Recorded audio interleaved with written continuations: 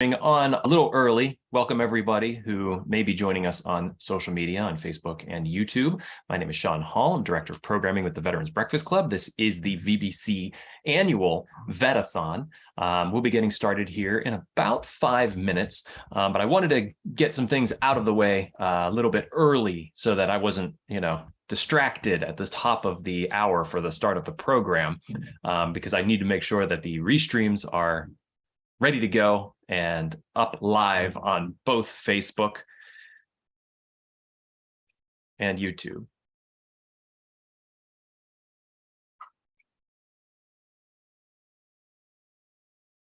So if I'm a little quiet here to start, I'm mainly just getting things squared away, excited for 12 hours here. There we go. We got Facebook up and running. We're going to get YouTube up and running here too. Vetathon was conceived last year by the Veterans Breakfast Club as a way to honor veterans and hear their stories throughout the day of Veterans Day. Last year we did 24 hours. This year we will do 12 hours, a little more manageable, I think. And I think people will be able to join us throughout the day at any time. You can join us on Facebook. You can join us on YouTube. You can also join us in the Zoom room. You can go to our website, which is veteransbreakfastclub.org. And if you join us here in the Zoom room and you're listening to the stories, you can chat. You can do that on Facebook and YouTube as well. We'll be monitoring both of those throughout the whole day. But if there's a question that you have throughout the day, please put it in our chat. Come into the Zoom room. You can ask it live. Happy to have everyone join us here on any of the platforms. And I'll be going over the schedule here at the top of the hour whenever we start the program, thanking sponsors, talking a bit about the VBC, and our first guest will be Kenny Mintz, which I think has an incredible story to tell of his recent travels, which you'll find out. I kind of want to leave it at that. You'll find out more as we welcome him into the program. But a full day of veteran stories, a full day of history and education and inspiration is kind of what the Vetathon was built on. We just want people to share and come together and have a good time. And you may notice that Todd DiPastino, he's the executive director of the VBC. He's not currently with us. He was at an event this morning at Duquesne University here in Pittsburgh. He'll be joining us probably by noon. So excited to have Todd come in and tell us how that breakfast went. And thank you again all for being here. We're about 2 minutes away from starting our 12-hour Vetathon. To make sure that we have everything set to go here.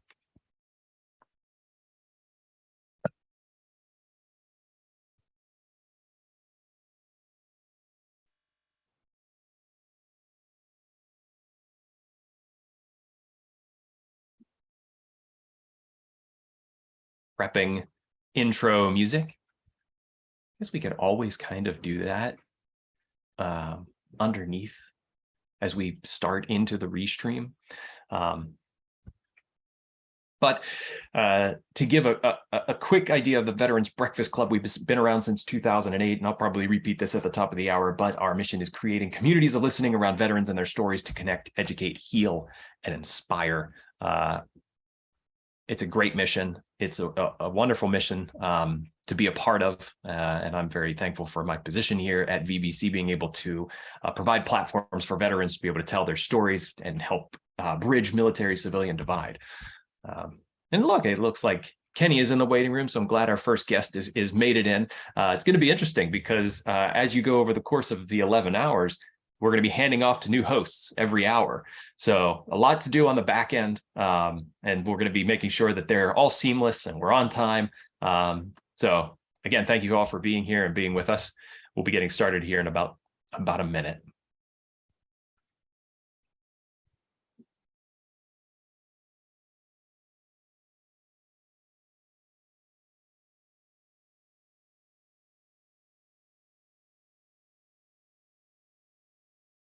It's like a lot of people in the waiting room. That's good.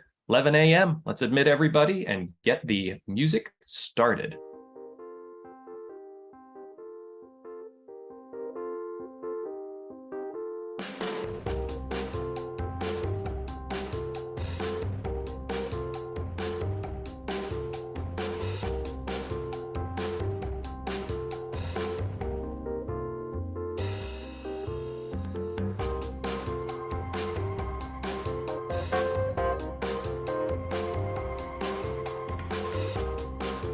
Good morning, everybody. Welcome to Veterans Breakfast Club Vet-a-thon for Friday, November 11th. My name is Sean Hall. I'm the Director of Programming with the VBC. We're looking forward to a full day starting here, 11 a.m. through the day to 11 p.m. Every hour, a new host. We're going to get to the schedule here in a minute. I'm going to be admitting people throughout this intro. We're going to take a couple minutes here to talk about sponsors, talk about the schedule coming up. Happy Veterans Day to everybody. Thank you all for spending time with us.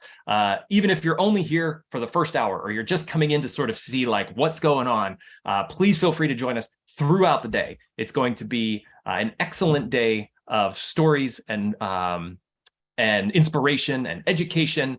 And I'm just so excited. It's fun. It's like you're getting shot out of a cannon to start. We here at the Veterans Breakfast Club, we have been around since 2008, mostly doing in-person breakfasts around the Western PA region. But whenever the pandemic happened, we pivoted to an online platform. Now we're sort of hybrid. We do both in-person and online events. This Veterans Vet-a-thon was conceived last year as a 24-hour event. We've said after that, boy, we're pooped. So this year we said, let's make it 11 to 11 on the 11th day of the 11th month. I think that has some significance to the military, the 11th day of the 11th month. We thought that made perfect sense.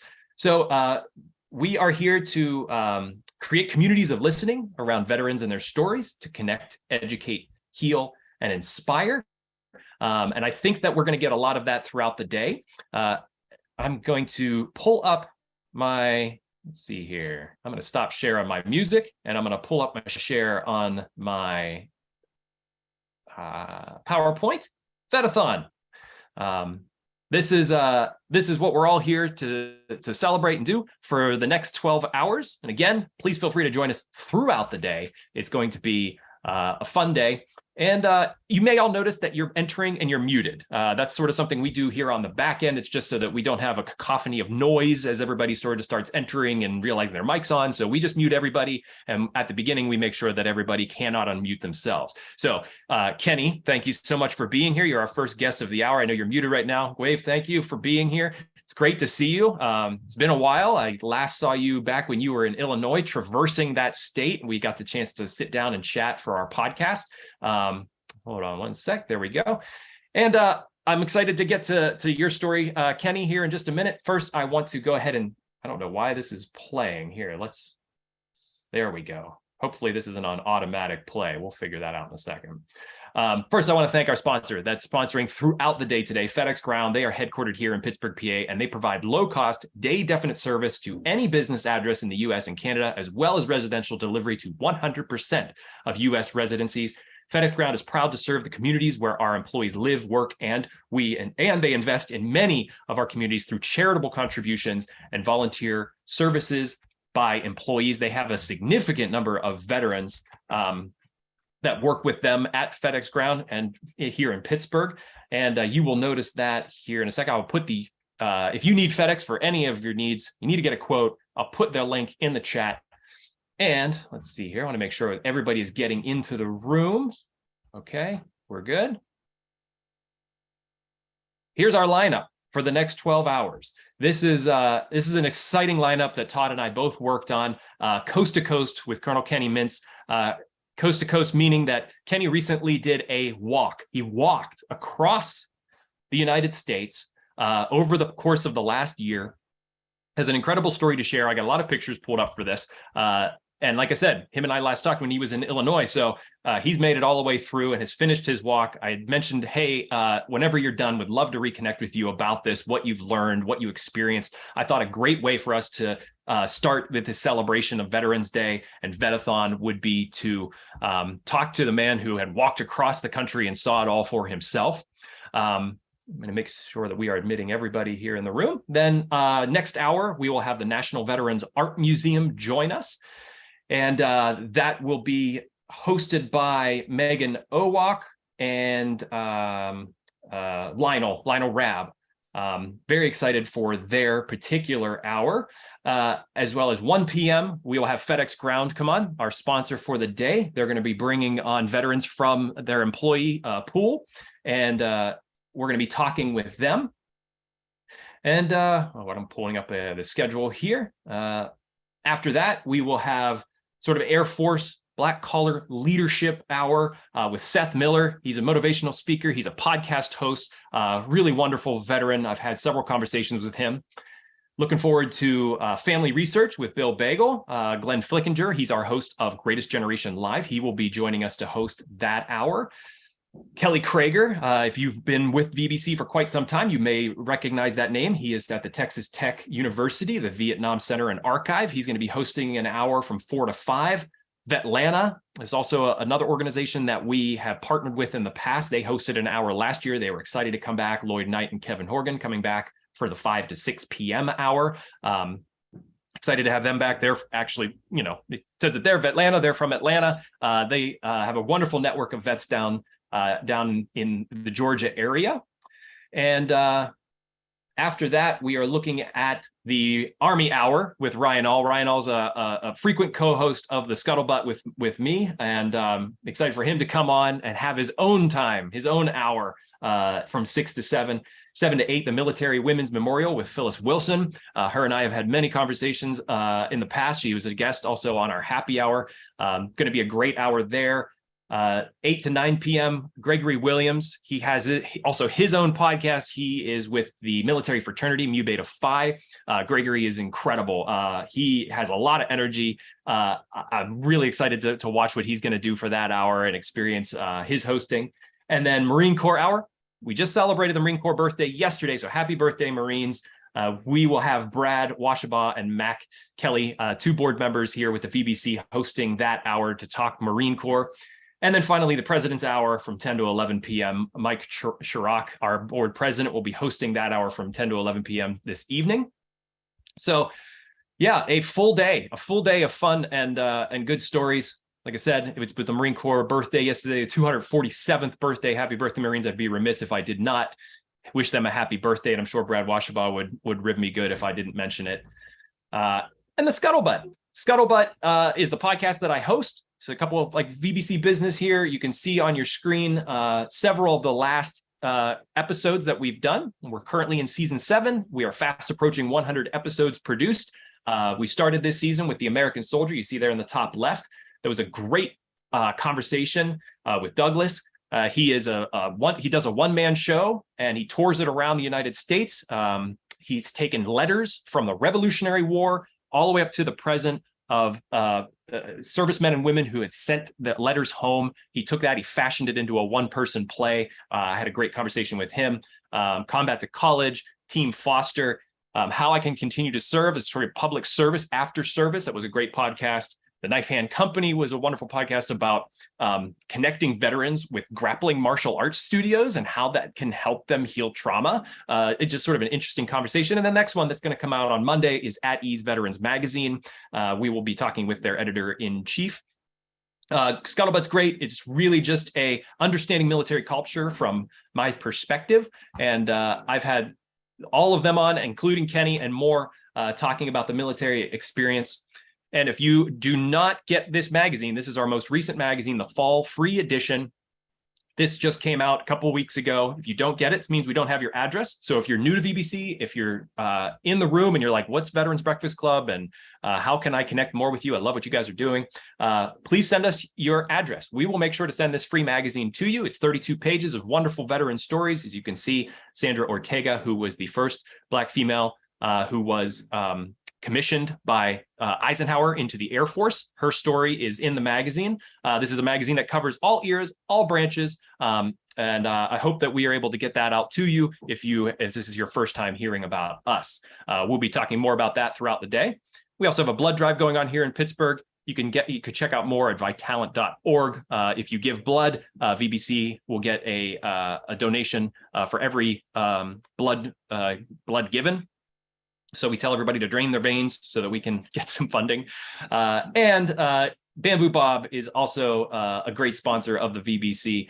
You can find out how to get a bag of Bamboo Bob coffee, which is direct from Vietnam, from our website.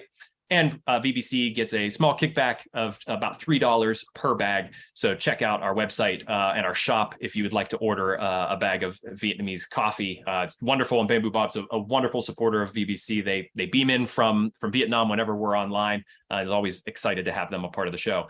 I'll get to Kenny here in just a second. Kenny, I'm going to ask you to unmute, and we'll make sure we are set with everything. Hey, how are you doing, Kenny? I'm doing great. It's good to see you. It's good to see you. Thank you. Welcome to Vetathon. What's interesting, Kenny, is I was sort of doing a bit more research about you on the back end before today, and I Googled your name, and the first thing that popped up, and we didn't speak about this the first time you and I talked, was that you actually appeared on a VBC podcast called Truth About War. And that was back, I believe, when you were still in service. I didn't recognize that until I Googled your name and found Truth About War, that really wonderful conversation you had with us. And then you appeared again, and it's just sort of like full circle. It's a small world that things happened again. Kenny, I'd love for you to introduce yourself for our Coast to Coast hour, just to give our viewers sort of an idea of your service and your history. So my name's Kenny Mintz. I'm a retired infantry Army colonel. I retired last June. I just finished a walk across America. I started on the 1st of April, and I walked from Washington, D.C. To Encinitas, California. I finished on the 22nd of October. And I did the walk for charity. I did it for the Pancreatic Cancer Action Network. My mom had passed away from pancreatic cancer, and I wanted to do something to support her memory and support finding a cure for that cancer. But I also walk for 2 veterans-based charities. One's called the Johnny Mack Soldiers Fund, and they give scholarships to the children of fallen service members. And the other one is called Operation Resiliency, which is part of the Independence Fund. And what they do is unit level reunions, where they take groups of veterans that serve together in combat, specific units, specific times and places, so that they can reconnect and support one another. I've raised about almost $100,000 so far across all of the charities, plus the fundraising I did to support my walk. In terms of my service, I graduated from West Point in 1991, and did the typical infantry assignments, deployed 6 times, commanded soldiers in combat in Afghanistan, did 3 tours to Afghanistan and 1 to Iraq, 2 to Bosnia early in the mid 90s. So I've had, a great life in the Army. I try to stay connected with veterans. And obviously, when I did my walk across America, a big part of that for me was using that as a way to connect with people. And I had hundreds of people come walk with me, mostly veterans. I think that's it in a nutshell. Thanks. And where did you start the walk? At the Lincoln Memorial in Washington, D.C. Okay. And not many people knew about this to begin. So you gathered a following as you came across the country, and more people found out about it, and news networks started reporting on it. And how did that sort of come about? How did people start to hear about this? Were you expecting that? I didn't really know what to expect. I had started, some Facebook stuff and Instagram, and, I actually started training for my walk just about a year ago. So I started putting all this together. Didn't really know what I was doing. People started to follow me and become interested in what I was doing. I was really trying to make this mostly an organic thing. I didn't want to, make it into some kind of a publicity search for myself. I let things happen, and it happened naturally, and that's what I wanted. Mm-hmm. And it was because people were interested in what I was doing and the message that I had. And like I said, hundreds of people found me out there wherever I happened to be walking. and to just so they could spend a day with me or a week with me, and sometimes just a couple miles with me. But whatever it was, that was my battle cry, was come walk with me. When did people start was it right off the hop, or did it take a bit of time? It happened right away. Mhm. People that I had served with, West Point classmates, some of my local friends here. I live in Carlisle, Pennsylvania. Some of my local friends here, you know, found me and walked with me as I passed through Western PA, Central PA, and Western PA. So, I pretty much had somebody walking with me most of the time. Probably, I haven't really worked it out, but my estimate is probably between 70 to 80% of the time I had somebody walking with me. And how much did you do per day? 18, 20 miles? My goal was to get between 15 and 20 miles a Mhm. day. My average at the end was 19 miles a day. And I walked 174 days. I took a day off to rest and do laundry and all that kind of stuff every 7, 8, 9 days. At some point, my daughter Margaret came out with me to be my support driver. So I had a support vehicle, and that's was really the centerpiece of my logistics plan, is having a vehicle that could resupply me and move me, where we were going to sleep that night, etc. So my daughter came out 2 months into it, met me in Indiana, and then walked with me all the way, stayed with me all the way to the end. And you did it clean, as in like no injuries. You No didn't. injuries. Mhm. No, I was healthy. No injuries. I have, I think it's called a Taylor's bunion, but I've got some kind of a bunion on the right side of my foot, which really was quite painful. So I cut out the sides of my shoes so that thing could stick out, and I didn't, and that seemed to do the trick. And I was able really fairly easily to walk across the country. The hardest thing is dealing with traffic. There is no trail. There are certain places where you can find a trail, but most of the time I was walking on some kind of a state highway, county road, or whatever, and that made it. That was the biggest challenge for me. But physically, I felt great. You're a bit shaven now. You're a little more clean face. Did you grow the beard through the whole walk? Yeah, I did. I shaved it off like once or twice. It would get hot and I'd shave it off. And then I was just lazy about shaving and it would grow back. So I think I grew my beard back 3 times on the walk. As you were walking, and people would find out, you get into a town and sort of have conversations, did it come up that you were a veteran? Uh, Probably.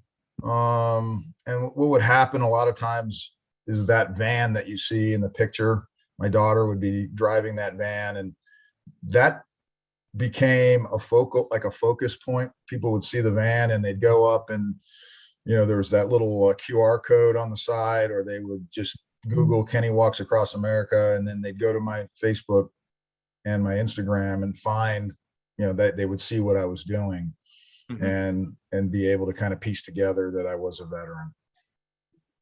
Where did you sleep? How did you, like, day to day? What was rain like? Um, so I would, mostly stay in hotels and motels along the way. Sometimes I'd stay with family. Sometimes I'd stay with friends that happened to be along the route. Didn't camp out.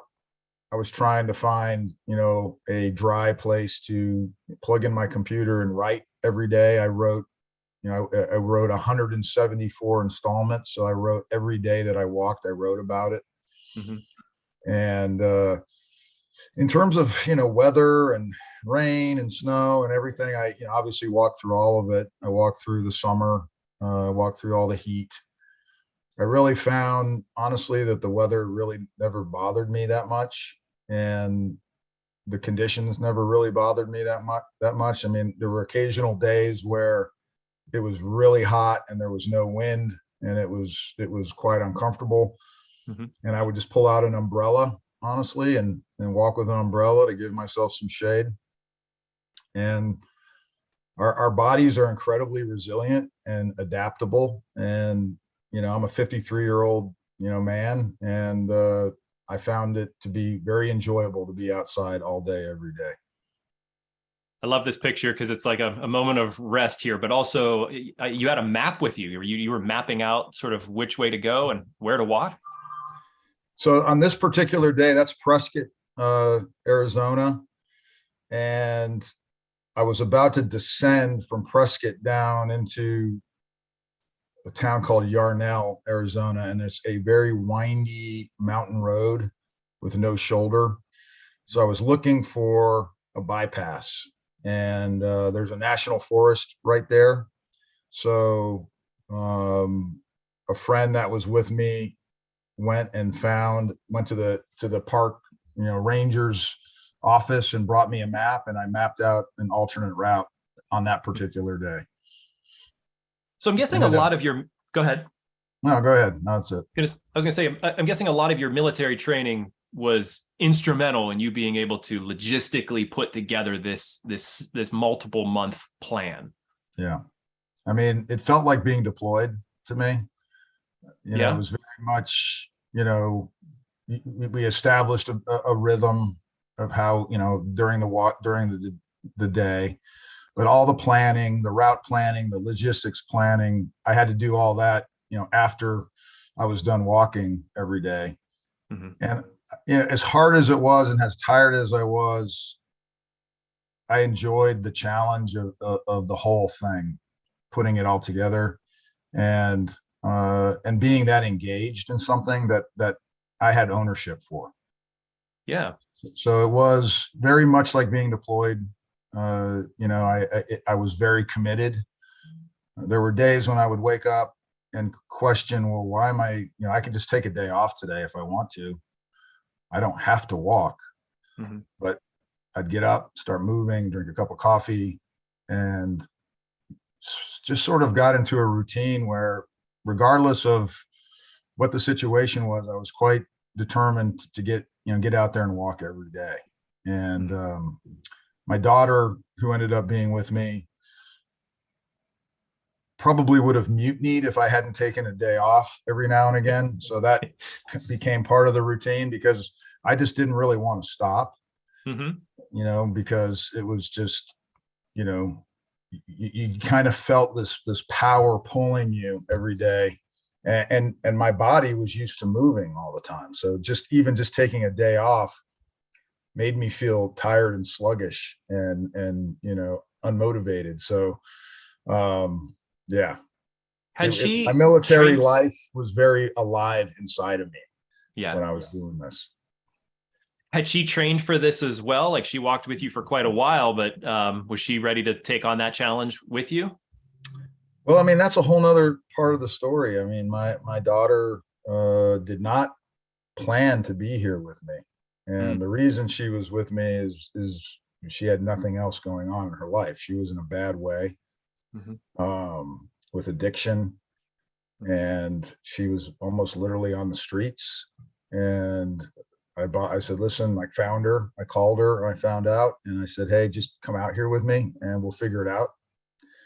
And it was hard. It was really hard for her to be there, to kind of go into a situation where she was stuck with me every day. And over time, she had decided a couple times that she'd had enough and she was leaving, and then she would change her mind. And at some point she said, Dad, I'm staying with you to the end. I want to do this, and I'm going to stay with you. And it was hard. We were sharing a room, having to be in close quarters all the time. I was pretty busy and focused. I wasn't, she was my employee, basically. I paid her to do a job for me. And, I was quite businesslike with her. But we also had these moments. You have a picture here where we're looking out. This is on the road from Show Low, Arizona, I think west of Show Low, and heading towards Payson. A You would good have these memory. I mean, moments. for you to remember, there's a lot of pictures on your Facebook on Kenny Walks Across America. I'll put the link in the chat, but good memory on like just the vista of like where that's at. Yeah. Well, I mean, you're in the moment every day, Yeah. and yeah, that was inside this like old gas station uh, that was on the side of the road in New Mexico. When I crossed the border from Colorado and New Mexico, there was like this old gas station with a bunch of graffiti, and I wandered into and saw that. So my daughter didn't train for this, and Okay. she was my driver. I mean, she'd occasionally meet me and walk with me, but she was mostly my driver. Mm-hmm. And she'd meet me at certain points throughout the day and get me some more water and pick me up at the end of the day. It's interesting that you bring up sort of that father-daughter dynamic that came about because of this walk, this decision you made, because you mentioned at the top of the program all of the reasons that you decided to do this walk. Was the father-daughter connection something that you even anticipated, it's like sort of a maybe a silver lining or an icing on the cake of this journey? So before I started this walk, I was talking about it and planning it for many years, about 6 or 7 years. I really didn't start really planning in earnest until after I retired, Mm-hmm. again, about this time last year. And I started talking to my daughter about it because I had a certain feeling that she was meant to be there with me. Hmm. And I thought that it would be good for her to just be in a different environment, be around different people, and see our country. I thought that she needed that. And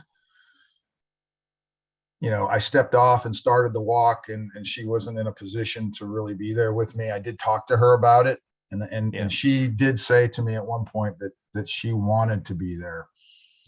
She ended up being there really because because of unfortunate circumstances, though. Yeah. And those unfortunate circumstances brought her to me. And in many ways, I believe that her being there with me was the single most important aspect of this walk. Mm-hmm. Because she was in a very bad situation, and I was, this is my daughter, and I wanted her to find inspiration in life. And I thought she certainly did find that.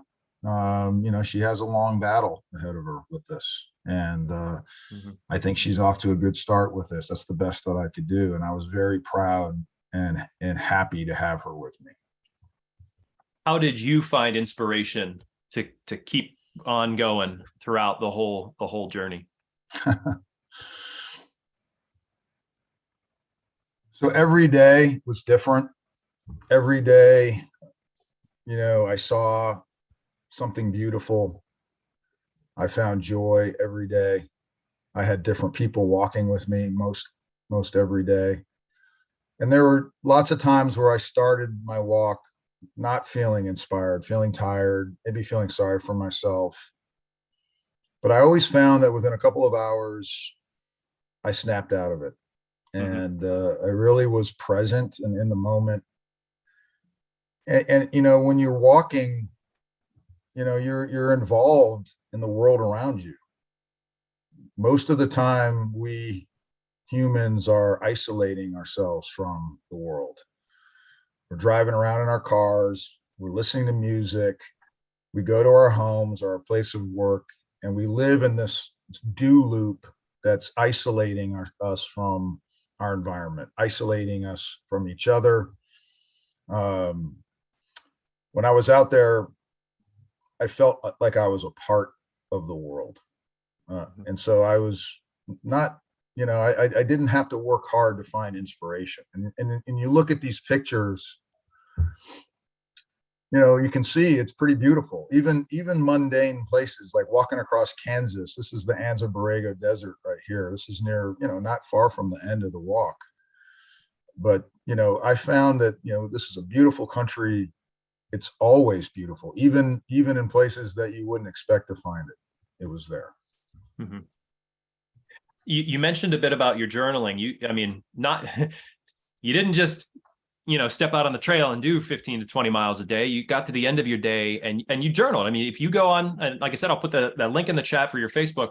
If you go there and you look up sort of days, 93 of my walk, it's a journal. It's not just, hey, I had a good day, it wasn't raining, woohoo. It's a reflection of your day, what you did. Did you consider yourself a writer before this? And do you expect to maybe take that journal and turn it into a book someday? I've always been a pretty good writer. I've always enjoyed writing. I wanted to document, the journey, and I'm not sure that I expected that it would turn out like it did. Mm-hmm. I did write every day, no matter how tired I was, no matter how much sleep I got, how much pain I was in. I wrote about the day, and I wrote about my impressions. And what I also found is a lot of people were really enjoying my writing. So then I started to feel a commitment to them to continue to share the journey. The writing part of it was probably, what made it more unique than anything else is that people were reading what I was putting down, and I was talking about, things, people that I've talked about, every single person that walked with me in detail. I talked about the people I met. I talked about the things I was experiencing. Mm-hmm. That appreciation that I got for it obviously motivated me to continue to do it. I do plan to write a book. I've got a bunch of books in my head right now that I need to write. Mm-hmm. I have to now discipline myself to do it. And I just finished walking just about 3 weeks ago. So tomorrow will be the 3-week mark. I just got back to Carlisle, came back to a stack of unread mail, and my apartment's strewn with stuff right now. So, I have some catching up to do. But if I don't write the book, I don't think I will feel fulfilled in my life. That's the next big thing for me. Were there any habits? This is kind of a just side question that came up in my head. Were there any habits that you developed over the course of the walk that you continued? Maybe one of them was writing, but any weird habits that you started?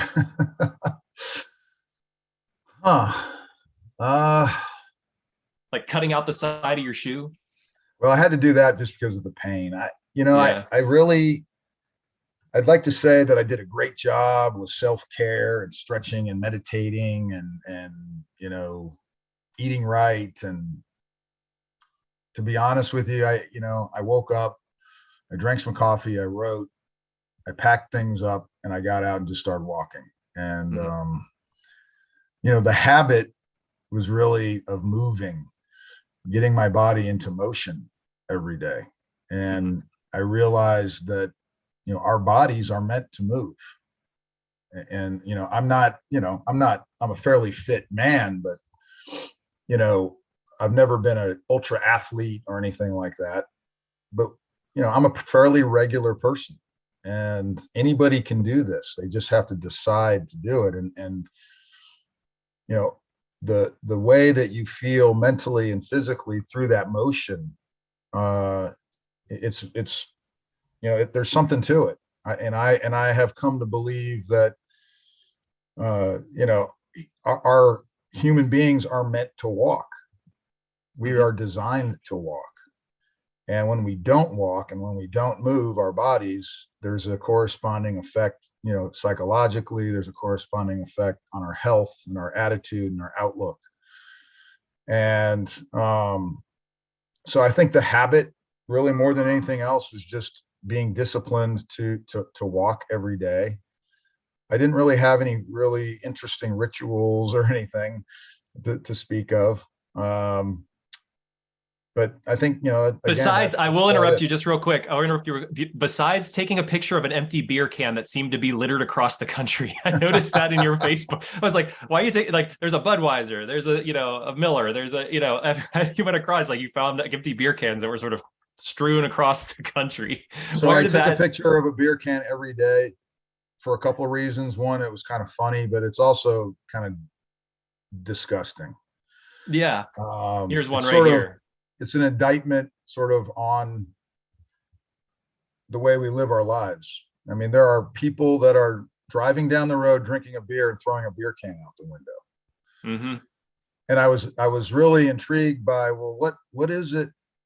Who are these people that do that?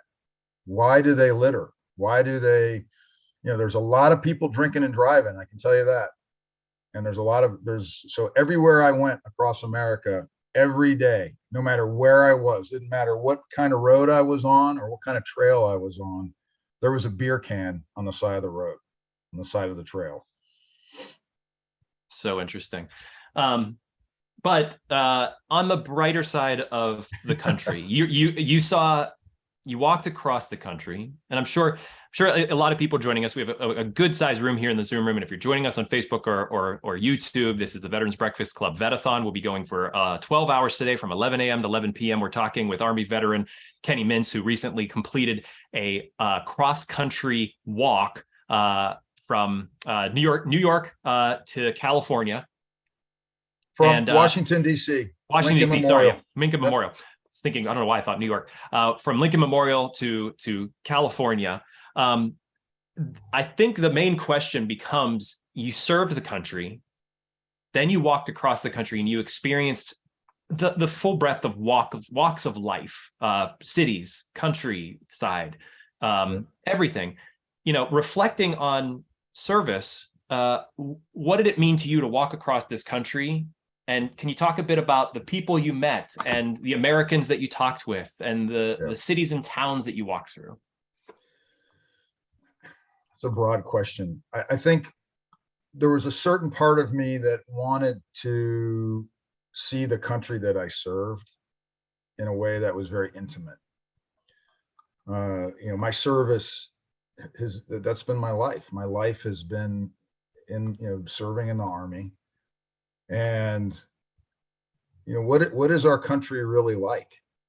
What's it really like when you get out onto the ground? And I just went one small thin slice of our country.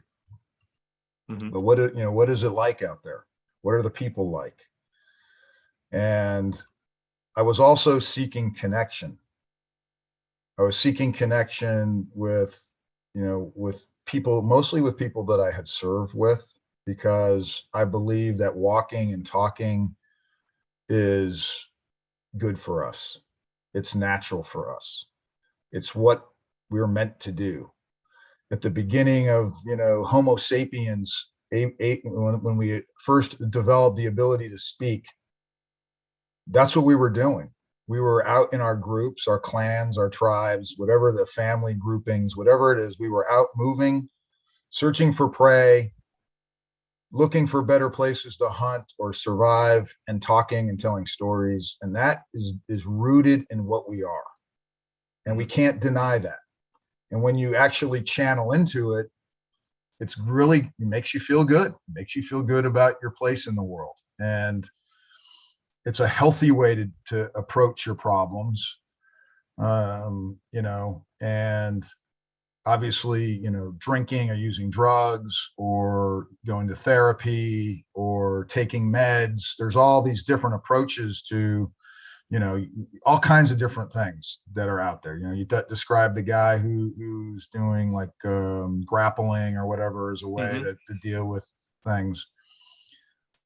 Anything that gets our bodies in motion and gets us interacting and connecting is what I was looking for.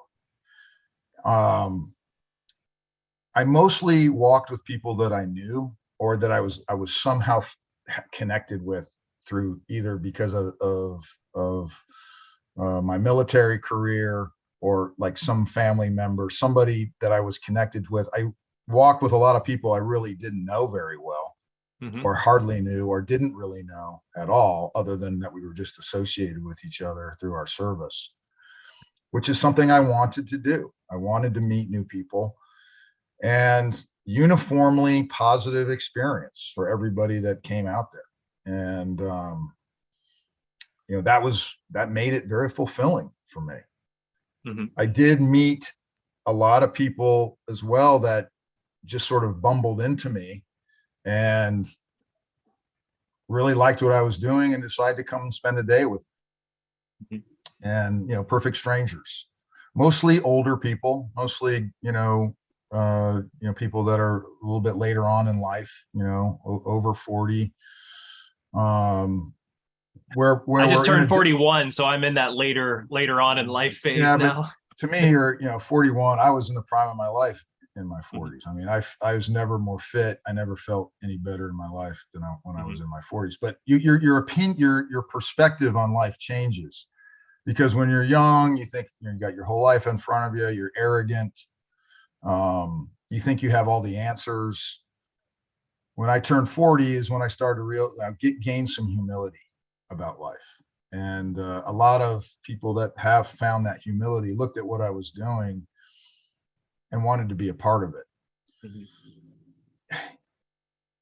Some bearded dude with a sun hat and a walking stick walking down a road isn't necessarily something people look at and go, oh, who is that? I want to go hang out with him. I mean, when you're by yourself out there walking, I mean, that's stranger danger to people. Yeah. And people don't look at it. I mean, people weren't mean to me or anything, but I think most people were wary of who is this guy. And I would often have like a farmer or a rancher or somebody who's on their way to work every day, who sees me over a series of days walking and advancing. And they would finally stop and go, man, I have been watching you for days now. What are you doing? This is incredible. Where are you going? Yeah. But it's sort of like building trust in some way. Older people, much more likely to talk to me. Young people really don't engage as much. They're busy, they're working or whatever. They're mostly into their phones and living in the interweb versus the real world. I like being in the analog world, and I like talking to people and interacting. That's where I am in my life, and that's how people of a certain age, we grew up interacting. So most people I interact with were older, not old, but older. Most people that walk with me were older. A lot of people that walk with me are my West Point classmates who are all dealing with the same kind of issues that that we deal with when you get to be in your 50s. Your parents are old or aging and dying or have died. Your kids are out of the house and they're going through all their stuff, and you're dealing with that transition. You start to have health issues. You start to think about what kind of life you've lived, and how do you want to just keep doing what you're doing, or do you want to do something different and live life in a different way? So a lot of people were attracted to my journey because they saw that as something that they wished that they could do. I met a lot of interesting people. Probably the most interesting person I met was JJ. JJ, the South Africa, the yodeling king of South Africa. Interesting. I was out in the middle of nowhere in Kansas on a dirt road. It's about 10 or 11 in the morning. And this guy pulls up in a white pickup truck, dusty day, hot summer day. He's like, hey, are you doing okay? Do you need some water? Can I help you with something? And I explained, oh, I'm walking across the country and I've got water. I'm good to go. And we struck up a conversation. And I noticed he had an accent and sounded South African. So I asked him if he was from South Africa. And he's like, yeah, I'm here. I'm on a visa, farming visa. And I said, well, hey, check me out. I gave him one of my stickers. I said, check me out. Kenny Walks Across America, on Facebook and Instagram. And he's like, oh, I'm also on the internet. I'm like, oh, cool. And he's like, yeah, go to YouTube and look up Yodeling King of South Africa or something like that. I said, wait a second, you're the Yodeling King of South Africa. Will you come out of the truck and yodel for me? So he actually came out, and I videoed him yodeling. It was one of the coolest random things, there was a lot of, you know, interesting. I walked with two Gold Star families from soldiers that I had lost in combat as a commander. Super touched by that. And you know, one particular incident, I was in Arizona, walking on a highway towards Payson, Arizona, and I was staying with family friends that lived not far from there. So it was nice to be with some people that I had kind of grown up with.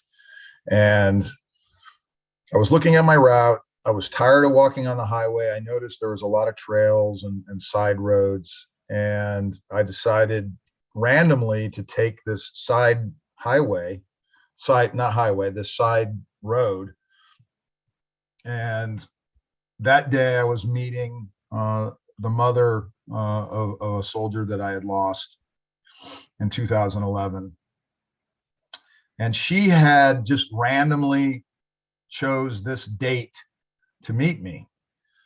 And so I met her and her daughter out on this dirt road that I just decided. I texted her the pin, to link up with me. And I get out onto this dirt road and she's in tears when she sees me. And she said, when Corey died, this is where I was on this road when I was notified that he had been killed. And the chance that we were going to meet on this road, in this way, was impossible. Yeah. And there's a lot of meaning obviously to that. And she spent 2 days with me and told me when she left, she's like, this is part of my healing. Me being with you here is part of my healing. And she's told me that they had a cabin out there. They had sold it after her son had been killed. She didn't want to remember that place. She wanted to, because that was where she found out about him being killed. Mm-hmm. And, her being there with me on that day, on those 2 days, things like that happen quite a bit. People, I call them intersecting lines. What's that? A lot of coincidences in a way. Coincidences, intersecting lines, I call it, connecting the dots, moments. It's sad. I ended up walking with people who I had not seen in 30 plus years. Yeah. The walk became impetus for family and friends from my past to come find me and join me. Mm-hmm. And that was very rewarding. I think I answered your question. You did in a lot of ways, because it was a very broad question. It was meant to, I think, to be broad, because you can't. How do you in the course of 10 minutes say, what did you learn over the course of walking across the country? What did you reflect on while you were doing that? I mean, you're in your mind all day, or you're talking with someone, or you're meeting people, or, I think that it's not only just an inspirational story, but the fact that we all know that, America is sort of split down the middle right now, but someone who's taken upon themselves to walk across the country, who served the country, and who got the chance to talk with everybody he met from town to town, I think speaks to what we are as a country, that we're a lot more together than we are apart. I found incredible kindness and generosity.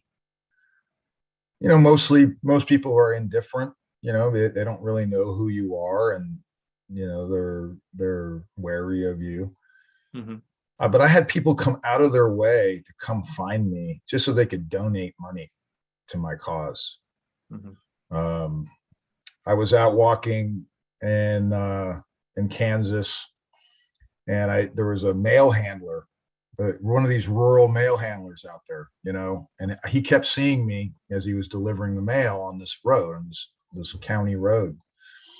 And I walked into a town, and I think it was Pratt, Kansas, and he pulled up and he said, "Hey, I've been watching you, what are you doing?" And I described the charities. I described the Johnny Mac Soldiers Fund in particular, and he started crying.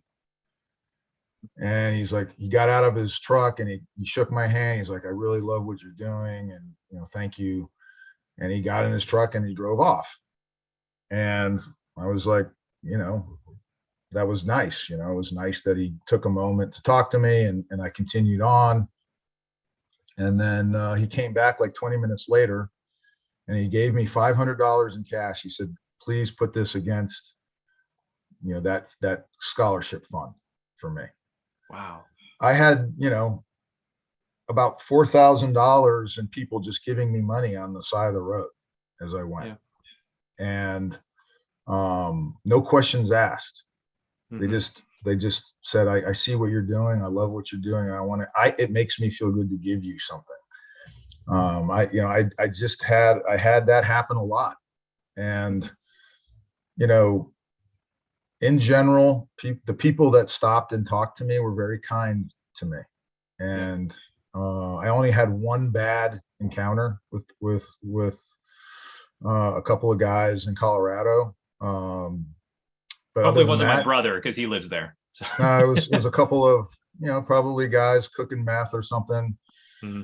I was out in the middle of nowhere on it's like dirt road, and this black sedan pulls up, and I'm like, yeah, this isn't going to be good.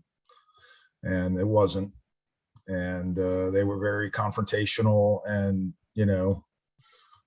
I de-escalated the situation and, didn't get upset and cause it to go anywhere else. But they were wary of me. They thought I was potentially somebody that was a threat to whatever they were doing.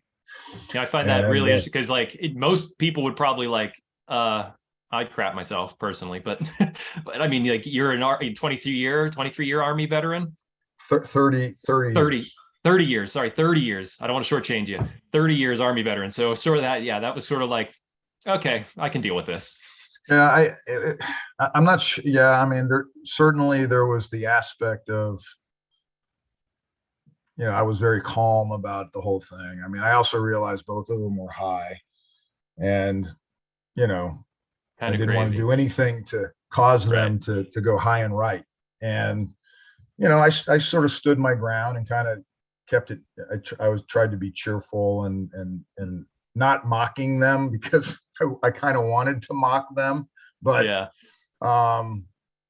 And I think they just kind of like the one guy that was doing all the talking kind of just got bored with whatever the situation was, and it just kind of drove away. But it was something out of Breaking Bad. I mean, I literally felt like I was in a movie. Yeah. I mean, I could write like a scene, in some crime movie about this whole situation. No doubt. That was only once. That was the only time, that I had a bad experience with an individual. I had a lot of aggressive drivers and people that were just idiots on the road, taking ridiculous chances with their lives and other people's lives just so they can gain, pass somebody. It's amazing. That was amazing to me. And we've all done that before, but I was in a position where I was sometimes at risk because of that. And I'm just a pedestrian. I don't have a car to protect me.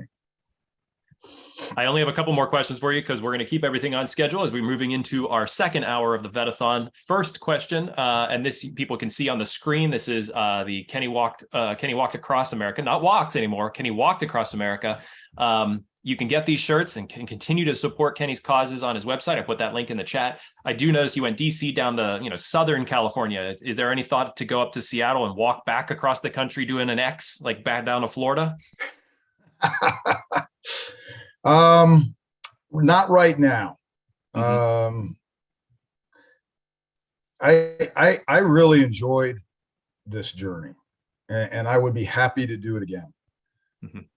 The thing that is just so difficult is just dealing with cars and logistics, traffic and all that. And I feel lucky that I kind of made it without getting hit by a car. It's dangerous. This is not a country designed for people to walk or ride their bicycles across the country. And, something like the Appalachian Trail or the Pacific Coast Trail, or, other north-south. They're all north-south. You're out in the wilderness.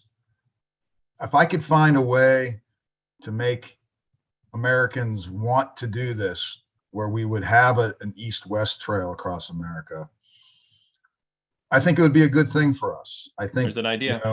It's just very difficult to there's a lot of rail lines not in use. I walked on them. These little old grain, silo towns that are kind of dead or dying, that could be revitalized by a different approach to how we live our lives. And, we spend most of our time on our asses, frankly, and it's not good for us. Right. We need more venues and ways to put our bodies into motion in a way that's safe. And trying to walk across America east to west is not safe. It is an inherently unsafe activity because you have to share the road with vehicles. It would be great. There was one trail called the Katy Trail in Missouri, which was an old rail line, and they converted it into a bicycle trail. I walked all the way across Missouri on a trail. That was great. I'd like to see more of that.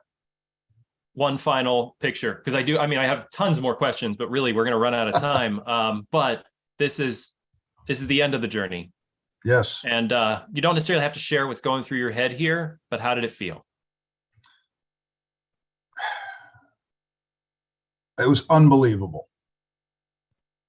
It's unbelievable to imagine that you're dreaming of that moment right there. That very moment, I dreamt of that every day. And I'm getting a little bit emotional about it. I walked into the Pacific Ocean. I walked there.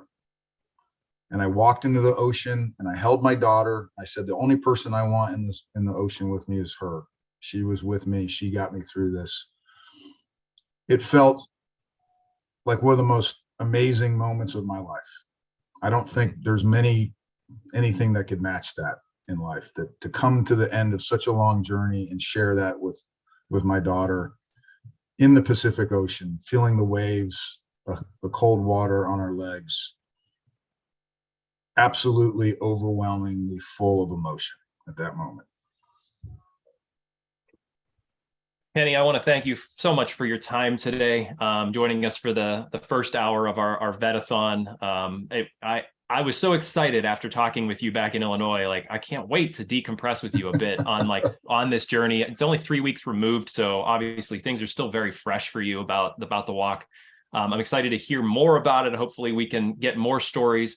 But I thought, what better way to start Vetathon than to listen to a veteran story of someone who walked across America, saw it all firsthand, experienced what America has to offer firsthand.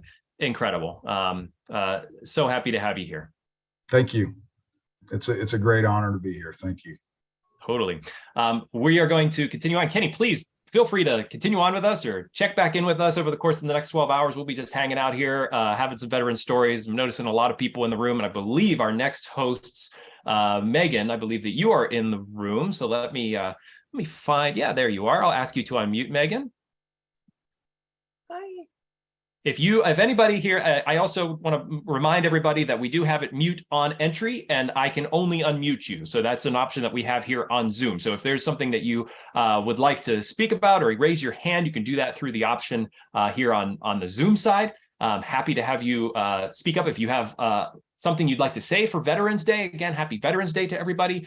Please feel free to, again, raise your hand or, chime in. We'd love to have you talk a bit about a veteran in your life. Megan, super excited to get into your hour. As we continue on here with the Vetathon, I want to remind everybody that this is being sponsored by FedEx Ground. FedEx Ground is headquartered here in Pittsburgh, PA, where we are beaming from. They provide low-cost day definite service to any business address in the U.S. and Canada, as well as residential delivery to 100% of U.S. residencies. FedEx Ground is proud to serve the communities where our employees, where their employees live, work, and play, I guess. But they invest in many of our communities through charitable contributions and volunteer services by employees. They will have an hour coming up in the 1 o'clock hour. But we will be doing the NVAM, National Veterans Art Museum Hour, here from the 12 p.m. hour to the 1 p.m. hour. And I'm pretty proud of myself. I'm going to pat myself on the back for keeping things on track so far. We'll see how the rest of the day goes. But Megan, it's really wonderful to have you here for the NVAM hour. I see Todd DiPastino joining us in the room. Todd, you're back from your Duquesne University breakfast. How did things go over there? It was wonderful. We had a nice breakfast. I'd say about maybe 400 people at Duquesne University, which is a major university here, Catholic University in Pittsburgh. We've been having this Veterans Day breakfast for 24 years, and this was the first year that I emceed.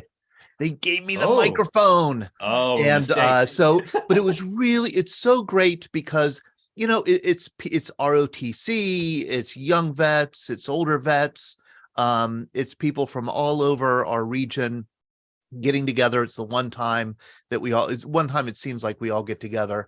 And we had a wonderful speaker who's been on our VBC program before, Mike McCarthy, who's a judge here in Western Pennsylvania, and he served in Vietnam with the Seabees in 1970. So he told some wonderful stories. It was a wonderful event. That's fantastic.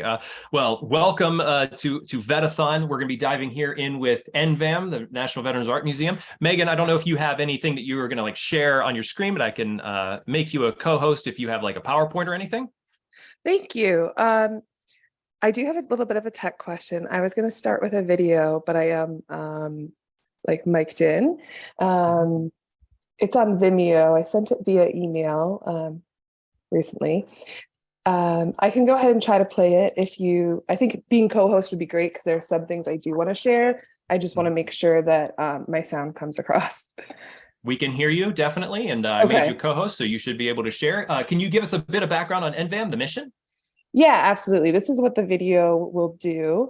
But while I'm here. Okay, great. Okay, perfect. I'm going to do the video introduction for 5 minutes, and then I'm going to say a little bit more in terms of how the museum started and the founding group of Vietnam veteran artists. But I feel that this video will give us a really good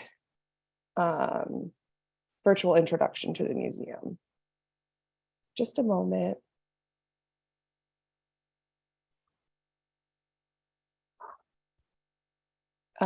Is that coming across? We can see it. Perfect. Okay.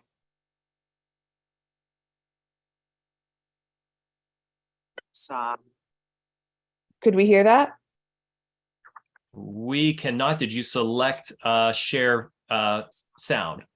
Okay. I'm sorry Here, that's okay. We'll stop share and then just go ahead and reload it here.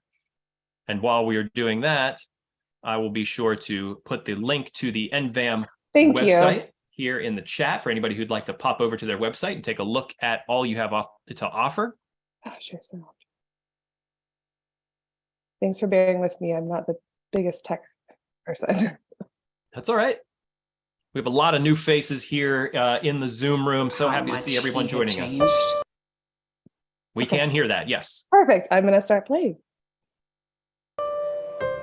When I visit the museum as someone who's raised a son who served, I'm on the lookout for what that experience can mean. The art takes you in to the lived experience. You'll be surprised, you'll be moved, you'll be inspired. It's a deep experience. It's an experience of the heart and the soul. Honestly, sometimes it's hard for me to see the artwork because I walk away also feeling the weight of the loss, the experience of burying my son who could not shoulder the burden of his combat experience. NVAM was here in Chicago, and this spoke to me as a way to understand and appreciate and process what happened to Matt. I tried to understand. I want to understand what happened in Matt's life that last year. What was that like? Because he could not tell me. This place brings back those feelings, good or bad, for those who have been through things, and it allows those of you who have never been through these experiences to get a glimpse into what our government is sending folks out to experience. And that's something that we all should know about. I am 15 years removed from my experience in Iraq, but the PTSD that I've suffered as a result of that is an ongoing thing. That doesn't go away. I think NVAM's role is to ask the questions as well as to spark the dialogue. This is some place that I did not know existed. So now I'm starting to meet people who I can talk to about these things without having them looking at me with the side eye, without having to explain the unexplainable. Now you have those stories told through unsolicited lenses. You are able to get the rawness of the feelings that people have. And I think that's something that gets overlooked through a lot of our historical writings. The museum opens its doors to school groups and tours. And there's always a veteran or someone on hand who has some knowledge of what that experience is like, who can share. That's one of the things that I like about the museum, is that the museum is a bridge through both sides of that fence. I got involved with the Veterans Art Museum, and I'm glad to be part of it. Students come in and they start asking questions of me, which is why I'm there. Sometimes you get the most peculiar thing, like, nobody's ever asked me that before. Many people have this image in their mind that every veteran is a homeless man living out of a shopping cart on Lower Wacker Drive in Chicago. And that's not true. I'm just a suburban grandpa. In the exhibit called The Things That They Carried are my wartime photographs that I took that they're on display. And when I look at them, I can remember the day. I can probably tell you the heat and the humidity.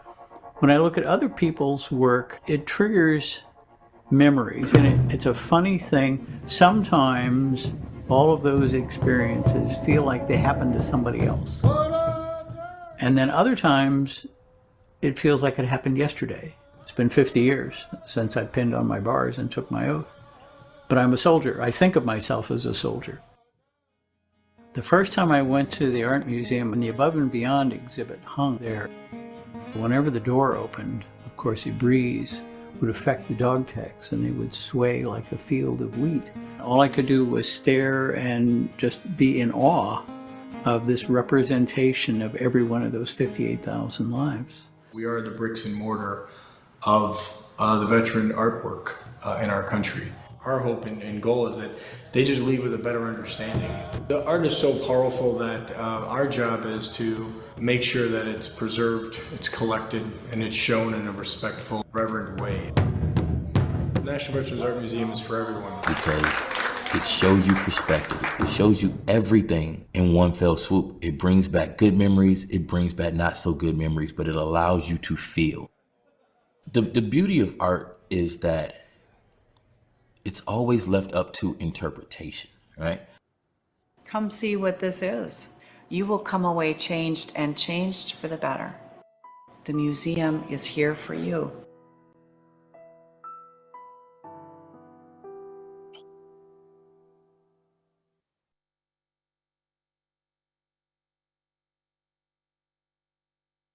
All right. Can you still hear me? We can hear you, Megan. Perfect. So that was our virtual introduction into the museum.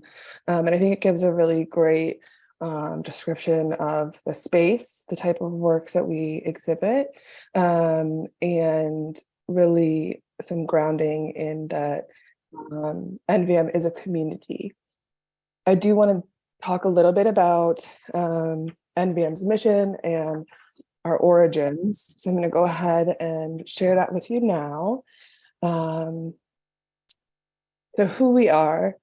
NVM is dedicated to the preservation and display of art inspired from military service and combat by artists who are military veterans. The subject matter is broad and often focused on the impact of military conflict, especially that which is directly experienced by fighters, service members, and civilians. NVM collects art from all branches of the military and from artists who have seen war, military conflicts, and peacekeeping missions. Our origins are really interesting. We started out, before we were a museum, we started out as a collective of Vietnam veteran artists. And we begun in 1981 as the Vietnam Veterans Art Group. So the group amassed a following almost immediately with their first exhibition, Vietnam Reflexes and Reflections, which opened in October 1981 at the local Chicago Alternative Gallery.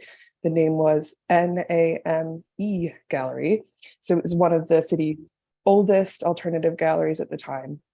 On opening day, in lieu of wine and hors d'oeuvres, sea rations and warm beer were served as refreshments. From that day forward, the artist collective grew. Veterans from all over the US began to send in artwork to be displayed. And in the spring of 1983, and this is not long after the dedication of the National Vietnam Veterans Memorial in DC, the group was invited to bring the collection to a gallery, an experimental gallery called the Washington Project for the Arts. That WPA show then led to an invitation to display the work in the rotundas of the House of Representatives and Senate. And between 1983 and 1992, the collection traveled to over 30 sites in the US. And by the early 1990s, the group had nearly 100 artists and 500 works of art. So we're talking about a big group of people from across the US, hence our national name, with a lot of artwork. And in the fall of 1995, the city of Chicago gave the group space downtown on Indiana Avenue. So that was our first site. And that allowed us to become a museum.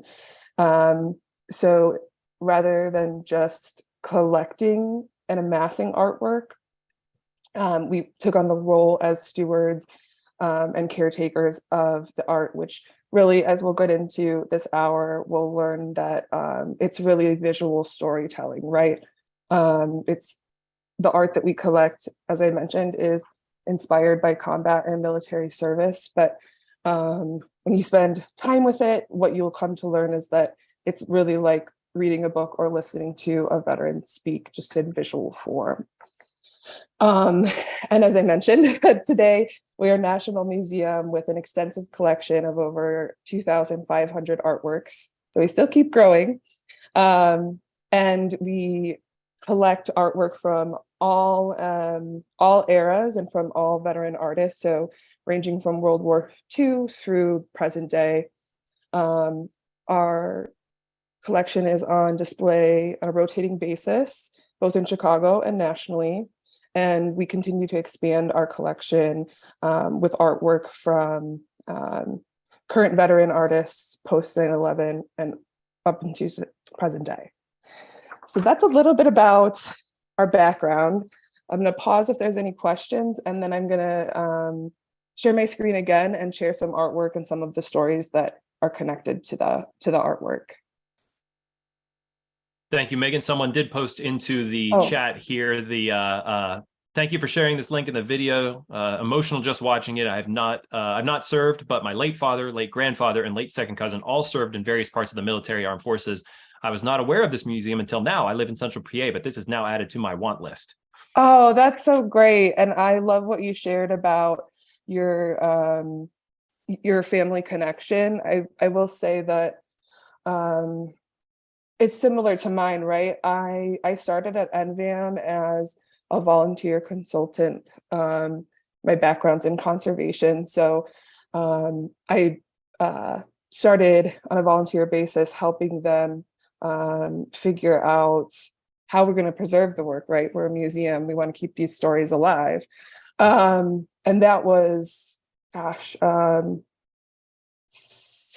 7 years ago. From there, I gradually became more and more involved with NVAM, going from the collection manager now to the curatorial department, the curator, the head curator, and the director of operations. So I just want to get to my point, which is that when I first started at NVM with that volunteer basis, I had no idea what is veteran art, and I really didn't have a strong connection to my family's military history until I started working full-time with the museum, where it inspired me to want to know my family story as it relates to the veterans in my family, which I have a lot of. I just, for me, there was,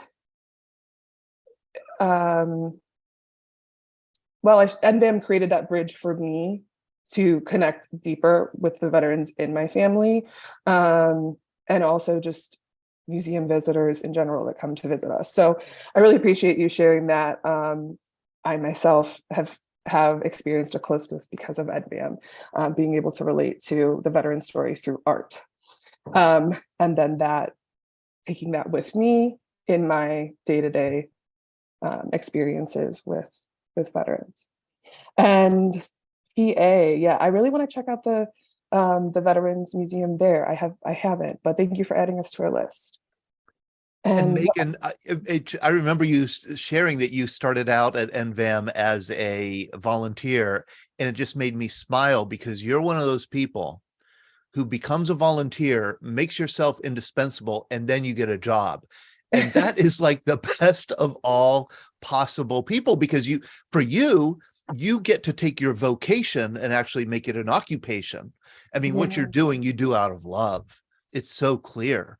And the art at the museum is so powerful because it is, these are in some cases professional artists, certainly, but in other cases it's ordinary people who have really grappled toward trying to express what their service meant to them, or what their combat experience meant to them. And that is so important because we're a veteran storytelling organization. And it's a tough call. I stick microphones in people's faces and I say, "Tell me what your service means to you." That's an unfair question. That's too big of a question. How can they even begin to explain it? And I think that's why family members sometimes get cut off from their family service history, just because it's so hard to even start the conversation. And that's why we need institutions, organizations like yours that bridges that gap, as that Marine said in your video. Thank you. Yeah, thank you for picking up on that. That is really at the heart of our mission. And this is something that I do out of love. But I'm very lucky to have made my vocation and occupation. Absolutely. Just very lucky to do it in this way. And it's an honor. But what you're picking up on, bridging that gap, is a central part of our mission. And like wholeheartedly, I can look back at my time with NVM and see that it's true. It really does provide this platform, if you will, to bridge that gap when it's hard to connect with folks in an approachable way, right? Especially when you're wanting to connect, but also, like you said, it's not really a fair question. How do I approach this topic? It's so hard because you want to connect, but you want to be respectful. You don't want to pry, but you want to show that you're interested. It's a really difficult, tightrope to manage. I think it's somebody who's interested in the veterans community and wants to learn more, but doesn't quite know how to have the conversation. And that is a good, I'm going to share my screen. And I feel like we're certainly in a position working with veterans where there are times where a question comes to mind. And since we're VBC and we're doing a happy hour, the question, it might not be something that somebody would ask them in a coffee line, but I have sort of the ability to, because we're on the platform and because they're talking about it, I could say, I'm going to take a step further into maybe uncomfortable territory and ask a question that I feel like the veteran will, certainly answer and talk about. And I appreciate being able to be on VBC and ask those questions, because they're not always the answers that you're going to get if you just meet someone, on the street. Yeah, absolutely. And that is something that when you come visit the museum, what you'll notice is the way that we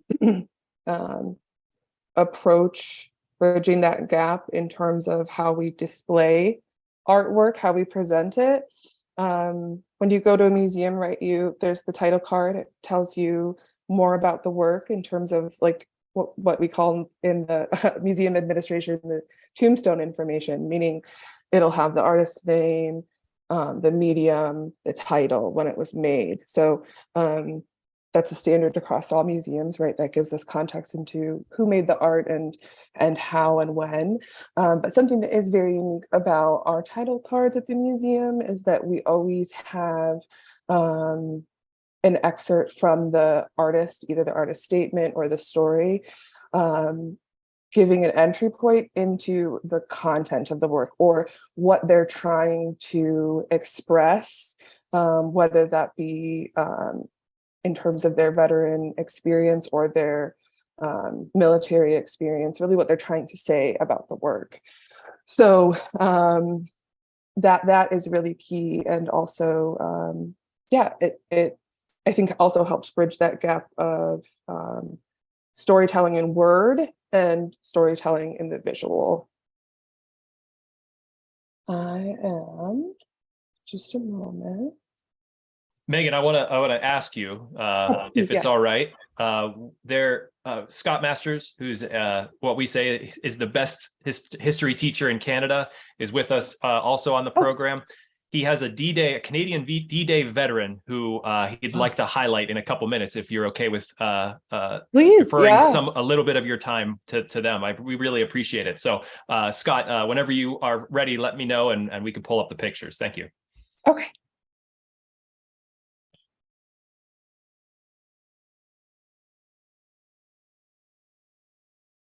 So we can see this by Leo McStravick. Yes. So while we wait to get confirmation from the next speaker, I just wanted to show a few images of the artwork.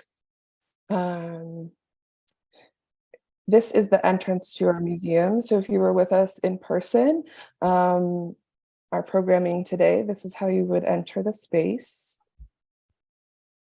This work is by Sean Ganther, and this is a post 9/11 artist.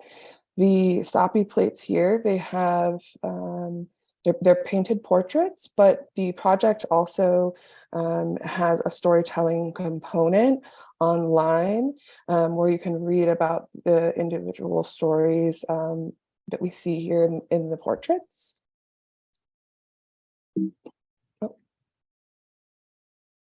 Here's a snapshot of some of our programming. You'll see in the right-hand corner above and beyond. That is our signature piece at the Harold Washington Library, and you saw a little bit of that in the video. That is the only other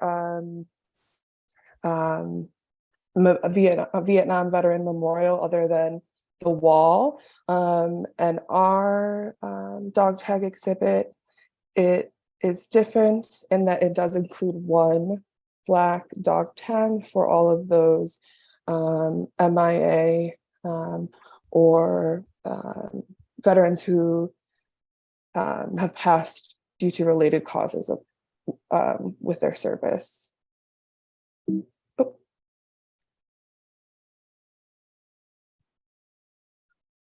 So in the video, we heard a bit about programming and our work with students. Something I just wanted to call attention to is we do welcome and have educational programming for all age ranges, from kids to young adults to college age students. Here are some selections from our permanent collection.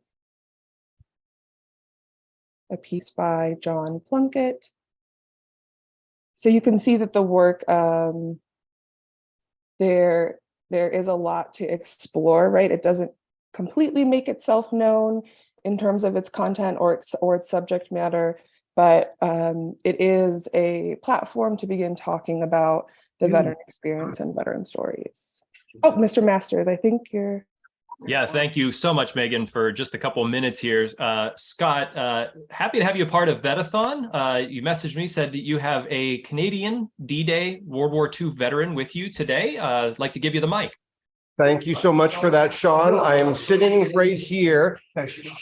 I'm sitting right here with Mr. Jim Parks, and Jim is a World War II Canadian veteran who landed on Juno Beach on June 6, 1944. I've been privileged to know Jim for a number of years, and we did our school Remembrance Day assembly today, and we had 5 veterans with us, and that includes a 105-year-old Canadian veteran, a 101-year-old Russian veteran.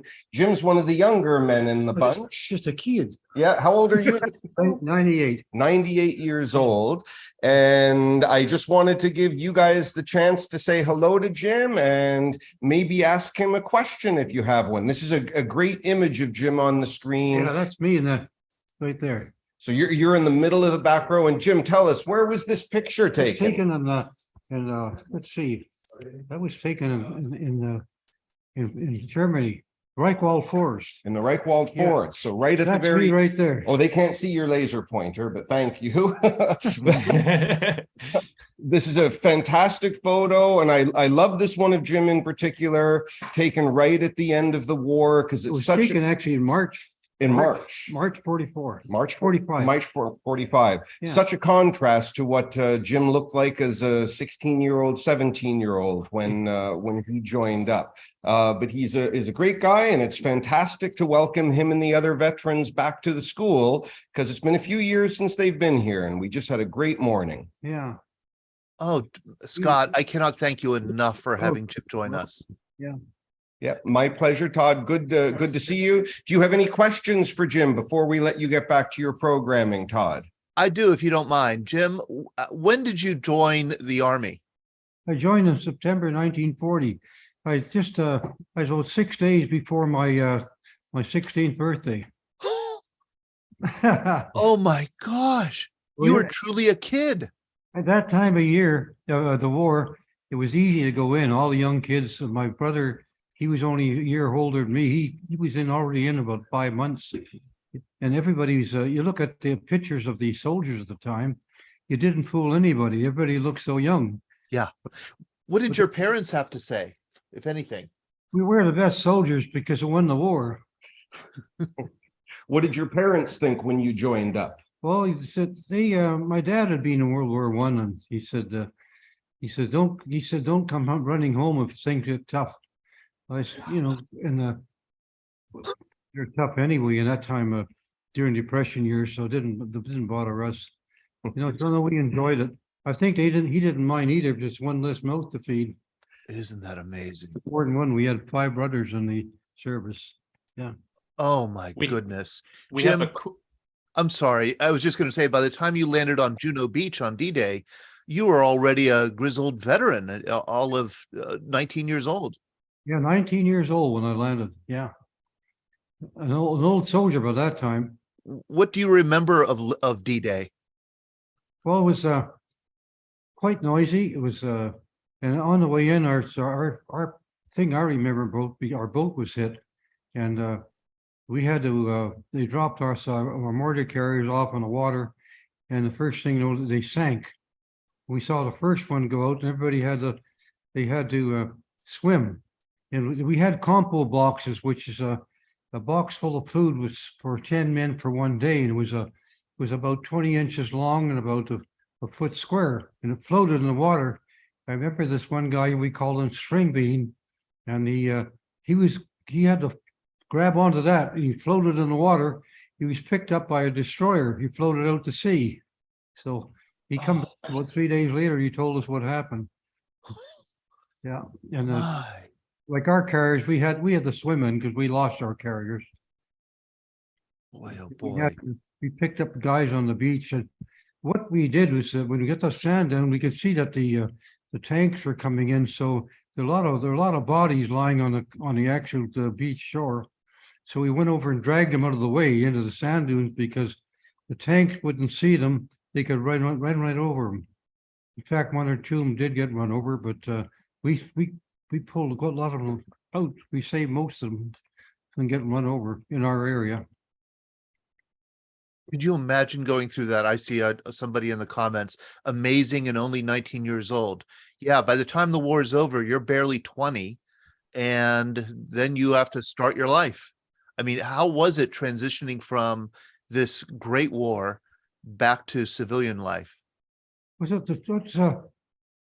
had a saying that was the year of the lost souls, Yeah. because you sort of you're coming back and you're being so active in what you were doing, and it in the civilian life was so much quieter. It was kind of hard to adjust. But I end up we end up they had a whole new ship hiring in the Winnipeg Fire Department, and they interviewed 450, hired 130, and about 40 of them were the Winnipeg Rifles. So I had buddies that were joined with me in the Winnipeg Fire Department at that time, and it was an active area because a lot of time there's a lot of wood-fired stoves, and there was a lot of fires going on, and we were quite active. And a lot of Winnipeg Little Black Devils are part of the fire department. Yeah, that was. So I got out of that and went working for the Veterans Affairs in Ottawa and the Department of Finance. A lot quieter work. Yeah, that's right. Sean, I interrupted you. You were going to say something or ask something. No worries, Scott. Scott sent me a small video, but I believe that hearing the firsthand account of D-Day is probably better than playing the video on YouTube. So I'm glad that maybe we'll just stick with that. Yeah, what a treasure you are, Jim. I mean, what a treasure you are to us to join us here on what is in Canada Remembrance Day. Could you and Scott maybe speak a little bit to how you mark November 11th differently than we do here in the U.S.?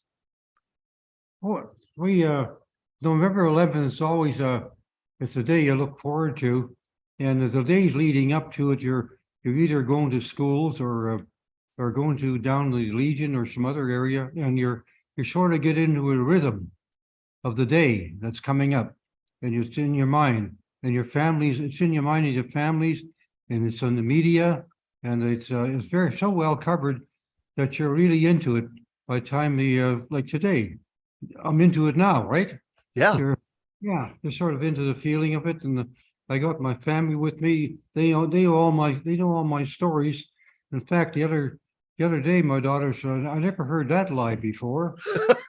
It was a lot of fun, It's a lot of seriousness too, because you look around with the other veterans; they're thinking about the same thing.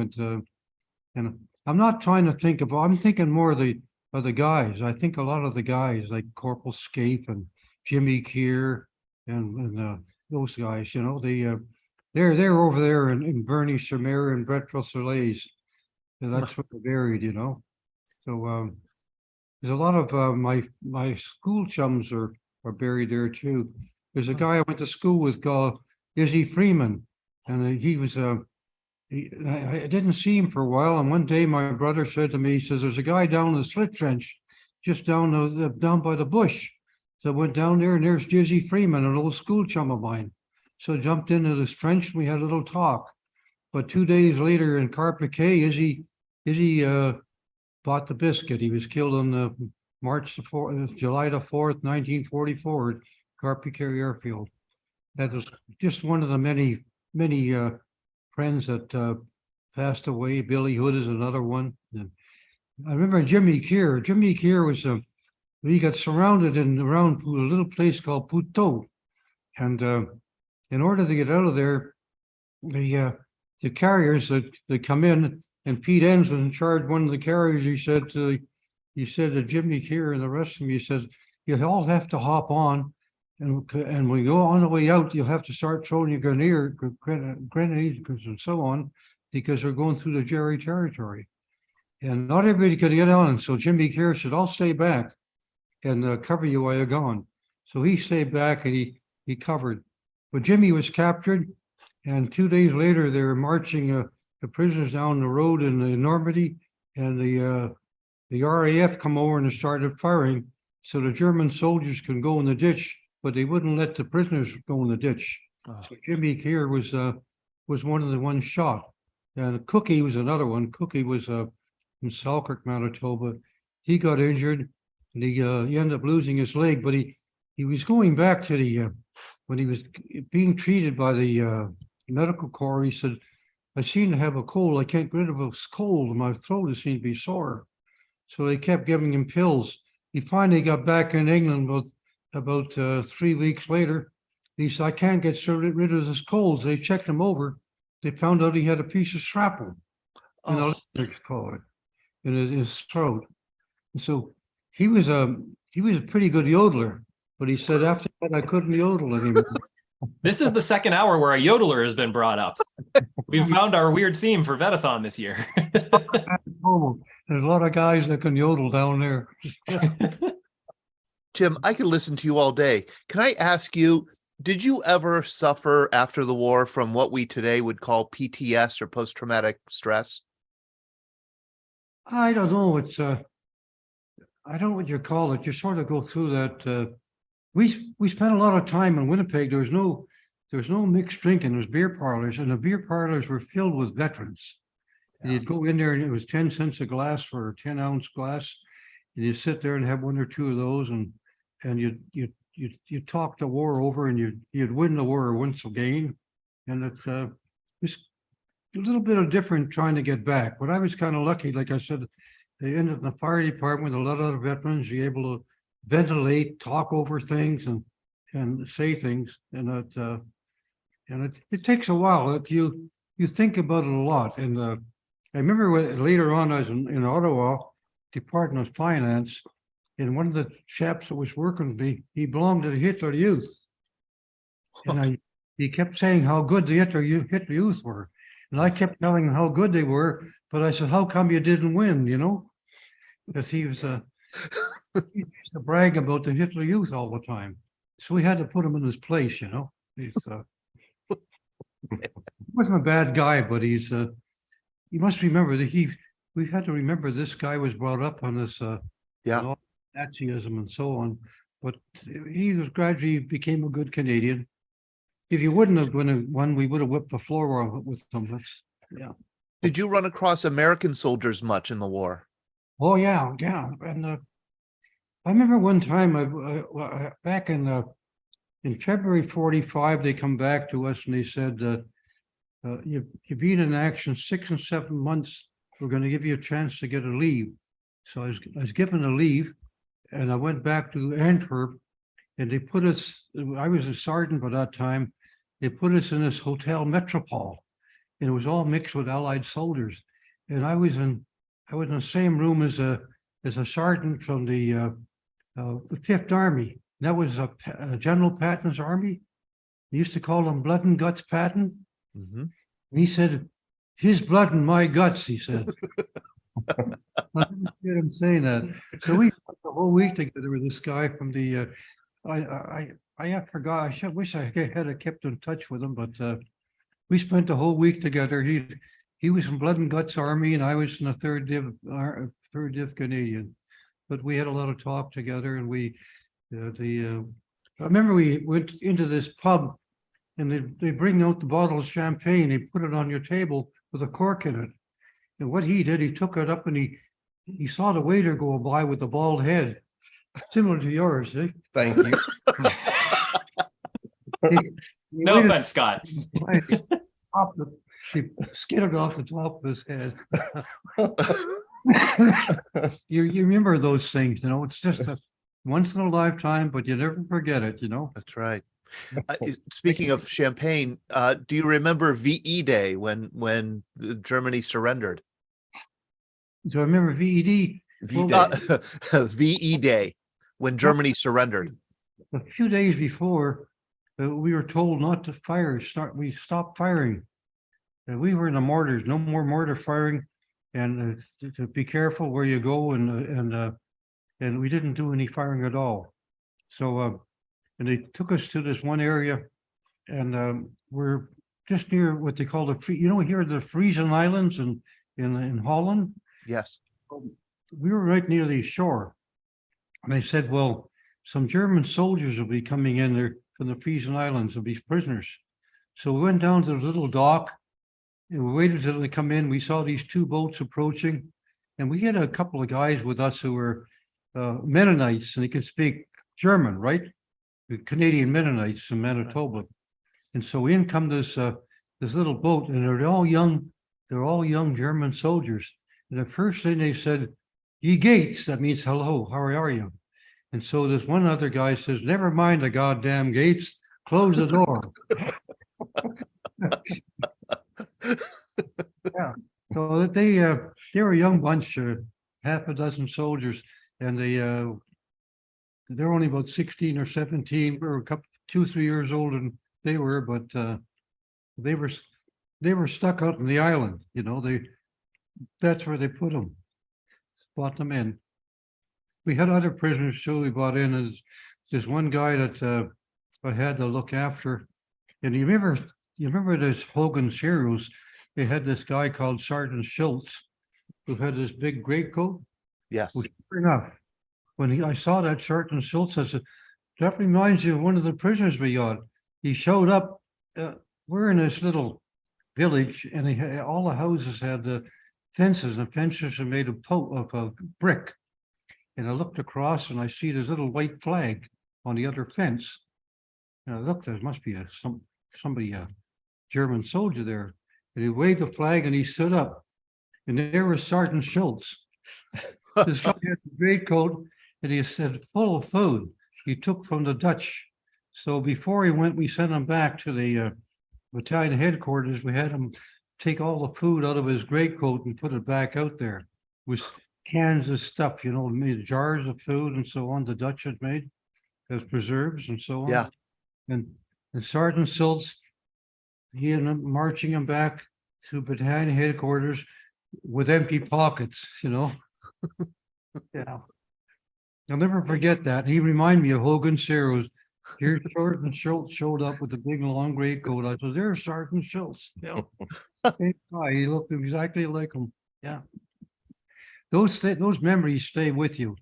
Among the sad ones, some of the happy ones will stay. That must be nature's way of preserving your sanity, I guess. I think you're right. You've given us such a gift here this morning with these memories that are 80 years old in some instances. It's just what a gift. What a gift for you to come and join us. Thank you so much, Jim. And thank you, Mr. Masters, for giving us some time with Jim. Too bad I didn't have more time. I have more lives to tell too. Hey, the first thing I'm going to do later today is email Mr. Masters and say, when can we get Jim on for a 90-minute program? I could listen to you all night. No, it's I don't like to make fun of this because there's too many guys that are buried in Germany and Holland and those places. Yeah. And those are the guys we got to remember. A lot of our friends are buried there and so on. But if you don't have a little hilarity, it takes you over those sad moments. Yeah. Sad moments, because you can't just sit back and mope about all the sad moments. You got to think of the spirit of the day, because you've got a family to work with and friends to work with. You got to get into the spirit of the day, like with this guy here working here. Yeah. So promise to buy me a shot of scotch afterwards. So that's all you get is a shot of scotch. Okay, after all this work. All right. I can get you a better deal, Jim. I think I should be your agent. Yeah. Yeah. Thank you. Wonderful Remembrance Day to you, Jim. Thank you. And thank you, Mr. Masters. What a great experience. Eugene Freeman, one name, and Corporal Scape. The guys are still buried over. Jimmy Keir, and Billy Hood. They're buried over there in Europe. So at least I mentioned their name. What they say, their name liveth forevermore. Right. So that's 4 more names to remember. Thank you. Thank you, Jim. And I challenge everybody who's listening to consider, Jim being 80 years ago, Jim was a very young man and he had to make a choice about how to move on in life after experiencing the trauma that he experienced, seeing so many close friends die. And he made a choice to embrace life. And I think that's one of the lessons that we learn here at the Veterans Breakfast Club all the time is how do you grieve? How do you mourn? How do you respect and yet still live? And I think I imagine that's something that is expressed in the art at the National Veterans Art Museum, Megan. Absolutely. You're right about that. I want to share as well, and I think this, as I was listening to the story there, I was reminded of one of my family stories. But with that, I want to share my screen and talk to you all a little bit about our program Today and Every Day, where you, on our website, you can submit a picture and share with us your story. And we will continually update our archive today. I'm going to share my screen, and I'm also going to read to you. I'm going to share my contribution and tell you a little bit about my grandfather on my maternal side. Okay.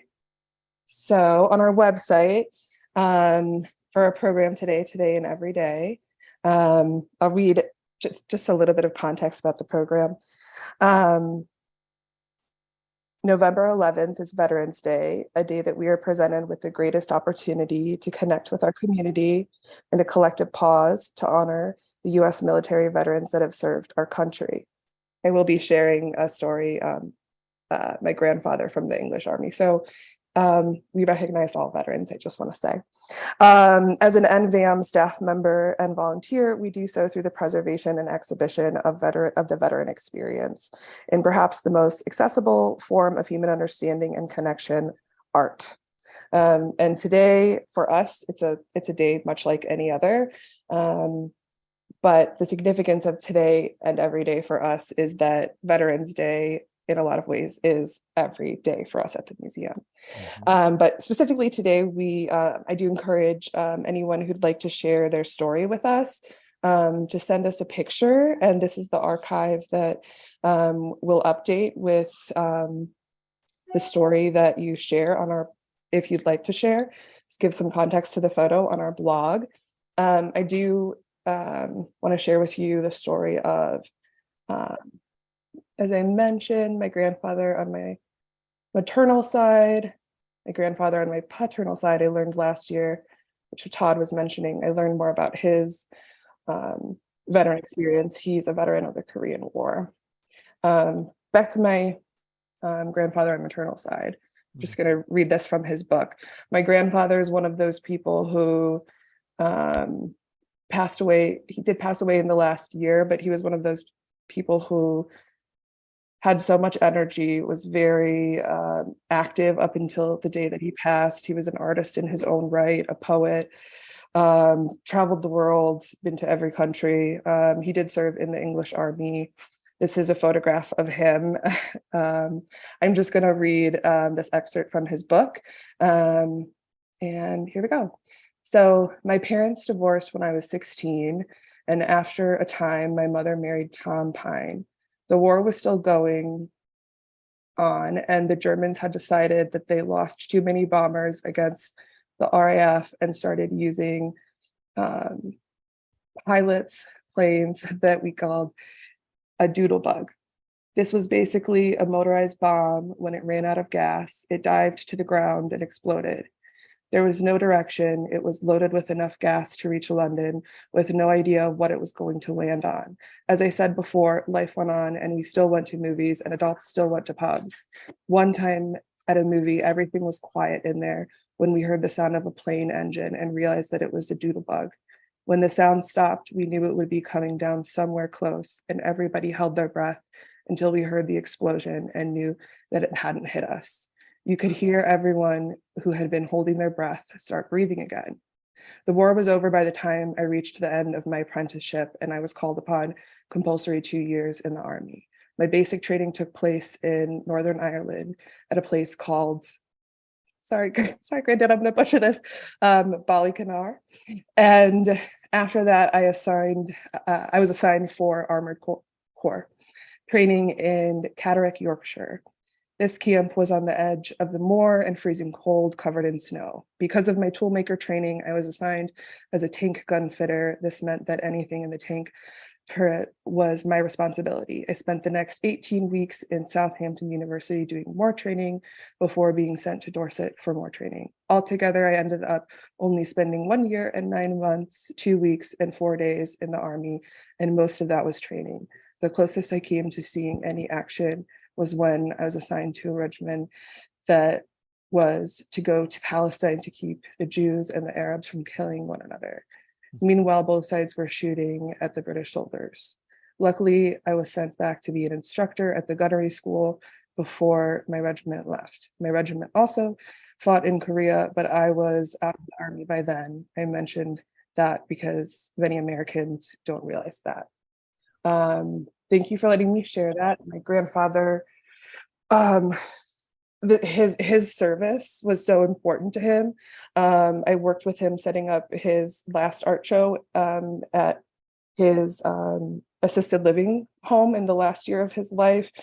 Before he passed, we were working on a presentation of his experience. The stories that he shared with me are so moving and hard to imagine, but I'm so happy that he was able to share that with me in the same way that veteran stories are shared with me every day at the museum. Yeah. So I really appreciate the time that you've given me today, and I just want to, if like me, you'd like to share a veteran story, what you can do is visit our website and submit a photo and your story, and we'll have that published throughout the day. And Megan, where on your website do they submit? Do they simply, is there a portal, or do they send an email? How do they do it? Oh, sure. Send an email. Okay. Send an email, and then our blog will be updated. An email is better because if you have like a big file, it will come across versus the website. And please share the story if you're comfortable. What email do they use? Yeah, what email? Oh, perfect. Yes, my email. I'll put it in the because this might be a little outdated that you were showing on the site. So I want to make sure I had the updated. Thank you. Yes. Okay. I'm sharing my email it's mowalk@nvam.org, and I just sent it to everyone. Got it. Okay. Wonderful. mowalk@nvam.org. And I'm going to, oh boy, you're going to regret this, Megan. I would love to just share it with our folks, in one of our emails, and please, encourage people if they have a picture, anything visual that they would want to share with a little story that goes along with it, that you're curating them and posting them and blogging about them. I think that's a wonderful service. Thank you. Thank you. I would love that. And that's something that all of our programs aim to do. So not just displaying veteran artists, but also sharing all veteran story through programming and education as it relates to our collection. And that's it. I mean, you're not just a curator of the actual pieces, you are a steward of the stories. Absolutely. And that's such a different and so important commitment that you make. Thank you. And thanks for everyone for sharing today. I'm going to be listening throughout, and I appreciate everyone sharing their stories. Thank you, Megan. Might we do how about if we do a VBC remote NVAM program sometime where we're in your museum showing people the museum and the works of art? I mean, I'm putting you on the spot here, so you have to say no, yes. That sounds great. But we have a new exhibit it just opened yesterday.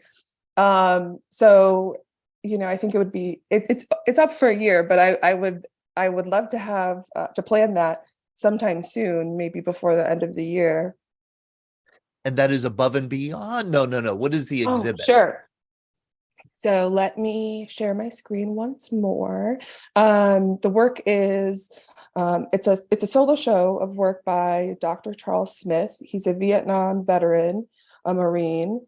The work on display speaks to his specific experience as a Black man and a veteran. And the artworks tell a story of American history, specifically highlighting the achievements of Black figures throughout our history, while also tying in Doc's experience, his military experience and his experience as a veteran. So weaving Black history into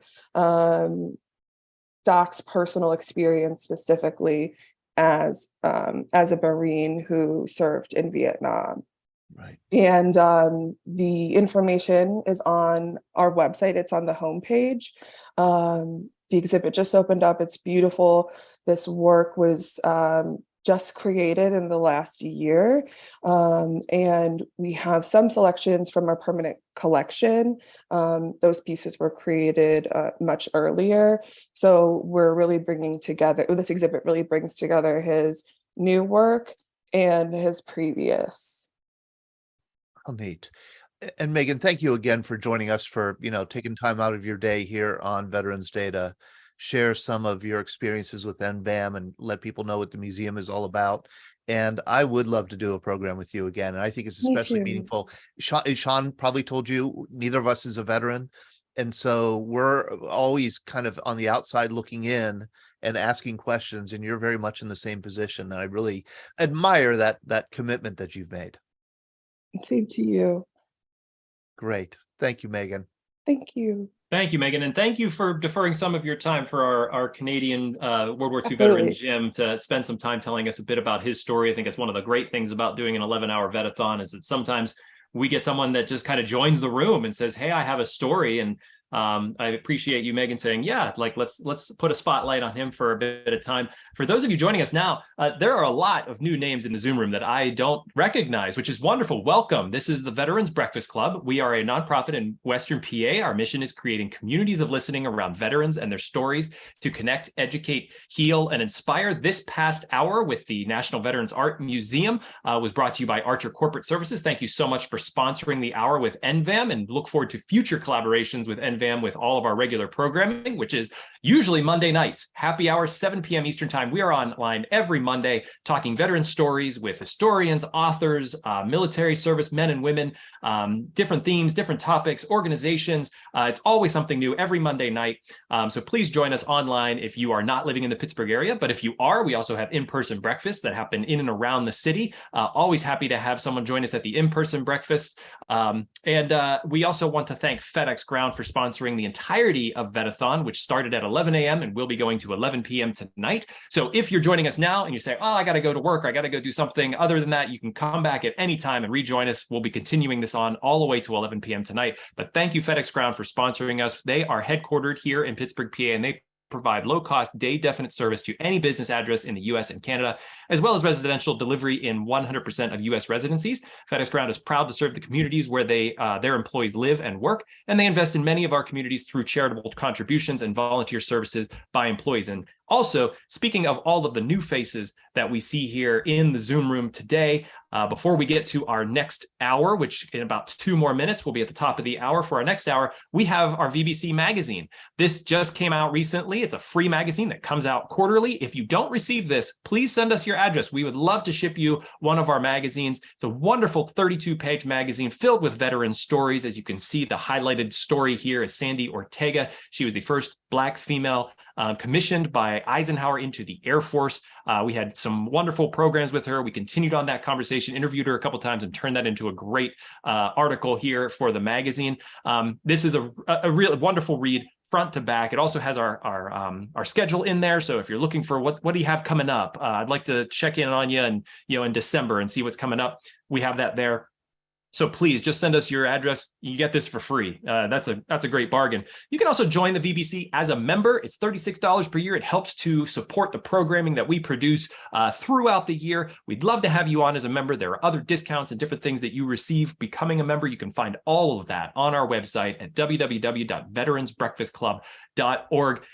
It is Sean Hall here, Director of Programming with the VBC, and Todd DiPastino, the Executive Director, with you all day for Vetathon. Todd, you're going to be handling the next hour with FedEx Ground, our sponsor. I will be handling the next hour. And if you could let me share my screen for a second here, Sean, I want to show this picture just because the cover of our magazine, VBC Magazine with Sandy Ortega, has gotten is a very popular issue. People love the story. They love her story and they love her. And she met about 50 of folks from Western Pennsylvania who went to Washington, D.C. 2 weeks ago to visit the various memorial days. It was or memorials there. She came all the way from New Jersey to meet our bus at the World War II Memorial and to shake hands, and people signed copies of the magazine. And I mean, she signed, like gave her autograph on the front cover of the magazine. And I was just talking to several people at this morning's breakfast at Duquesne University saying how wonderful it was to meet her and shake her hand and thank her for sharing her story and thank her for her service in the Air Force, which wasn't easy. So I just want to say she continues to be an inspiration to us here, to all of us. I'm going to ask Stephanie with FedEx. Heydrich, I'm going to ask to unmute Stephanie. Yeah, and as a side note to that, we do have everybody entering muted, and we will ask you to unmute. It's just a bit of control we have to keep the cacophony of noise of people celebrating Veterans Day down. So if we are asking you to unmute, we'll do that through the Zoom. Yes, exactly. Which means me finding Stephanie here on the screen. And let me see if I can here. I'm going to go in gallery view, search for Stephanie, and ask her to unmute. Stephanie Hayes? No, say Heydrich. There she is. Okay. Hello, Stephanie. Hi, Todd. How are you? Good. How are you? Thank you so much for sponsoring this Vetathon. I really appreciate not only kind of sponsoring it, of course, with dollars, but also participating in it by encouraging employees, staff members at FedEx Ground to join the program and even share their stories. We are glad to always work with you, Todd. It's been an ongoing relationship for several years now. And we love how you come into FedEx and you allow our employees to share their stories with each other. So thank you for that. And you are an Air Force veteran. Yes, sir. Here we go. Yes, sir.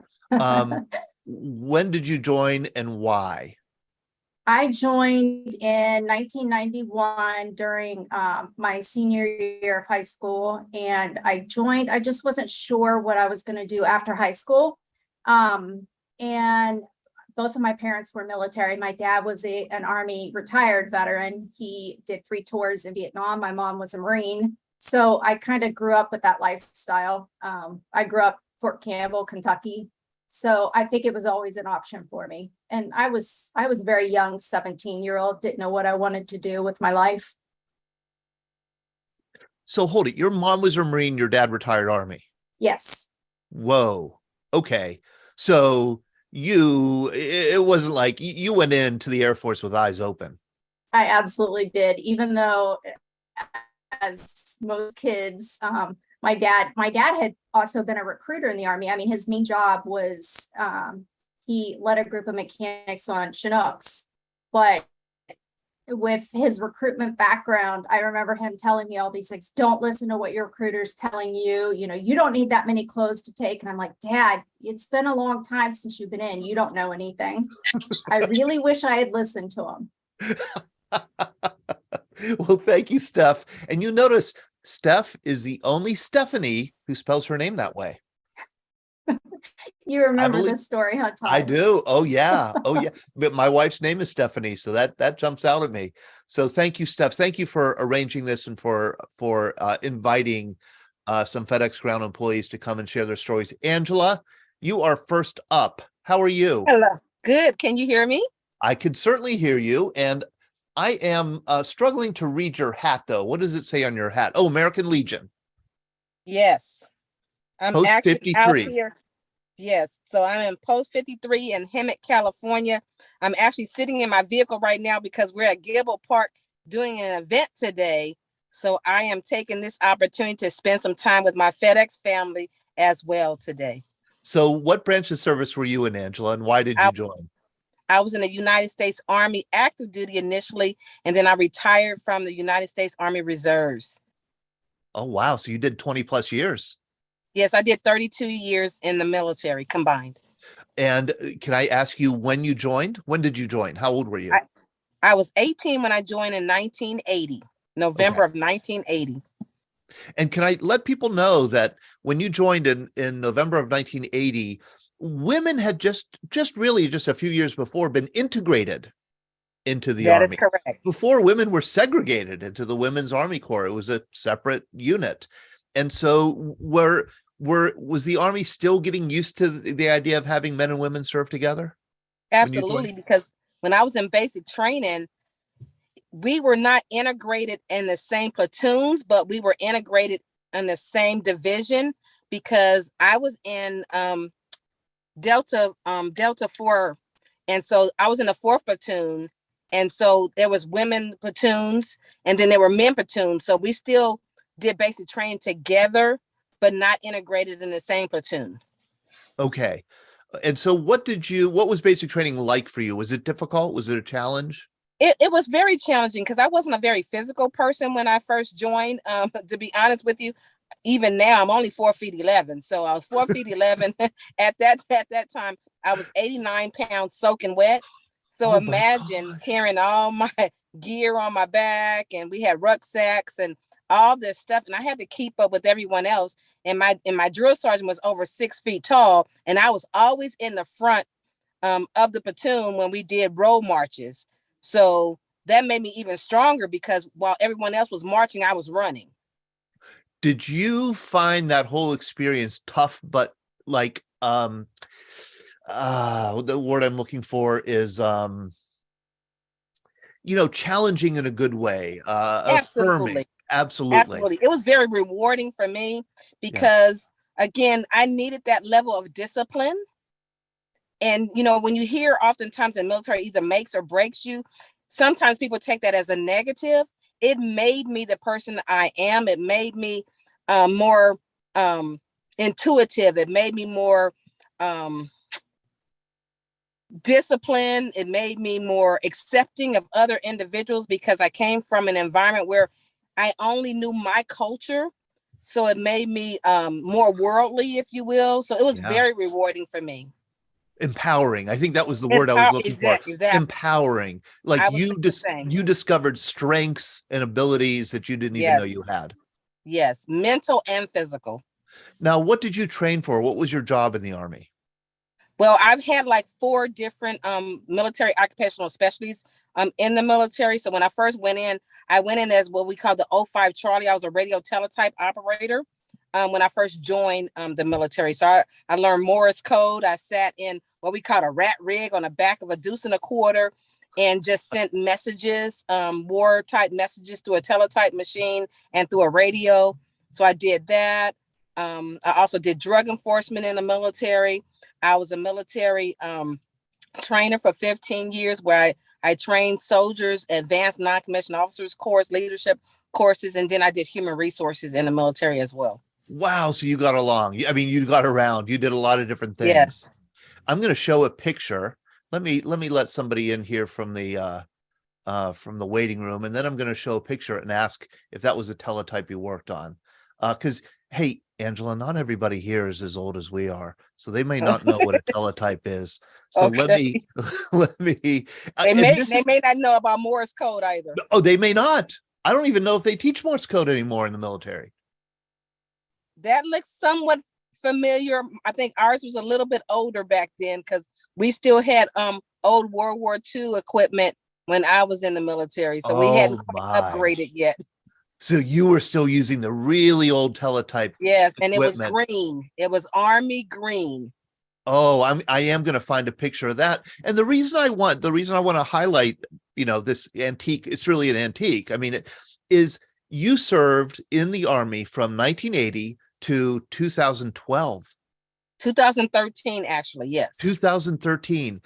Think of the changes that you saw Absolutely. in the Even Army. the uniform changes. When I went in, we wore pickle suits. So I don't know if people remember the old, just all green uniform. So that's what we wore in basic training. And then they came up with the camouflage uniforms.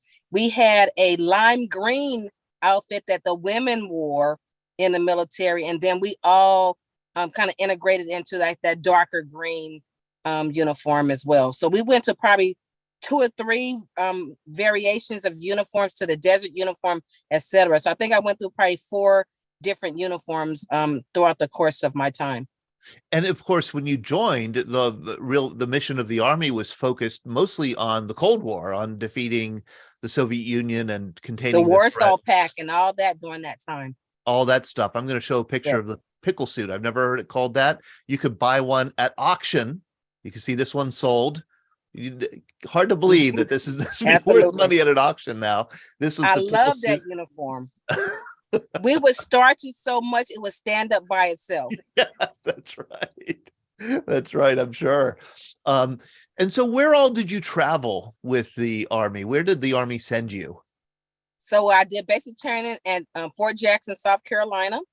I did advanced training at Fort Gordon, Georgia.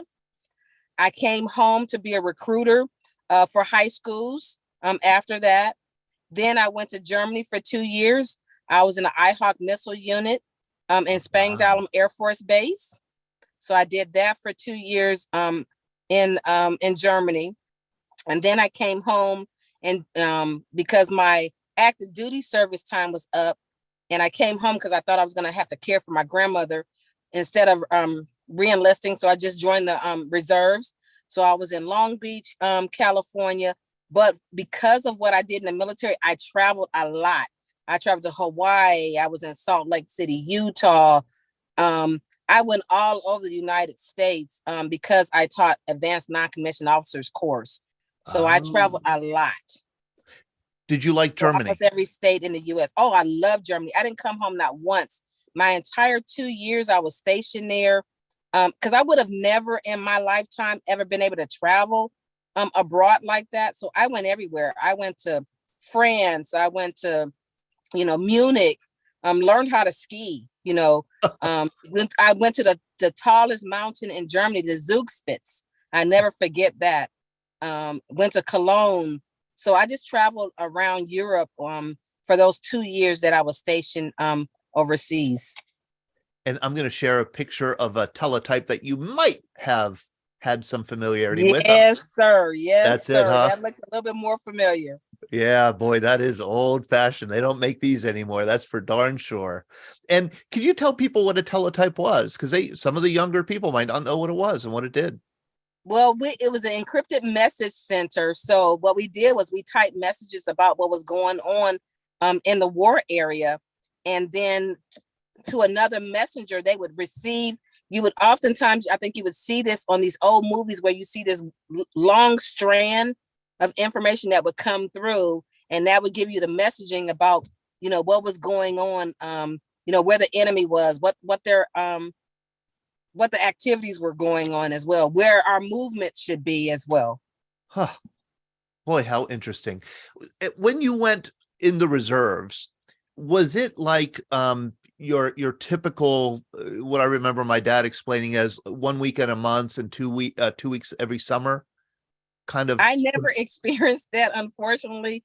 When I first joined, I probably did maybe 1 weekend a month, but because of what I did for the military, I served more than 1 weekend a month because I was already a sergeant, a staff sergeant at the time. So I was already in a high leadership role and I had high responsibilities. So we had calls that we had to make throughout the week. I had soldiers I still had to take care of that was in the reserves because I was a federal troop. When you're in the reserves, it's not National Guard. So we're federal troops. So we have soldiers that's always on duty all the time. And then my once a summer, if you call it, I would be gone sometimes 6 weeks, not just 2 weeks in the summertime, because I taught advanced non-commissioned officers course as well. So I would have, different troops coming in. So they might come in every 2 weeks, but I would do like 3 cycles of training soldiers.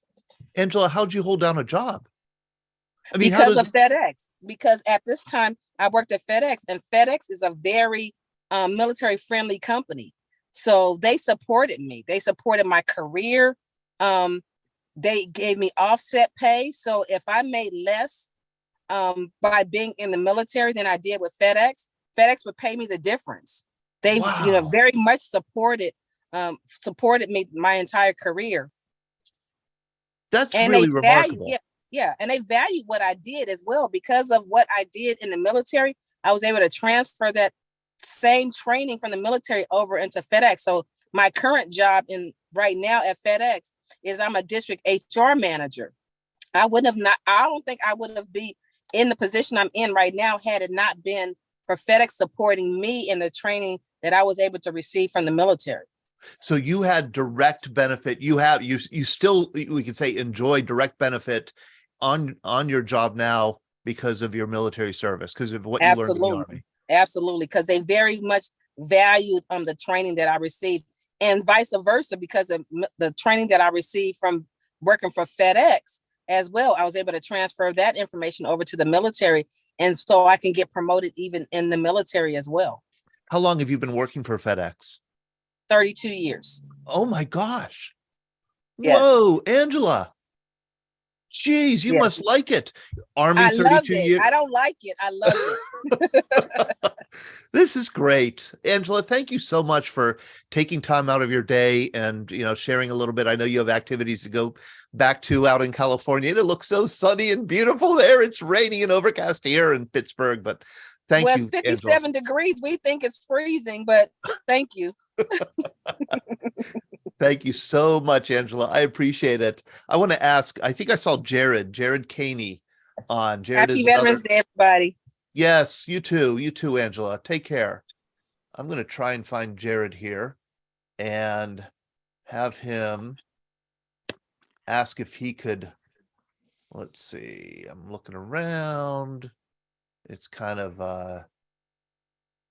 he'll be the last. Oh, Jared, there he is.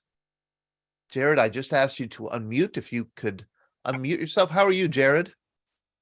Good. Can you hear me? Yeah, I could hear you. Where are you coming from?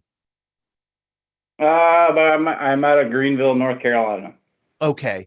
I'm guessing you have not been at FedEx Ground for 32 years like Angela? Not yet. Plan to be. Yeah, I have 20 years under my belt. Oh, 20 years. Okay. So you've been around for quite a while. What branch of service were you in? I was in 2. I started out in the Marine Corps through the Marine Corps Reserves.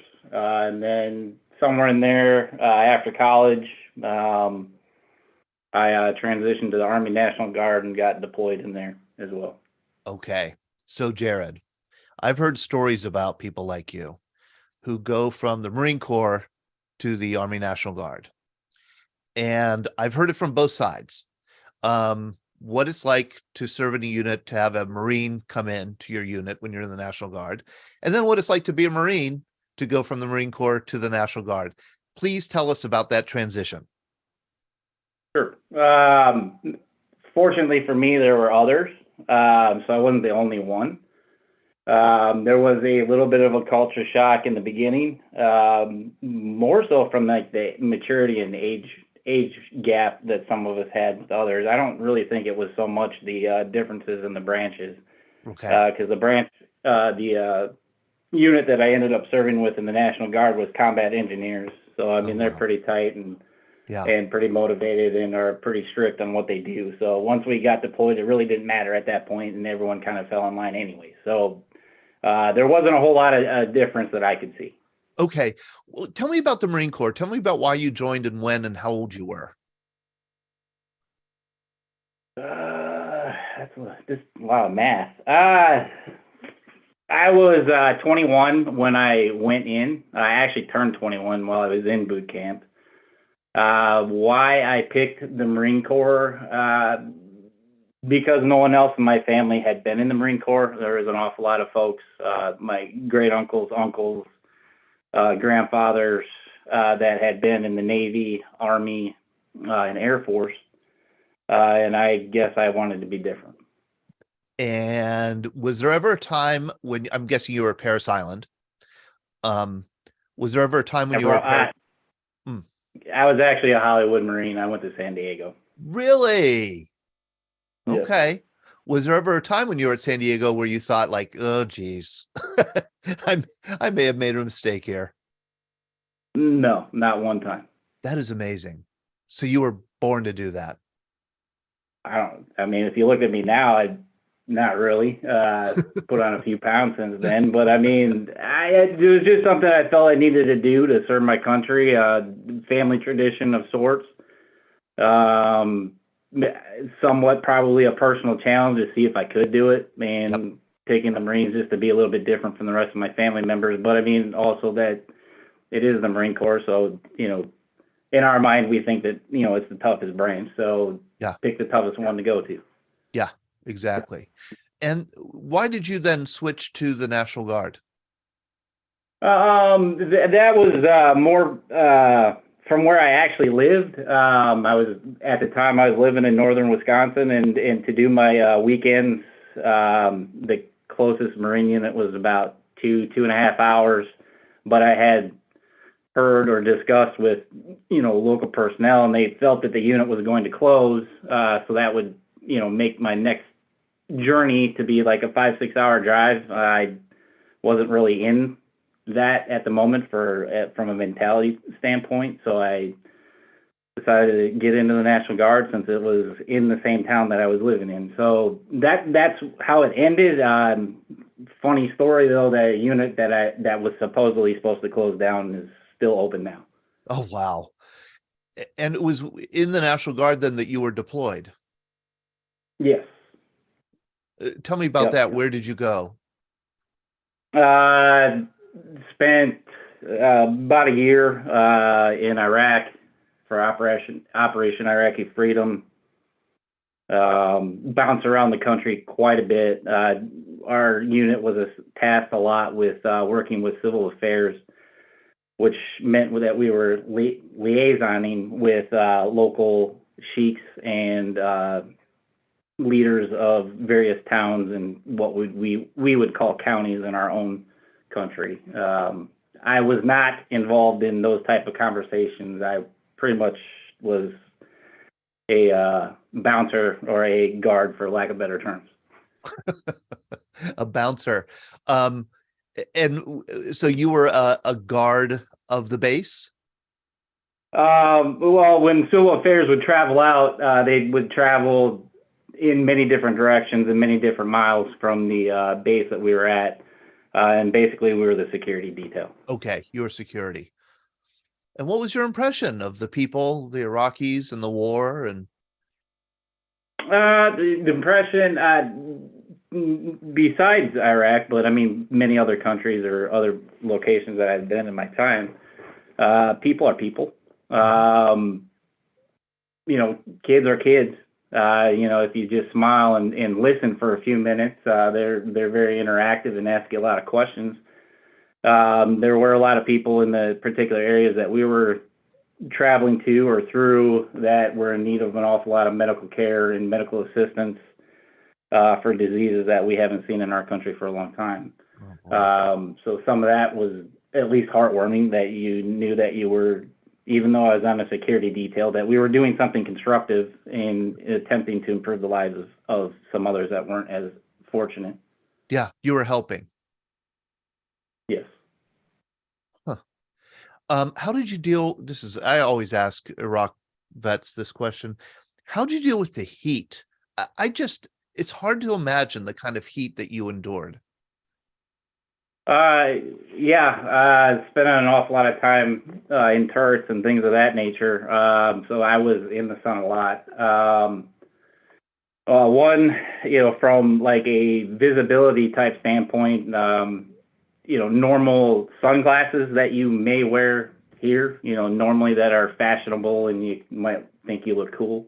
Didn't really apply there. You don't, the type that we needed to wear was more of a goggle, because the glare from the sand, depending on which part of the country you're at, the glare from the sand, from the sun, would reflect off the sand, and then you could actually burn the bottom of your eyelids, which happened to several of my mates, and looked rather painful. But other than that, it was drinking an awful lot of water all the time. You didn't even know you were sweating, even though you could scrape the salt residue off your arms at the end of the day, but you wouldn't have felt the perspiration. It's not like sitting, you know, in most places that I've lived in the United States, and you can, you know, have sweat and maybe a part of your shirt is a little damp. That really didn't happen. It evaporated very quickly. So drinking a lot of water, getting good sleep, shading yourself where you can,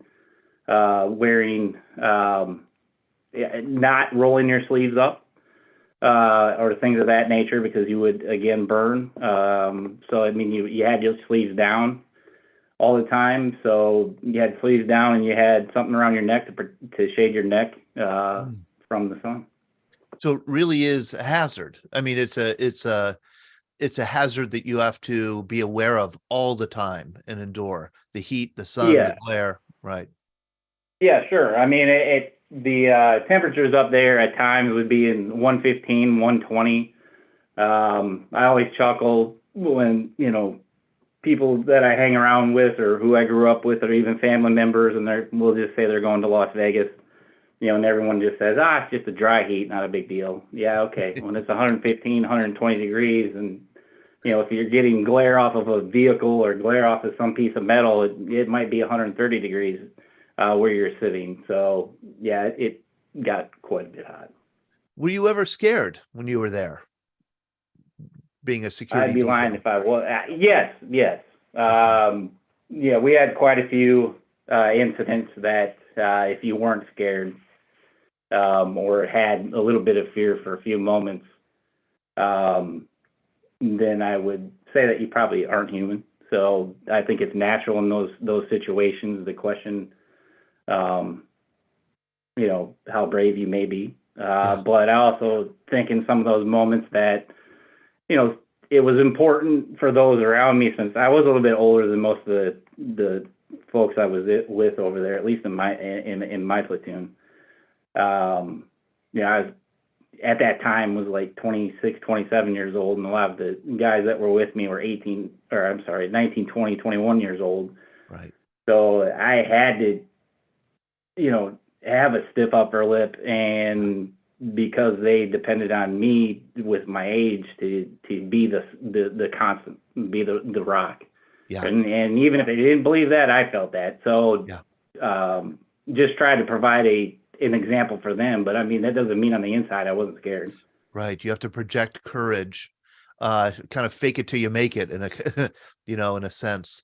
That's a real burden. How much, I don't know what family you had at this time, but how much were you, how much did you express to the folks back home about what was really happening during your tour? Or were you kind of saying like, you know, everything's great, I'm fine, it's hot here, you know, food's good? How candid were you with the folks back home? Not very candid at all. Well, one, for some of the things that we were doing, I couldn't talk about. But I mean, even if I could talk about them, I didn't want folks at home to worry. I wasn't married at the time. The woman that I was dating at the time is my wife now. And my parents and my wife were the folks or people that I talked to the most. Yeah. But my dad, like, you know, when I got deployed, like, completely melted. You know, just the guy that didn't give you that, not a very emotional person, we'll just put it that way. But when I was, you know, got the orders to deploy, he didn't handle it very well. So I didn't really feel the need to bother my family with any other type of worry. There's really no need to brag about the things that we're involved with or did to, there's no point in doing that with my family members. They know who I am and what I'm believe in and what I'll do, but I didn't feel the need to burden them with any extra worry other than they already don't know, because all they see is what's on TV. So of course everything on TV is literally nothing good. Yeah. And I didn't need them to worry any more than they already were. Were you able to have conversations with, say, your dad or your parents when you got home afterwards? Yes. We've had quite a few of those conversations, and we talked through it. I had a really hard time when I came back. I had a lot of pent up anger and frustrations for a long time. It was difficult for me to even go to the grocery store for a long time because there was just way too many choices. Like going down and we'll just say a spice aisle or a chip bag aisle, and there's all these colors and different varieties of brands and different flavors of stuff. I couldn't even handle going to the grocery store because there was just too many choices. That's fascinating. Why do you think that is? Probably it just for a lack of better terms for some of the stuff we did over there. The simpler was the better. So a lot of things that we did, I mean, you had a specific mission and you did that mission, and it was very regimented. And even though the times might vary, and the length of the operation may take a longer time or a shorter time, but it was very simplistic. You briefed, did your mission, came home or came back to the base, debriefed, and clean your items, get ready for tomorrow, and do it all over again tomorrow. So it was very simple, and there was not a whole lot of, I don't say not thought, but you didn't have to make as many choices as I didn't. I didn't make as many choices as I did in regular civilian life when I returned. Somebody explained to me that, life in war gets stripped down to its bare essentials, that, you need food, you need clothing, you need somewhere to rest. But the mission is clear and your objective every day is clear, and that's to survive or to get the mission done. But here in the civilian world, especially in the United States, it's all about choice and, individualism and, what am I going to do today? And it's just a whole different ethic and a whole different kind of approach to life that I could imagine be really hard to adjust to. So that's my statement. How about with your girlfriend who became your wife? Were you able to kind of debrief? Was she able to eventually kind of understand what you experienced? Yes. She's the better part of our relationship. So she's way more tougher than I am. So that wasn't all that difficult. She was the most understanding person that I have in my life, and is also the most strict and also the most regimented, but is also the best listener. So that was not difficult at all. That's fantastic. Tell me a little bit about FedEx Ground and how your military experience kind of helped prepare you or helps you with your job at FedEx Ground. Sure. The company is super supportive. So when I was deployed, I was working for FedEx Ground at that time. So, I had my job when I came back. While I was deployed, somebody else took my role in the building that I worked at the time, which was running a preload. That person is Dean Martin, who is a senior manager in Sanford, Florida. He was also at my wedding. So when I came back, I had my job, but some of the things that, just in the military that have helped apply is, stress, dealing with stress, and dealing with, I don't want to say dealing like it sounds bad, but navigating through challenges, high expectations, pressures. A lot of those pressures are self-generated, and some of those are external. A lot of those do exist in the military as well, and being able to be calm and navigate your way through it through problem solving and working, collaborating with others, small unit leadership, junior leadership, people, growing and getting experiences in roles before they take the next step is extremely important in between our company and also the military. Next man up, or next woman up, don't want to leave you ladies out, is also important. But a lot of things that we did in the military also can translate very well into the business world. And I think that's been demonstrated many, many, many times through many companies, including our own. Jared, thank you so much for sharing a bit of your story with us and being so eloquent and discussing kind of what it endowed you with FedEx Ground and what the experience was like for you. Thank you. Yes, sir. Thank you. We have Nathan Emmerbrad. How are you? You're another FedEx Good. Ground Can you hear employee? me? Yes, I can. Where are you coming from? I'm from North Carolina as well, kind of near the Greensboro, Durham area. Okay. And you are a vet who served in what branch? So I'm going to follow Jared very closely because I started in the Marine Corps and then went into the Guard. So Here we go. Okay. Tell me yep. about why you joined the Marine Corps and how old were you? I was 18, didn't have a plan yet. My dad was a Marine, my grandpa was a Marine, my brother was a Marine, so I don't think I had a choice. Okay. What advice did they give you? Suck it up and join. Okay. And ironically, we lived just outside of Parris Island, so I drove through my town on the way to boot camp in the bus to stand on the yellow footprint. So I really knew what I was getting into. But yeah, I joined the Marine Corps in '97, and I was in the Air Wing. I was in a Cobra and Huey Squadron. Yeah. In New River Air Station, just outside of Jacksonville. Mm-hmm. Was in the Marines for 4 years. Had a burning desire to go to college. So I left the Marine Corps and went to UNCW here in Wilmington. And didn't read the fine print, figured I'd just join the Guard to fill sandbags for hurricanes, and didn't realize they actually deployed overseas. So I signed up for the National Guard, and I didn't want to quit school. So the only thing they would accept, like, I didn't have to go to any school. I could just transition right from the Marine Corps into a Guard unit as if I joined the infantry, because they viewed Marine Corps boot camp as their school of infantry. Right. So I had the bright idea of signing up for infantry, and then basically within a year of joining, I got activated into a infantry unit to Iraq.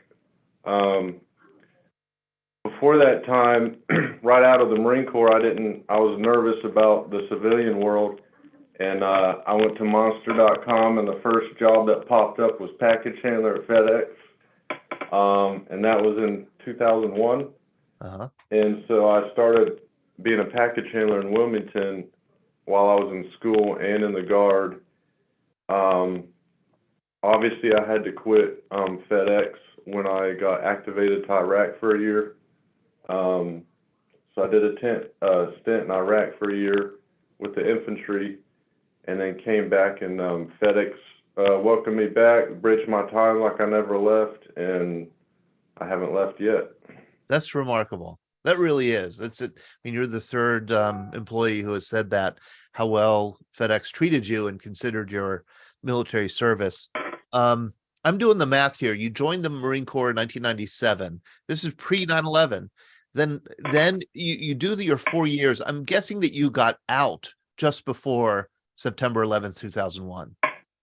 Actually, good math there. I was the last med cruise. You know, the Marine Corps would go on ships for 6 months and cruise the Mediterranean for exercises. I was in Croatia and all that. And then when we came back, I came back in June of 2001, and then I was transitioning out of the Marine Corps during 9/11, and then they had a stop loss and I couldn't leave until they approved, so I had to get approval to leave, and I had already had my school stuff set up, so I was determined to leave, but kind of felt bad that I was leaving at the time. Yeah. But then transitioned into the civilian world for about roughly 2 months, and then signed up for the National Guard. And then that's when I started my National Guard stint was in 2000, at the beginning of 2002. So I left the Marine Corps October of 2001, and I signed up for the Guard January of 2002. And then I got activated to Iraq in 2003. We trained for about almost a year, and then I was in Iraq from 2004 to 2005. That was during the time of the Battle of Fallujah, Sadr City. So I was in OIF 2 during that time frame. That was bad. That was a very bad time, Nathan. Yeah, I was not in that actual battle. I was in the Battle of Bakuba, which was in the Diyala province. So that was kind of the area I was in the whole time I was there. Tell me a little bit about that deployment. What was your job? What you were infantry, ground infantry. It was actually mechanized infantry. I was a Bradley gunner, so it was a mechanized track that had a 25 millimeter cannon on it. I was a gunner on one of those. Each platoon had 4 of them, and you would go out in pairs, or the whole platoon would go out. I was in a company which had 3 platoons and a support platoon, and so you were on a 3-day schedule. You would do 1 day of day missions, multiple day missions during the day. Your next day would be night missions. You would do multiple night missions. And then your 3rd day would be the quick reaction force, so you would be ready for any action, but you would be at the house, maintaining your gear, making sure your equipment's good, maintenance, things like that. So that I was in a mechanized unit, and we would support ground troops, or we would just be a presence in the facility. Yeah, that's it. That's it. This was the kind of machine that you were in. Yep. And I sat next to that guy that's sitting up top, and but we had reactive armor on ours, which saved my life. So they were pretty tough vehicles.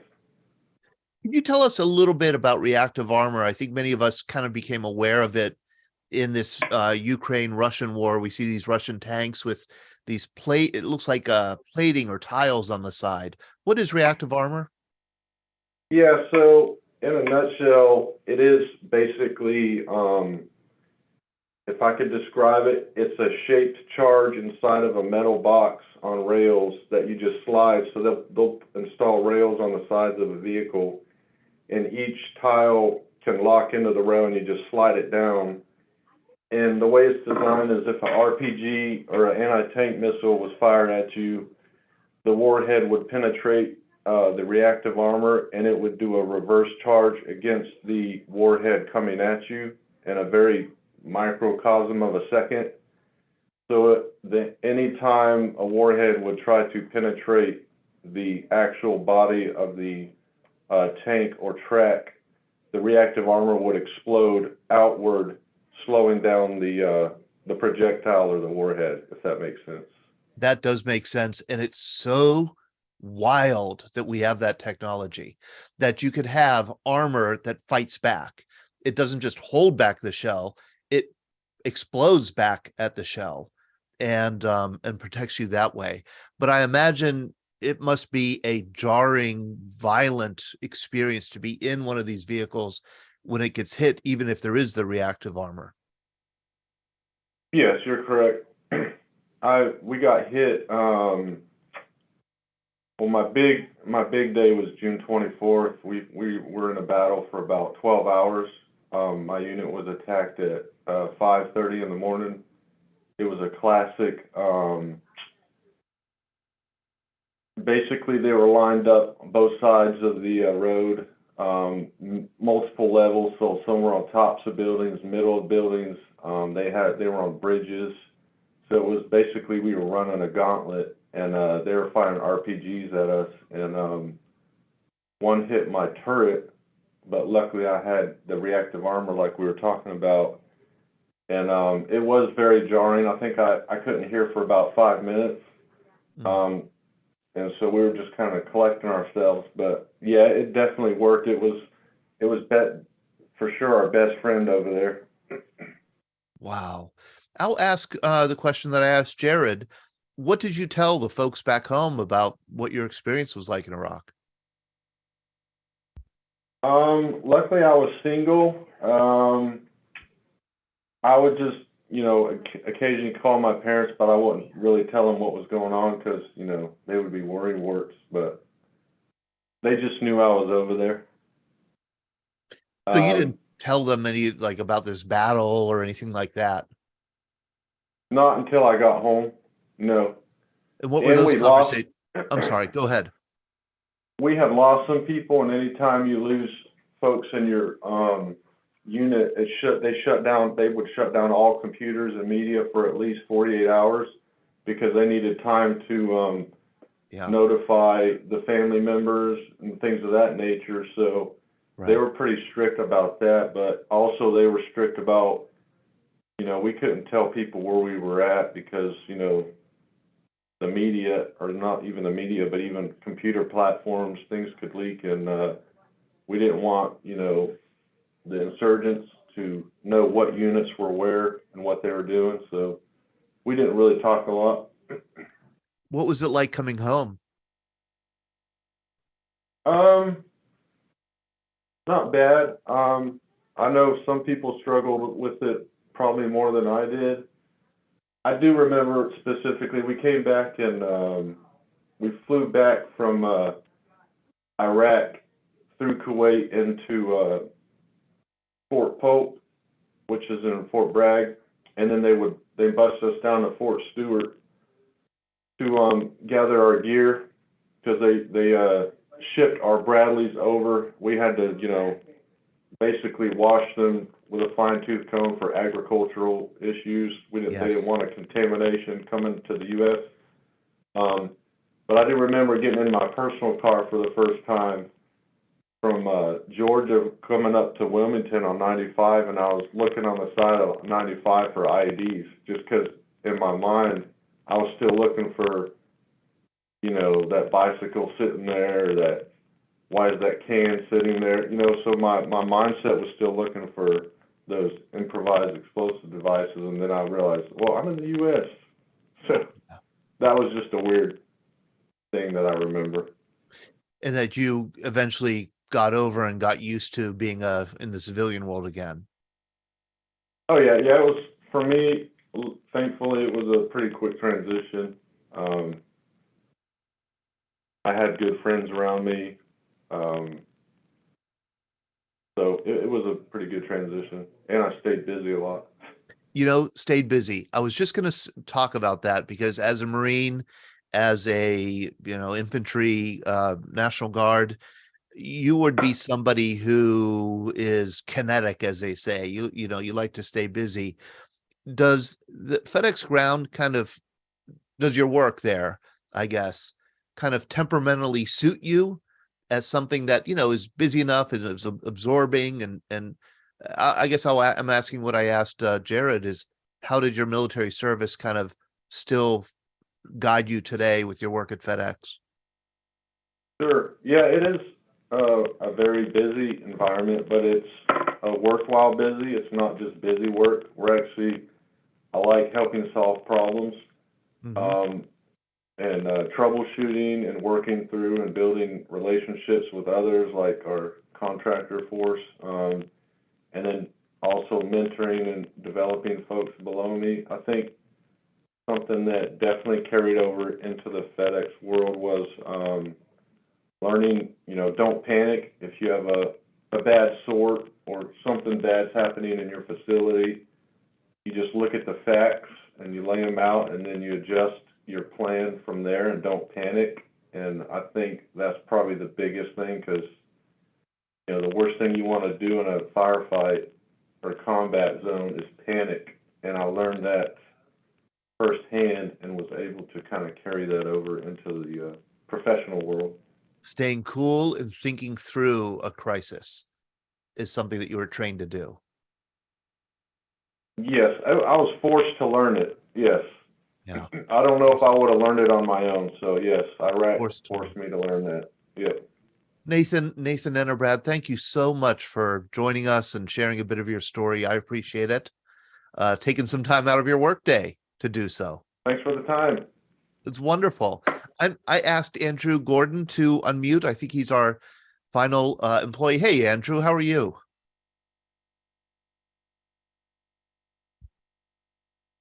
Hey, how are we doing? Can you guys hear me? I can hear you. Where are you? I'm in El Paso, Texas, outside of Fort Bliss.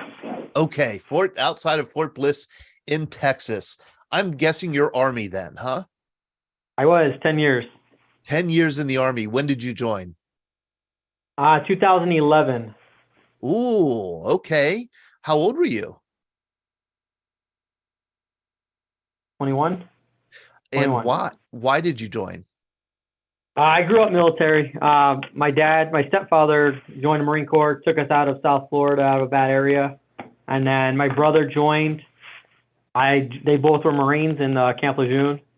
So I decided to go into the Army, outranking them in the long run. And then my kid brother also joined the Marine Corps. Wow. So we kind of made it a lineage now. Yeah, you sure do. How interesting. So hold it. Let me get this right. Your father or stepfather, a brother Marine, and a younger brother Marine also. Yep. In your Army. Yes, sir. What'd you think of the Army? I loved my time in the Army. I thought there was a lot of unique experiences from it. And it always taught you something because you always had to be flexible to any situation that was coming, whether it be the people or the task at hand, the wars at hand. And what were you trained to do? What was your job in the Army? I was a Patriot missile operator maintainer, so I was a 14 Tango. I moved glorified truck driver, as some would say, moving the Patriot missile system and the radar systems. You're going to make me look up a Patriot missile because I just did a lot of reading about Patriot missiles when we were talking we have an article in our magazine, our VBC magazine, about Scud missiles, and Patriots were the counter to the Scud missile. Yeah. So I'm going to look one up, and I don't know how much they've changed over the years. They've stayed fairly the same. The missiles themselves are what have adapted more than anything, but it's an ever-growing missile system. And your job, okay, so I'm gonna, there's the radar and the missile and from what I remember, like a huge truck. Yeah, it's technically a 5-piece system. You have a large generator system, a radar system, an engagement housing system, a satellite or a radar or radio signal system, and then the missile system itself. Okay, so I'm going to show people a picture just in case they want to see. Here is a, okay, so I'm going to share my screen and go through some photos here. Just so people have a sense of, this is looks like this is a German one, but this is the same platform I think that you used. Yeah, and that's my job right there. Oh, hold on. Let's go back. Okay. So that's they're just doing a reload of missiles. So they're more likely training in that scenario, but they're unloading and loading new missiles. Okay. And that's the trailer they use to load them and unload them. Right here. Okay. Yeah, it's got a scorpion tail. A scorpion tail. That's what it's called. And that's the Japanese. I did a few years with them. Ah. So where all did you go with the Army? So I did a year deployed in Qatar. Luckily with our weapon system, we were always on an Air Force base. So we didn't get combat like some did. So everywhere I traveled, unless I was Conan or Garrison, I was on an Air Force base. So we did a year in Qatar. Okay. I did 3 years in Okinawa, Japan. I was here at Bliss for a year. I was at Hood for a year over by Austin and Killeen. And then I was also in South Korea as my last duty station. Boy, so you did see much of the world in your 10 years with the Army. Yeah, 8 of my 10 years was overseas. And what was that like? I mean, in retrospect, what did it do for you? I mean, it opened your eyes to the other side of the world. I was in Korea when COVID hit, and their reaction to the contagion was a lot different than how we react here in America. When I was in Japan, the different types of respects and how they treat people is different than how we do here.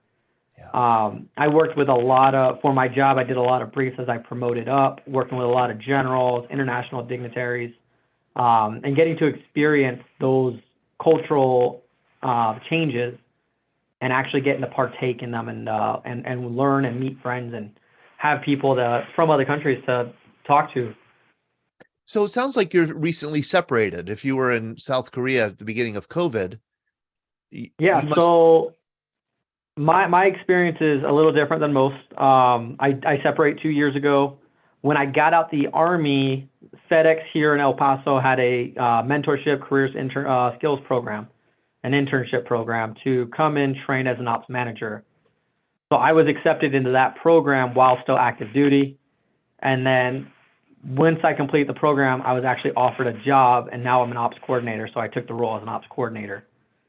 So I've been with FedEx now 2 years, 2 months.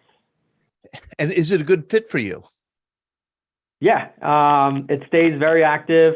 They're flexible to my schedule, to any of my appointments I need. And I get a lot more time with my kids, which was the main reason I got out. Oh, really? Is that why? Because now you have a family, and military service and families, that's a tough mix. It is. I was a little, further along in my career, but I was finding myself injured a lot more. So, finding myself not wanting to be in the front leading. Yes. That's when I decided, it's time to get out. I don't want to be unable to play with my kids as they get older. So I made that decision. Yeah. How wonderful. Well, thank you so much. So much for joining us, Andrew, and for sharing just a little bit of your story.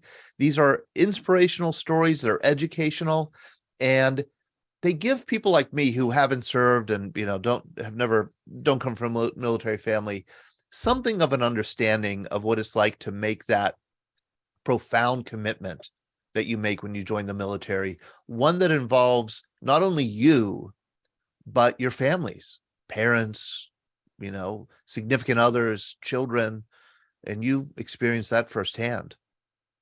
Yeah, absolutely. Thank you guys for allowing me to share. Thank you very much, Andrew. Steph, I don't know if you want to have the last word here. I want to just thank you again for having FedEx Ground sponsor this whole program. I'll invite everybody who's on to join us throughout the day and into the night. We'll be on till 11 p.m. Eastern. You'd be welcome to come on, join us anytime, ask questions of guests, get into conversations. That's what we're all about. Steph here, I'm looking for you here and seeing if I could ask you to unmute. Found her. Okay. There I am. No, Hey, thanks again, Todd and Sean. We always love working with you guys, and I look forward to some of the stuff we do in the future together. Is Rachie Powell's, she's FedEx, right? She is, and she's on here, I do believe, Is she a vet?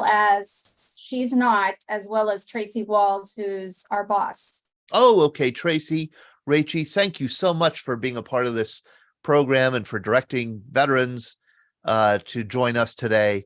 I hope that you'll join us later on, either down the road or later on today or tonight if you're available.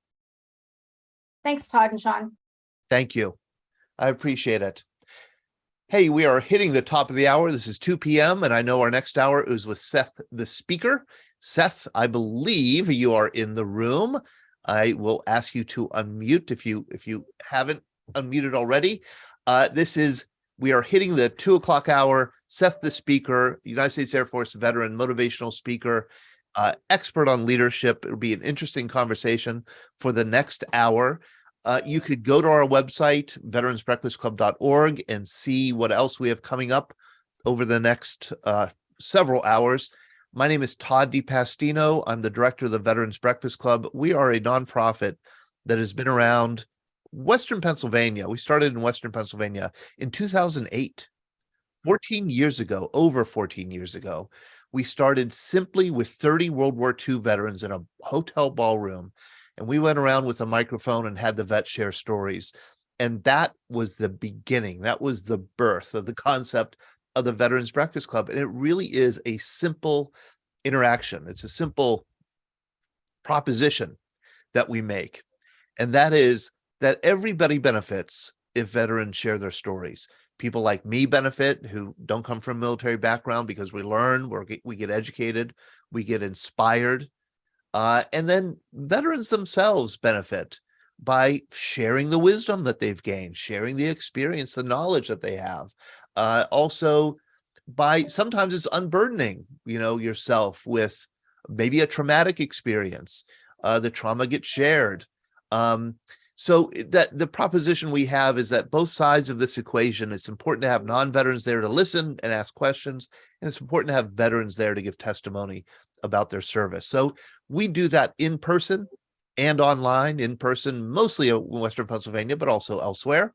And online, we do it every Monday night at 7 p.m. I mean, that is our flagship online program where we do just what we're doing today, but we do it for 90 minutes every Monday night. We focus on a different guest, a different subject. We also have a magazine, and this is our VBC magazine. We send it out free of charge to anybody who wants it. This is published quarterly. You can see Sandra Ortega, the first Black woman to serve as an officer in the Air Force, is our cover story. She was our guest on our VBC happy hour one Monday night a few months ago. We also have other stories in this magazine. If you don't get it in the mail, it's because we don't have your address. Just send me an email, Todd, TODD, at veteransbreakfastclub.org. That's Todd, TODD, at veteransbreakfastclub.org, and I'd be happy to put a magazine in the mail to you. Our next Monday night happy hour is on November 14th. It is next Monday, and it is the story of the real Top Gun, the real U.S. Navy Fighter Weapons School in Nevada. We're going to have some alumni, including a man named Evan Werner, tell us about what that school is like, what it's like to, fly in that school and then go and train other pilots. We'll also talk about the movie, what the movie gets right, what the movie gets wrong. I'm looking forward to that conversation. This is like Sean Hall is really looking for that conversation because he's all about Navy aviation, aren't you, Sean? Oh, definitely. Just the picture of those 3 F-18s there on the screen just gets my blood going. I love the F-18. It's probably my favorite fighter next to maybe the F-22. So talking to anybody who has flown in one of these amazing pieces of machinery, I always get excited to chat with them about what it's like, what it was like training, all of that. I really look forward to it.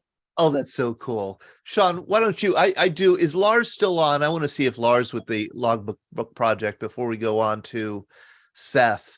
Lars I wanted to get Lars sometime because he's joining us from Sweden, I know, and he's involved with the Logbook Project. We'll catch, I'm sure he'll hop on later on today. Let's have you introduce Seth. Hi, Seth, how are you? I'm good. Can everyone hear me? We can hear you, Seth. How are you? All right. I am good. I am good, sir. Thank you for joining us for VBC Vetathon. You and I have had a couple conversations in the lead up to today's program. I was excited to hear what you have in store for the hour. Okay. Awesome. Yes. And it's first of all, I want to say thank you, right? Todd, thank you, Sean, and thank everyone for being on. And happy Veterans Day for those for those of you that are veterans and those that know individuals that serve, because it is it's a huge honor to do that. So I just want to say thank you first and foremost. Of course, definitely. And Seth, you're an Air Force veteran. Correct. When did you join? So I joined in December 2nd, 1998. Okay. Get it? Yes. That was during a time of relative calm. Why did you decide to join? Because of that. Because right, because it was calm. And somewhere in my mind, I thought that, hey, I could do a full career, or excuse me, not a full career, at least 4 years without any disturbances, if you will, or even deploying. And that was not the case. Yeah. Things shifted drastically September 11th. Can you tell me how your service changed and how the Air Force changed at that time? You know what? Here, as a matter of fact, I'll do it a little different because it changed prior to that. And for those of you that don't know, it's specifically like individuals like Todd, and he's stressed that he's never, served. So what I want to give you guys real briefly is a picture being a 19-year-old individual waking up from a dream of just calmness, right? But you're waking up by an airplane descending that you're on, getting ready to land. You wake up around 125 different individuals on a large airplane. So you wake up confused, right? You wake up confused because it's like, oh my goodness. First of all, what time is it? You're looking at your watch. You do realize that you have probably been up in the air for about 12 hours. And in the back of your mind, if this isn't your first or second time on a plane, what type of plane can fly that long without passing a gas station and having to go? Okay, that's the first thing. So you're still confused. Like, okay, I have a piece of paper here with my orders stating where am I going. However, I can hardly pronounce it. And if someone gave me a map, I wouldn't be able to find it. So I'm still confused. Only 19 years old, coming from the east side of Detroit, right? Now, here I am getting my bags and carry-ons, and I'm in the line getting ready to walk out of the airplane, still slightly confused. This is when I am introduced to the sun. Hold on, it's not just the sun. It is the type of sun that you've never seen before, because you've never seen it this bright, as though this was the first time, right? And so it's just amazing to see such a bright sun, as though you can reach out and touch it. And then you're introduced with a horrific heat, okay? The type of heat that can hug your soul, right? And the first thing come to your mind is, wait a minute, AC is right back here. Let me turn around. Maybe I messed this thing up by signing my name on this dotted line, because in my mind, during peacetime, this was not supposed to happen. So not only are you confused about that, but this is what you're not confused about. You do know that you made a choice. You are not confused about the individuals that are back home that's rooting for you. You're not confused about the country that you said that you were going to serve. You're not confused about the individuals that you are with. You know that you all may come from different areas of the world, but you are going to and mission and serve for one reason, okay, together, and to leave together. And so on the other side of that sun is the future of continuing to serve. And so it's an honor. And that's just a little glimpse of what it is to deploy the first time as a 19-year-old. So my life shifted way before September 11. This was maybe a year and a half of me coming in due to the Kosovo event. So what you're describing really is just culture shock. Was it something that you were like, oh, what did I get myself into? Or absolutely.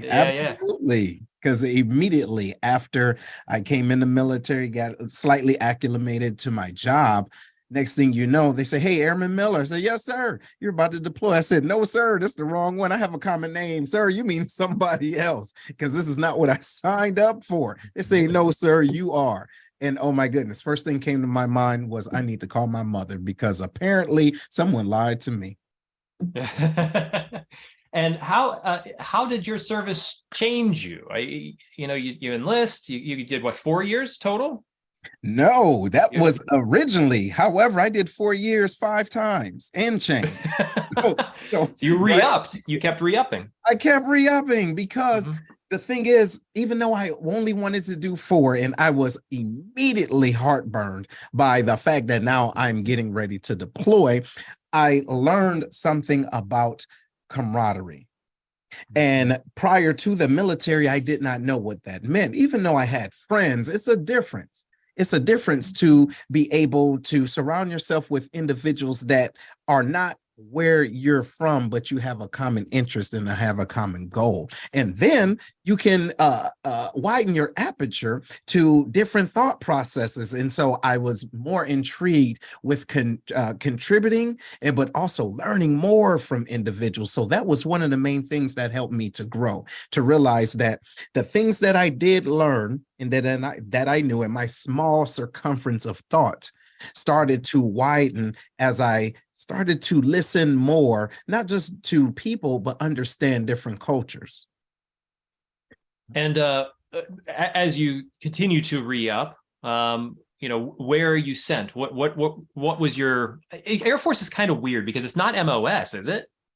What do you mean? No, it's not MOS. It's no, but like it's a AFSC. So essentially AFSC. That's just the code that has your job is equivalent to that.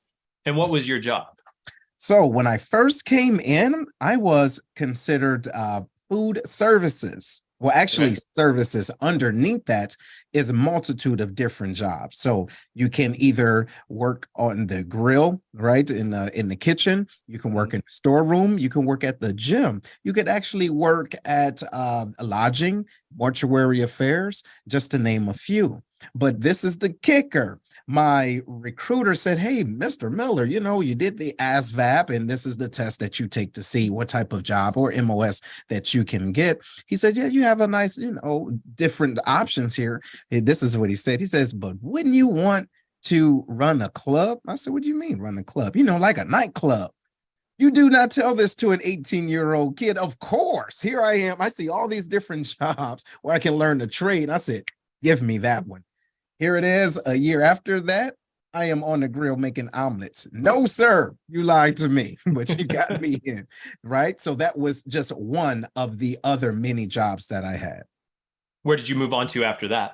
So after that, within services, I had the opportunity to work in the storeroom area to understand logistics, but with food ordering. Then I moved over to the fitness center. So it was more than just handing out towels. I was learning how to put together diet plans and workout plans for individuals and to help contribute to different sports. But then it dawned on me, here I am, said that I was going to join the military and see the world and get a trade. I did not come in to be Chef Homeboy RD. I did not come in to be Richard Simmons. I did not come in for that. What is going on? So there's an opportunity in the Air Force when you have chances to cross-train. It's a small window, but just because I was working at the gym, I was just small enough to fit through that window and change my job. And so I changed my job to heating and cooling, HVAC.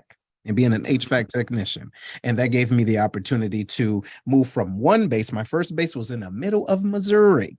Talking about another culture shock. Detroit to the middle of Missouri in a town called Warrensburg or Knobnoster, excuse me. Okay. Then I changed my job.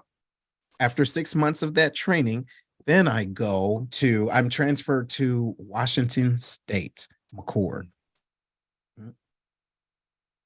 This is not an area of the military that we get to dive into too much. So it's definitely an area that I don't know much about and didn't actually honestly think existed. I didn't know there would be like, you run the gym, or you can create training plans. And, I would think personally, I think like, oh, I think drill instructor when I think like, oh, who creates training plans within the military? So, was this something that you really sunk your teeth into and you felt like, okay, pushing forward through my career in the military, this is going to give me skills whenever I leave the military?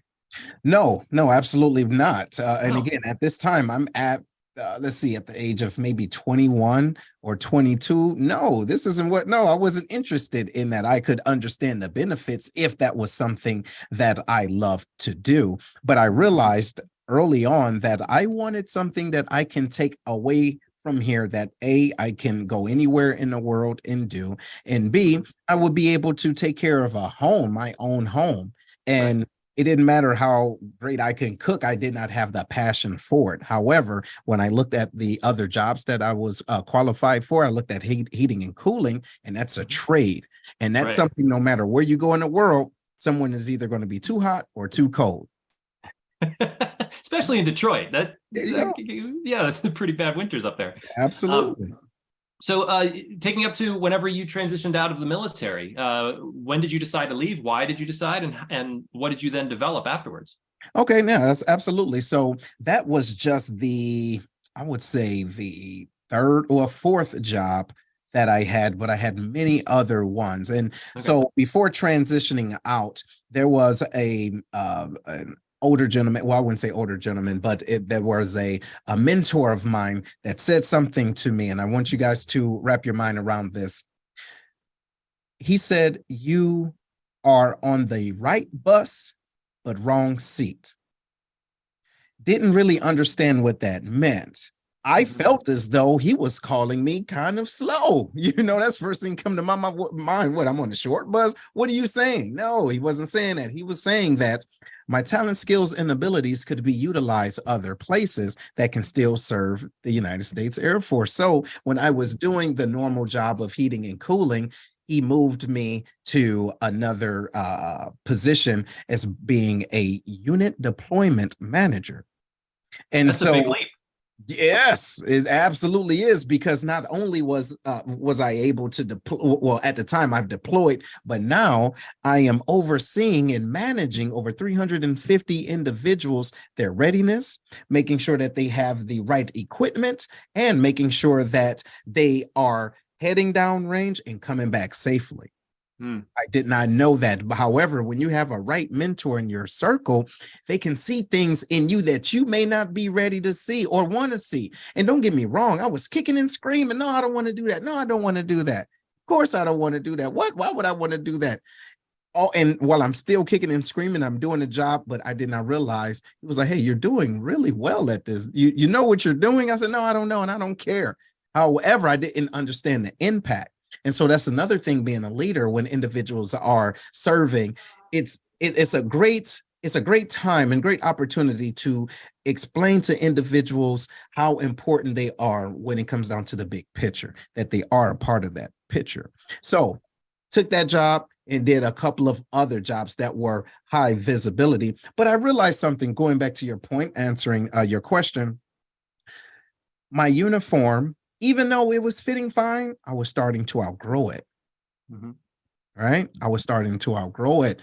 And what I mean by that is all of the training that I've learned and that I acquired while I was serving, I felt as though, okay, now I'm hitting a plateau.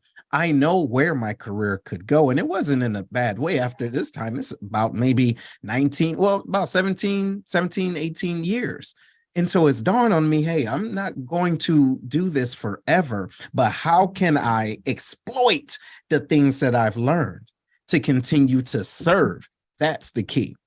Okay. And so at that time, I decided I need to put this in a book. Okay. So while I was serving in the capacity of the Special Plans and Operations Senior NCO, I started writing on my off time. And I wrote a book called The Black Collared Mindset, The Art of Strategic Thinking. And what I did was I took the things that I learned from Detroit, but also married that up with individuals that helped me throughout my time frame in my supposedly 4 years of enlistment, but put it down into layman's form to let individuals know that if you follow your dreams, and that's what the black collar mindset comes from, once you follow your dreams and understand it, you can utilize those things that's in front of you to capitalize and catapult what you're currently doing, but also moving forward in that same vein. And so that gave me the confidence to take off one uniform and put on many other ones, because I was betting on myself and betting on the things that the military had afforded me. Would you say that this mentor is the one that really shifted you? And what did it mean to you to have him in your path during your military service? Well, no, I would not say that he was the one. I would say he was one of the many. And what I mean by that is that throughout our life, I believe, just figuratively and spiritually speaking, God gives us pebbles throughout our life. Okay. Sometimes you pick them up and sometimes you don't. But every once in a while, he'll throw a brick at you. You understand? How to get your attention. And so I believe that certain times in my life, the right individual, the right spirit was there to really talk to me. And here's another acronym, those of you that's at home writing this down or able to write this down. There's something that I hold true is wait. And that stands for, why am I talking? Why am I talking? Because if someone is willing to pour into you, you have to be open to receive it. Here you are at whatever age. If you think that you know it all, you are done. You're really done. So to answer your question, it wasn't just him. It was many of them, but I was able to implement the things that they said at certain times of my life and my career. And it helped me to propel me to where I am today. Yeah, you had mentioned a couple of times where you're sort of screaming your way through these different jobs. Is part of your book imparting that knowledge, hoping that somebody might pick this up and be able to make that mind switch, change their mindset on their journey? Mm-hmm. Yes, absolutely. And I would say one of the main things that an individual could get from the book, The Black Collar Mindset, is understanding ego. Okay, you have to define that a bit. Yeah. Okay. So ego, what happens is when individuals make certain decisions and they receive accolades from it, they feel as though that's it. What they fail to realize is that you have been working to get to where you are, but that work is not done. That's just part of the journey, if you will. Okay, so it is a marathon if individuals understand what I mean. So you have to keep going, but your pride, the ego, and sometimes fear will prevent you from moving forward. Some individuals get comfortable. Some individuals will suffer from imposter syndrome because they don't believe in themselves. Okay. But the thing is, within this book, I try to tell individuals in my own special vernacular that you have everything in you to be successful. Now, there's individuals that may come in and out of your life to help amplify those things or to show you a mirror that say, hey, you're doing good, but you can do better. And as soon as you take those things personal as though they are destructing your dreams instead of constructing your dreams, then you will stop. So that's what I mean by that. Sometimes our ego can prevent our growth.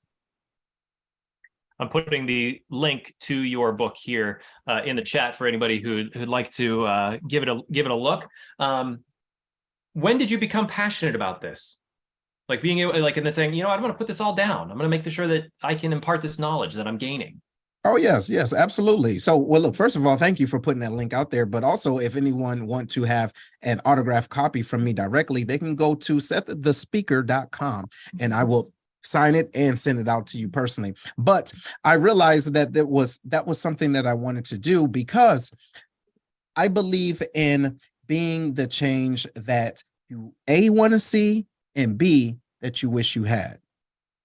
There's sometimes individuals choose not to help out or to reach out because of that which they did not have. Well, I had to go through it the hard way, so they need to go through it too. No, that's silly. You went through things so that the next person don't have to. If you have all of this knowledge, why are you not sharing it? You can't take it with you. You get what I mean? So when I saw certain things within my life, within my career, I said, I wish I would have known that. Since I said that, I'm sure I'm not the only one that think this way. So why would I want to set up someone else for failure? Not saying I failed, because I look at things as a lesson that manifests a blessing. All right. And that's the funny thing about life. And I'm sure you know this, that in school, you learn a lesson and then you're tested. Okay. But in life, you're tested first and then you say, oh, there you go. That's the lesson in that. So it's a little backwards, but luckily you can get up from that lesson and return back and to the individuals that are looking at you, that see you as a beacon and help to share it and teach. this is kind of an extension of service. We hear a lot of veterans, that leave service, and they find other ways to continue to give back. This is, an inspirational way for you to do that.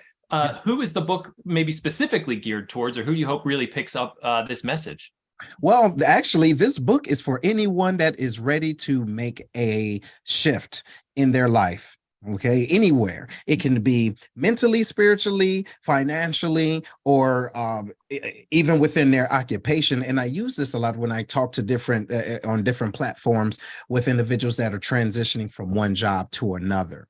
Right. And so it's for anyone that is, I wouldn't say necessarily stuck, but they don't know that they can cash in on their intellectual property. Yes. Yes, because it's there. You can profit from your passion. It's just about putting it in the right order and understanding there are people that need, not just want, need what you have. Just need what you have. You just have to find the right way, the right circle to help you put it in the right package and then let it go.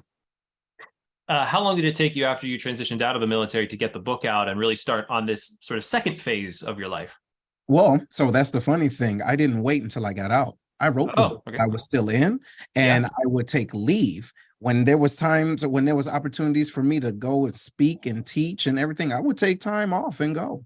I would just leave because I did not want to wait for the opportunity. I made the opportunity. And that's another thing too. There's some individuals, and I was once that individual until I got out of my own way, that you have to wait to do the things that you truly want to do. And that's not true. I believe that if we were to really analyze our time, we will see that we will have more time to do the things that we truly want to do, right? But we choose not to do that. So there were things that I had to say no to in order to say yes to the future that I'm working towards now. There was things I had to say no to back then. What were the type of things you had to say no to?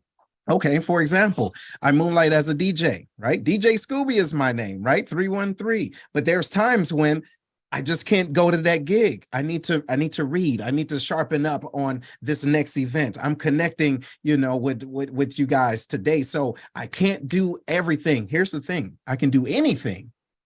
You can do anything, but you can't do everything. So when do you say no? And not just that, the other thing is I had to learn how to set boundaries. That means people that I know, love, and trust, I had to say, hey, I cannot do that right now. And those individuals that's online with your definiteness of purpose, they will understand and say, okay, because I remember how many times you said yes. But it's the individuals that you've said yes to 1,000,000 times, and that one no, and then the whole world crumbles down. Those are the ones to watch out for and to move them over to the side. So that means there's times when I had to say no, and I had to say no to my flesh, if you will. I just want to do this. So what? Your future doesn't care what you want. Would you say that the mentors that you've had after service have helped to then continue to develop, or have you flipped the switch and now you're the mentor? Well, I had to realize this. It's like that old saying, when the student is ready, the teacher will come, right? And I believe that there's been times when my mentors may have said something to me, and they said it and they dropped it and they didn't know what I was going to do with it. However, I come back and show them what I did with those jewels, with those, with the things that they gave me. And then they let me know, hey, I see what you did. Now I'm inspired to do more with that. And I'm still the mentee, but then I listen to not to what I say I am. I listen to what individuals say I am to them. Right. And so if an individual can say, hey, I really appreciate that. This is what I learned. For example, true story. And he may be watching now. A great friend of mine. He's a retired colonel, full board colonel. Okay. And I retired before him. He retired later on. And he said, hey, Scooby, what you going to do?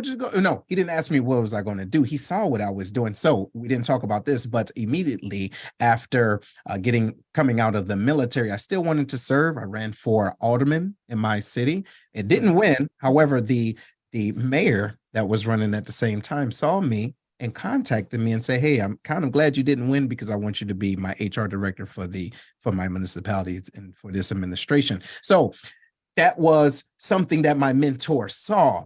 And so he says, well, man, how do you feel? Are you afraid? And, because he knew that his next chapter was getting ready to end. I said, absolutely. I'm afraid right now, but I know it's going to be okay.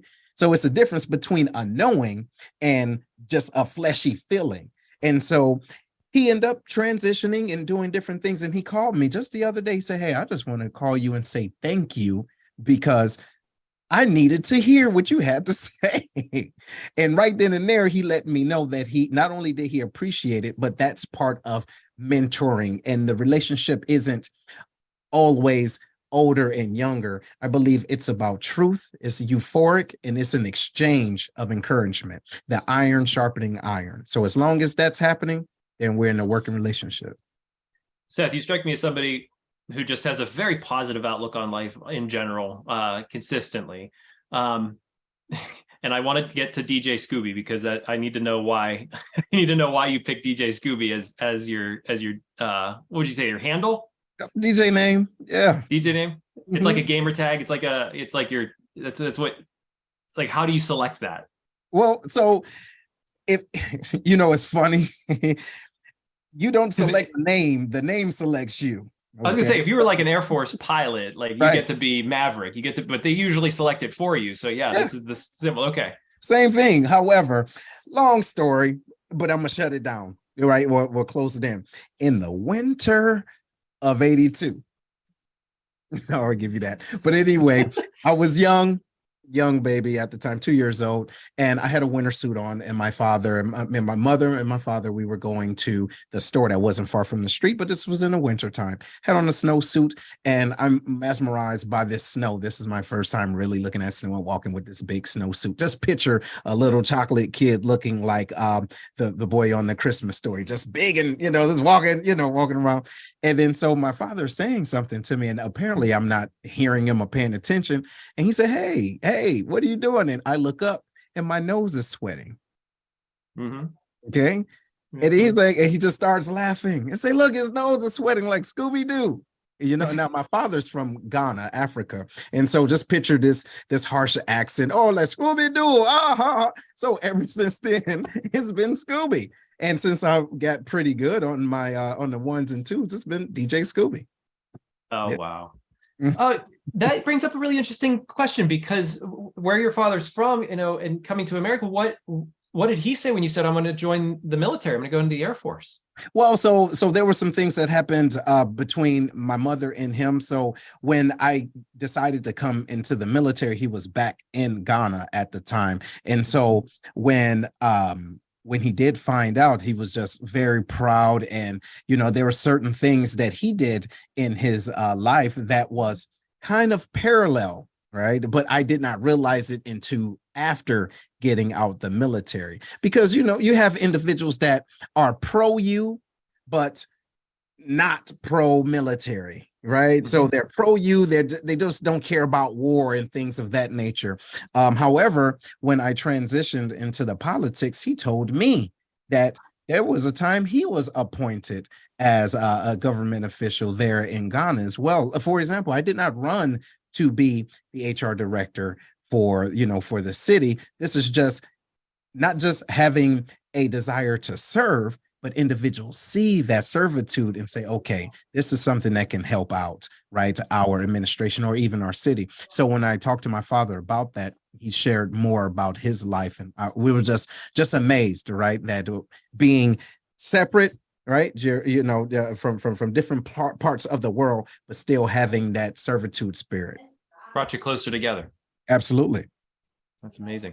As this is a very quick station identification here, this is the Veterans Breakfast Club, our Vet-a-thon, which will be going all day, 11 a.m. to 11 p.m. We're talking with Seth, the Speaker Miller, about his service in the Air Force and also his time as a motivational speaker. Now we have more to get into with Seth. Our mission is creating communities of listening around veterans and their stories to connect, educate, heal, and inspire. If you're watching us on Facebook or YouTube, welcome to the social media side. You're welcome to join us also in the Zoom room by going to our website, veteransbreakfastclub.org. We'd love to see you in here. And if you have any questions for Seth, please feel free to put them into the chat. Raise your hand here on Zoom. You can also put them into the chat on YouTube and Facebook, where we're also monitoring our viewers. And thank you everyone for being here, and happy Veterans Day.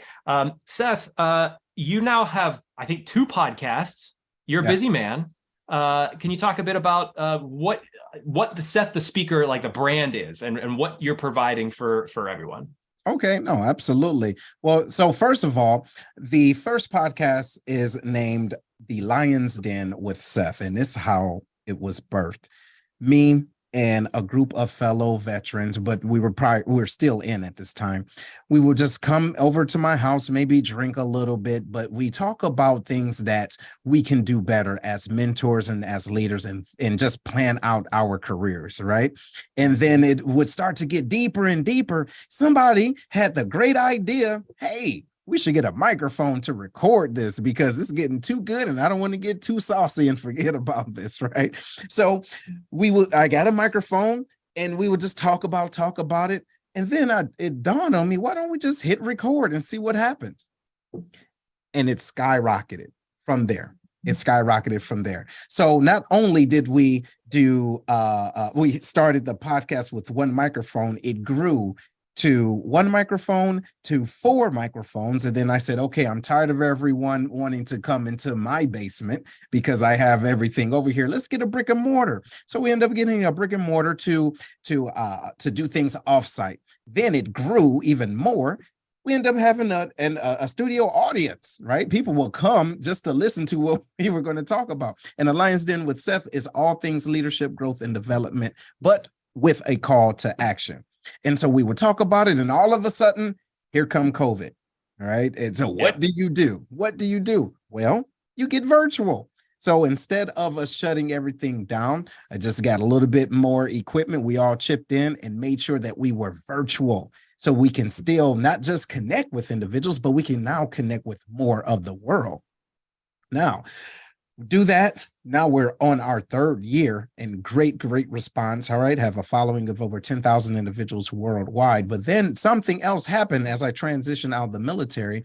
I realized, well, not just realized, I was diagnosed with PTSD. Keep this in mind. We didn't talk about this. I had 5 different deployments all around the world. And unfortunately, there were some things that happened. But the good thing is, with the right therapy and the right individuals in your circle, the healing process can move forward. So the next podcast is called Healed with Seth. It's either a monologue with myself, giving different type of skills and tips on how to help you through your journey of healing, or I will have a dialogue with other individuals that have different levels of trauma, and they talk about the activated event, how their body or their brain may have processed it, and what was the consequences of that, and how they made the choice to go towards the road to heal. And that's what the 2 podcasts are. You know, I host the VBC podcast, The Scuttlebutt. It's a perfect, segue for me to be able to mention it, mainly because of what you're just talking about is healing from trauma. And I've noticed that I've had many guests on over the last 25, 30 episodes talking about their different ways that they have of healing from trauma, everything from stellate ganglion block to equine therapy.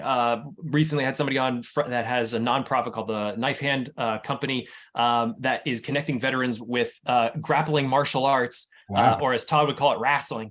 But grappling martial arts to be able to work through their therapy by doing grappling martial arts. Yes. Is there a particular way that you have found to be the one that you respond most to, or are there ones that you say, I would promote this particular way?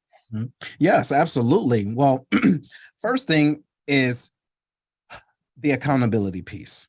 Okay. There's times when things happen to you and they suck. They suck. Okay. They don't feel good. But when you can realize first that this happened, how can I learn from this? How can I grow from this? And how can I turn this, I guess, this wound into a beauty mark?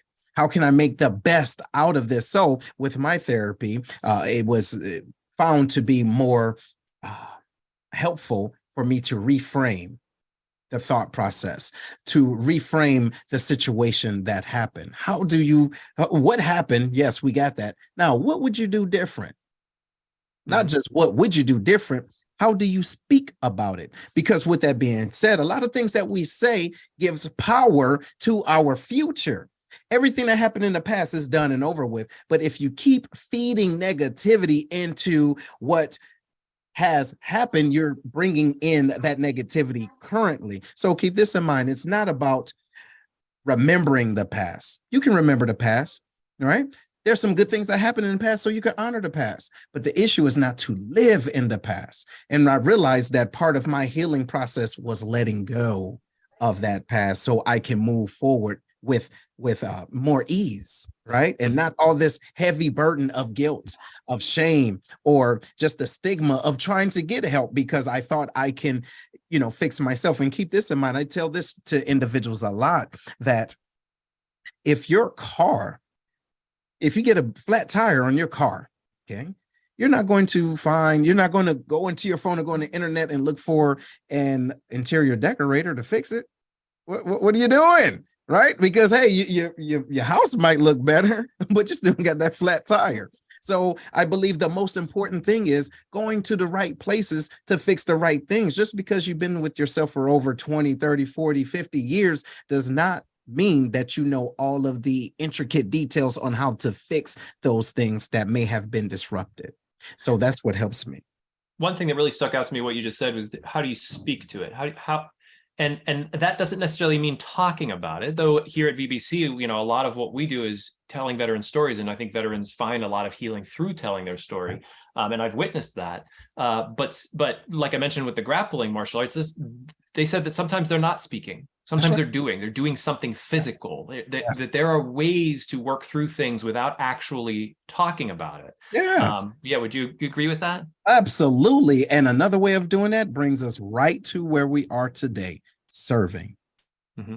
Serving. Ladies and gentlemen, if you can hear this voice, understand that you will have less time talking about your woes if you are focusing on serving other people. If you are helping other individuals, and if you are putting yourself in situations and environments where you see individuals that's living worse, if you will, than you're looking at hardship, and then now you can have different conversations like, whoa, I remember being in this accident, but this individual is still like they're holding on to dear life. I'm blessed. See, watch the conversation. I'm blessed that I was able to walk away from that. This individual can use my inspiration. So let me get out of my stinking thinking and go and connect with someone else that can use this, because now we're on a common ground. We can connect with each other. Mm-hmm. See, and then that's therapy. That's another way of therapy, because you're serving someone else and you're seeing your level of connectivity change or not necessarily change, but influence a person's attitude. And then that in turn would do the same thing to you. So yes. You have kids? Yeah, I do. I'm sure that I can only imagine what the conversations are like around your dinner table. Oh, it's crazy. It's crazy. I promise you it is. It is. If your kids came to you and said, I want to join the military, what advice would you say to them? Would you encourage them to do it? First, I would ask them why. Mm-hmm. That's all. And I would truly listen. And I would not frighten them, nor would I boost it up. But what I want them to do is to be better than me. Not saying that I made the wrong choice or the right choice, but I want them to be able to think for themselves. And I'm a huge, huge proponent in individuals knowing how to think, especially my children. So I want them, if they say, hey, Dad, I really want to, do the Air Force or go to the military. Okay, why? What do you want to get from it? Right? If you just want to travel, you don't need to do that. Save your money. You can go wherever you want to go. Why do you want to serve the military? And then, or within the military, serve the country? And then I will paint a picture of what that looks like. A realistic, a picture of what it looks like to truly serve, and to let them know it's an honor to do it, even though it may be some thankless times and those hours suck too. You get what I mean? You may be in a place, you're in a nice suburban home, but ever been to Minot, North Dakota? Okay. You ever had your mind blown away from the cold, or ever been to the depths of Afghanistan? And you see pallets of water, but the water itself is even 100 degrees. So it's things like that you will have to acclimate your mind to say, hey, I want it so bad. I'm willing to not just go through that. I'm willing not to quit before my time is over with. I'm willing to serve. I'm willing to do things outside of myself. So when I'm having these conversations with my children, I am looking for key words. They want to serve others. That's good. That's good advice. And I'm sure it's also along the lines of, it's not probably going to be what you expect it to be based off your personal story of like going into 98 and what, all the things that you were going through during that time. That's right. That's right. Right. I mean, just by having the thought process, oh, there's no such thing as war right now. We're good. You don't know that. Stop it. Yeah. Stop it. Right. Just be prepared. Make sure that you're doing your research. And it's a difference between being told something and you learning something. Two different things. Mm-hmm. Different things. I want to switch real quick to your time. Was it HR director? Yes. So what did you learn through your time in the Air Force that helped you in that role? Boy, I tell you one thing, people are people. That's it. It was so simple. It's so simple. People are people. People. And not many people. Sorry to interrupt. Not many people would find that to be as simple. They would find it to be difficult, and every person has their own opinion. And I have to do this for this person because and this group. They do. But so it gave me the opportunity to operate in grace. In grace. Sometimes we expect. Here it is. And let me make sure I get close here. Sometimes we expect us from other people. So therefore, we have a mismanagement of expectations. But when you give individuals the latitude to just be who they are, you're still serving. All right. Once you find out your lefts and your rights, but you're still helping someone out. For example, people think, oh, HR fired me. No, you fired yourself, because you knew what you were supposed to do. And you made a decision. I tell this to my kids, and I had to tell to, adults. There's 2 C's in the world: choices and consequences. It doesn't matter, right? So whatever choice you decide is going to be a consequence. It may not be today. It may not be tomorrow, right? It's all like it's kind of glooming over there, but this is your job. So what I do is I just sit back and I listen to individuals and ask them, how can I help move things out of your way so you can be the best version of yourself? That's it. A good question came in from Vincent in the chat here for you, Seth. He says, your advice, would it be different other than, from your kids wanting to join the military? How would that advice be different, to a friend or an acquaintance or somebody that asks about the military or joining the military? How would that advice be different between your kids and, an acquaintance or a friend or someone you just meet? Oh yeah, absolutely. So I believe it's based off of the relationship, right? So when it comes down to my kids, we know, but those of you that have 1 or 2 kids, the good ones, right? The ones that can pick up what you're putting down, and the ones that may need some help, right? But when it comes down to individuals outside of my family, I just listen to them and I answer questions. Okay. I don't persuade. I just answer questions. Hey, what do you think about this? Boo, boo, boo, boo. Well, I heard this. Well, I served. Then I asked them, what information did they hear? And did they hear information from an individual that served, or they were afraid to, and they're just regurgitating things that they saw on TV? So once I find out where the individual is knowledge-wise, then I will see if it's even worth having a conversation, because sometimes it's not. Where do you go now to speak and to be a motivational speaker? Where do you do it? Okay, so I did a year of the municipalities, and I realized that I did not give myself enough time to take off one uniform and put on another suit, right? So I resigned from that occupation, even though I loved it. Don't get me wrong. It was just...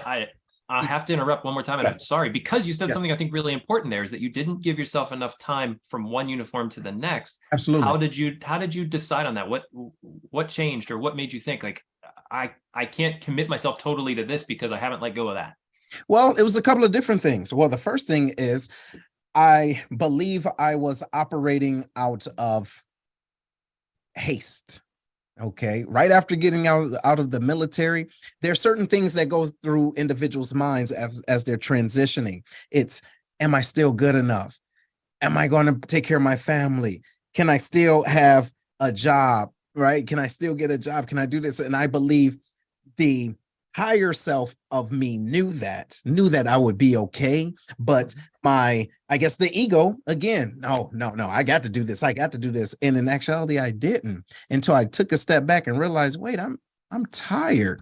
And not only am I tired, I don't have to do this. So then I asked myself, is this what you want to do? The answer was yes, but in a different capacity. So now, to answer your question, after transitioning from that, within the same week, I had a conversation with the Air Force Wounded Warriors.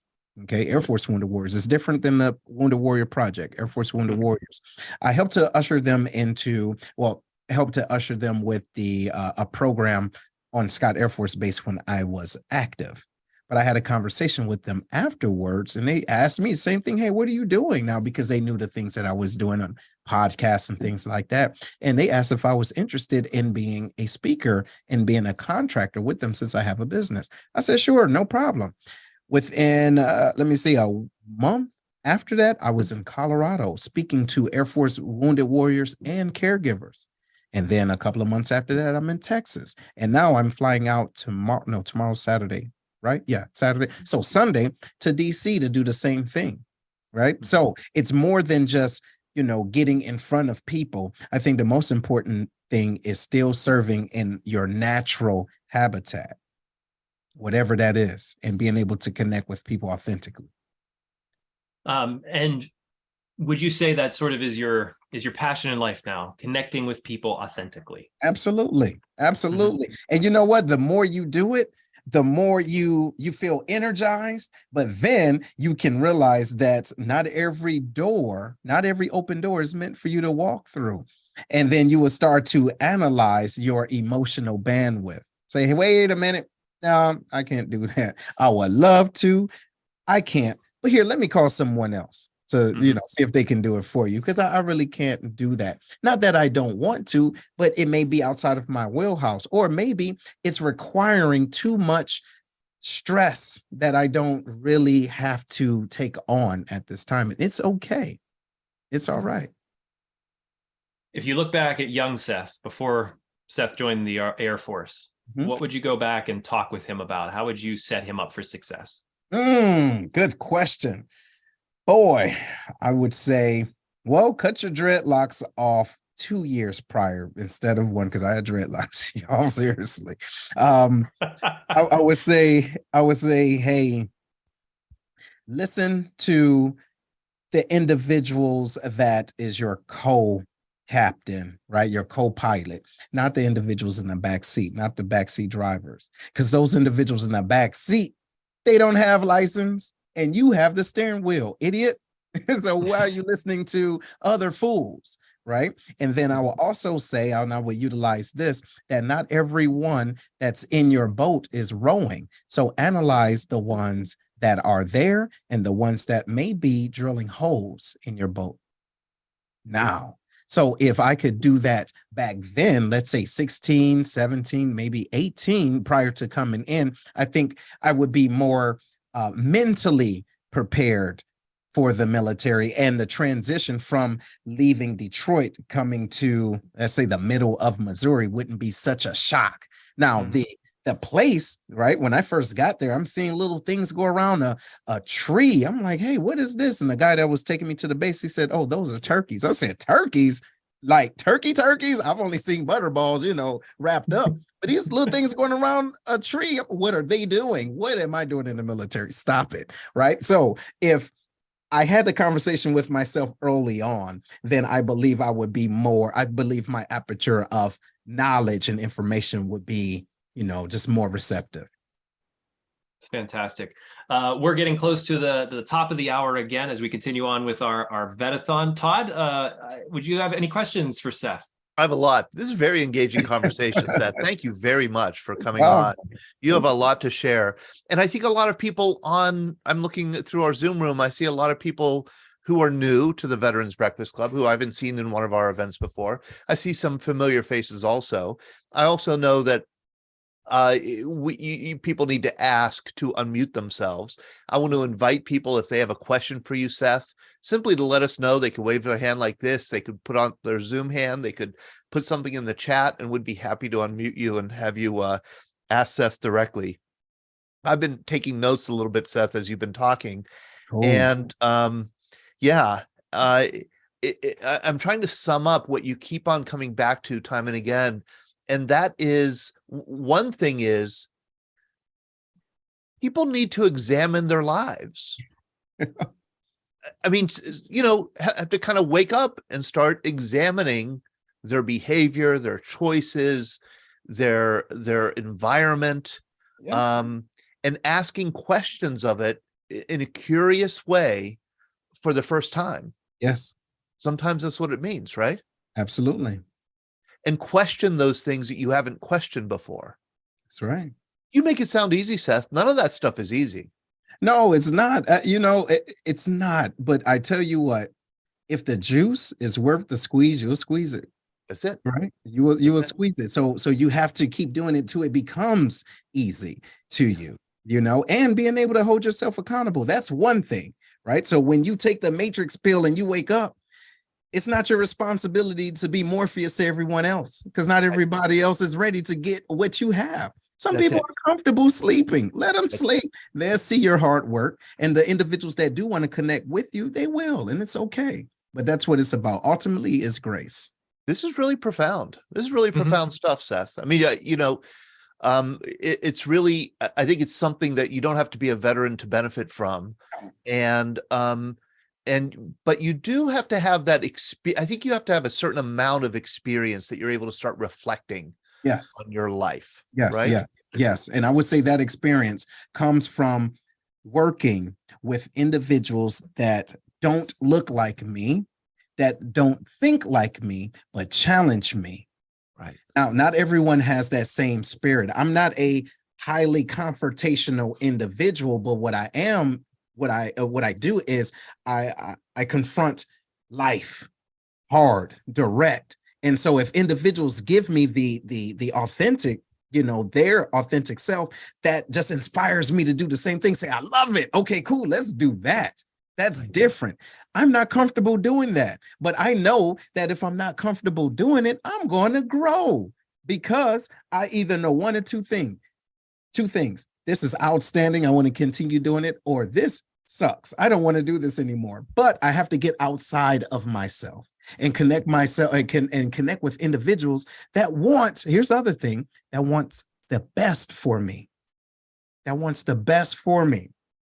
And they understand who I am. And I think the best for anybody, and for anybody to grow, it's got to be challenging. You've got to do something that you're not quite comfortable with, something new, something challenging, a struggle even. I mean, I hate to put it this way, Seth, and I don't mean to demean trauma, but oftentimes trauma is the trigger for change and growth. Trauma can be the birth of transformation. Absolutely. No, I love that. And yes, you're absolutely right. And I will go so far as to say that is the best things after having conversations with people, and this is real conversations, the best things are birthed through trauma. Once you understand that it didn't necessarily happen to you, it happened for you. And you're saying, whoa. I mean, you think about it, like if you're Marvel fans out there, think about how the superheroes got their power. Something crazy happened to them. So don't get me wrong. Those things don't have to happen for you to be great. But there's times when the universe, when God, whoever it is that you believe in higher than yourself, have to get your attention to say, do you understand how great you are? Do you understand that you have everything in you right now to be the best version of yourself? And sometimes you may be surrounded by idiots. Let's be completely honest. You may be surrounded by individuals that don't understand their own greatness. So how can they give you something that they don't have for themselves? And then life, somehow, some way, will find a way to trip you up. You hit your head. You're like, wait a minute, there I go. And that's what happens. I got to tell you, Seth, 20 years ago, I don't think I would have understood what you're saying. Right. But being older, having adult children, but also spending so much time listening to veteran stories, including veterans who've been through trauma and have come out the other end. There are many veterans I'm around who radiate greatness. That's the only way I could put it. Yes. They often are Marines. They radiate a kind of a greatness that they're large people. They've endured big things. They've seen big things, and they've come out the other end, and they're willing to engage with people like me and share a little bit of the wisdom that they've learned along the way. And it's really, it's really wonderful. It keeps me going. That's why I love the veterans community so much. And that's another reason why I continue to stay connected with the Air Force Wounded Warriors. And then even with you guys, right? Just connecting with other individuals, because I love the stories of trauma and triumph. And I even love helping individuals to unravel their own gifts, because sometimes their capes are just tucked so deep down in their suits, right? Or in their uniforms that they won't let it flow. Like, hey, do you understand you're bigger than this? You can continue to do what you're doing right now for a paycheck, but you can also do something else that can serve other individuals, so that the things that you're doing between your 9 to 5 isn't so mundane. Right? Thank you, Seth, the speaker. Thank you. Yeah. I'm going to go run through a wall now, Seth. Thank you for the jolt of energy. We should have put you at like the 10 o'clock hour so that we would have the energy to like push through the rest of the way. I'm sorry. We talked too long. I'm sorry, guys. What a great, wonderful message and a wonderful hour. Thank you so much, Seth, for spending the time with us at Vetathon. Yes, sir. Thank you. Thank you again for this opportunity. And everyone, thank you all. Thank you all for serving. Thank you. And I look forward to continuing the conversation, maybe on the Scuttlebutt or another program down the road. Thank you, Seth Miller. So we have the Air Force represented. And next up, we have Bill Bagel. Hello, Bill. I see that you've joined us. I believe you are in California, correct? Sunny California. Oh, here, I have to ask you to unmute. I'm going to ask Glenn to unmute. And Ruth, I'm going to ask you to unmute also. Okay, can you hear me? I can hear you. Are you in California? I'm in Southern California, Redondo Beach. Oh, no complaints. No complaints. I'm complaining because it's rainy and dismal Pittsburgh November evening, but afternoon. Thank you, Bill. I want to hand it over to Glenn Flickinger, who is our host of Greatest Generation Live. I know, Bill, that you were on talking about your book a few weeks ago. Yep. And you're going to share more of your expertise as a veteran military service researcher, and I think that's a super valuable service that you do for a lot of families. This is so important, and I'm just gonna say it's important for many reasons, but number one is that it's amazing how many family members there are who know that they have a family member who served but don't know anything about it. Very true. That is like an epidemic or is endemic in our culture. Right. That these stories are not passed down. The genealogy isn't passed down. Right. And that's something that you help people do. And I appreciate that. Yeah. Thank you. Hey, this is the top of the hour. Todd DiPastino. I'm the director of the Veterans Breakfast Club. We have been around for 14 years, holding veteran storytelling events in person and online. This is our annual Vetathon on Veterans Day. We're going 12 hours from 11 to 11 with different subjects and different guest hosts every hour. Our sponsor for all 12 hours is FedEx Ground, and we're very grateful to FedEx. which is FedEx Ground, which is headquartered, we're very proud of that, here in Pittsburgh, and they provide low-cost day definite service. That's the first time I've ever read the adjective day definite. It's an adjective, day definite service. Day definite service to any business address in the US and Canada, as well as residential delivery to 100% of US residences. FedEx Ground is proud to serve the communities where our employees live and work, and they invest in many of their communities through charitable contributions and volunteer services by employees, including supporting the Veterans Breakfast Club, which we're very grateful for. Glenn, I'm going to throw the next hour to you. Thank you so much for stepping up and hosting our 3 p.m. hour here Eastern.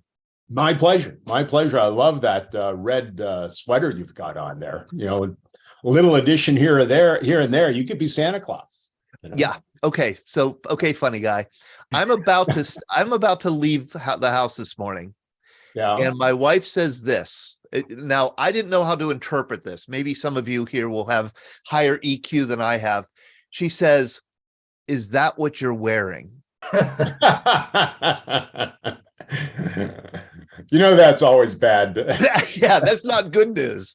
It's not. Yeah, no, that's not like a, vote of confidence. That's no. Okay. Okay. I do want to comment on Seth there. I caught the last 15 minutes or so, and I wish I had caught more of it. Really a fascinating conversation. And I can identify on 2 levels, life's up and downs. I'm not a veteran, but you get to a certain age, as you were saying, Todd, and, there are those challenges where you have to learn to re-engage. That was the first place I identified with Seth. The second was about the dreadlocks, because it's taken me a long time to grow this out like this. And I'm proud of them. It's the best I can do. Every time I go up to the barbershop, they cringe. Bill Bagel, he was on about a month or so ago. We mostly talked about this book. I'm just going to put a plug into it for it again up front here before we get into his World War II research. It's just such an excellent book. I obviously read it before we talked about it.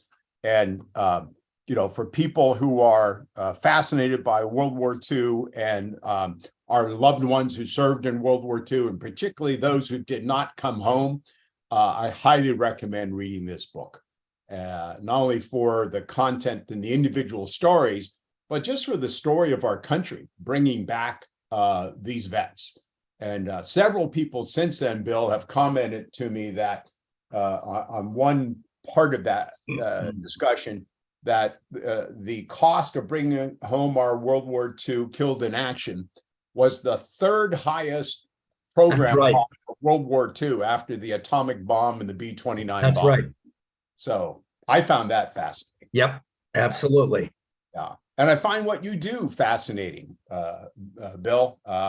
I ran into Bill just doing some surfing on the internet when a neighbor of mine had sent me a picture of his father's training unit in World War II and said, "Hey, you're a World War II researcher. Can't you go find what this is all about?" I said, "Yeah, of course." And of course I could not, because I'm not a real World War II researcher. I know a little bit, but a thimbleful compared to Bill. So Bill, let's ask the audience a few questions first, okay? And you can reply by chat, or you can chime in, raise your hand. How many of the audience had a loved one who was in World War II, and you've done some research but haven't been able to find, enough out about that person?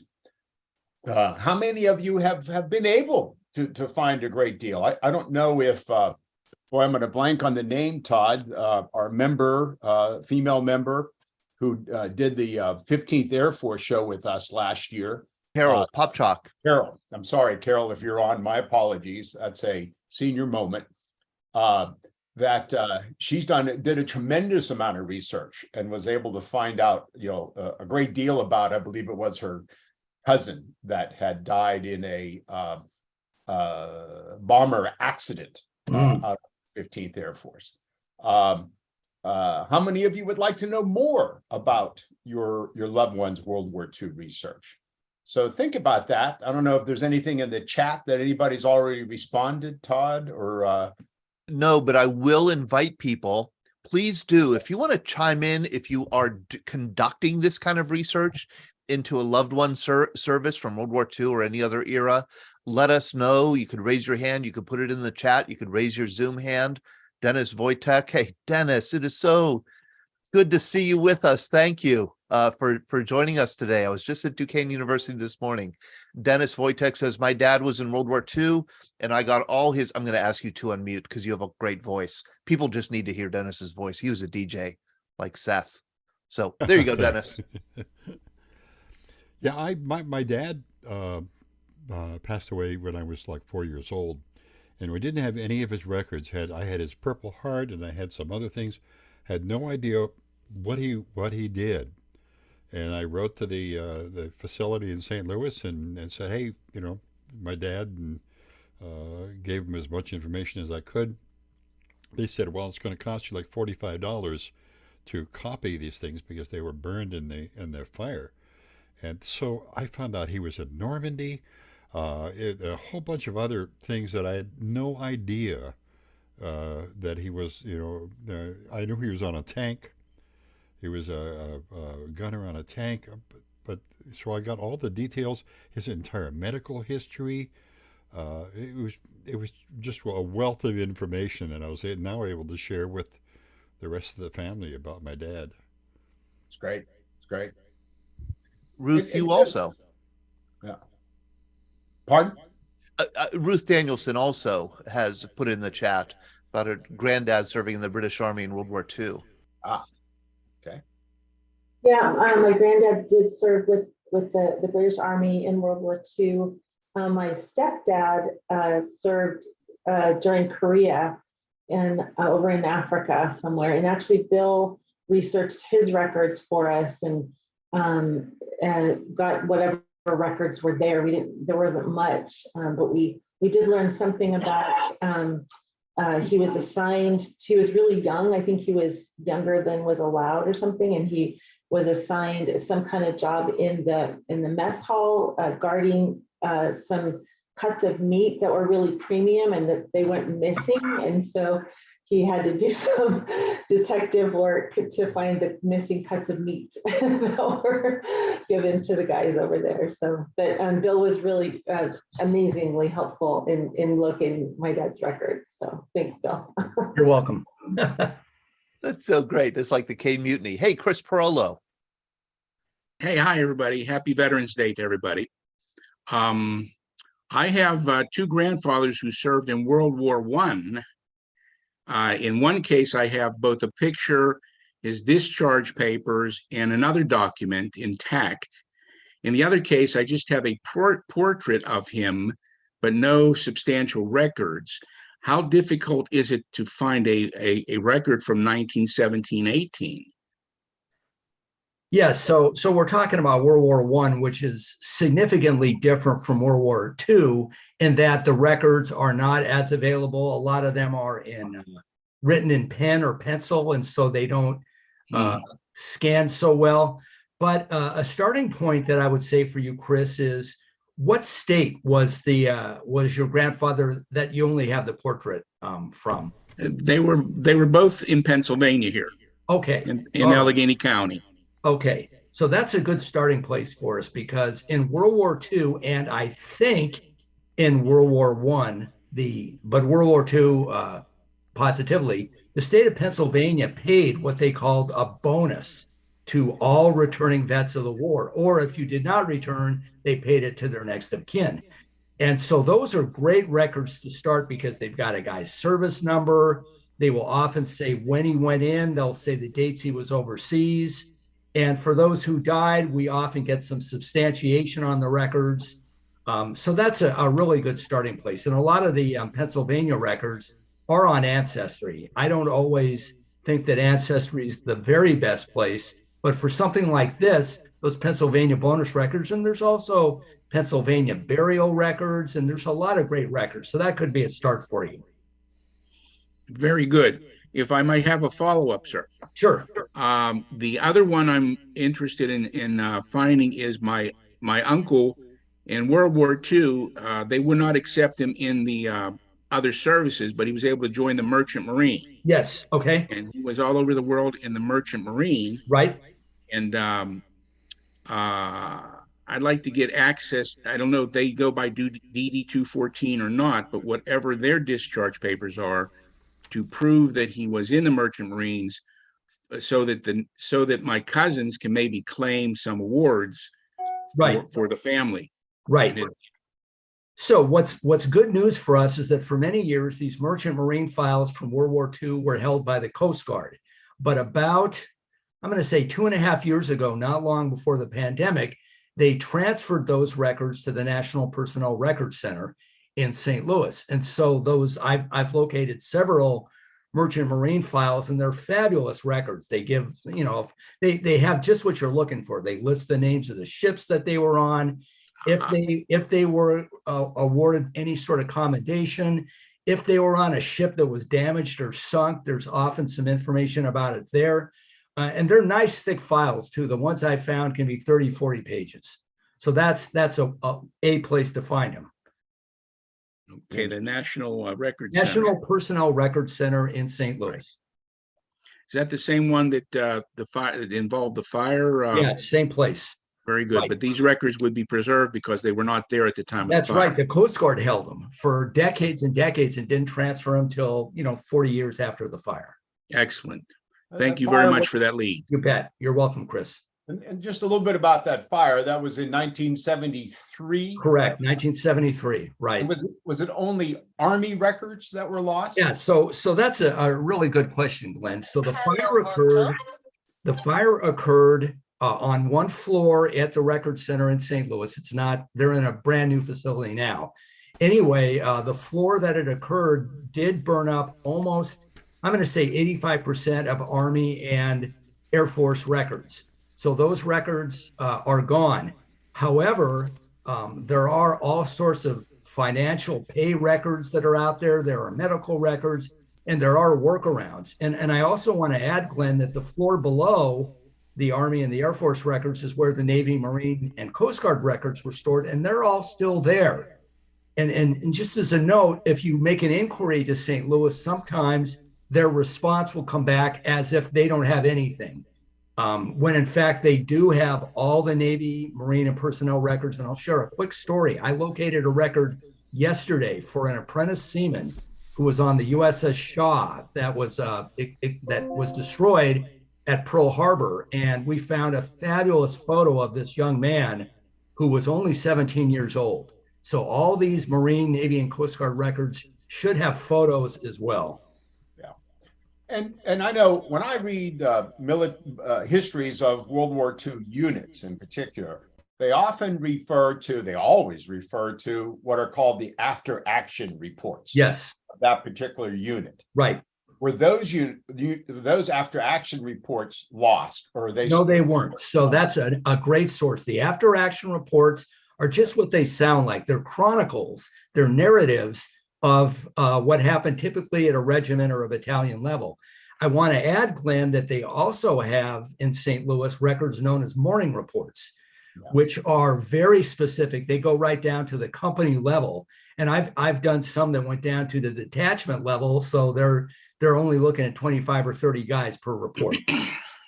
Yeah. Okay. Are there any other questions along these lines from the audience or in the chat before we move on? I did notice that Dennis was holding up a envelope. Dennis, there's a little echo when your mic is unmuted, and that's why I keep unmuting it back. You were holding up an envelope. I think you were showing the return address. Maybe was it for the Records Personnel Center? Yeah, that's. Yep, that's it. Yeah, they have a new address now, but that is the right return address for what they used to have. Okay, and I'll put that address in the and links. And as the conversation evolves, I'll put links into the chat and we'll transfer them over to the Facebook side also. Yes, Chris. In that regard, something that I'm not clear on is, as a nephew of a serviceman, do I have any right to request any of these records, or must this go through next of kin or an actual son or daughter of the service member? Great question, Chris. So the answer is that almost all military records can be located by anyone. You don't even have to be related at all, as long as they are 62 years old or older as of today. So you could go to the record center, or you could work with a professional, and you could locate records for virtually anybody from World War II or Korea. A little tougher for Vietnam because of the time frame, but so they are now public domain? Absolutely public domain. Wow. And I'll add that sometimes you'll get a response back from the record center that might try to push it in the way where they say, you know, you need to be a relative. But in fact, for 99% of the records, anything older than 62 years, you can find it. I can find it. Anybody can find it. Excellent. Thank you very much. Sure. So unless there's other questions directly for Bill, let me, so Bill, I know you've been at this for, I don't know, a decade or more. 20 years about. 20 years. Yeah. So, and I know you do this, you have a company that does that. I do. You Right. have a website that we showed last time, we could show again. Sure. It's worldwar2research.com. Right. How many how did you get in this? How many of these research assignments have you done? Do you employ some people that work for you to help you with this? You're right. So I actually have one employee in Alabama who does most of my Air Force research, because most Air Force records are at a place called the Air Force Historical Research Agency at the big Maxwell Air Force Base there. So he is my direct employee. And then I have a couple others that help me with some of the administrative side. Currently, I've got about, I'm going to say about 300 clients in different stages. Some were almost done, some we just started. And the way that I got started, Glenn, was to help out my dad. He was a Korean War vet, but he was curious about a cousin of his that was in the Air Force that lived with his family.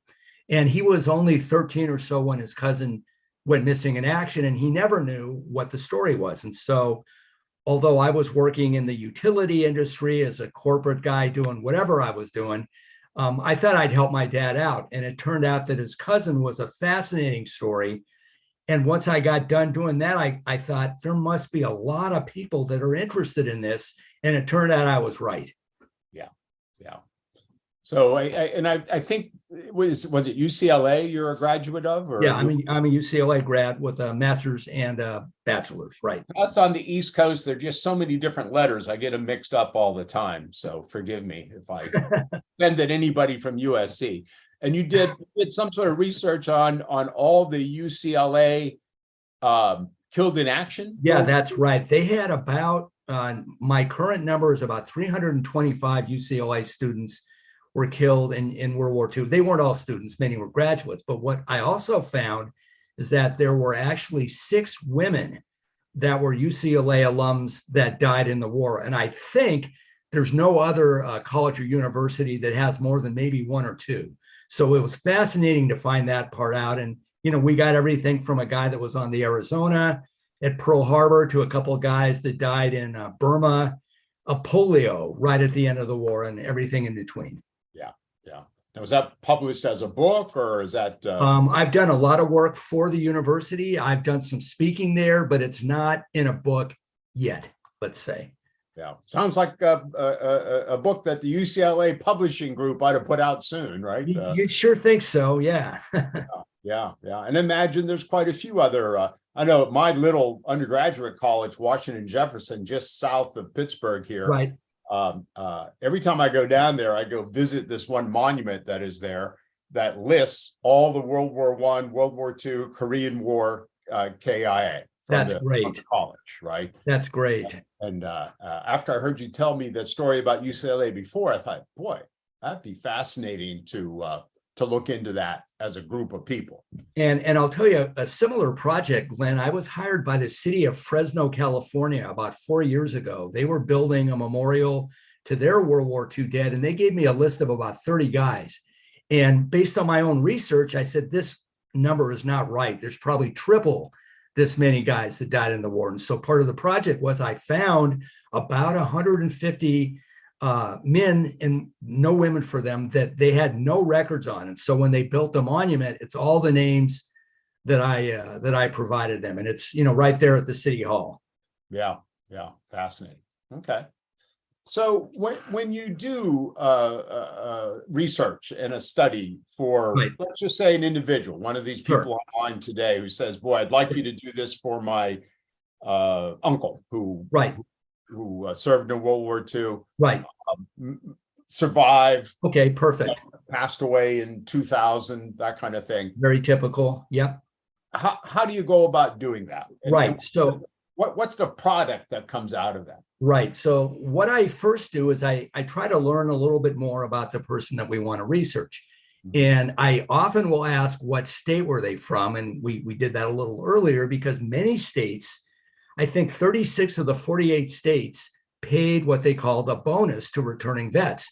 And so those bonus records are fabulous because the bonus payments, I think Pennsylvania paid $400 or $500, which was a big amount of money in 1950.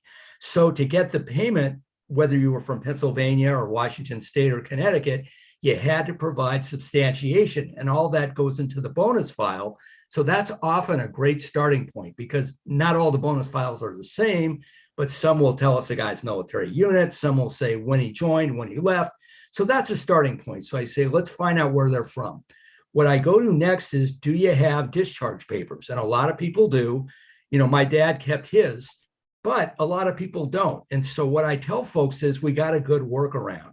And that's this: when the war ended, millions of men and women were being discharged. And the Army said, hey, you don't lose your discharge papers, because if you do, we, the Army, we're not going to replace them. And so, of course, every veteran thought, man, I don't want those to get lost. So what hundreds of thousands of veterans did is they went back to their hometown in Pennsylvania or Wyoming or Delaware, went to the county clerk and had them make a copy of their discharge papers. And so all over America, there are, like I say, hundreds of thousands of discharge papers that are scattered at these different localities. So if my client doesn't have discharge papers, our next step is let's go back to his hometown and see if we can find him. If they can, then those are great, because for those that don't know about World War II discharge papers, typically they'll include the guy's military unit. They'll list any awards or commendations. If the guy was wounded, it'll typically say wounded March 14th, 1945, Germany. And then they'll have physical characteristics about the guy, and they're fabulous records. So let's go in the scenario where we find the discharge papers. Our next step is, of course, we would like to try to find their personnel file, but as we talked about, it's probably not there. I will say this, that for last names early in the alphabet, A's and B's, the chances of Army and Air Force personnel files are a little bit better. So a lot of times I'll tell my clients, let's go after it just for the heck of it. It may not be there, but if the name is early enough in the alphabet, we got it. But let's say they're not. So we've got our discharge papers, and to use a typical example, let's say we've got a guy in his discharge papers, say Company C, 385th Infantry Regiment. And then we look further down the discharge papers and we see, okay, this guy got overseas on October 12th, 1944, and he came back October 18th, 1945.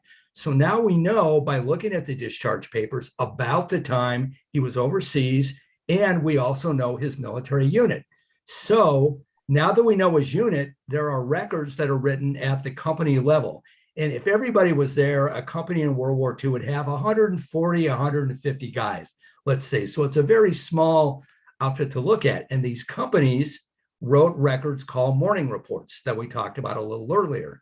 And even though the Army said everybody do the morning reports the same, there's from every unit to the next unit, they do them differently. I've done units where one clerk wrote down what they had for dinner every day of the war. And I mean, and he put all the side dishes in there and dessert, and it was very, very interesting to see. And of course, sounds like an early version of Facebook. It's funny. And of course, many others don't include that at all. But what's great is that these morning reports will always tell you three things. They'll tell you the exact location of the unit. And I work with hundreds of people that want to track where dad or grandfather was in the war. And those morning reports are very, very good. Secondly, anytime something happens to a member of the company, promoted, demoted, killed, wounded, missing, sick, detached, they get put into the reports. And then lastly, these reports have a little section that they call combat chronology. And they will give you a nice look at what they were doing that day. And they even say stuff like, I just did one last night where the report for one day was everybody pulled off the line. We all had hot showers and got new uniforms. So it's everything from that to, I also just did a unit that was in Normandy from June 6th. And my gosh, that company, they had about 100% turnover in, I'll say 3 to 4 weeks. And you just see all these lists of killed, wounded, missing. And then the next paragraph is 30 more guys joining up. And you read for another week and 2/3 of those guys are gone. So anyway, so that is a way we would start a project. We get the morning reports and go from there. Now, you know, there were, I think, 5 infantry divisions in Europe that suffered more than 200% casualty. Yeah, that's right. But if you go down to the company and battalion level, some of those same frontline infantry units suffered 500-600%. Absolutely. It's the kind of thing that, you know, whatever your political stance is, you become a patriot reading about the sacrifice of these guys. Yeah, interesting. Let me pause there. Todd, any questions from the audience? Anything else in the chat room before we move on to other questions with Bill? Let's see. Yes, we have. Carmen offered this suggestion for Chris Pirillo, and I just want to make sure he gets it, is the National Archives, and maybe Bill could comment on this, the National Archives 2 repository at College Park, Maryland, has World War I records at archives.gov that you can research. You can use the History Hub to ask specific questions, and volunteer employees might try to answer them. You may be able to find some World War I and World War II records at the United States Army Heritage and Education Center in Carlisle, PA. Royal Barracks. Yep. Right. You could directly ask them questions online and they can try and answer them. Thank you, Carmen, for that information. That's really helpful. It is. And I'll add, there's another great repository at the Eisenhower Library in Kansas. They've got some great stuff there. But this is probably a good time to talk a little bit about the National Archives and the Personnel Records Center. And of course, they were closed for 2 years due to the pandemic. So March 2020 to March 2022. And they have not fully come back to speed with the work that they're doing. And even before, they're not necessarily relationship oriented. If you can go there, which some people do, that's one thing. But they are often a challenge to work with because, my gosh, every day they get 1,000 inquiries, let's say. And every year they lose staff, or if they don't lose staff, they don't gain staff. So they're very knowledgeable and they're very sharp people, but not always the easiest to work with. Sure. I can't imagine working on the other side of that. Oh, yeah. That's not my personality. I know that.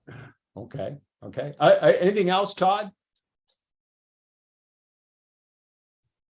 Todd?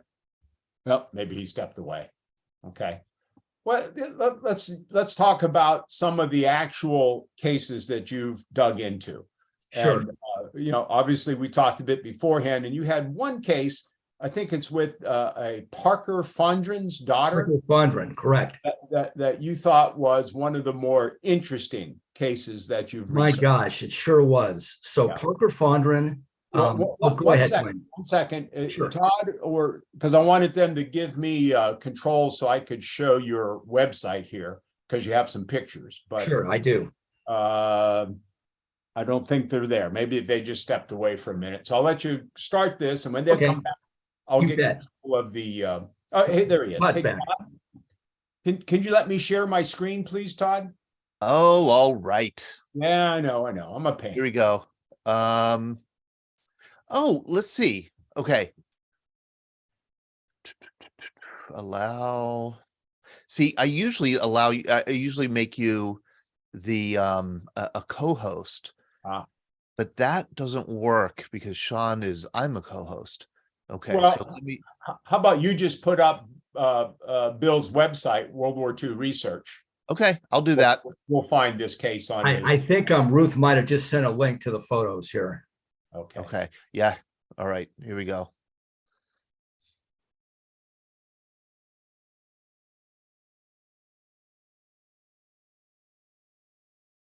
There we go. There we go. Okay. So Bill, Okay. speak to this this case and why you found it so interesting. Absolutely. So the gentleman here is a guy named Parker Fondren from Tennessee. He was killed about 20 miles north of Rome, I think about July of 1944, and the little girl is his daughter. And when Parker was killed, his daughter, who's now in her 70s, lost touch completely with her father's family and had no idea where to go, no idea where to look. And so when we did our project, one of the things that these reports will often include is the next of kin and beneficiaries of the guy that we're researching. And so they were able to find her missing family. And so now I guess it's 3 or 4 years ago, they did a giant reunion at the Shiloh National Cemetery where Parker's daughter got to see, all the people that are her cousins and uncles and aunts that she never even knew existed before we did the research. And so down in the right-hand corner is my client, who is the one who did the research. And then the other photos are ones that were supplied shortly after, or the photos were taken not long after Parker was killed by his family member. And so they shared those great photos with his daughter, all these years later. Excellent. And if you scroll down there a bit, Todd, I'm looking on my computer. You can scroll down and you can see the narrative underneath. Oh, yes. Okay. Right. I mean, so let me see if I can ask this question correctly, Bill. Yeah. Back to this example, somebody comes to you, my uncle, father was served in World War II. Right. Survived. He died in the 2000s. Right. Is this the kind of narrative feedback that you supply them? Yeah. So what we do is, and I think we're unique in this. And also, I want to point out something where the arrow just went by where it says June 8th, 1944 in North Africa. And that was very confusing to my client because North Africa sounds like Tunisia, Algeria, but in military verbiage in World War II, North Africa also included Sicily and Italy. Ah. So that was something that was amazing to her. But right, so what I do for my clients is we will go in, we'll write up a summary of the after action reports or the morning reports we find and put things in a little more context and explain a lot of the acronyms, because as people that have done some research might know, is that a lot of these military reports for the Army and the Air Force are loaded with acronyms, and a lot of them are not intuitive. So that's a lot of what we do. And then, for someone that survived, we might also get their pay records and say that when they discharged, the Army gave them $200.18 on October 9th, 1945. And, similarly, if the individual was wounded, we can find medical records. And let me talk about the medical records for just one sec. People that use Ancestry can find medical records for guys that served. However, when Ancestry took these records, they truncated them, and they only include about a third of what the original record included. And for those that died under circumstances that were maybe not so honorable, they completely truncate the records. So there's far more out there than, just to use the example, than what's on Ancestry. I'm a little slow on the uptake here, Ruth. Thank you for this is a slideshow here. Right. Some of the images. Right. So that's when Parker was buried at Shiloh National Cemetery. Actually, I think it's a couple years later when the relatives came on Memorial Day. And there's That's actually not his headstone. I think he's right next to that headstone. How wonderful to be able to, reconnect your own history. I've had that. I did that on another project years ago where we were researching a pilot whose airplane hit a wind shear. We call it a wind shear in today's world. And it so happened this guy had 10 or 11 siblings, and most of the family didn't know that. And so, we did a whole family reunion out in El Paso, Texas, with the information we got from this guy's records. Yeah, it's neat stuff. Yeah, in fact, today there was a great article I've saved. I haven't read it yet. It was on, I don't know, one of the news feeds I looked at.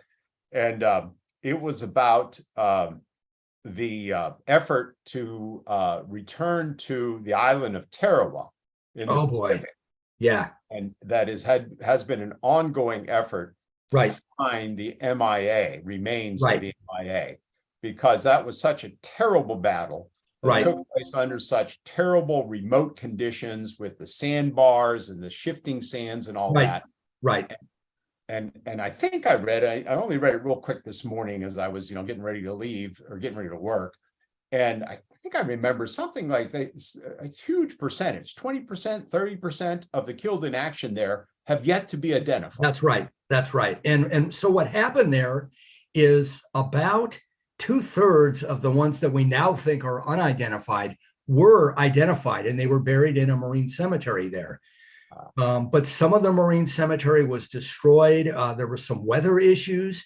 And so when you read these files for some of these guys, it says, killed, date of death, we identified him by his dog tags, we buried him at XYZ. And then you skip ahead in a couple of pages and they say, now we don't know where he is. And not only do we not know where he is, but we found that there were 10 guys buried in the same line as him, and we don't know where any of them are. And of course, when their verbiage to describe that is not as frank as mine is, but it's amazing that they found these guys and then they lost them. And that's happened all over the war and other places as well. Yeah. We had, I can't remember his name off the top of my head, a year or more ago, we did a two-part program on Guadalcanal. Oh boy. Remember Todd, the author we had on that wrote a book called Finding Mac. And it was his efforts to go back to Guadalcanal and find the MIA. Great. It's amazing what he's accomplished with obviously other help, but also amazing just how many remain missing in action.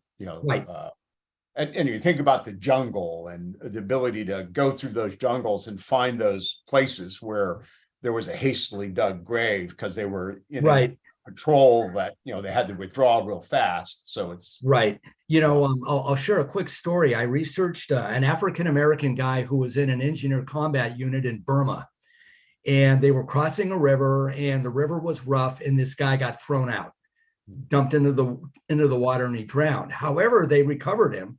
The guys in his unit recovered him, and they took him on shore.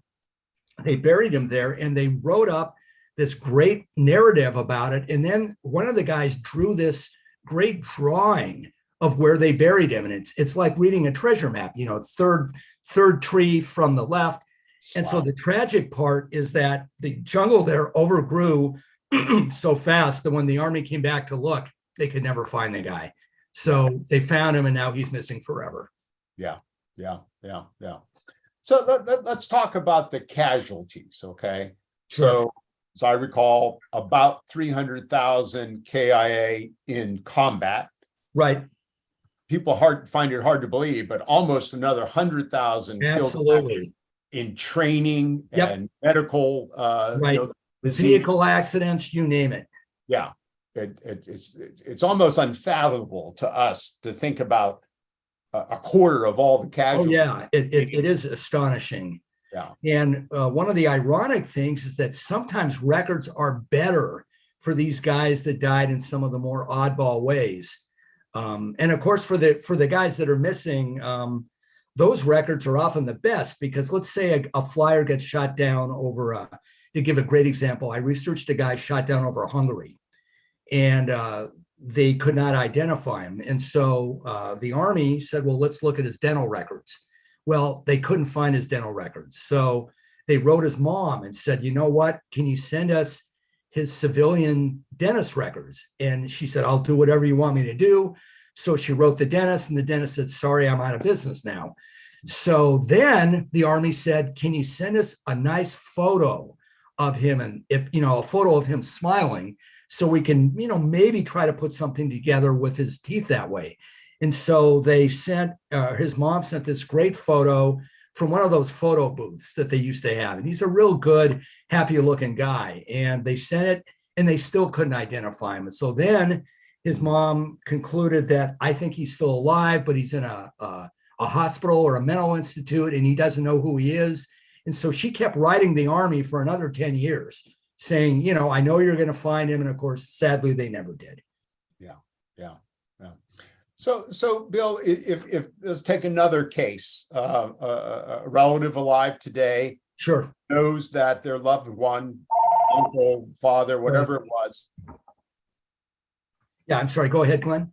Was killed in action in 1944, somewhere in Europe. Right. The fact that person was killed in action, does that make it anyhow easier to research what happened to that person? Are there more records for that person because they were killed in action?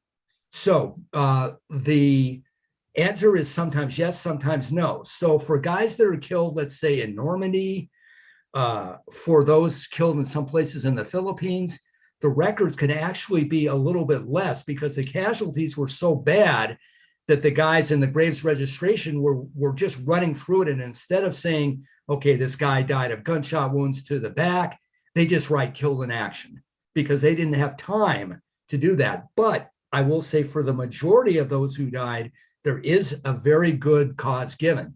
But even this is one of the challenges in World War II research, Glenn, is that the casualty records for those that served and died in World War II are not all held at the same place. About half are held by the U.S. Army at Fort Knox, and the other half are held at the National Personnel Records Center. However, there is a legal case going on between these two entities, and so they will not share their IDPFs with the other group. And so if you're going after these, when I said IDPF, that's individual deceased personnel file. So that's a casualty file. And so when we're doing these things, you can't even go to this, you can't even be sure always that they're where they're supposed to be. But once you find them, they'll give the date of death, they'll give a cause of death, they'll list next of kin and beneficiaries, they'll say the day they went on active duty, they'll list all their personal effects. And for a lot of guys that were flyers, they had a lot of stuff, you know, they left back at their base, you know, trunks, 2 or 3 trunks full. And so that's all in the file. And in fact, the military sent all that stuff home to mom and dad. And so a lot of these casualty records on the small side might be 20 pages, but I did one last night that was over 200. Wow. Yeah. Wow. What is held at, you know, when I read histories and you read the notes, the author almost inevitably says, I spent, you know, months at the Carlisle military barracks. Right. The military barracks at Carlisle. I can't remember the official name. What's Right. held there? What they have some great Army records there at the unit level. I have never seen a comprehensive list of what they have. But I will say that they're good people to work with, but you got to be patient. And what I do when I work with them is I call them and I get a hold of some archivist so that, you know, at least they know who I am, because if you do it via email, sometimes stuff just gets lost. And similarly, the Eisenhower Center is similar to Carlisle, except that Eisenhower has got a lot more of the Engineer Combat Battalion records, which are neat records too. Yeah, I bet. Todd, let me pause there for any questions from the audience. Yes, and I will invite anybody to raise their hands or their Zoom hand, wave their hand like this in front of the camera, put something in the chat. Let's see, we do have something in the chat. Let's see here. Oh, Peter, let me unmute you, Peter. There you go. Peter Innocente. Please unmute unmute yourself, Peter, if you'd like There to you ask go. the question. There you are. Okay. And No, what I is your just, question here? It wasn't a question. I was just listening and everything. In regards to retrieving the military records, I used Ancestry, free trial on that, and I was able to find my family records like draft cards and other items going all the way back to World War One. I even found stuff about myself when I served. So it was like it really worked. And there's another website. It was called newspapers.com. Of course. I found articles on my great uncle who was killed in the Philippines. I actually found where his actual grave site was and other things like that. And I was able to use that information to get more detailed stuff about that. But I found that to be very helpful. And I think it is helpful. But as I discussed earlier, the ancestry records are truncated. Every one of them. The hospital records are truncated, the burial records, the selective service records. So they are a good starting point. But there's a lot more in-depth information you can find. So you're saying what? I agree. I agree. I just saw the promo one day and I just went with it because I was I was getting stuck looking for stuff, and then and it was a good starting point because it gave me like addresses too and everything, so I can go from there. And it's a great starting point for sure.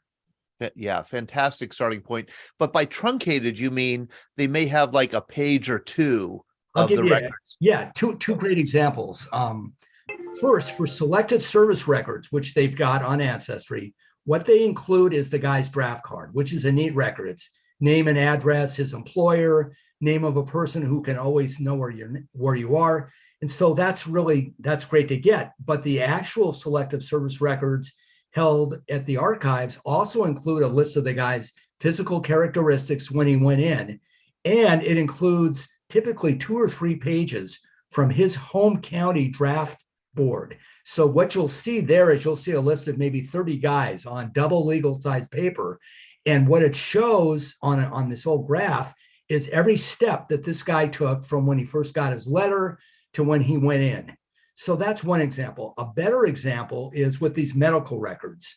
The typical medical record that the National Personnel Records Center holds is about 3 or 4 times as extensive as what they put on Ancestry. And to kind of repeat what we talked about earlier, if a guy died in a less than heroic fashion, let's say, they cut it all out. And so it's really unfair. And I had a client that found a hospital record for his grandfather, and all it said was that he died. And what we actually found once we got the file and his medical card was that his grandfather had taken his own life. And this was unknown to him. Oh, wow. And of course, if you were to look at the Ancestry records, you would have no idea as to what happened. So that's another example. And that kind of information is so important for a family to have. So important. How wonderful. Fred Harkey, you're a Vietnam veteran. You're also investigating, you said, your family's military history, including 3 uncles, your father, and your own brother. Right. Well, my dad was in Foggia, Italy with the 87th Depot Repair Squadron, Army Air Corps. My other uncle was in the Army Air Corps, and that's as far as I know. My other uncle was on Iwo Jima. He was in the Marine Corps, and they come home and they never talked about it. And I was so young I didn't ask. But then my other brother, that he was in the Cuban Missile Crisis in the Navy, and then I was in Vietnam. So, you know, we got a whole family of us, and I do have my dad's discharge papers, but I don't know where I know I used to go to their reunions all the time, but they never really talked about too much of what they did. You know, it was more of a party for them than anything else. But I don't know what they did in Italy when they were in Foggia, Italy.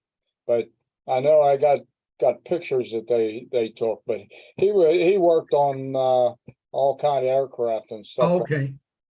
So yeah, a project like that would be one where we could, you know, his discharge papers would say what his military unit was. And a lot of those units, those engineer units, those repair units, you know, the MP units, they have great unit histories at the Air Force Historical Research Agency at Maxwell Air Force Base.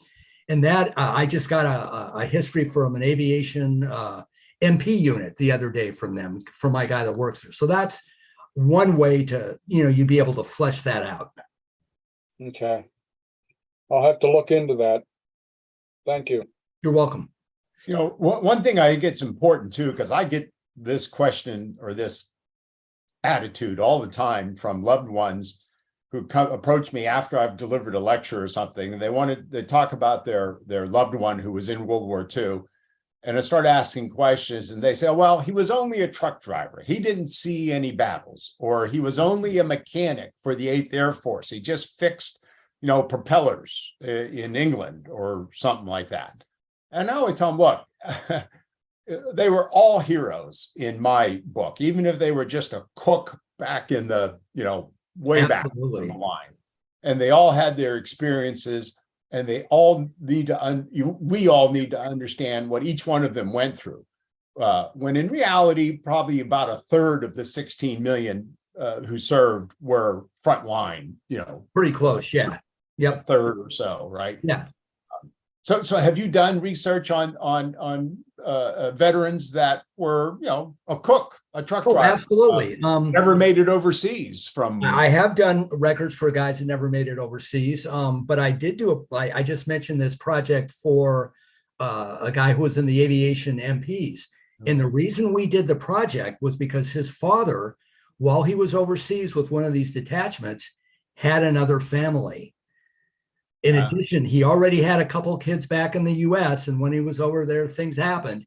And so my client wanted me to find exactly where his dad was day by day to see if, okay, he's in London this day, it could have happened. And if we find that this guy is in Scotland, then, well, maybe it didn't happen. And what we found was the actual address of where these MPs were. And one of them was, well, I think it was only a few blocks away from where maybe the family lived. So, you know, and of course they're not all that dramatic, but yeah, the guys that were not combat were fabulous. You know, the things they did were fabulous. Yeah. Absolutely. Peter has another good question here in the chat. Peter? Yes. I served from 99 to 03 at Okinawa. It was my first duty station. Second duty station was Quantico. Both duty stations I had a security clearance because I worked with the base G3 in Okinawa, and I always got tied in with security at when I was at Quantico. So I had a secret clearance when I was at both duty stations. Is there any way to attain a copy of that? Or how about that? What time were you? When were you serving there, Peter? Okinawa, 99 to 2000, and then 2000 to 2003 in Quantico. So, you hit on a key point here. So we talked earlier that typically a record's got to be 62 years old or older for anybody to locate it. However, the veteran himself can locate those records. I think they will only allow a veteran or the direct next of kin, a son or a daughter, to do records that are newer. So theoretically, your records would be held, I think, in St. Louis. So I would think you could get them from there. From where again? Yeah, I would think that they're at the National Personnel Records Center in, they're actually in a little town called Spanish Lake, just north of St. Louis. Okay, thank you. Yeah, you're welcome. And I'm sure you can just Google that National Record Center, and all the information about them would come up. That's very true. And you know, the one thing I do want to say again is that they've got some great archivists and some great folks there, but they're not always relationship oriented. And I have people that say, you know what, I wrote them 6 months ago, I never got an answer. What can you do for me? So we always want to bear that in mind. Yep. Understand. Thank you. And they're overwhelmed. I mean, they're overwhelmed. You know, no doubt. They really, really are. And they lost some more staff during the last pandemic because some people said, you know what, I'm just not going back to work at all. And so, yeah, that's very true, Todd.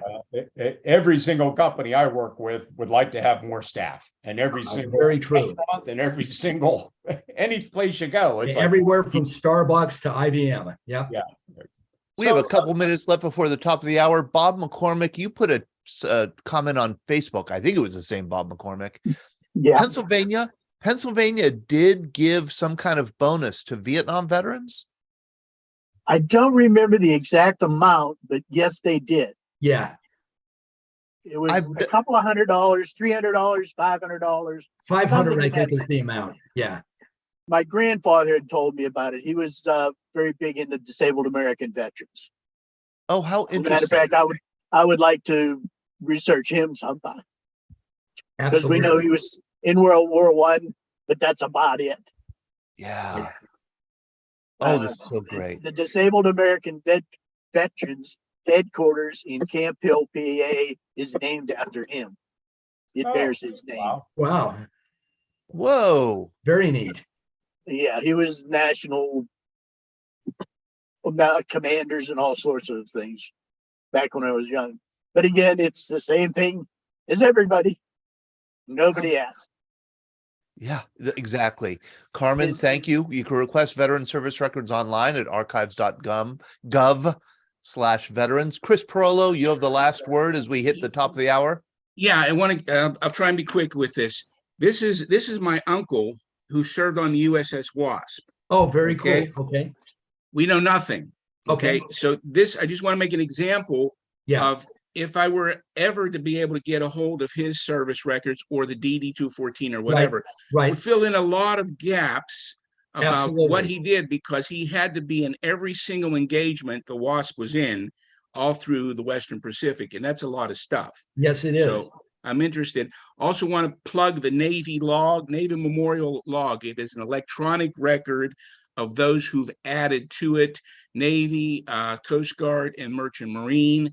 If it's a shot in the dark, if you want to check out the log for a specific name, but also another example of once you have information, this, and I'm sure the Army and Marine Corps have something similar. This is where you could add information to immortalize your, memorialize and immortalize your member, your Right. relative.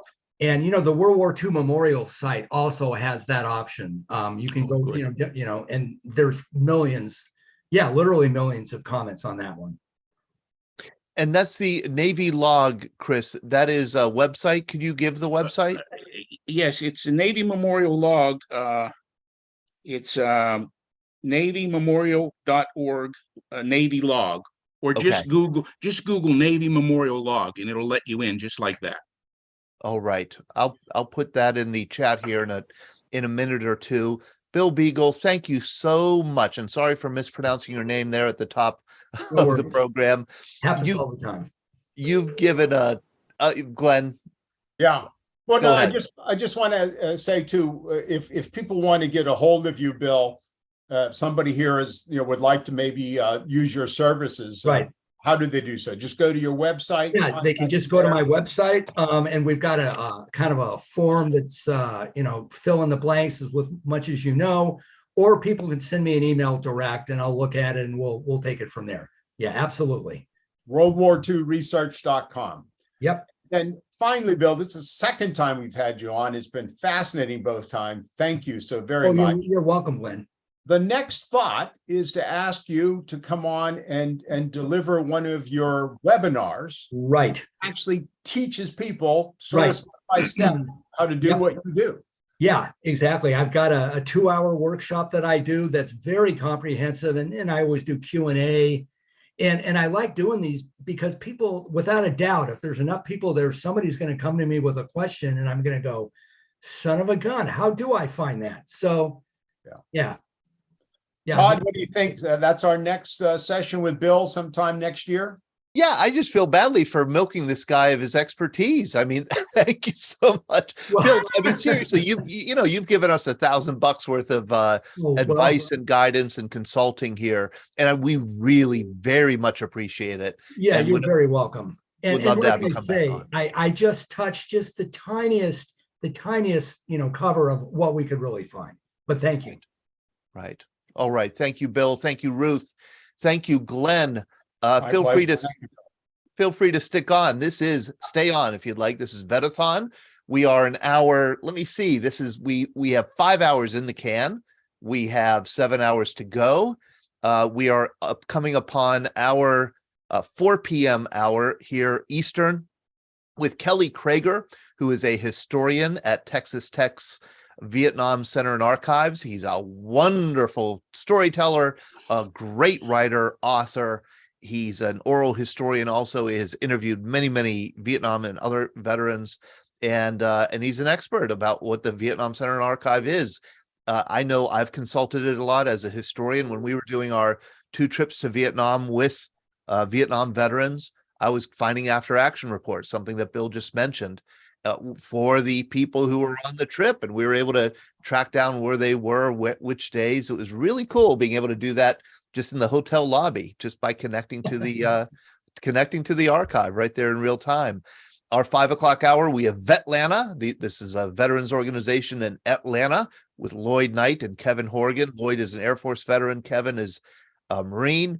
6 p.m. is our Army hour. We're going to have Ryan All and other guests talk about life in the Army. 7 p.m. we have Military Women with Phyllis Wilson and Marilla Cushman. They are with the Women's Military Memorial in Washington, D.C. 8 p.m. Black Experiences in the Military with Mu Beta Phi. And then we have, of course, the Marine Corps hour at 9 p.m. And at 10 p.m. we wrap up with VBC President's Hour, Mike Chirac. Mike, who's on this in the Zoom room, I think now. He's a submarine vet. So I'm just going to say that. He's a submarine vet. So I think you can expect that he'd be intense, strangely funny, very smart, and a little strange. So I don't know what's going to happen, but we're gonna I'm sure it's gonna be a very entertaining hour, 10 p.m. Please do join us. This is all brought to you by the Veterans Breakfast Club. We're a nonprofit that has been around in the Pittsburgh area for 14 years, holding veteran storytelling programs. We now hold them in person and online. This is our special 12-hour Vetathon for Veterans Day. Veterans of all eras, all ages, all branches of service come and share stories with non-veterans.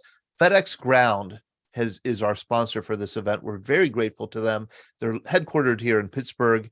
They provide low-cost, day-definite service to any business addresses and to 100% of residential addresses as well. They invest in the communities where they work and their employees live, and we're very grateful for their support of this program and for all our programs. We actually go and do other programs with in-house for FedEx Ground with their veteran employees, and boy, is that interesting. They're just like our other events that we hold. As a writer, my impulse is always to write down the stories that we hear, and so we publish a quarterly magazine called VBC Magazine. It's slim, but it's growing. We send it out free of charge to anybody who wants it. If you don't get it, it's because we don't have your address. We now send it out to about 7,800 addresses around the country, and then we hand distribute another 7,500. So I guess you could say our circulation is 15,000. Again, it's a slim little magazine, but we try to make it very high quality stories, especially that we hear at our events online and in person. And our next online event is going to be on Monday night at 7 p.m. That's our Eastern. That's our Veterans VBC Happy Hour. And we're going to be having veterans who went through the Top Gun School, the Navy School in Nevada, the aviation school. We're going to have them talk about the experience of going through that school. And then, of course, how the reality differs from the movies. But right now, I want to welcome Kelly Krager. Hey, Kelly, how are you? Thank you for joining us. It's been a while. Yeah, it's been a while, Todd. Been too long. Good to see you here. I'm glad to be invited. Happy Veterans Day, everyone, and guns up. Guns up. Kelly's a little colorful. He's got colorful language. I just want to say, I mean, not off color. I'm saying colorful. Kelly, you're the Vietnam Archive. You want to let people know a little bit about what you guys do there and then what you do specifically. I think you should be able to share your screen if you'd like, or I could share. I know you have some visuals that you want to share. Yeah, if you don't mind sharing that, Todd, I'm behind the times when it comes to sharing screens in Zoom meetings. Okay. All right. Yeah, what I'd like to do here is just kind of give you an overview of the work that we do here, a little brief briefing that we like to give to folks who are interested in the work that we do here. And then like you said, I'll talk about the Oral History Project in particular and address any questions anyone might have. I'd be glad to do that. But the Vietnam Center and Archive at Texas Tech University, we were founded in the late 1980s by a group of West Texas Vietnam veterans. Our founding director was a two-tour Navy vet of Vietnam. He was an advisor to the South Vietnamese Brownwater Navy. He got his doctorate in U.S. military history following the war. He eventually came out to Texas Tech to teach. His name was Jim Reckner, and Jim being a historian and being a Vietnam vet and being kind of an Henri Cuss himself, was nonplussed by the lack of knowledge base among the Texas Tech student body. So he kind of decided then and there with some of his West Texas Vietnam veteran friends that we're going to do something in a positive way to help preserve the history of the Vietnam War. And the result was the Vietnam Center and Archive out here. Again, it's a nonprofit organization. We're a member of the College of Arts and Sciences out here at Texas Tech University. But we have grown from Jim's briefcase into the world's largest center for the study of the Vietnam War. I know Todd's had some use of the things we have here, but this was a great quote by Jim. Jim was originally from Pennsylvania, and he visited the Gettysburg Memorial, and he saw the names there of all the Pennsylvanians who died at the Battle of Gettysburg, and it was moving to him, and it was important. And as a historian, he understood the significance of it. But he said, this happened in 1863. I have no connection to these names whatsoever. And as a Vietnam veteran, he said, in a few generations, it's going to be the same exact way for the names on the Vietnam Memorial, the wall in Washington, D.C. And wanted to make sure that wouldn't be the only way we would, only access we would have to the memories of the Vietnam War. But his quote here, monuments are important for those who served and sacrificed, but it is the archives that will provide meaningful answers today and for future generations. And that really is the truth. Memorials are fundamental to who we are as a people, understanding our history and our past and our culture. But if you want to know things, like the gentleman before me, Bill, I think he will attest to how important archives and archivists are to understanding that history. Show me the next slide, if you would, please, Todd.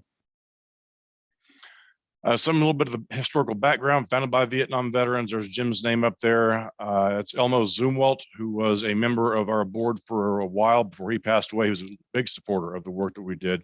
Westmoreland, General William Westmoreland, also was on the edges of leadership with us for a while. We're a unit of the Institute of Peace and Conflict here at Texas Tech, and get guidance from Vietnam veterans and scholars and others.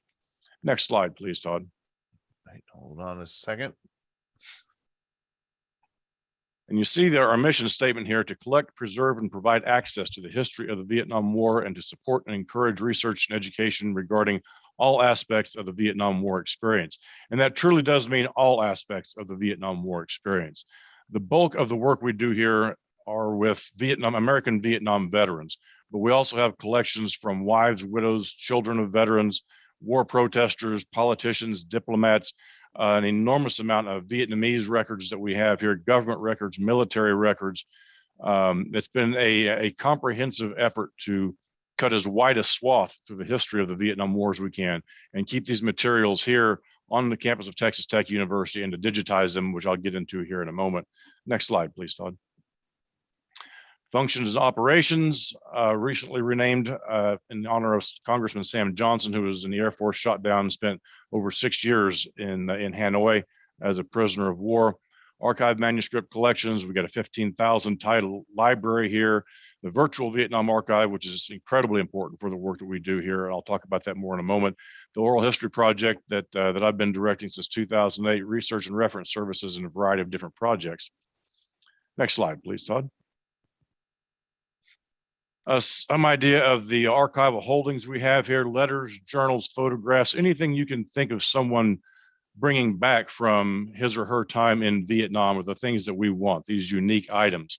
We have, I'll go into the numbers of things later on, but just a broad collection of information and different types of information, different types of media from the Vietnam War, because we don't know what people are going to want to have access to and know about in the future. So we take everything we can, certainly unique collections. Next slide, please, Todd. Can I ask you, Kelly, or maybe this, yes, please. I could save it for later, but no, that's fine. Are there any particular items you're seeking? I mean, I imagine you have as many poncho liners as you need, as many, booty caps, maybe. That's exactly right. No more poncho liners for now. Okay. Anything that's unique. If it's certainly the more perishable items, such as photographs and documents, your letters home, your reel-to-reel tapes that you send home to loved ones or they sent to you, anything that there is not a lot of, anything that is unique in its own right of things that we want.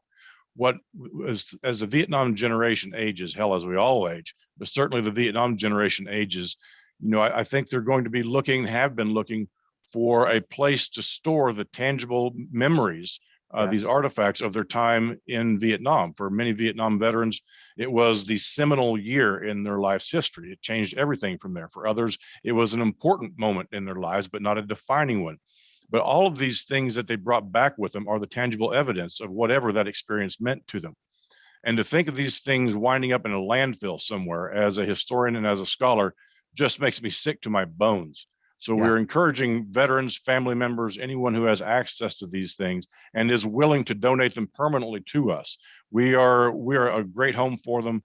And again, the things that are different from everything else, especially photographs, documents, slides, all of these kinds of things, anything that is truly unique, these are the things we want to collect and preserve here at the state-of-the-art archive that we do have here. We even have cans of sea rations on our shelves upstairs in the stacks that will occasionally explode from time to time. That's exciting. Yeah. The gas continues to build since 1965 whenever it can. Right. So I should feel free if I'm contacted by somebody who says, look, I have letters, I have reel-to-reel tapes, I have photographs, I don't want to throw them away, but I'm moving somewhere and I don't want to take them with me. I should feel free to put them in contact with you.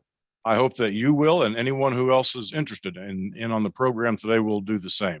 Got it. We are taking everything that we can get. Got it. Okay, let's move on. Okay, talking about donating, here are some of the archival donors we have here. Individuals, groups, NGOs, Vietnamese Americans, collections from all participant countries. And like I say, our collection is as wide as anything that anyone can give to us. Next slide, please. Our library, again, over 15,000 books or 15,000 volumes, numerous duplicate copies of a lot of things that are out of print, that are very, very difficult to find, and a large library of modern, up-to-date books that are being produced about the Vietnam War. So again, a very diverse collection in our library, which kind of mirrors our collection throughout the archive. Next slide, please. The virtual Vietnam archive. This was huge. This was at the beginning of digital archives. And it was a huge boon to us, and it was a huge boon to the study of the Vietnam War, the history of the Vietnam War. Lubbock, Texas is my favorite place in the world. I've never lived in a place I like as much as Lubbock, but the fact is it is very, very remote. We're a 5-hour drive from anywhere. So it's not easy to get here. But what we did beginning in 2001, and this predated my coming out here, Jim Reckner, again, a real visionary in a lot of ways, embraced digital archives at a time when no one else was taking it seriously. It was a flash in the pan, it would never last. Jim was able to secure federal funding back in 2001 to create the virtual Vietnam archive.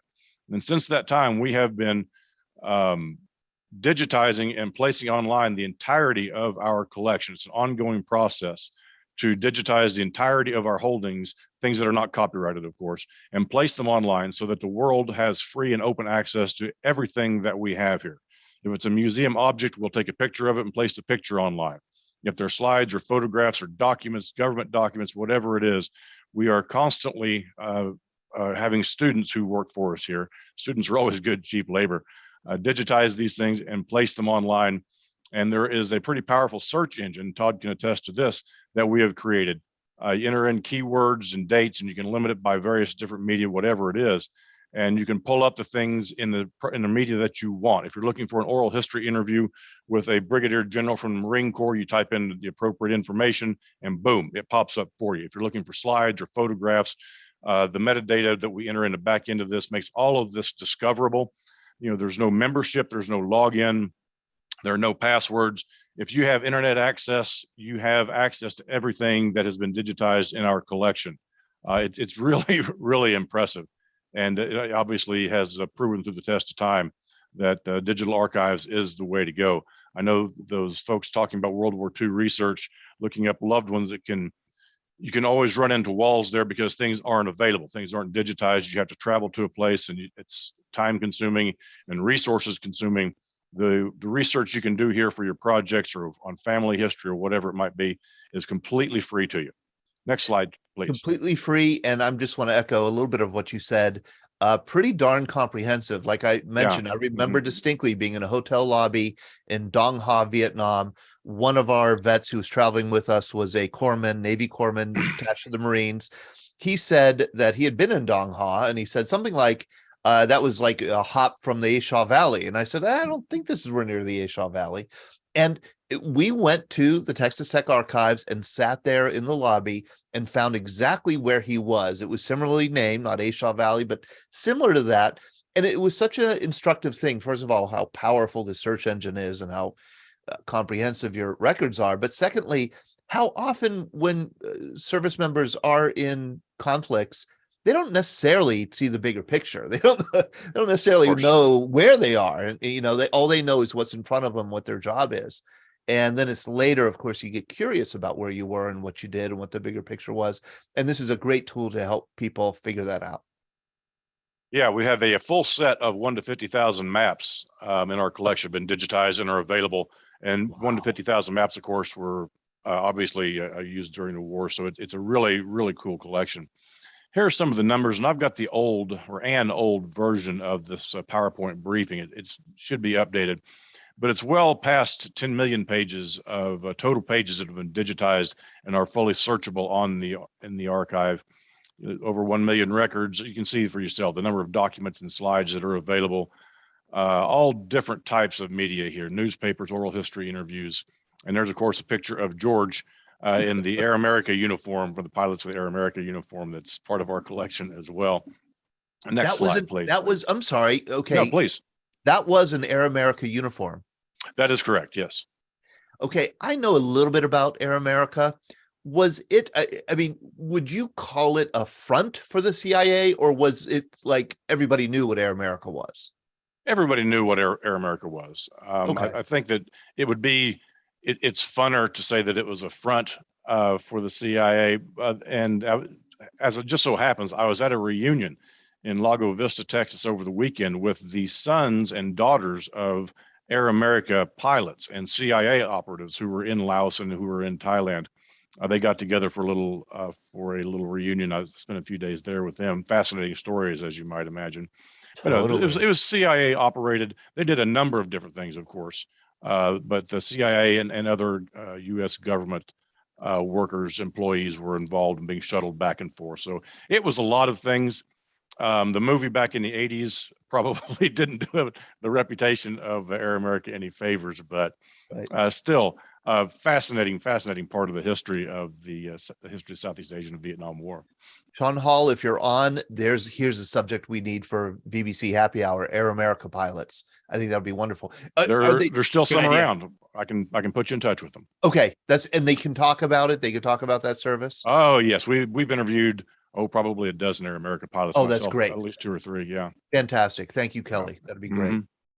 Here's some of the usage. Again, this is from 2018's numbers. So the numbers are up. We're over 40 million cumulative total. In fact, we just got our October numbers today, but I deleted the email immediately. Naturally, that would have been useful for today, just show you what a typical month is here. But next slide, please. Oral History Project. This is something obviously near and dear to my heart, and I'll talk about this more in detail later. Over 2,600 participants all around the country, all around the world. Well over 1,500 interviews in our collection now. We typically do our interviews over the phone. No travel is necessary, et cetera. But oral history, of course, is just such an enormous, a historical source of enormous value. And I understood that as a historian and as a researcher. But coming here to the Vietnam Archive and being able to do these interviews with Vietnam veterans, primarily with Vietnam veterans, but anyone who lived through the era, really gives me a sense of how important it is to the individual to be able to share that story. In addition to the family members generations from now who will be able to push a button and listen to great-great-granddad talk about his life through the lens of Vietnam in his own words. A really, really powerful tool for family history as well. And it's ongoing and it's perishable. We need to get as many of these stories as we can while we still can, but more on that later. So you have over 2,600 different participants in this oral history project, representing 50 states, 10 foreign countries. There are 1,005 interviews, 875 audio interviews online. So in other words, that's something else that people can access. 510 transcripts. That is remarkable. That is, what is the USMC History Division? USMC History Division is just that. They write their own history, research and write their own history. Okay. And these particular interviews were essentially exit interviews. Once they got back from Vietnam, and these were done almost exclusively, these 120, with the Air Wing, with pilots, and the History Division. Very, very brief interviews. It may be 5, 10 minutes, 15, 20-minute interviews, but they were done in 1966. I got to Cherry Point or wherever it was back in the States. So there are contemporary oral history interviews that are very brief, but also very specific towards very different types of topics about F4 performance, after a certain repair or whatever it may be. So they're really interesting because they're done in the period. Yeah. And very, very valuable because of that. Not a lot of in-depth stuff like the interviews that we do, but also pretty interesting stuff. And again, all these numbers here are pretty old. For example, the 510 transcripts, we've got around 900 transcripts online, due in part to a National Endowment for the Humanities grant that we were fortunate to receive a few years ago, where we were able to hire enough students to come in and transcribe and edit over 200 interviews that we placed online. We have a large backlog like every oral history project does, but the NEH grant allowed us to transcribe over 200 and transcribe and edit 200 and put them online. So it increases access all across the board for 200 plus of these interviews. So a big hat tip to the National Endowment for the Humanities, recognizing the importance of this and allowing us to do that. I know that you conduct a lot of these interviews yourself, but do you have other people do them? Do you accept them from other organizations? Do you crowdsource these interviews at all? Or do you really want to train the interviewers to get specific information? Well, it's kind of both, Todd. We do ours in-house. And for the longest time, I was the oral history project due to budget cuts. So for about 10 years here, it was solely myself doing the interviews. We just recently were able to secure some funding for a second oral historian who lives in Arlington, Texas. He's doing it from Arlington for his first year here, and he's doing nothing but interviewing Vietnam veterans. So that helps. That'll double our output there. But we are always glad to receive oral history interviews conducted by other organizations, by student groups, by individuals interviewing a family member or a friend, class. High school classes, university classes, we'll take them. Now, of course, there's, there are administrative things about copyright and making sure we can place them online and all these kinds of things. But no, we certainly encourage folks to go out and interview people and give them to us. And we are happy to put them online, make the world have access to them. You'll be the stewards and you'll share it with the world. That's great. That's exactly right. Because, for so many years, oral histories were recorded in whatever medium it was, and then they're transcribed and they're going on the shelves in an archive or in a library, and nobody really has access to them. With the stuff that we have, it's all online. So you donate it to us, and within a few months, it'll be online, and you're famous. Right. Here are some of the other projects. Online subject guides. We've got this great collection of Agent Orange information. It was provided to us by, I believe it was the New Jersey Vietnam Veterans Memorial. Anyway, it's a huge collection of Agent Orange related documents by Dow Chemical Company and a number of others named in the major suit, of course, back at the end of the last century, they're going to use in defense of their company's role in Agent Orange. This whole collection was donated to us. It was a 45-foot van semi-trailer full of Agent Orange documents that no one had seen since the trial and had never been publicly available. So we just, again, another National Endowment for the Humanities grant to process this, access it, hopefully get it digitized and put it online, although that wasn't part of the grant because it'd be much larger in terms of money, but that's the next step of this. But it will open up a whole area of Agent Orange studies related to the Vietnam War that had never been opened before. We just recently did that with a huge collection of captured enemy documents that were captured in Vietnam in real time, that were sent eventually from Saigon to Washington, D.C., that were microfilmed and then forgotten about. We were able to crack that code, and with grant funding, able to put the entirety of the captured enemy document collection available online. So again, open up a whole other area of Vietnam War studies, because these things that have been hidden for all these years, we are finding a way to make them available, and make them available freely for scholars, putting it online. You don't have to come to Lubbock. It's a great place. You can get a good steak here for sure. But it sure does make your research a whole lot easier, being able to work from your laptop. And you have a mobile Riverine Force archive also? Well, we've collected a lot of stuff on the mobile Riverine forces over the years. And in terms of military records, individual records, photographs, oral history interviews, those kinds of things. We have a subject guide for Riverine warfare. It's interesting. You know, Vietnam was the last war we were going to fight riverine warfare in. That's never going to happen again. We're going to forget all these lessons that we learned. Then we find ourselves in Iraq, and it turns out there are a couple important rivers in Iraq, and the Navy had to relearn riverine warfare over again. And they were a common user of the information we have here on riverine warfare. And I'm pretty sure that was the genesis of the subject guide, is to help the Navy navigate, as it were, the materials we have on riverine warfare from the Vietnam War. But again, dust off Medevac, Black History Month, Women's History Month, a huge collection. I go on for an hour on the collection of Vietnamese American history that we have here through the the Orderly Departure Program. We had a guest lecture series for a number of years where we brought in prominent players in the Vietnam War. Adrian Cronauer, of course, from Good Morning Vietnam, recently passed away a few years ago. Kim Phuc, the girl in the napalm picture. Dick Rutan, who I'll speak with here next week again. Rocky Blyer, of course, Vietnam veteran, came to speak. So trying to raise as much awareness in the Lubbock community and the national and international community about the work we're doing here, trying to preserve this history of the war. Are you Next saying, slide, please. Are you saying that the Navy came to Texas Tech to do research on riverine warfare? That is correct, yes. That is so interesting. Yeah, fascinating stuff. Wow. Here are a list of some of our recent patrons, Ken Burns and Lynn Novick, for the Vietnam War documentary, regardless of what you think about it. They used our stuff extensively, our archival materials there. Vietnam Veterans Memorial Fund, History Channel.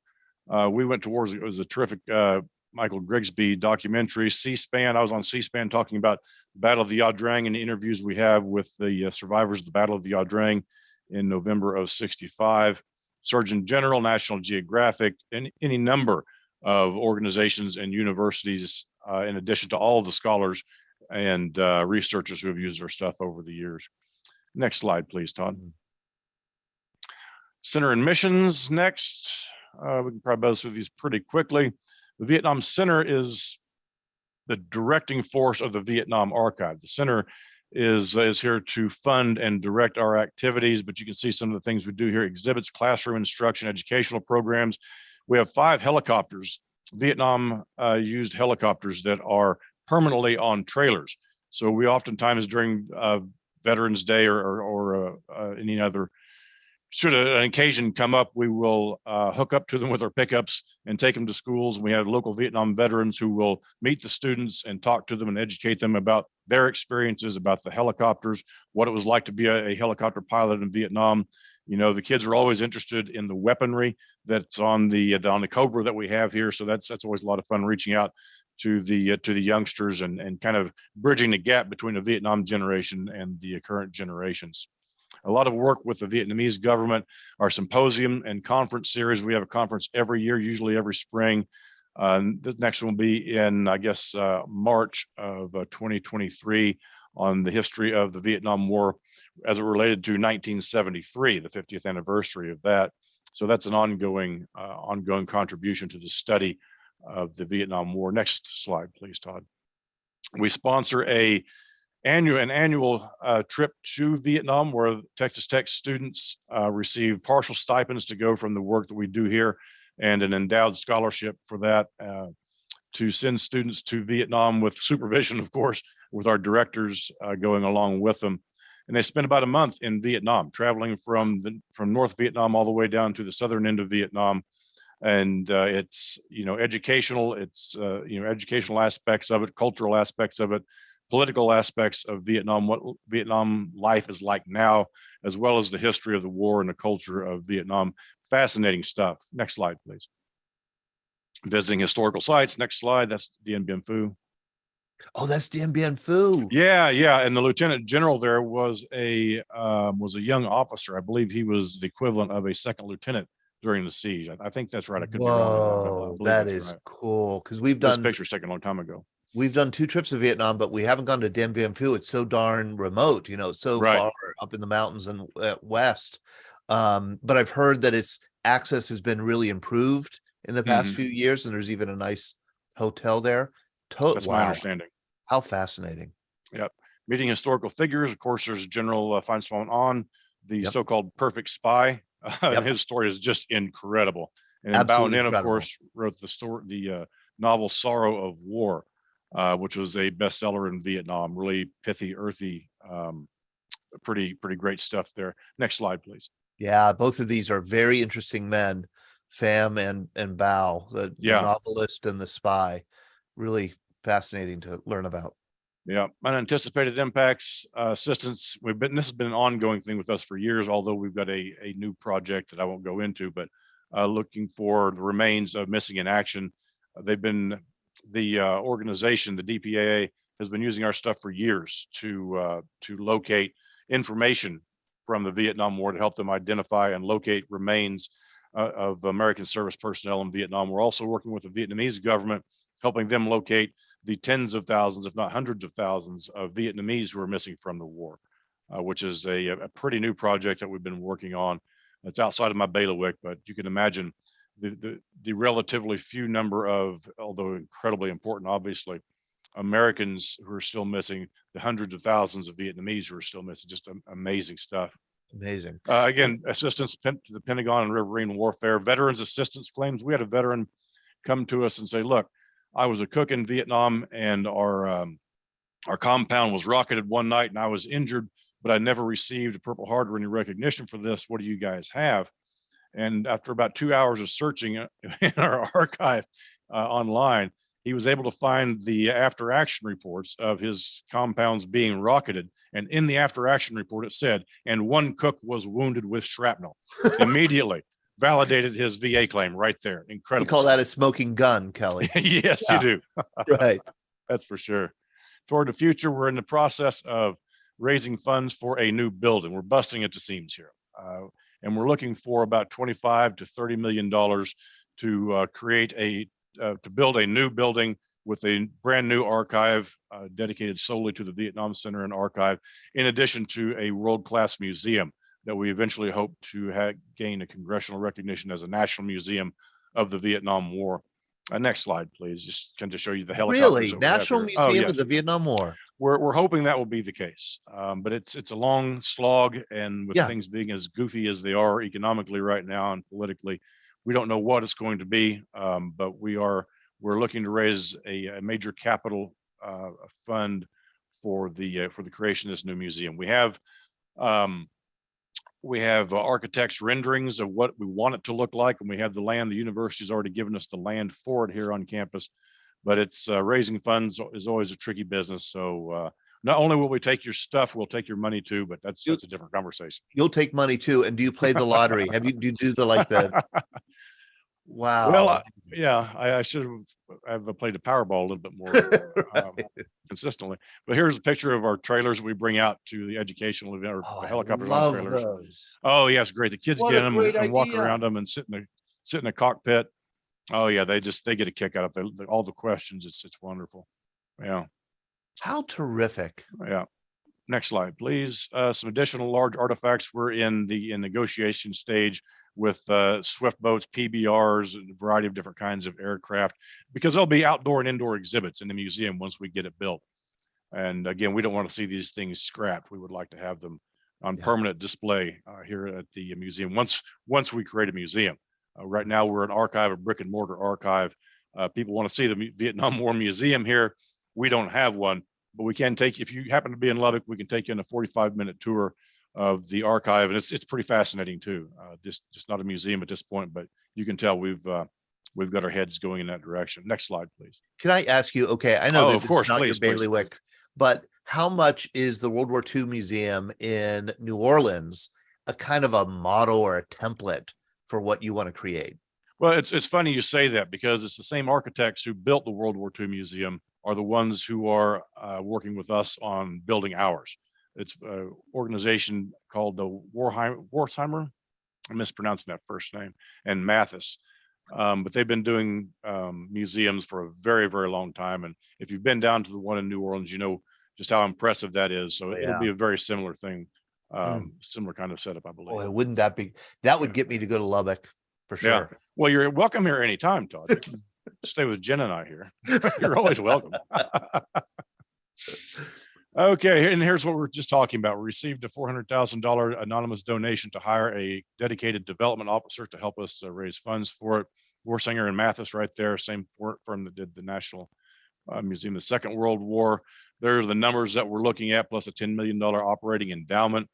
And of course, phase two, because after there's a phase one raising money, there's always a phase two of raising money.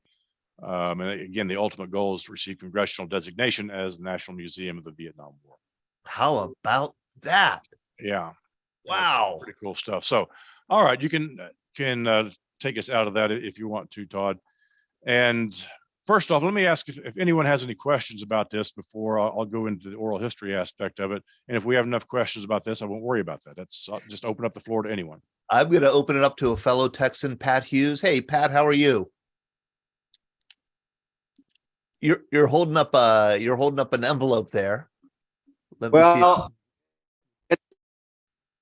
It's a second year chronological history of the 173rd Airborne Brigade. This was the actual envelope, hardcore that I sent to my wife in 1962, and I've had it ever since. And I have an affinity for Texas Tech because my granddaughter and my grandson, he'll be a senior at Texas Tech, and I'm going to donate this to him if they want it. We want it. That's Plus, great. Then I have this I took off of Viet Cong when we were attacking. There was many of them, but I didn't want to deal with defame his body, so I just cut off his belt. This is a NVA belt buckle, and I don't have one of those. I'll donate that, and maybe have some other stuff if you want it. Absolutely fantastic. And when you bring it up, spend some time, and we'll give you a tour, and we'll talk about an oral history interview while we have you here. I'm impressed with what Texas Tech. I'm impressed with that campus, but really now, as a Vietnam veteran that served there, and Todd is that. You're breaking up a little bit, Pat. It would draw me back to Texas Tech. I can tell you that in Lubbock. It's a beautiful campus. It Texas is that. Tech in Lubbock. It sure is that. Thank you. Thank you, Pat. And Pat, like that buckle, it's one thing to see a buckle like that, to see the artifact. It's another thing to have your story attached to it. It's like your story imbues that with meaning. It's an ugly story.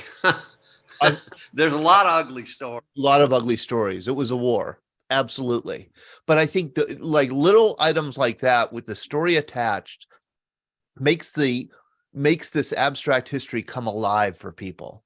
And I think that's why little seemingly insignificant artifacts can really make a difference when it comes to telling the story of a big complicated war like Vietnam. They may have a bunch of these buckles. I really don't know. Unfortunately, I swapped my sapper pistol that I got off of dead officer to be able to go home from Da Nang instead of going back down south to Benoit. So that's gone. But yeah. Yeah, you hear a lot of those stories. Gosh, these stories are so interesting. Yeah. Tell me, and I want to invite other people, if they have a question, you just feel free to raise your hand, put it in the chat, raise your Zoom hand, whatever you'd like to do.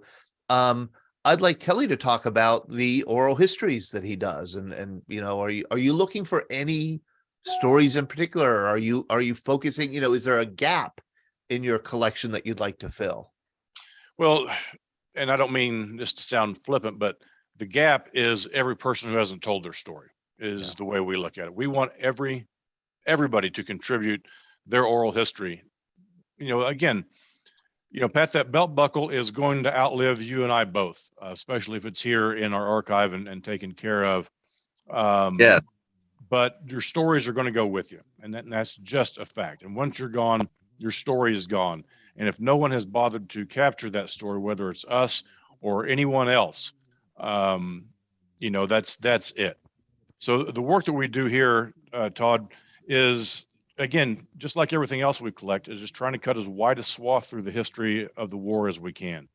Again, about, you know, 97, 98% of the interviews in our collection that we're currently working on are with American veterans of the Vietnam War. But that is of all branches of service. It's all MOSs, all times in country, all views. You know, we're not going to weed anyone out for, well, you're in the Marine Corps, we've got enough Marine interviews, or we've got enough pilot interviews or cooks interviews. That's not going to happen, because as they were saying before, each one of these stories is unique. Each one of these stories is significant, and it's important. And as I was mentioning before, it's great for the scholar, it's great for the student, it's great for the historian, but my goodness, you know, what would you be able to give or willing to give to be able to push a button and hear your great grandfather talk about his experiences in the Civil War? You know, that's just absolutely priceless. As far as family history goes. And I oftentimes, and it's touching every time, receive an email or a phone call or just a thank you note from the family member of a veteran who says, look, granddad passed away, my husband passed away. He never talked to me about his experiences in Vietnam, but he did with you. So thank you so much for having done this. You know, we can hear dad's voice again or granddad's voice again and relive him and find out more about him, things that we didn't know as a result of these oral history interviews. Yeah. But again, we also do interviews with wives, widows, children of veterans, war protesters, Vietnamese from both sides, although nowhere nearly enough of those for a variety of different reasons, although I'll grab those anytime that I can. I've been doing these interviews since 2008. I came here from an academic background. I left the classroom to take this position and I missed the classroom, but I wouldn't trade it for the world right now. I get to listen to Vietnam veterans tell their life story through the lens of Vietnam, knowing what it means to them to have someone who is willing to listen and record this, and someone who can speak the language. And that's important. I'm a military historian. I didn't serve in the military, but to be able to speak the language of Vietnam veterans and have someone in a non-judgmental role in kind of a clinical environment, if you will, to listen and ask questions and prod more out of them is incredibly rewarding for myself and for the veterans that we get to interview. But again, also important for researchers and for family members. To me, it's just priceless, and I'm thrilled to be able to do this. And you couldn't drag me back in the classroom again. This is God's own work, and we are very, very pleased with the work that we do here. But it's important, and we can't do what we do without Vietnam veterans and their family members contributing. That's just the way it is. We have to have your help to allow us to do this. Cliff Pfeiffer, you have a great question here. Oh, well, I've heard of Texas Tech before, but I've never delved into it as deep as much as what you're talking about. But getting on to your interviews, do you do live Zoom interviews? I don't use Zoom for a couple of reasons. One, it doesn't record in the proper archival digital format. Once we record these things, it's not just that we're recording them, they have to be archived properly. So they have to be in a certain type of format. And the way it's set up, Zoom does not accommodate that, number one. And two, if we did, it would be a video interview of questionable quality. And video interviews take up a massive amount of space on our server array. So what we do are telephone interviews. It's a technology that everyone is familiar with. It's free, it doesn't cost anyone any money. I interview you in the comfort of your own home at a day and time that fits both of our schedules. So it's convenient this way. There's no travel necessary, no expense. It's just, I call you and we talk for an hour and a half or 2 hours. And if we don't finish up in that time, and we never do, I call you back at another day and time that works for us and we pick up where we left off. These are full life interviews. We start with when and where you're born. We talk about growing up. We talk about your family history. We talk about schooling, the things you did as a kid, what you knew about the world. We get you through your education. We get you into your time in the military. And I want to know every part of it. I want to know basic training. If you're a Marine and you step out of that bus and it's the middle of the night and you step in those yellow footprints, I want to know what that's like.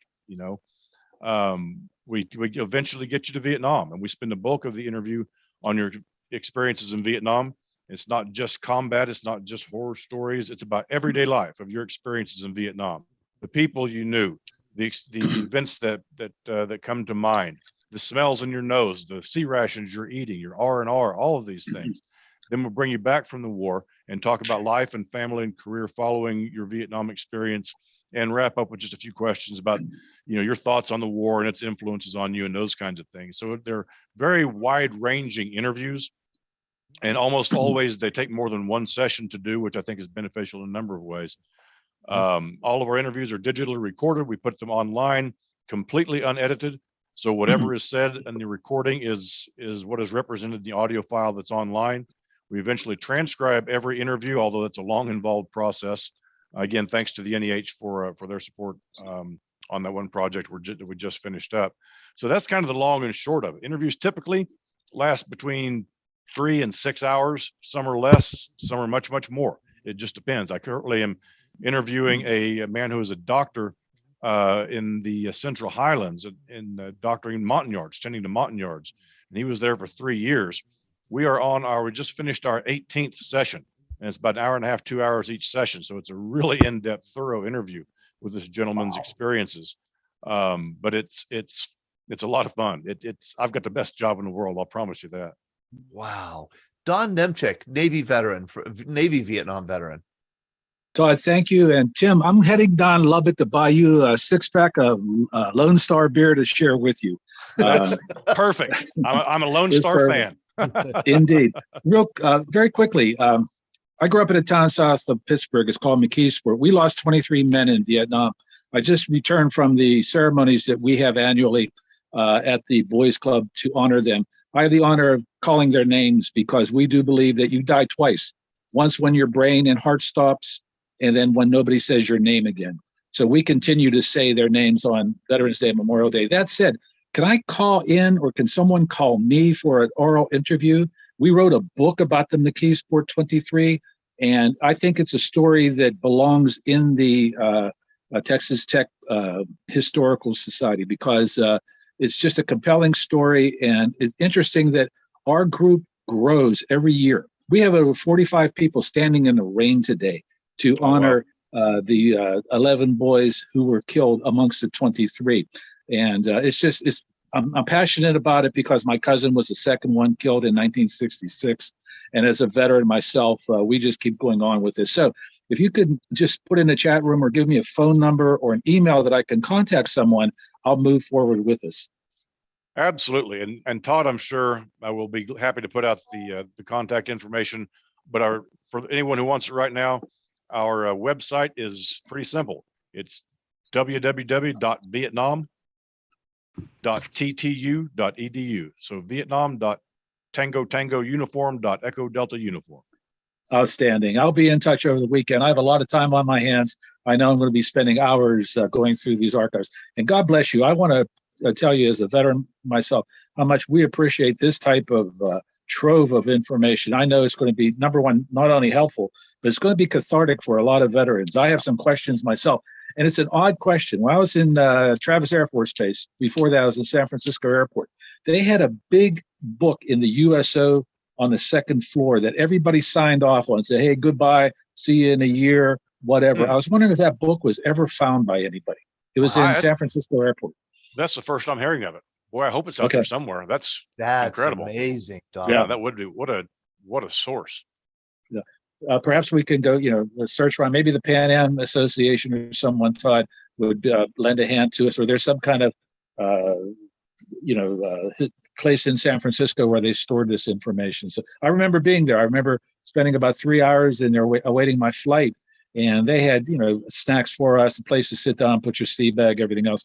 And then there's this huge book. It was like going to a funeral home where you sign your name and stuff like that. So I'd be interested to see if that's still around. But thank you again so much. God bless you. And I look forward to being in contact with you over the weekend. That sounds great, Don. Thank you so much. Outstanding. Thank you. Don, this book was at Travis? No, it was in San Francisco Airport. I said Travis, but it was in San Francisco Airport. At the San Francisco Public Airport? Yes, it was in the USO had a facility on the second floor where GIs can go and relax. We had a bunk there. You can shave, get yourself freshened up a little bit. You weren't in the center. You have to remember, that was San Francisco during the Vietnam era. In uniform, you didn't want to be milling around the airport for obvious reasons. Right. Oh, how interesting. Kelly, I know we just have a few minutes left, but you mentioned the Vietnamese American community. I imagine that you interview ARVN veterans, for example, right? You do? Yes, I have. Yes. Okay. And also, so many a million people came as refugees from Vietnam. They all have stories. I imagine you collecting a lot of them also. Yes, we have. We have over the years. Not as many as we would like for a number of, I think, more cultural reasons than anything. But anytime we get the opportunity to, we certainly jump on it. Yeah.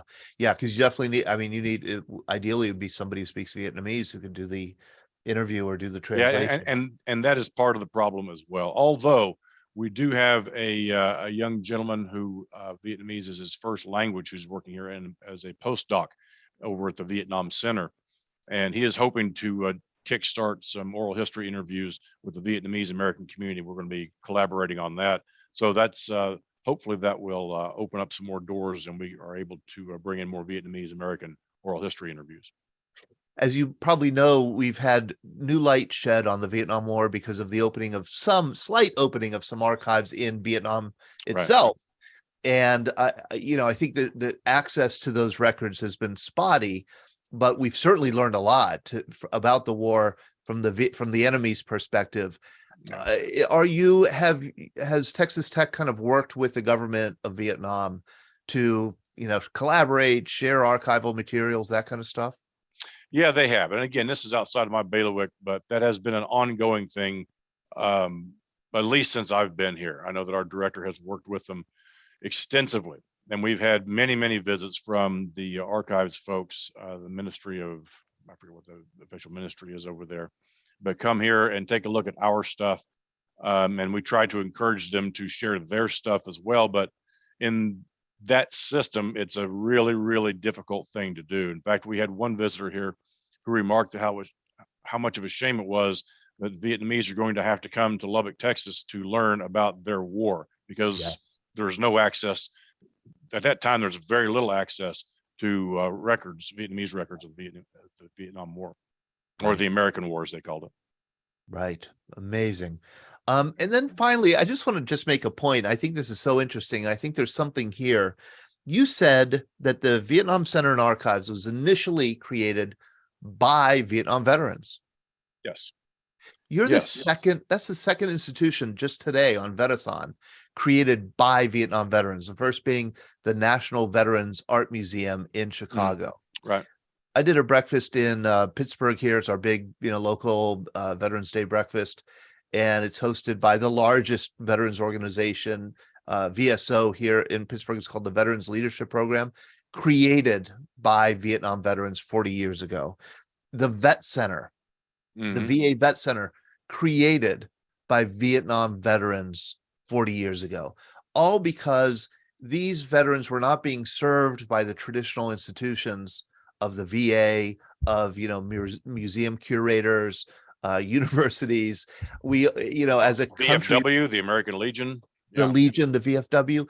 It's like this remarkable generation recreated all these institutions just on their own. They're one of the most prolific generations in history and the most creative. They did it themselves, and it's just stunning to me. Because they had to. And I think that stands as a testament to everything that the Vietnam veterans have been able to accomplish since they got home, was because those traditional support systems and the give a damn, I think, in American society wasn't there. The give a damn wasn't there. Yeah. And they recognize that. And rather than wallow in it, there's so many Vietnam veterans decided to do something positive with it. Like what Jim Reckner has done here. Like you mentioned, the Vet Center, so many, these veteran organizations are a huge benefit. When the VFW wasn't welcoming, well, I don't know anybody at the VFW anyway, but the people I do miss are the guys from my platoon or from my company or from my squad. So the growth of these unit reunions among Vietnam veterans and do an immense amount of good work in a number of different ways. Right. Or the VVA, the Vietnam Veterans of America. Yeah, absolutely. And then when the wars in Iraq and Afghanistan started, the Vietnam veterans were on the forefront of welcoming those men and women back home. It was just, they're really a remarkable generation. And I'm so glad to hear that a national museum at least is being planned. And I hope I live long enough to see it open. You and me both, brother. Kelly Crager, thank you so much. What a wonderful hour. I appreciate you joining us.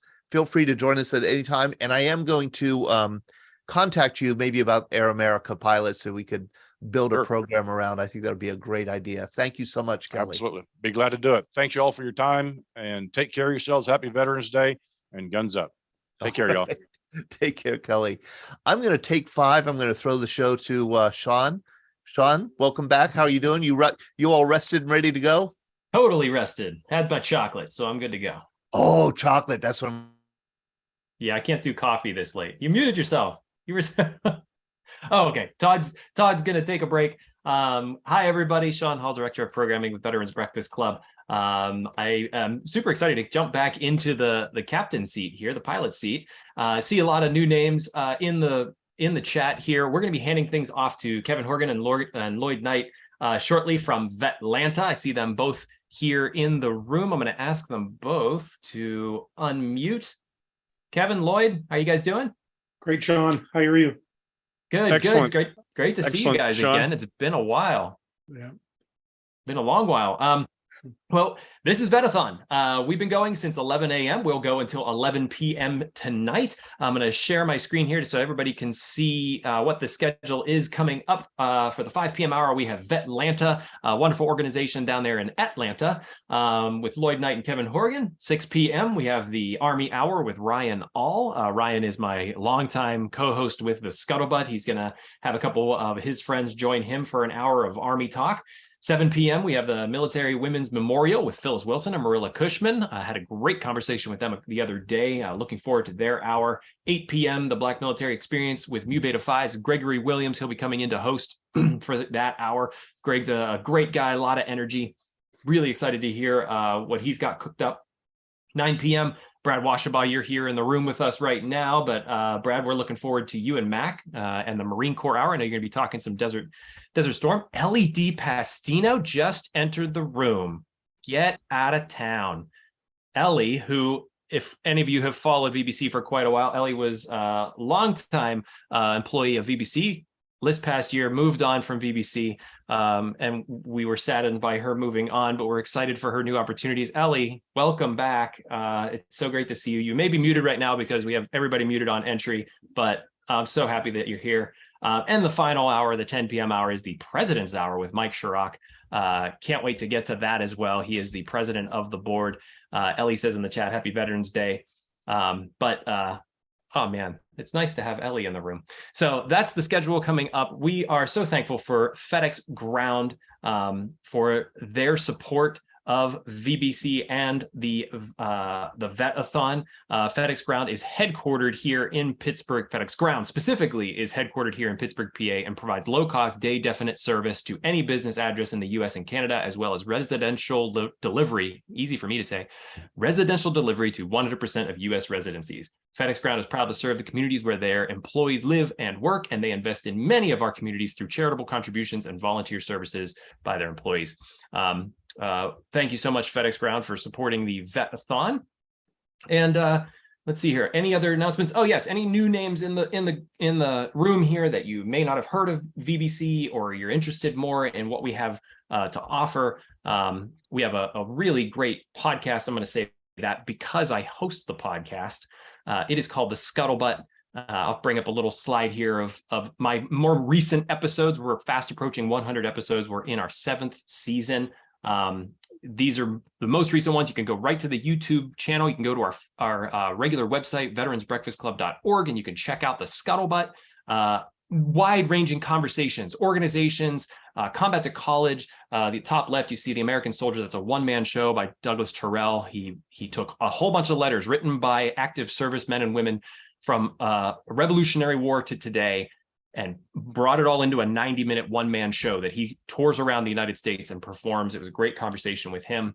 The grappling martial arts. I keep bringing this one up because I was so interested in it. We had a gentleman on, Timothy Kim, who his job or his organization, the Knife Hand Company, pairs veterans with grappling martial arts studios. And he believes that through grappling martial arts, you can heal trauma. That's at least how he did it. So he's trying to extend that to other veterans. And then coming up on Monday, we have our most recent episode, At Ease Veterans Magazine. We have their editor-in-chief coming on to the program to talk about At Ease Veterans Magazine. And finally, make sure that you send us your address. If you haven't, you can send that to me, Sean, SHAUN, at veteransbreakfastclub.org, or Todd, TODD, at veteransbreakfastclub.org. If you don't receive our magazine, it's a free magazine that we send out quarterly. We'd be happy to put one in the mail to you. Otherwise, that's the top of the hour. Commercial break. Back to our regularly scheduled program. Lloyd and Kevin, I'm going to hand the show off to you guys. I'm going to hang out here in the back end and listen to both of you talk.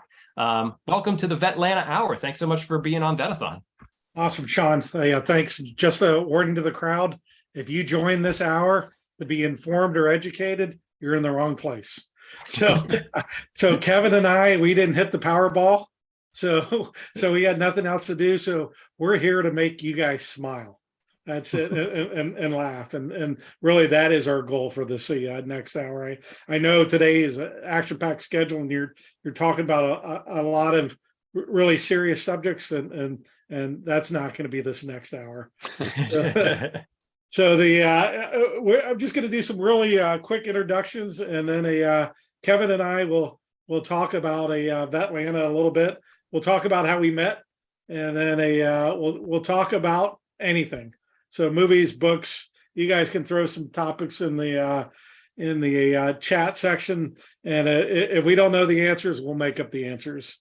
So I'm Lloyd Knight, president and co-founder of Vetlanta, a group that was started 9 years ago from about 20 of us sitting around the room talking about best practices.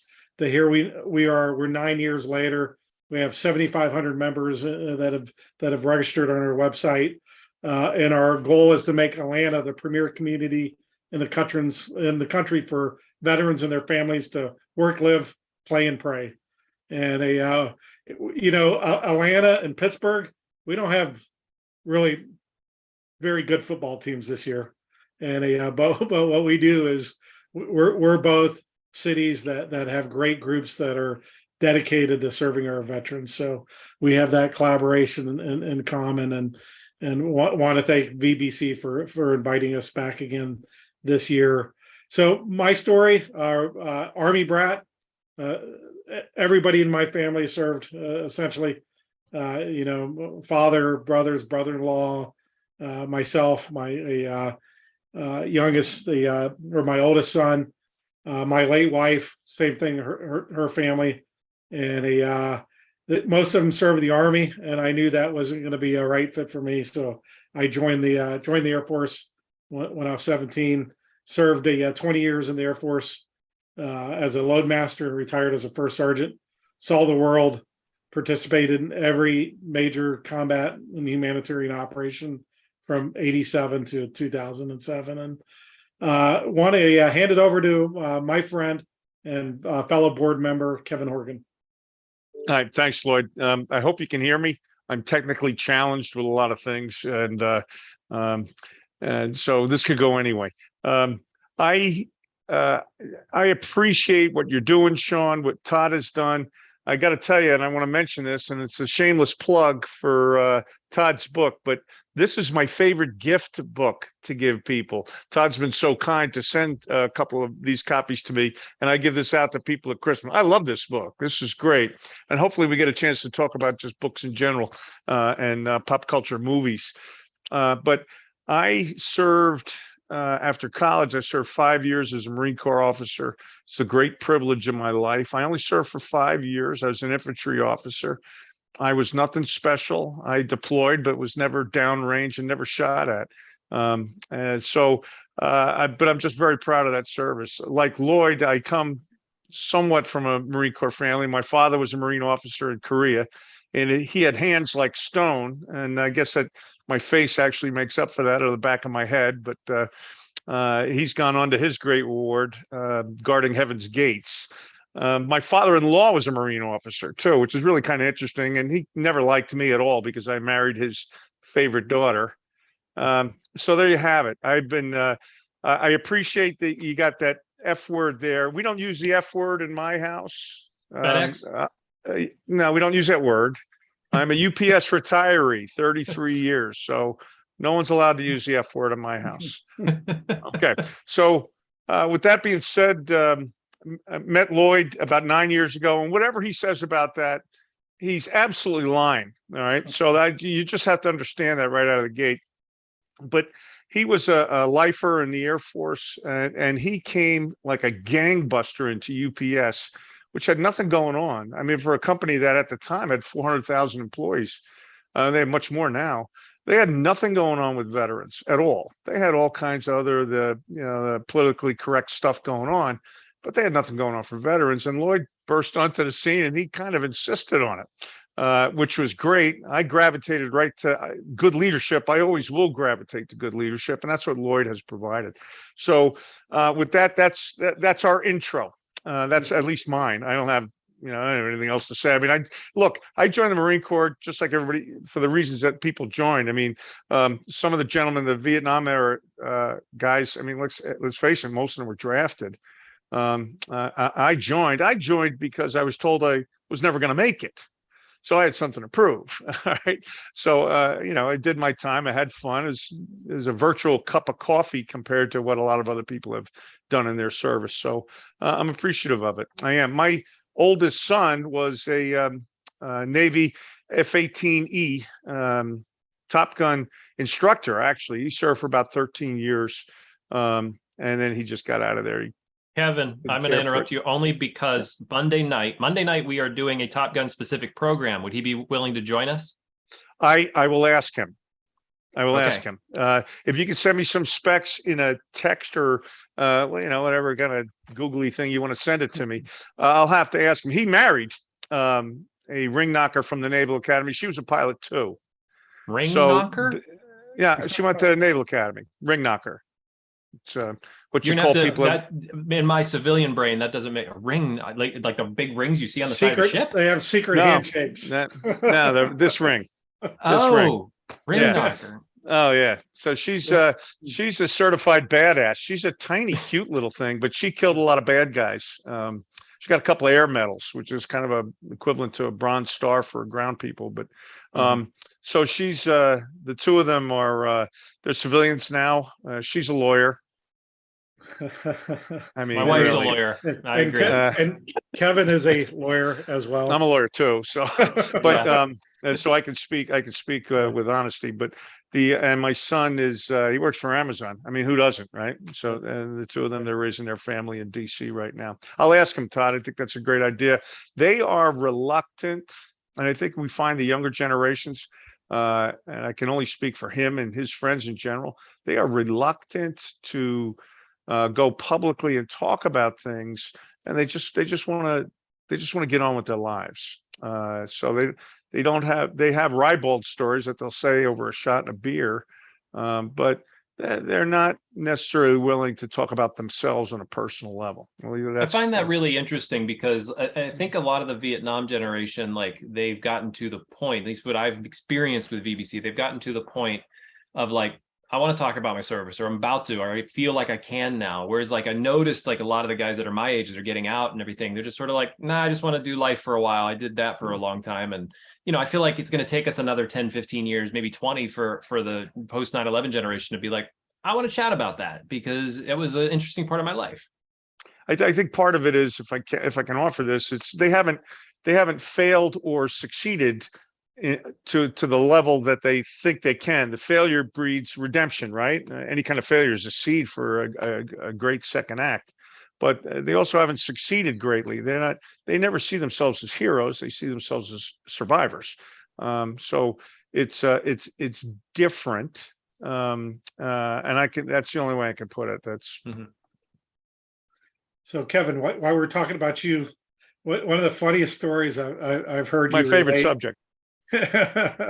mine too, is tell the story about you coming home and running into the drunk Santa Claus.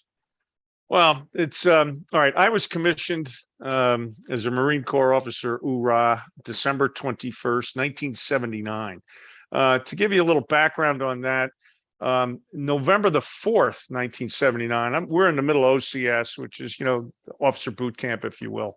And the Iranians overtook the American embassy in Baghdad. All right.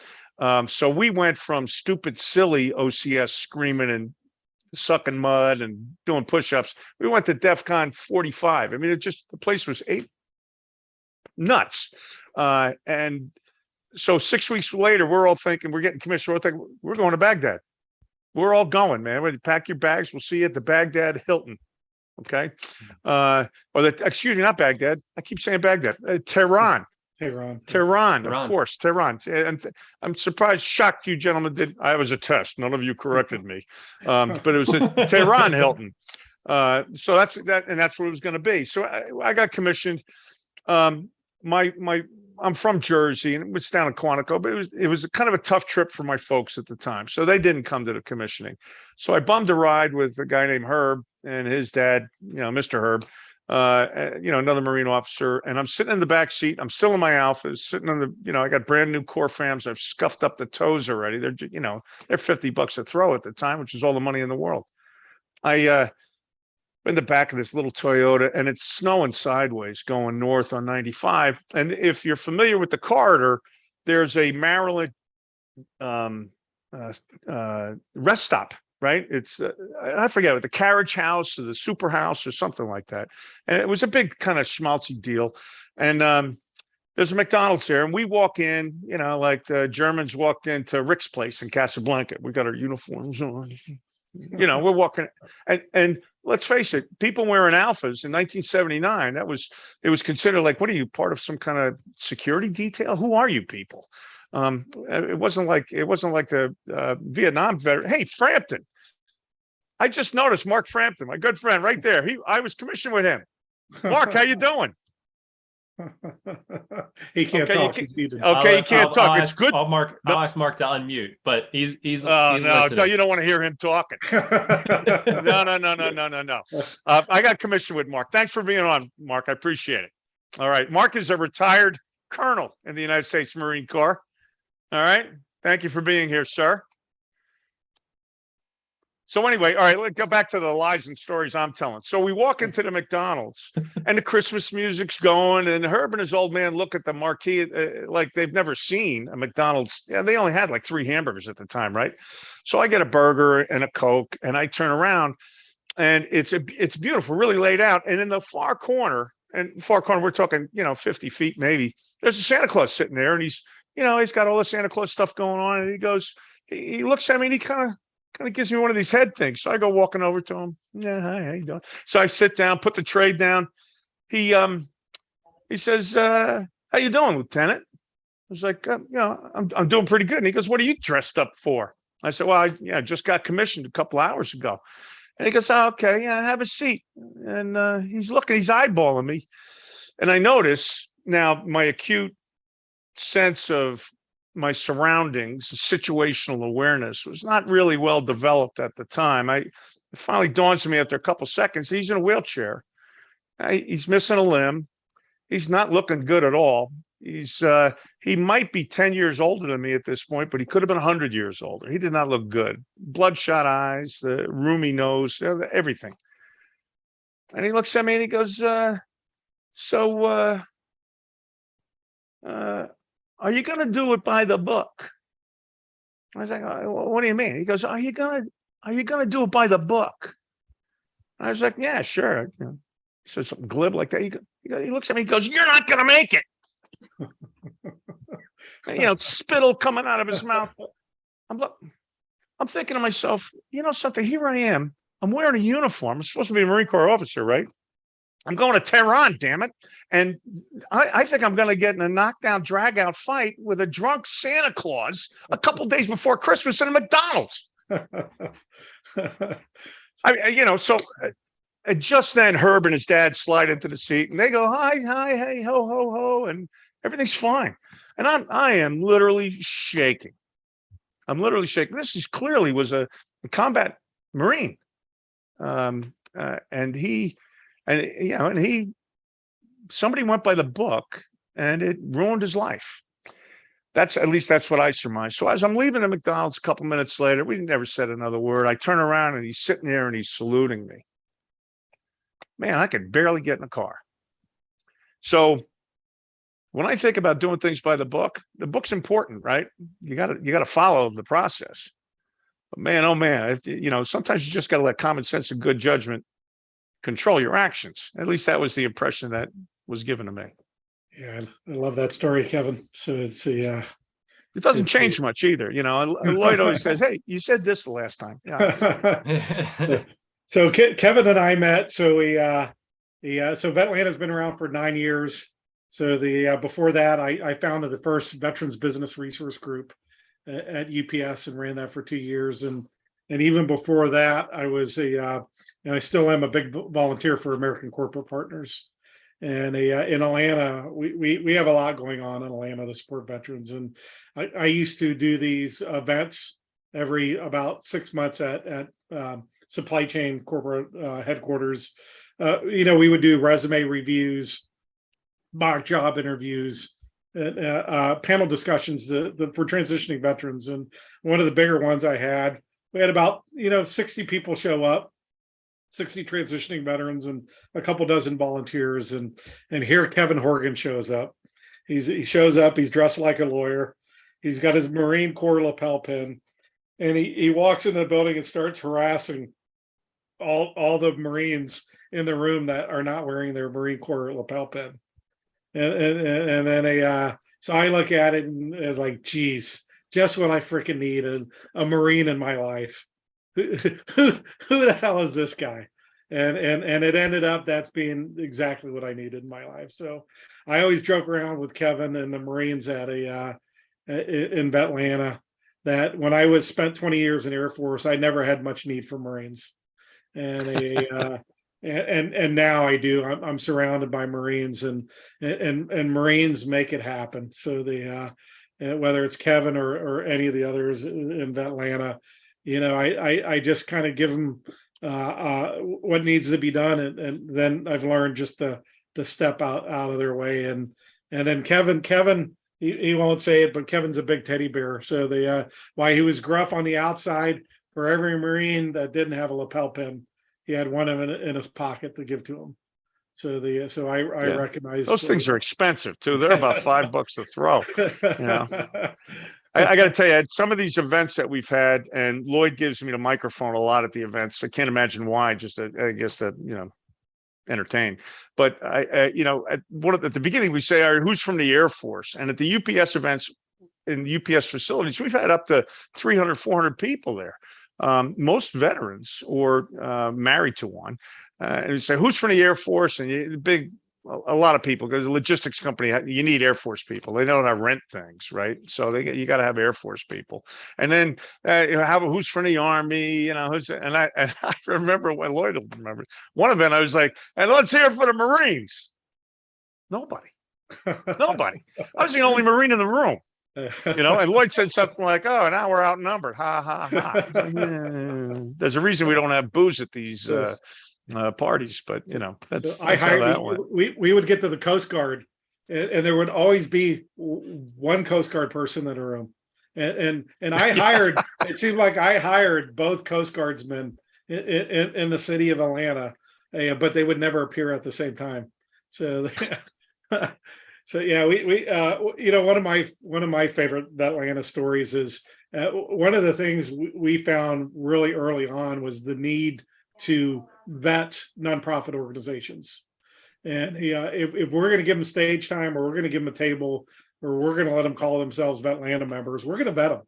And so the joke I always tell is we would vet them at 6:30 in the morning over pancakes in Alpharetta, which is a 45-minute drive from Atlanta in traffic. And just that alone is betting, right? If somebody's going to show up at 6:30 for pancakes, they've got something going on. So, and we would start early because we all have jobs. We the early board was, we all were working for Fortune 100 companies, and the only free time we had was that early.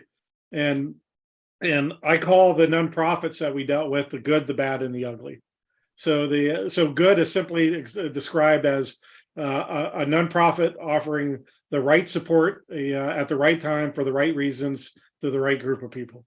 And for those, we just stay out of their way and applaud them and really advertise them.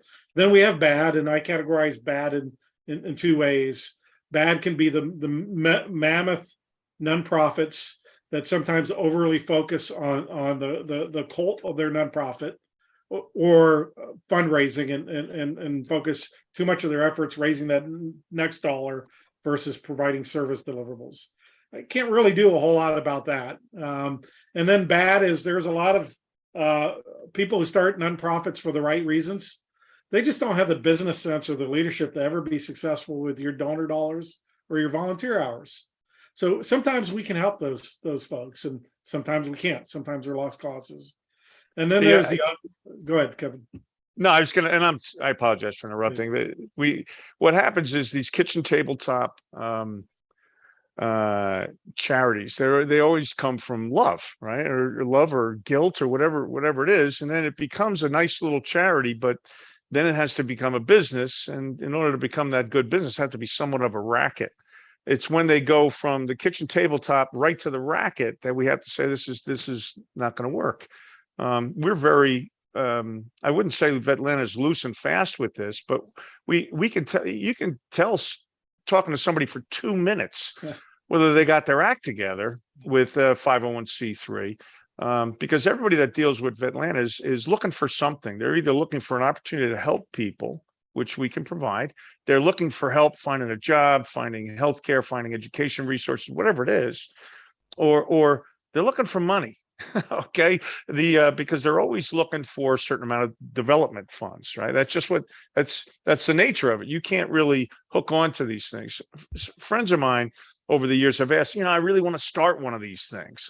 I really want to get this going. I think I got something, and I tell them the same thing every time. I said, don't. Find one you like, find one you can embrace, find one you can learn from before you do anything else.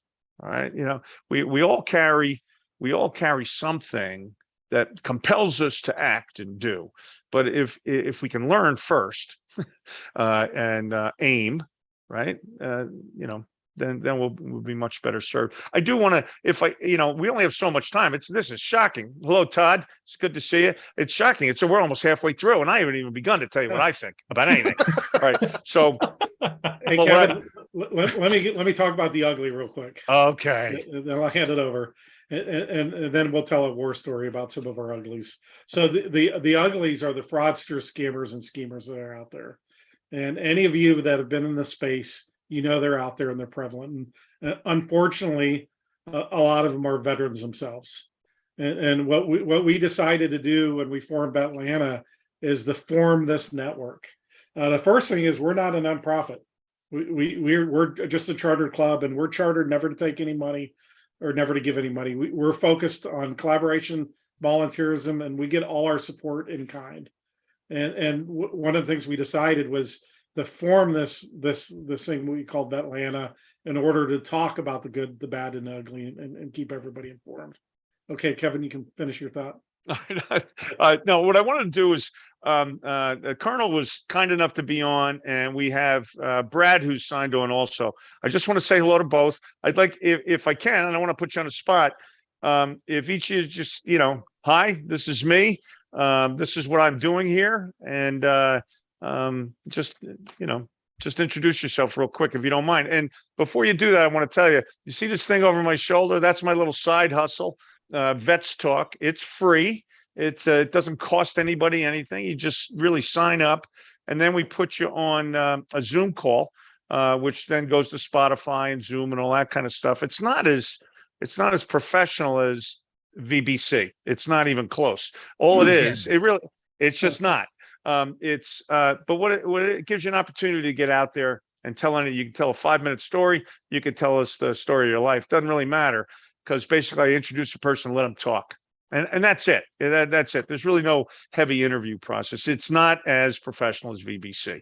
And we do this, it's kind of an adjunct to Vetlanta. As you can tell, the logo is much like the Vetlanta logo. So if Brad has been unmuted first. So Brad, hi, how are you? Good, Kevin. And thanks for being on the show.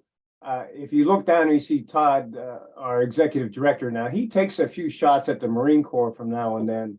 So I am glad to have you aboard. And all we need is one Marine, but having 2 or 3 really adds to the value.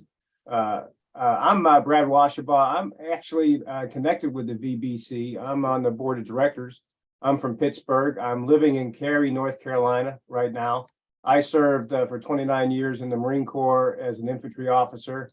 I'm a veteran of Beirut, Desert Storm, attack of the Pentagon, and I just love the VBC. I love its mission. I love its values. I love what it does, and I'm excited to be part of it. We're on later tonight at 9 o'clock, the 9 to 10.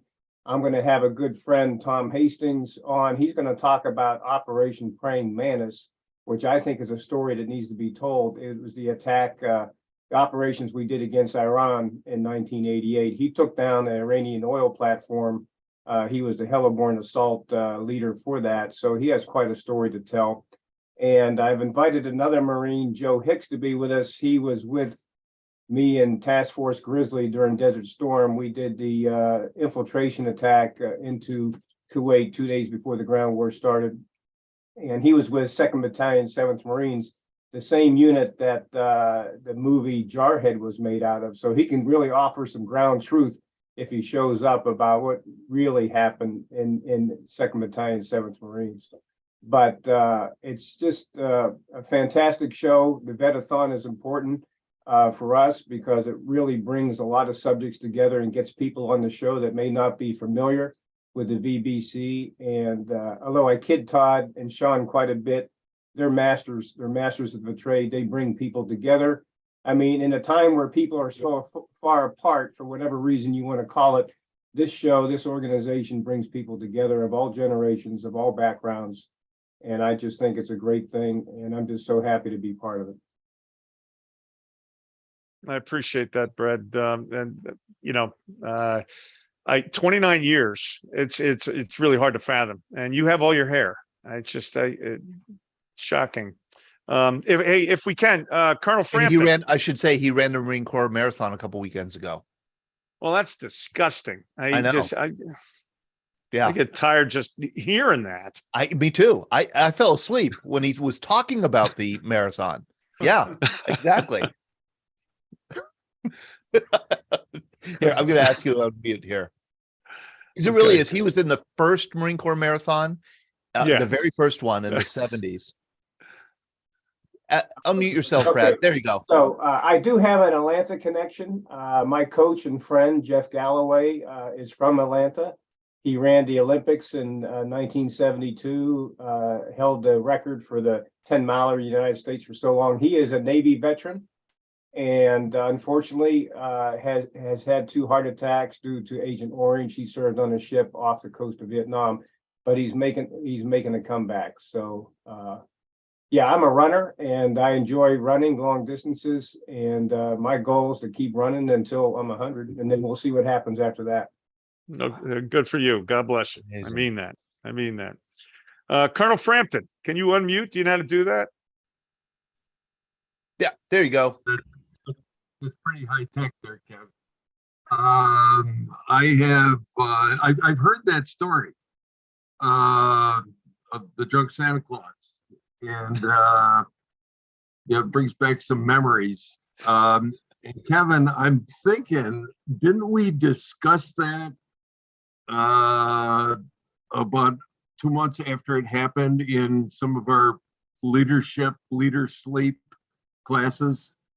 We might have. We've had a profound effect on me. I'm telling you. I think that's been bannered around, but you know, I think what he was getting at was a lot of attributions had been made on this particular statement. Dwight Eisenhower and other great generals. What he was getting at is the plan is nothing. Planning is everything. And you know, to be able to continue to think on your feet and don't get stuck by doing it by the book. I've thought about that many times over the years. So real quick on me, Brad, I got 1 upsmanship on you. I did 30. But no, I have never done a marathon, so you got me on that one. I've got a connection to Atlanta, and it's Kevin, and my love of the game of baseball, and it started with Smoltz and Glavin and Maddox and the crew, and so that's my real connection to baseball, and thanks to Kevin and some technology and staying connected in what he's doing. He's still nuts after all these years. Yeah, even more so. Thanks for being on, Mark. I do appreciate it. And last time I saw Mark, it was Lloyd, you know the layout of my house. It was at our bar here in the house, and he drank all my beer. Yeah, so that's what happened.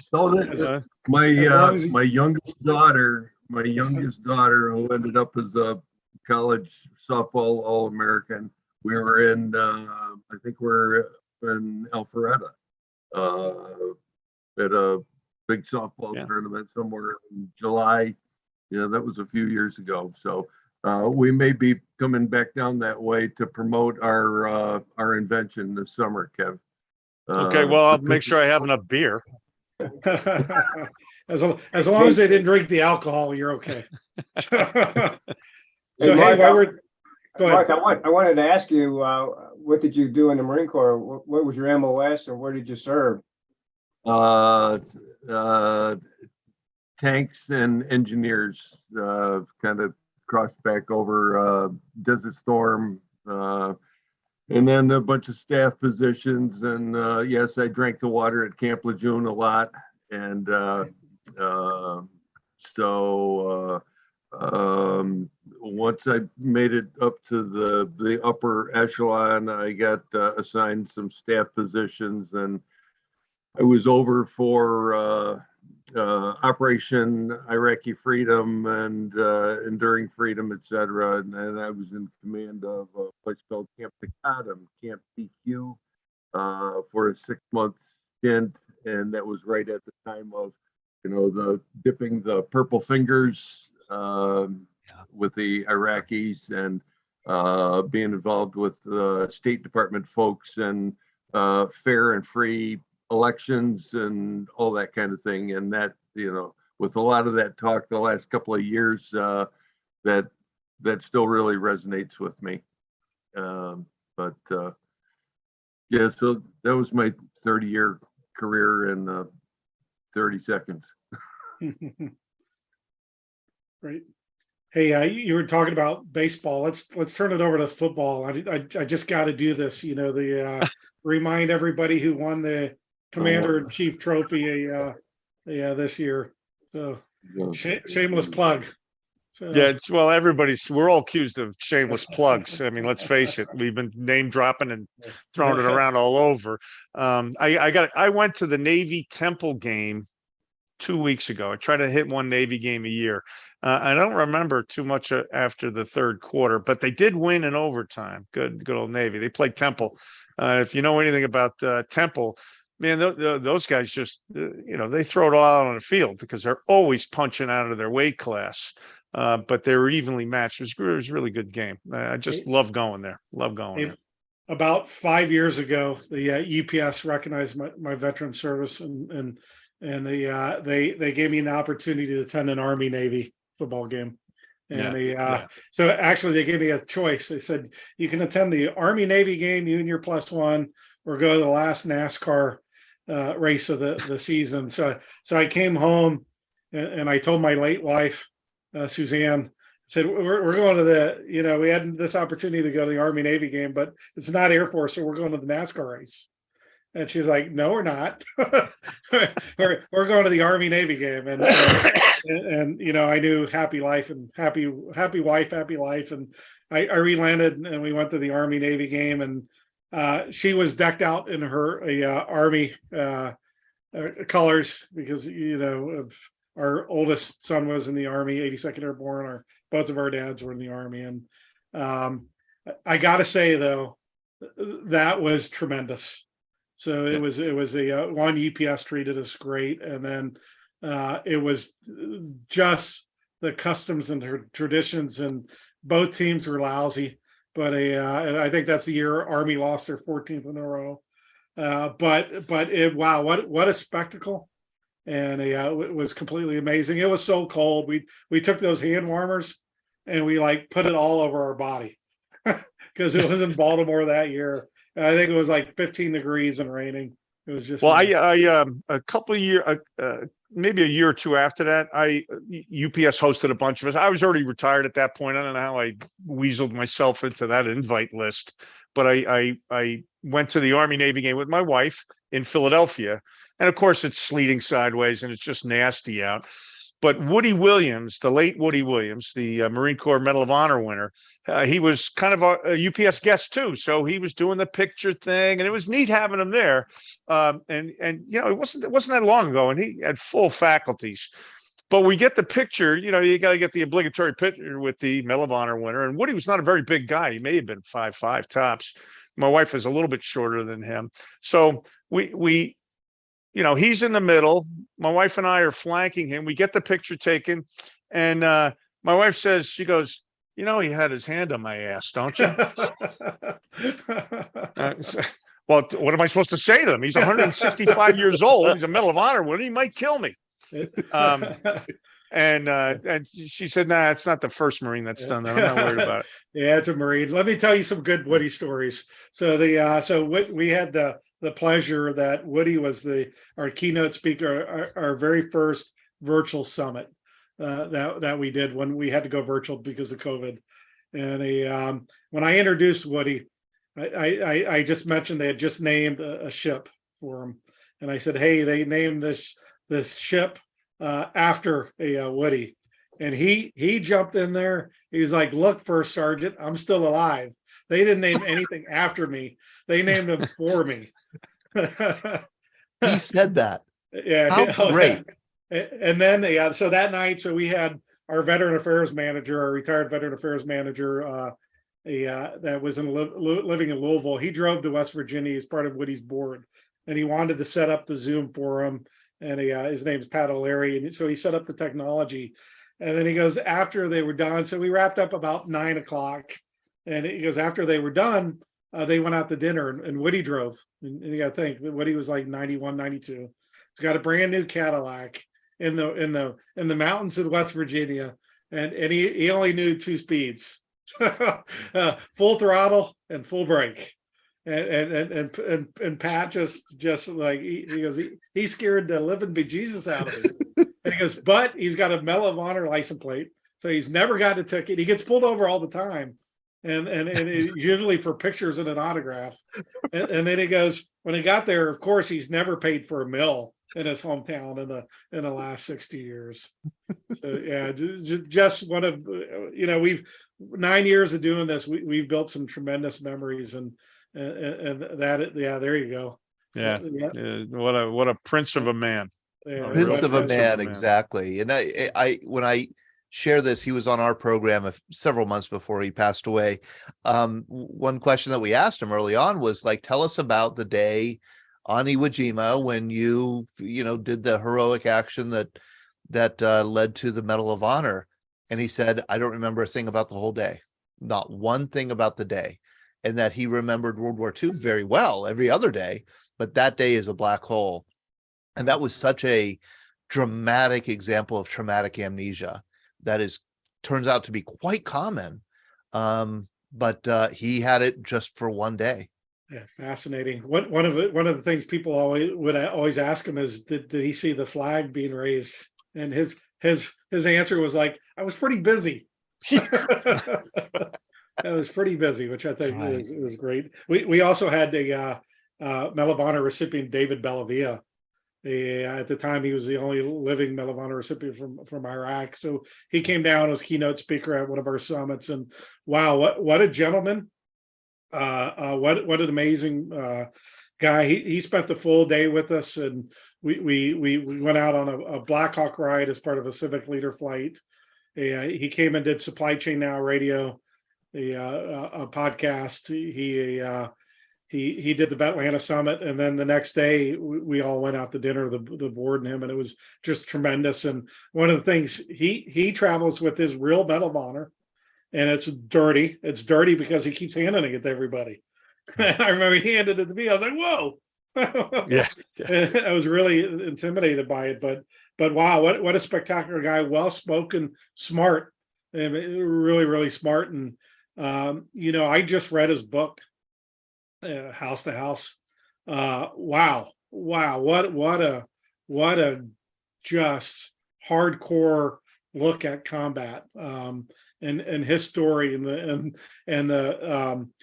the way they were treated when they came off that combat operation, where he would ultimately win the medal, is just a hardcore story.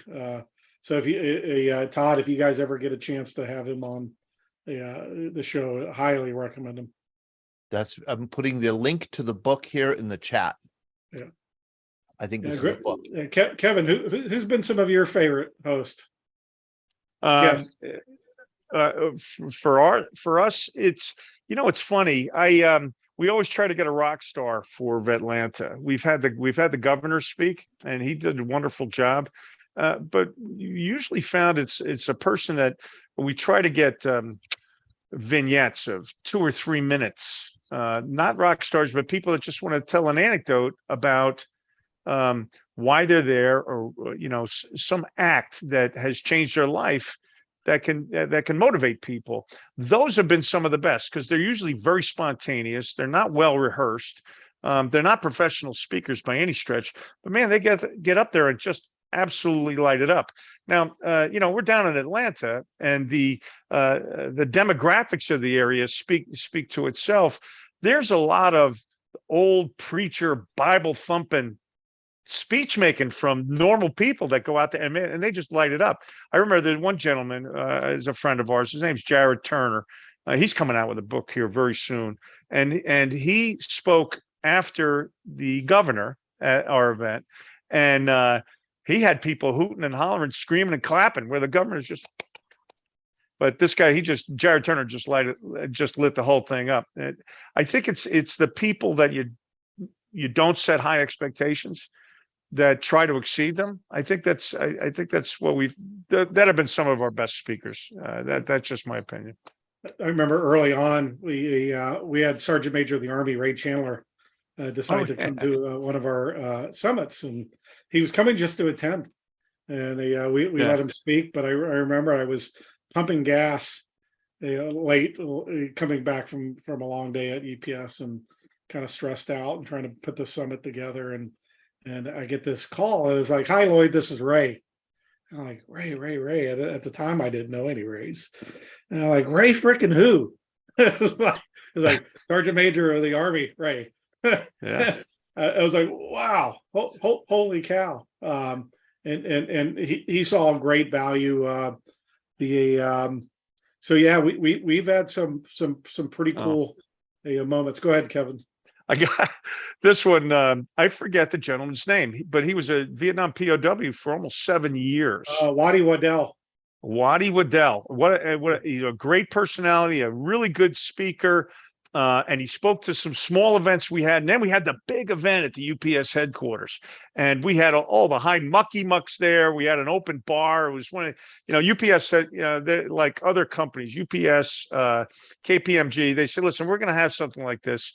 We're going to have beer and wine. It wasn't beer and wine. I mean, what's the big deal, right? So, Mr. Waddell comes in, and he's an older guy, but he's spry. And we had a body person on him, she was pretty, okay. And he's like, "Well, what do you got to drink here?" Well, we got this and this. And he goes, "You got any Pinot Grigio?" I said, "Sure, we got tons of it. We only had a couple bottles. I don't remember what it was." He went through a bottle and a half in about 30 minutes. And then he had to go up to speak. And we had 30 minutes allotted for the guy. He had some great stories. I mean, this guy's a treasure. He talked for, I don't know, 5 minutes. He was done. He was like, "Yeah, that's great. Yep. And then he just got off the stage, and all of a sudden we got this half-hour gap. I forgot what we did. We might have did a puppet show, but he was done. He was cooked. And so we learned a lesson on that one. We learned a very valuable lesson. Yeah, the wine comes after the talk. Right. And Pinot Grigio will sneak up on you too, man. You start chugging that stuff like it's lemonade. That's a mistake. Definitely a mistake. One of my favorite other stories was we got when Bob McDonald took over as Secretary of the VA, he came to UPS and to meet our C-suite, and I think Kevin, you might have got to meet him, and I got to meet him. And the interesting thing about him is they say his name, call me Bob, because he didn't like to be called Mr. by a title or anything. And about 4 months after he was at UPS, I got a call from his people and said, "Hey, Bob's going to be in Atlanta, and we can't really tell you the dates, but you're going to get a call, and he wants to speak with you guys." So yeah, sure, just let us know. We're all busy, we travel a lot, but just get us a date. And maybe about a week prior, we got the date, and we went down to the VA thinking it was going to be a big room full of hundreds of different nonprofits, and we walked in the room, and there was the three of us and Bob and a couple of the local VA people, and he met with us. We had breakfast for 2 solid hours. And he was just intrigued by Vetlanta and our business model, and he was like, "Hey, how in the world are you guys able to do this without taking any money?" And he goes, I want to figure this out. So if we could do it with the VA, and all joking aside, he was one of the things he wanted us to do was become the CVEB, the Community Veteran Engagement Board in Atlanta. And so he met with us and asked, and we politely said no. And we didn't want to take the beatings for the VA. And at the time, the American Red Cross and the Points of Lights Foundation was leading it, and they had paid employees that were assigned to nothing but the CVEB. And we don't have any paid employees. We're all very busy, and we didn't think we'd be able to do justice to it. And we got asked again a couple of years later, and we decided to do it. And it's been really a success story. For us is the relationship we have with the VA here. We don't take their beatings. but we do constantly collaborate with them and hope to grow that relationship in the future. They got a lot of management. They got a lot of middle management at the VA. I'm telling you. Hey, listen, we only have a couple minutes. I got to tell you, I spent most of the day getting ready for this, Lloyd. I have this huge list of best movies ever. Okay. And I'm not going to share the list with you because none of you guys deserve it.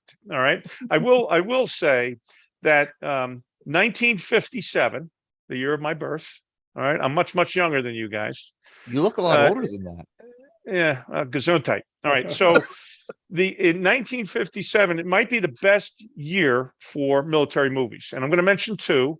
Paths of Glory is my personal favorite and might be one of my favorite. Might be my favorite movie of all time. All right. Paths of Glory.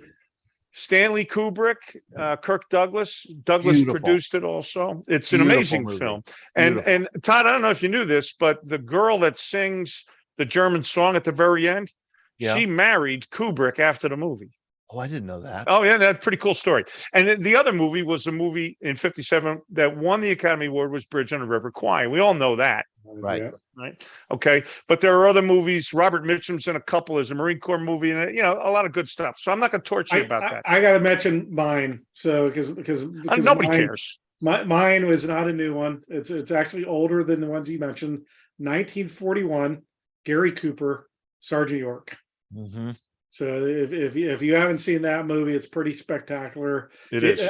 I started reading anything I could get, and I actually read Alvin York's book that he put together. Very hard to read because frankly he was a hillbilly from Tennessee, Kentucky, but what an amazing kind of story, and the acting was just spot on in that movie. Yeah. Has anybody seen the new Netflix All Quiet on the Western Front, which I think okay, Brad, and not that we want to make this take away from your time, Svetlana, but I'm just curious. I haven't seen it yet. A classic early 1930s movie with Lou Ayres. Then there were a few remakes. I know one made for TV in the 80s maybe, and now there's a recent one for Netflix. Brad? Yeah, it was looking at the subtitles, it was a German-made movie. And it is hits home about the fallacy of war and the great waste of that war and the attacks that were made, and just one young German struggle to really stay alive, but to realize that war is really is really something that's just horrible. And I think it was well made. The combat scenes are good, but it was interesting from the German perspective that when you finished the film, it was about a lot of false glory, of generals that are very comfortable in their chalets, ordering men to their deaths, while the young infantry German soldier was just battling all kinds of fear, disease, just very, very tough time. But I liked the movie. It was good. German made, and it's worth watching. It is worth watching. Okay. Yeah. I'd like to, since the clock's ticking, I'm looking forward to watching that movie. I want to mention this.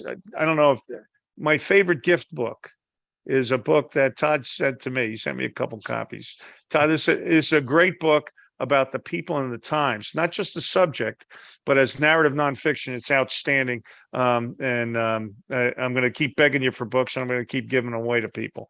So that's one I wanted to plug. I want to plug another one I haven't read yet, Operation Pineapple Express by Lieutenant Colonel Scott Mann. Todd and Sean, I don't know if you've had him on your program. If you have, yes, I had Scott on my scuttlebutt. In fact, I'm thinking his episode is going to come out in about 2 or 3 weeks. I haven't got to edit it yet, but he's incredible. Yeah, not just an author, but a playwright, and acts in his play that he wrote, which was an amazing. The play, made into a movie, which has just been amazing. It's really 4 Gold Star families, and it's a work of art. I thought he was a sergeant. I didn't realize he was a lieutenant colonel till he told me after I watched the movie. I watched the movie first. I have an affinity for the Civil War. This book Reveille in Washington, about what's going on in DC during the Civil War. There are many books, anything written by Bruce Catton, of course, on the Civil War, you got to read. But this one, Reveille in Washington, is especially poignant to the signs of the times. And that's it. I'll get off my box. You got 4 minutes. Go. Back to you, Todd. Thanks for everything. We had a blast again, and can't wait to do it again next year. It is so great for you to join us, to take time out of your day and just join us to talk about what's going on in Atlanta and with Vetlanta, and talk about your own service and some of the veterans you've met. Thank you so much, Lloyd and Kevin. I appreciate it. We're hitting the 6 o'clock hour. Please feel free to stay on. Kevin and Lloyd, I hope you'll stay in touch. Absolutely. And I may be hitting you up for some contacts for people that we might want to have on our program. We now have 7 hours, I think, in the bag with our Vetathon, and we have 5 hours to go. Is that true? Is that true? So, Sean? yep, 6, 7, 8, 9, 10. Yeah, we got Okay. 5 more programs, 5 more hours to get to. But I mean, keeping the good times rolling. Next is going to be Army Hour with Ryan All. Before we get to Ryan, this is the VBC. We are a nonprofit in Western PA. Our mission is creating communities of listening around veterans and their stories to connect, educate, heal, and inspire. Yes, we've been going all day, and we want to thank FedEx Ground for sponsoring the VBC. FedEx Ground here is specifically, FedEx Ground is headquartered here in Pittsburgh, PA. They provide low-cost, day-definite service to any business address in the U.S. and Canada, as well as residential delivery to U.S. or to 100% of U.S. residencies. Go ahead, Todd. You have a thought. I'm just going to interrupt, just say that I'm requesting that everybody forget all the good things that were said about UPS a few minutes ago. We already deleted it out. In fact, we just dubbed in FedEx every time they said UPS. That's right. Technology nowadays. Anytime you said it, it doesn't sync well with the words, but FedEx Ground is proud to serve the communities where their employees live and work, and they invest in many of our communities through charitable contributions and volunteer services by employees. Thank you so much, FedEx Ground, for sponsoring the VBC's Vet-a-thon today. If you are new to VBC, if this is the first time you've joined us, 1, welcome. The more the merrier. Thank you for joining us. 2, you may not be getting our quarterly magazine, so please be sure to email us your address at my name, Sean, SHAUN, at veteransbreakfastclub.org, or Todd, TODD, at veteransbreakfastclub.org. We'll make sure to get that magazine out to you in the mail. And you can also join VBC as a member. It's $36 a year. It supports all of the programming that we do, which is normally a Monday night happy hour. That's our bread and butter. We are on every Monday night, 7 p.m. Eastern time, telling veteran stories with vets, service members, organizations, you name it. We have a military topic going on every Monday night. This coming Monday is Top Gun night, which, Todd, I believe it was Kevin. Kevin, are you the one that told me that your son was a Top Gun pilot? You still with us? Let's see here. I'll see if Kevin can. Yeah, Kevin. I'm still on. He was an instructor. So he taught there for almost 3 years. He loved it. It was great. And he's got his own stories. I'm not going to steal any of that because I'd just be lying anyway. But he's, that was, let's say it was formative to his opinion of naval aviation and command leadership. So, I'll ask him if he wants to be on. It's easy. It's a easy, quick 90 minutes with us. We're just going to chat with him a bit about his experience. But we'd love to have him. Okay, I'm writing as fast as I can. Thank you. Thank you so much. Boy, that would be wonderful. This wonderful same Zoom link. So you already have the link. You just shoot it on to him. Say, hey, join anytime between 7 and 8:30 p.m. Monday night. Love to have him to come on and chat a bit about it. He might have even taught. I don't know if he did. Evan Warner is going to be our main guest that night, so they might know each other. I was wondering if they might know each other. And we have Jeff Ballard on. I see Jeff on from California. Hello, Jeff. Jeff is going to be with us the following night, and that'll be Tuesday, November 15th, which is at the anniversary of the sinking of the USS Juneau.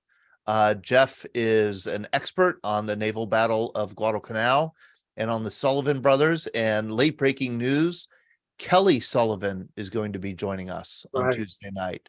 And she's a granddaughter of one of the Sullivan brothers. Pretty cool. Jeff, how are you? I'm well. Thank you, Todd. I'm glad I could tune in. Yeah, in addition to Kelly, we're going to have some archivists from the Group Museum in Waterloo, Iowa, which is the home of the Sullivan Brothers. And we're actually going to have Newt Swenson, who is the grandson of Lyman Swenson, who was the captain, the one and only captain of the Juneau. So it's going to be a great, we're going to be able, it's going to be really, really fun-filled information.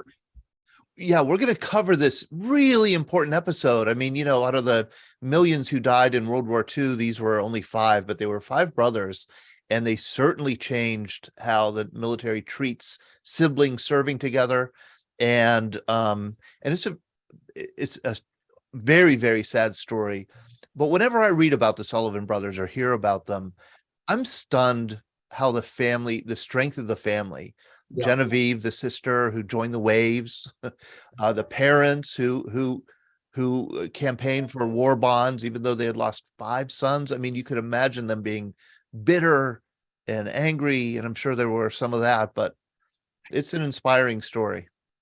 Yeah, they sent I think the War Information Bureau sent the Tom and Alita Sullivan on a 60-city bond tour to sell bonds and to speak in factories to try and increase war production.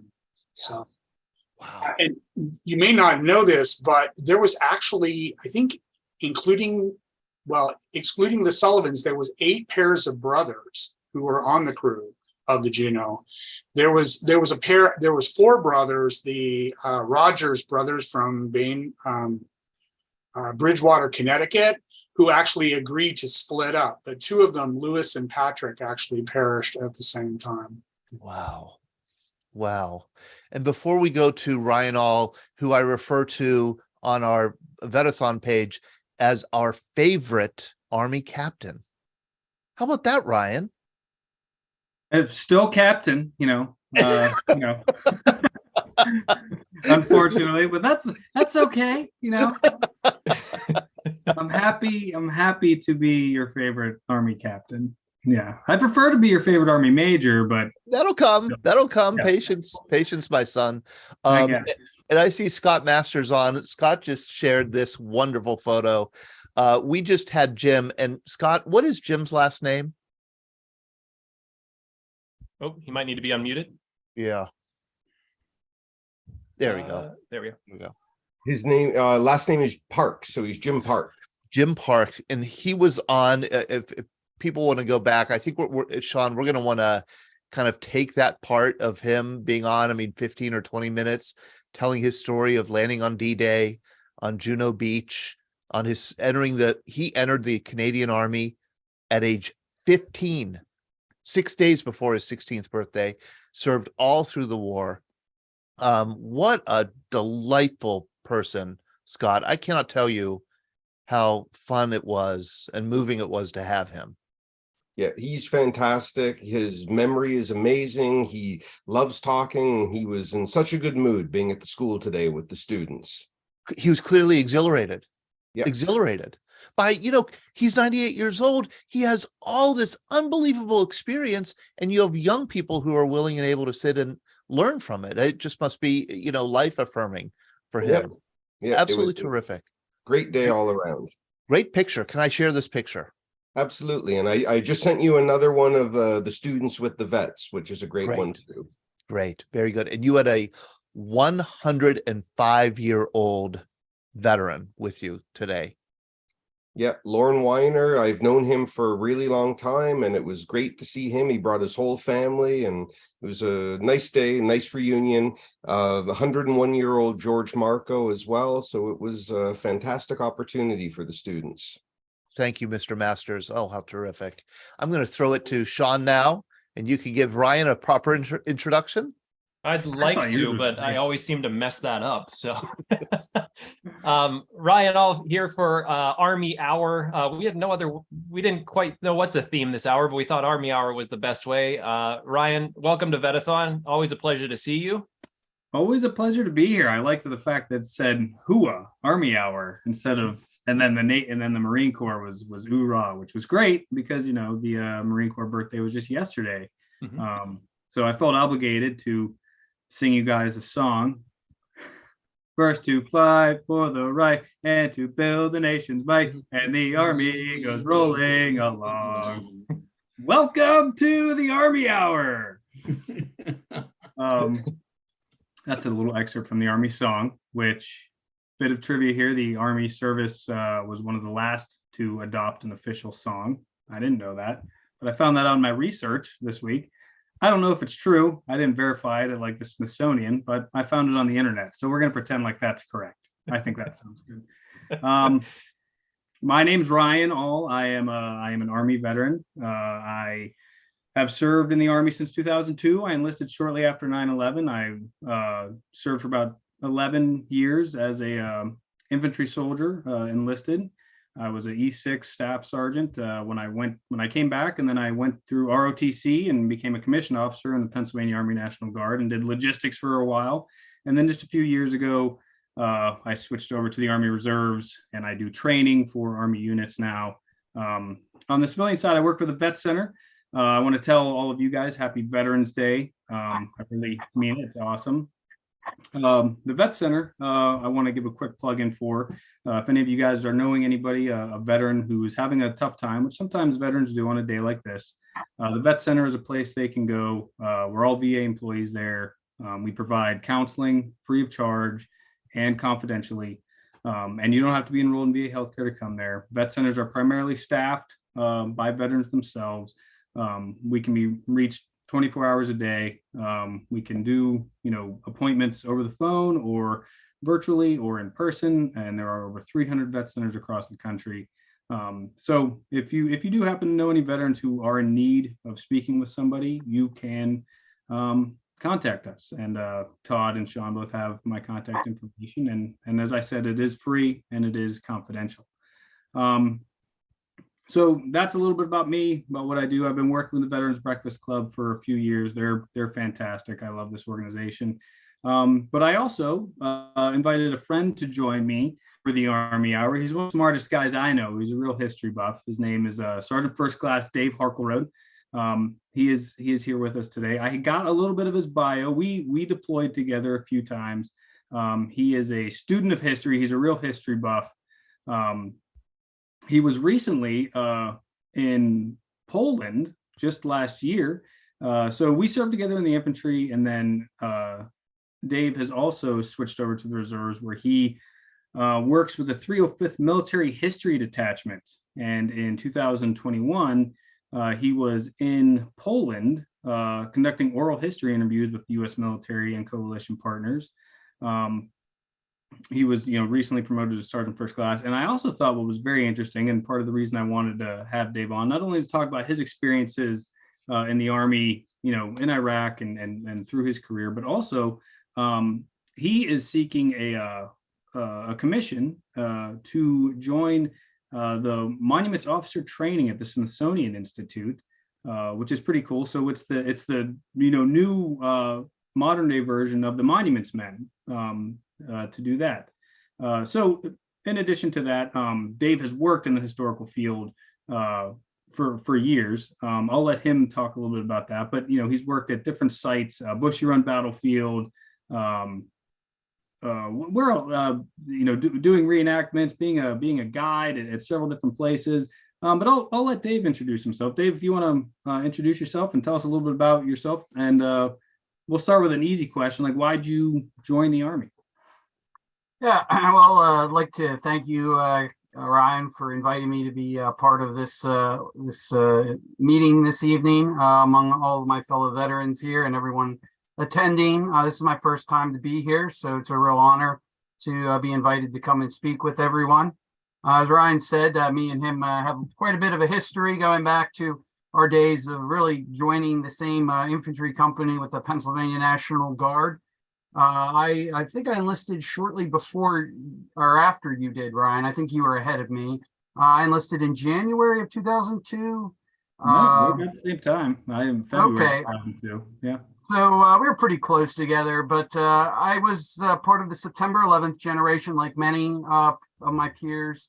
Wasn't really even thinking about joining the military at all until those larger historical events, as they did for many people, kind of overshadowed our life plans in a singular, just one of many examples throughout history, how one singular event can really shape and shift the course of so many lives. I was just a young high school senior and wasn't really thinking about a military career, just thinking about going to college and having a good time like most college students. But it kind of redirected my focus. I always had an interest in history as a kid. I grew up going to my parents taking me and my brother on vacations to historical sites. So really, I was kind of ingrained. I come from a military family, although I came from a Navy family. Literally everyone, including my younger brother, now serves in the Navy. But I got seasick once going out on a whaleboat trip. So I definitely wanted to keep my feet on the ground. And so I had to get my parents to sign for me, and my parents were hesitant to sign for me to do anything other than the National Guard, thinking that would be the least likely avenue where I'd end up going overseas. So that was fine with me because I knew I wanted to be in the infantry, and the National Guard had that. It's very ironic, or maybe not so much, that I got back from basic in September of 2003, and Ryan and I were deployed the first time to crit in Task Force Dragoon in the summer of 2004. So that was our first deployment. Our second deployment that, again, Ryan and I deployed together again was with the 56th Stryker Brigade with the Pennsylvania National Guard in 2008, 2009 to Taji, Iraq. And then I volunteered as an individual augmentee through Tour of Duty, which, for those of you not familiar with that, it's an active duty recruiting tool basically to pull National Guardsmen or reservists to fill slots that they need to fill overseas. And I used that to go do a tour in Afghanistan. I was a squad leader with the U.S. Army Corps of Engineers, which was really an interesting perspective. Really, all three of them ultimately were interesting perspectives from a historical standpoint. What I mean by that is the first deployment, and this is all retrospectively, of course, but the first deployment was at the beginning of the war in Iraq, the insurgency in 04 and 05. And when Ryan and I went back in 2008 and 9, it was kind of near the end stages of Iraq, where we were turning things over to the Iraqis. And to go to Afghanistan in 14 and 15, I thought that I was going to be there for the end. Of course, they were talking about shutting down operations at that point in 2014 and 15. Of course, we all know that didn't happen for another 5 years. But the U.S. Army Corps of Engineers, it was definitely an interesting perspective because their mission was tasked with handing things over to the Afghans, closing down bases. It was primarily civilians that I was responsible for providing security for. So it was definitely a different perspective, and you were in the shadow of the empires, the great empires that ultimately failed in Afghanistan. You're talking about from Alexander the Great to the British Empire to the Russian Empire. I mean, for anyone who's been to Afghanistan, it's thick. The environment there is thick with that historical shadow of those empires and their legacy there. And of course, to be there, it was not missed on me. And what I mean by that is I also have the fortune of being able to pursue my civilian education and career in the history field. I'm going to ding you on this, Ryan. Sorry, but I tell you, I'm a little bit sensitive to the history buff concept that gets thrown around, but I am a professional historian. I know that maybe seems like a little bit of egotism coming across, but I got my undergrad in history and my master's in history from Duquesne University. My undergrad was from IUP, Indiana University of Pennsylvania. And so I had the fortune of this gave me real quick, Dave. Go ahead. I apologize for the misnomer, right? And thank you for correcting me. I deserve that. As you know, most officers don't know what they're talking about most of the time. So I'm really interested, and I think people would like to see. So, what you are a professional historian, right? You are educated as that, and that's what you do for your civilian job. Can you explain that a little bit, just a little bit of your work experience on the civilian side, because I know you do have a huge interest in where your specialty really lies is like early American history. So what, where's your experience taking you there? Yeah, so I was going to get into that. Is that I start off with my military career because I mean that's the purpose of being here. But my being in the National Guard, it gave me the real benefit of being able to pursue my civilian, academic, and professional pursuits kind of simultaneously while I was serving the country. And so I started while I was doing over the course of this military career I was describing. Of course, I was also working on my degrees.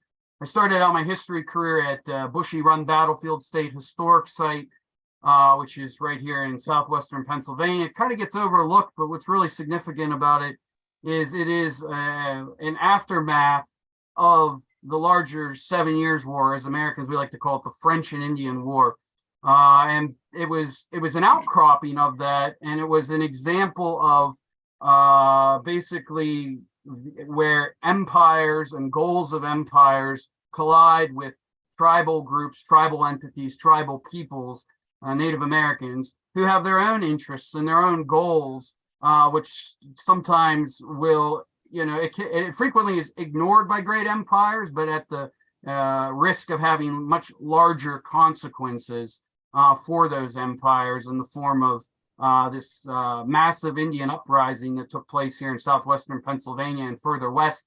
It was successfully able to knock out 9 of the 11 British forts before the British were able to take it down. And the only reason I'm bringing this up and going so much into depth with this is because it was my first introduction in the professional history field. And even though it is something that seems so remote in our history and so unconnected to what is happening in the 21st century, what really struck me right away is how history really reaches out and transcends the time period that it exists in. And something that happened in the 18th century, there are absolute learning patterns in our own geopolitical environment today and the wars that we're fighting, especially at that time in Iraq and Afghanistan. So I started out there as an intern. I used that as a launching pad into the career with the National Park Service. I worked at Fort Necessity National Battlefield as a ranger from 2011 to 2014. And that, of course, is the first battle of the 7 Years' War, the French and Indian War, George Washington's first military experience. Then went on to work at Friendship Hill National Historic Site. That's the home of Albert Gallatin, who was the Secretary of the Treasury under Jefferson and Madison. Dealt with a lot of finance issues, but also international issues with the War of 1812 and so forth. I then went from there to work, was a career progression move to Pea Ridge National Military Park in Arkansas. I worked 2 years there, which is a Civil War battlefield on the Trans-Mississippi West. And then I did a brief, we could call it a broadening assignment, I guess, to the Alamo in San Antonio, Texas. And then I went on to accept the position as Chief of Interpretation of Historical Programs at Fort Mackinac on Mackinac Island, Michigan, which again deals with, it was a U.S. Army installation from 1795 until 1895, a lot of history in there. But the big theme centered around all of this that I tried to be able to transfer from my civilian experience into my military experience, and vice versa, to take that real world experience, which is so often, and I'll probably get a lot of people who agree with here, so often gets, in my opinion, overlooked by academia. You can obviously have being able to do proper research and do proper interpretation from that research. Nothing can replace that. But to have actual real world experience in combat operations or geopolitics is going to bring so much more than being stuck in an archive. So it really enhanced me to be able to have the opportunity to do both and transfer and translate real world experience with my academic research, and also take that academic perspective and input that into the real world. Of course, it didn't happen overnight for me, because when I was in Iraq in 04 and 05, I was a typical, any typical young 19-year-old, 20-year-old kid. But it developed over the course of my career. So they were mutually beneficial. I've been very fortunate that my military experience, it wasn't planned. It wasn't planned. None of this was planned, of course. It all just kind of went together. So real quick aside here, because we have two people curious, what is in the case behind you? Is it a sword? Is there I did do show and tell here, but so among my other inquiring minds want to know, Dave. Pardon me, Ron? Inquiring minds would like to know what's in that case. Inquiring minds would like to know. Well, just some, I guess you could call war souvenirs we brought back. This is actually is one you probably are familiar with, Ryan. I actually got it from our first tour. Oh yeah, I remember those. They're like lead pipes that they put balls on the end of. I forgot about those. Yeah, we called them fedayeen beating sticks. Probably not the proper term for it. But we were crowd control. Yeah, basically the Iraqis had these in their vehicles like baseball bats, and so we were allowed to confiscate weapons, and we were supposed to confiscate weapons as part of our searches and so forth. So I know some of the guys in Alpha Company got much nicer quality ones than this one, but this is the one I grabbed up. So and then there's some assorted bayonets in here that I brought back from the conflict primarily. Everything in there from pretty common AK bayonets to one is a British Enfield bayonet. And for those of you who are interested, the British were actually in Iraq, in Palestine, and all through the Middle East. And I found that one was slated for destruction. I saved it in 2008 and 9 to bring it back with the British Army. There was actually a British Army that surrendered in that area to the Turks in World War I. And then they were there, of course, occupying after World War I. So some of the things, I guess, does that answer the question? It's inquiring minds. That's awesome. So you were, I think this is kind of interesting that you were in Afghanistan 5 years ago, but also you were in Poland just last year, which is, you know, the area of the world where things are really kicking off. What was your impression of, you know, the military situation in Poland and Eastern Europe when you were there? Because you were talking to a lot of these people, you were sitting in on a lot of these meetings. So like what, and without, we don't really get into politics here, so don't get into politics, but just like, what was your experience with what you saw there and what's happening today? Yeah, but if I could give it just a little backdrop to that. So when I came back from Afghanistan and rejoined Alpha Company in 2016, I was kind of done with the 11 Bravo stuff. I was looking for something to progress, kind of an opportunity to marry my civilian and military careers further. And so there was an opportunity I discovered, kind of a unicorn in the Army called military history detachments. Yeah. Now, for those of you that are not familiar with military history detachments, in the digital age that we live in, really the post-Persian Gulf era, the Army has discovered that people aren't writing. You know, there's not as much written documentation available.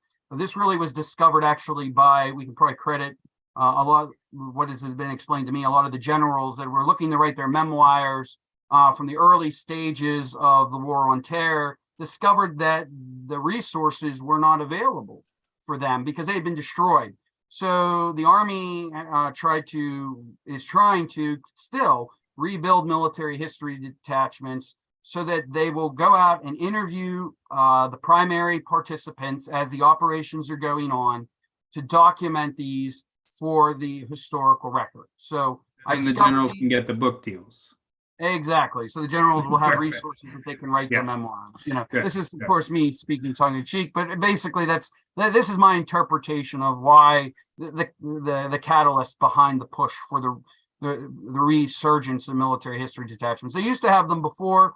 They wrote the history of World War II, for example. They collected that, but after Vietnam, there was of course a huge decrease in size of the military, and the military history detachments were low-hanging fruit that were some of the first acts, but they were re-brought back. They're trying to be resurrected. They've been going to Iraq and Afghanistan to collect these oral histories. My detachment, we were a 3-man detachment, were sent to Europe. as part of Atlantic Resolve, and the ongoing operations there to document the training. Now, of course, this was all before it was all before the invasion of Ukraine. So the purpose of this was primarily based around the budding partnerships with the newly added NATO partners like Poland, Latvia, Lithuania, Romania, Bulgaria, all these former Soviet enclaves. And I have to say, as someone, again, goes back to the historical perspective, I myself was very ignorant of what was going on this part of the world. The United States' primary focus for the last 20 years was in the Middle East. And the emphasis on the need for a conventional army was being consistently decreased and de-emphasized. That was the whole purpose of when Ryan and I were joining the Guard, the Stryker brigades, to have a lighter armored force that was more mobile, because the age of conventional warfare was over. This really coincides with the historian Francis Fukuyama, the end of history, basically with the collapse of Soviet Union, that the age of conventional warfare was over. Of course, we're finding out that is not quite the case. And so there has been a gradual refocus, really since the Russian incursions in Georgia in 2008. Of course, their incursion in the Crimea. There's been a gradual rebuilding for any of our Cold War veterans here. What you're seeing now is a shift from Germany as the front line, so to speak, to Poland, Latvia, and Lithuania. Now, we were there as part of a training exercise, just to document the training exercises, and it has shifted, of course. I was there, I left there shortly before the invasion. I left in November of 2021. So the mission there has shifted. They're covering the Ukrainian crisis, the refugee crisis in Poland, but also a more combat-oriented standpoint or status in this region of the world. So that's kind of what's going on there, and that's where the military history detachments are fitting into that. Does that answer your question, Ryan? Yeah, and so I think that's a really great answer to the question. I also, in your talks with people who are over there, right? Like, we all started seeing these things in the news, right? The Russians and the Belarusians and where Russia was stationing people, and it's just an exercise. But it turned out not to be, right? So I'm sure U.S. forces were on pretty high alert. In your experience, right? I'm sure like somebody in the Pentagon or CIA is thinking worst case scenario the whole time. But in your experience, in those conversations that you had while you were in Poland, did they ever think did they think at the time, like, that Russia was actually going to invade Ukraine? What was your this is all from my observation. I was only in E7, so I'm not at the top levels of command. It was a one-star headquarters, so we were situated in what is considered the forward headquarters in theater, which was Poznań, Poland. Right. And being the military history detachment was directly connected to the public affairs office, so we did get the briefings, the benefit of the weekly briefings with the general, and I can say definitely that the assessment was that the Russians were shadowing our training exercises. There definitely was concern of Russian infiltration of Belarus, and we were definitely staying up to date on what was going on with that. I remember very definitively, for example, one of the Russian or Belarusian opposition leaders, while I was there, which made big news, went for a jog, and he was reported missing by his girlfriend. To the local police, where he was found hanging in a tree the next morning. He had hung himself. So it's very Soviet style tactics are still part of the Soviet shadow, even though it's no longer a Soviet Union, obviously, is still very much hanging over how things are done there. But to answer your question, Ryan, I mean, the idea was that, no, I would say we kind of joked about the idea of people, the alarmists, thinking that this was posturing for a Russian invasion. No one in theater, from the general on down, anticipated this was anything more than them shadowing our training exercises up to at least until November of when I left. Yeah, that's interesting. And for those who don't know, right, like I've had a few friends get sent to Poznan in Poland, and I remember a few times in the news that Poland was lobbying for like an official U.S. military base to be like built there, right? Because we had closed down a lot of them that were in Germany, and other, especially the army bases, right? We closed down. We moved the First Infantry Division back to the United States, and maybe this is all in a role of like conventional warfare might be done with. We don't need 1,000 tanks in Germany, right? But maybe we do need something in Eastern Europe. But so describe to us like what the facilities were like there. Like what's the size of the base there? Obviously, without giving away anything that shouldn't be shared, but like how big is it? Like what's going on there? Give us a sense of like what the living conditions were like, and what people were doing in Poland. What were the U.S. forces in Poland doing while you were there? So, we were very welcomed. I would say it's one of, in my 20 years of service and being deployed at other parts of the world that were less welcoming. Americans are very, and it's part of the persona of the American culture. I've spent some brief time in Germany, and I would say that you could probably make the argument that Americans have been in Germany for so long, we've somewhat worn out our welcome there.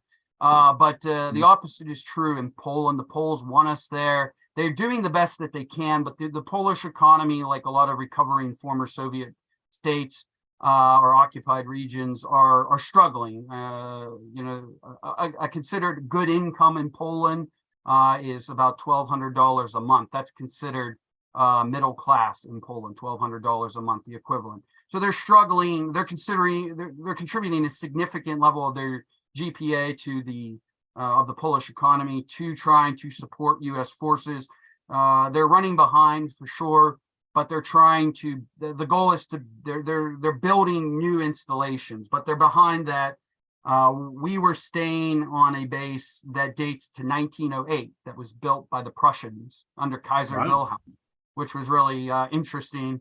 And to talk about standing in the shadow of history, that was a continuous military base from when the Germans occupied that part of Poland till the end of the First World War. The Polish army was occupying that until 1939, when the Nazis invaded, then they took it over. The floorboards were original from that early 20th century time period. The building was original. There were still bullet pock marks on the wall and even shell craters in some of the buildings from when the Nazis and the Soviets were fighting there in 1945. The latrines that we were using had been installed by the Soviet Union last, so we were using latrines from the late 80s, early 90s, right before the Russians vacated finally. So you're wait. We got to pause there for just a second. I need to know. I personally, for my own edification, need to know what a Russian toilet is like. Is there any difference? What's that? Honestly, the flush like a different way. What stood out in my mind, if you've ever seen the Pierce Brosnan James Bond, where he infiltrates that Russian dam site, and he kind of comes through Goldeneye. Yeah, who hasn't seen that? Goldeneye.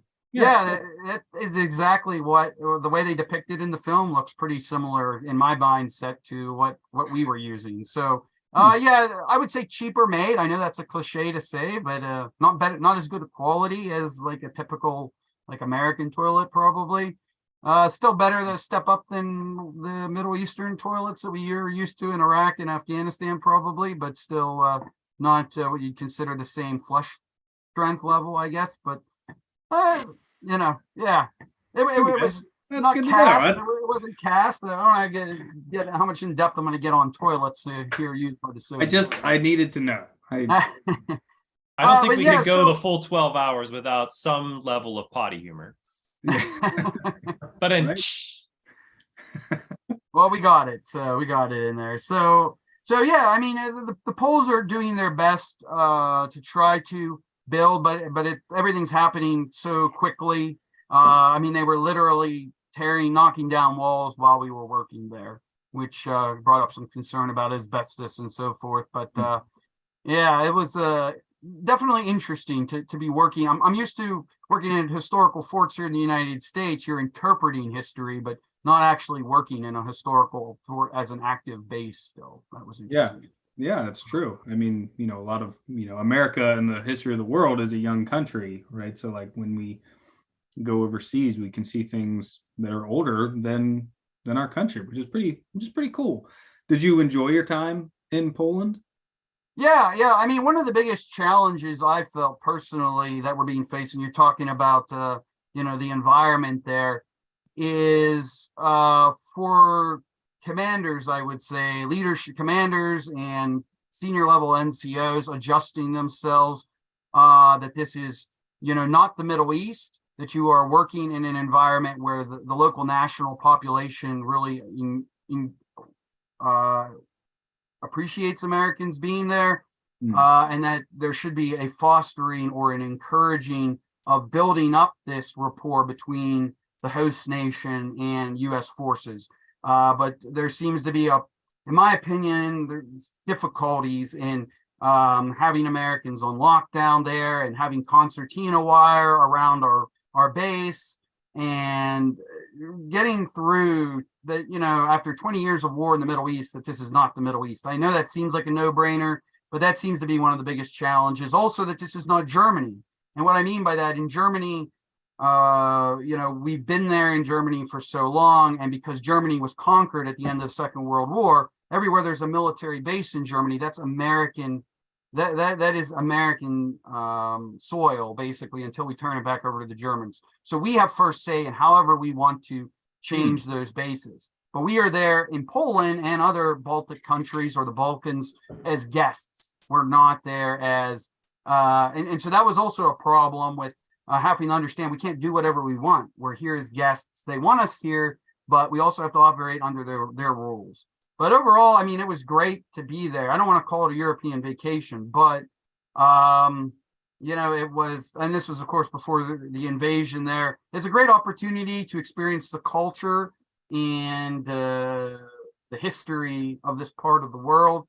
And I enjoyed it and was so much and felt such a draw to it that when I came back, I'm interested in the opportunity of returning, because this is the new theater, so to speak. This is going to be the new focus of where the Army is heading. And that brings me to coming back and again, moving on in my career to the Monuments Men program that you created. Some of you may be familiar with the Monuments Men program that was created in during the Second World War. They actually made a movie about it, which was based on a book that was interviewing original Monuments Men and women as well. But for those of you not familiar with the Monuments Men, basically it was created primarily from civilians who had an expertise in museums, history, art, and their goal was to follow the Allied armies into Europe and recover and restore the lost or looted art that the Nazis took, and basically also advise combatant commanders on preserving major architectural sites in Europe from destruction to try to prevent things like that happened at Monte Cassino, for example. They also went to Imperial Japan as well, because the Japanese Imperial Army was looting its way through Asia as well. So that was ended in 1947, though, after their mission was accomplished. But in 2003 in Iraq, for those that may be familiar, the Baghdad Museum of Natural History was looted by the Iraqis themselves. The United States got the blame, though, for it because we did not have the foresight to protect that site. That was the view, at least from the public at large. So it was a black eye for the Army. The Army created an ad hoc organization through civil affairs to get professionals to recover this art and return it to the Iraqis. And then they got a lease in life with ISIS destroying the museum up in Mosul, the Iraq Museum in Mosul, and again trying to work with the Iraqi government to recover or restore that art as best as it could and that history. And in 2013, basically from an executive order signed by President Obama, the need to more permanently create the Monuments Men. So they're trying to actively recruit from people in these fields, just like they did in 1942 and 43, to have this as a more permanent resource for the U.S. Army. They're recruiting from the civilian field. They're also recruiting from the military as well, from officers that have these educational backgrounds, and even in my case, non-commissioned officers.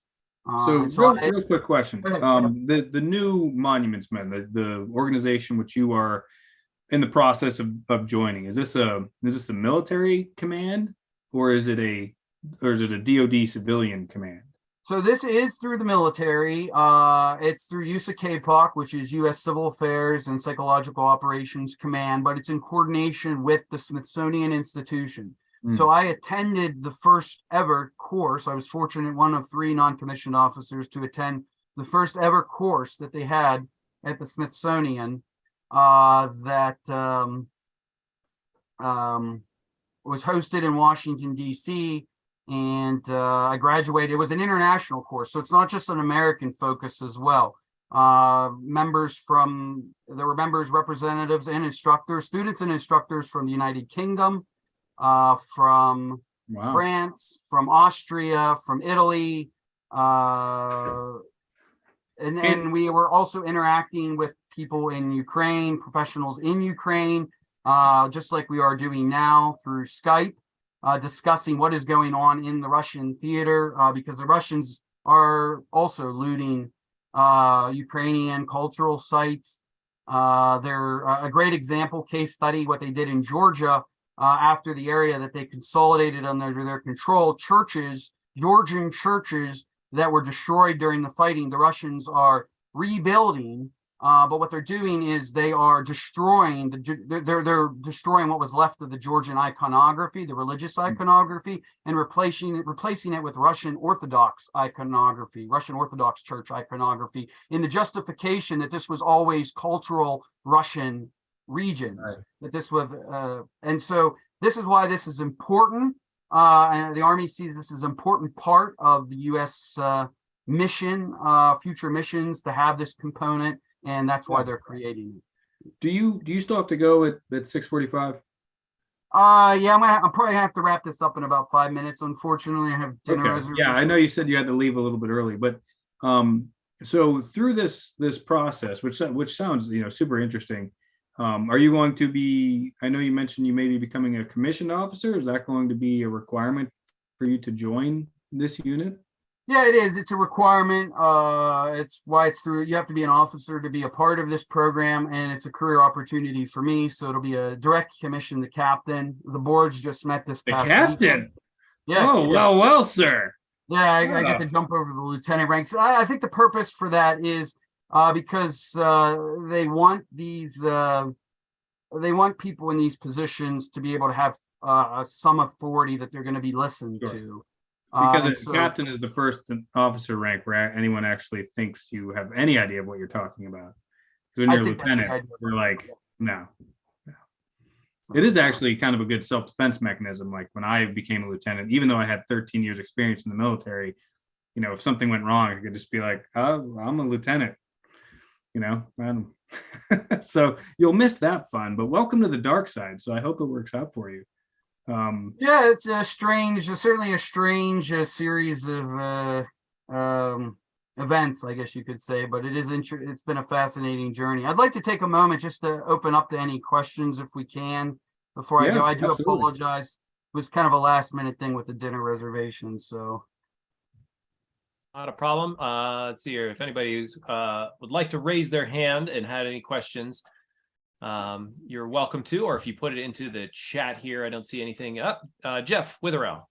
Yeah, hey Dave, I'm Army vet, and when I was in Germany, they had in our plans, they had these iconography type guys assigned at corps level. They were teams. They'd have a commissioned officer and a couple of technicians. And they, in a case of a war, they were going to be coming down to our fighting battalions. And I think the reason why they did this, based on your experience and what you saw from these different teams, is during World War II, when they got closer to the German border and started to cross the Rhine River and things like that, they saw all these places that needed to be, bolstered up and saved and things like this. And the American Army did a heck of a job. And And the German people don't forget that. I mean, when I was in Würzburg in the 3rd Infantry, they loved the 3rd Infantry because the day before the 3rd Infantry went into Würzburg in Bavaria, the Brits bombed it, and the place was burning and everything. The American Army came in and saved all the frescoes and all the ceilings and things like this. And so they have these teams planned from the corps level coming down and going with our fighting battalions. So. Yeah, and I think that is the goal and the purpose. That's why they're attaching us to civil affairs, which is the focus of this. So yeah, no, I think you're 100% correct. I think that is the idea of the need for this, and they didn't have this simply as an asset, a planned asset when we went to Iraq in 2003, and they've learned from this, fortunately. So now it's going to become a more permanent part of the Army. So that's pretty cool, and I wish you the best with that, man, because I think it's right up your alley. As always, after a conversation with you, I feel smarter. So thank you for that, Dave. Do you so you're coming up on 20 years, and if you get this position with the Monuments Men, right? Like how long are you going to stay in the Army?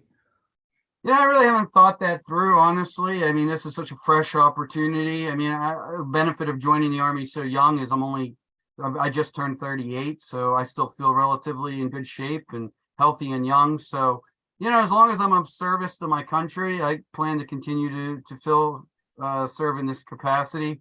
And this is kind of giving me a new lease on life, a feeling of, a new sense of purpose. And so, I mean, in this new assignment and also the military history detachments, I'm not doing the 11 Bravo stuff anymore. So it's not as abusive on my body.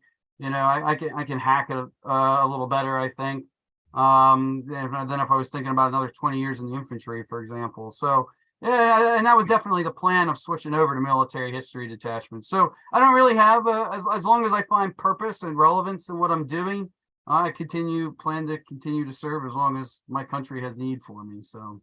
It could be Colonel Harkleroad one day, or General. If I can retire as a major, I think I'll be pretty satisfied. So, but that's what I said. But then I find myself in the position that I'm currently in, which is why I'm like, oh my goodness, please just let me out. And who knew it was so difficult to get out of the Army? No, they keep dragging us back in, right? So they do. So it turns out that my reserve unit. I just saw Dave 2 weekends ago, which was why I asked him to join us. His military history detachment is in the same building that my unit drills out of in Pittsburgh, or used to drill out of. We're switching, but yeah, so it's really interesting. I think that's awesome. Dave, you're such a smart guy. Thank you so much for a professional historian. I was going to see if Todd had any questions, being a historian himself. But I don't know if you heard all of it, Todd. I didn't want to put you on the spot to see if you had any questions regarding what Dave was talking about. I do just want to say how impressed I've been with the work of the military history detachments. We worked with a couple in the past. The Veterans Breakfast Club did several years ago on doing interviews, and man, did they do a good job. They really, really did. And the veterans, they were all, I believe they were all World War II veterans who were being interviewed. And the young, these young soldiers were interviewing the older World War II vets, and it was really cool to see that interaction. It was a very, very moving experience. Yeah, absolutely. I know you have to go, Dave, so I don't want to hold you any longer. I know you said you had dinner reservations. Do you have any last words, or does anyone have any other questions? Yeah, I mean, if anyone has any questions, yeah, just give me 1 minute. I can probably give us a few more minutes here. Just give me 1 second here. He's enjoying this. I don't want lasagna. I want to know what he's doing. I got to get a tip. How does he do that? Okay, so I think I got myself a lease. All right. So, yeah, this is a treat for my parents who are taking me out to dinner tonight. It was unexpected. They're going to get the table ahead of me, and I'll be joining them after. So I can finish our hour up here, I think. Okay. I had written down a few Army facts that I wanted to share with you and see what your thoughts were on them. It is the oldest branch of the military. I think we all kind of knew that. It was founded June 14th, 1775, which makes it older than the country. Dave, do you remember? This is an easy one. It's softball, right? Who was the first leader of the army? Of course, General George Washington. Or do you have anything that you want to add there? Any tidbits of knowledge? Any trivia pieces?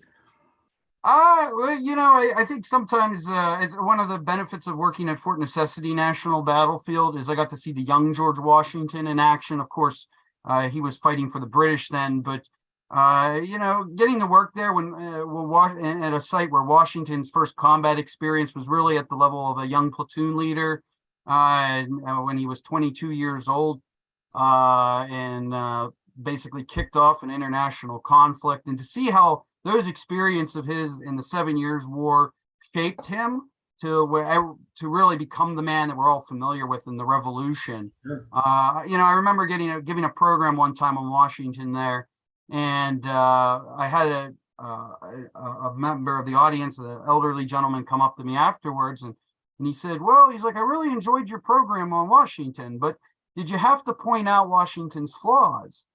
And I said, it does, because it adds the human component to him. He's not the man, it's not to belittle or, take away from the man, but it is certainly to give him more flesh and blood and someone who's more relatable. And there's so much that you can take away from Washington in his formative years, who doesn't always have the right answers. And also over the course of the Revolution, where it's not always certain whether he's going to remain the commander-in-chief of American forces. That there are competitors and politics involved in the Revolution, whether it's Horatio Gates or any of the competing Americans. 1776 is a very dark year for Washington up until Trenton and the battles of Princeton, which kind of stabilized him in the revolutionary cause.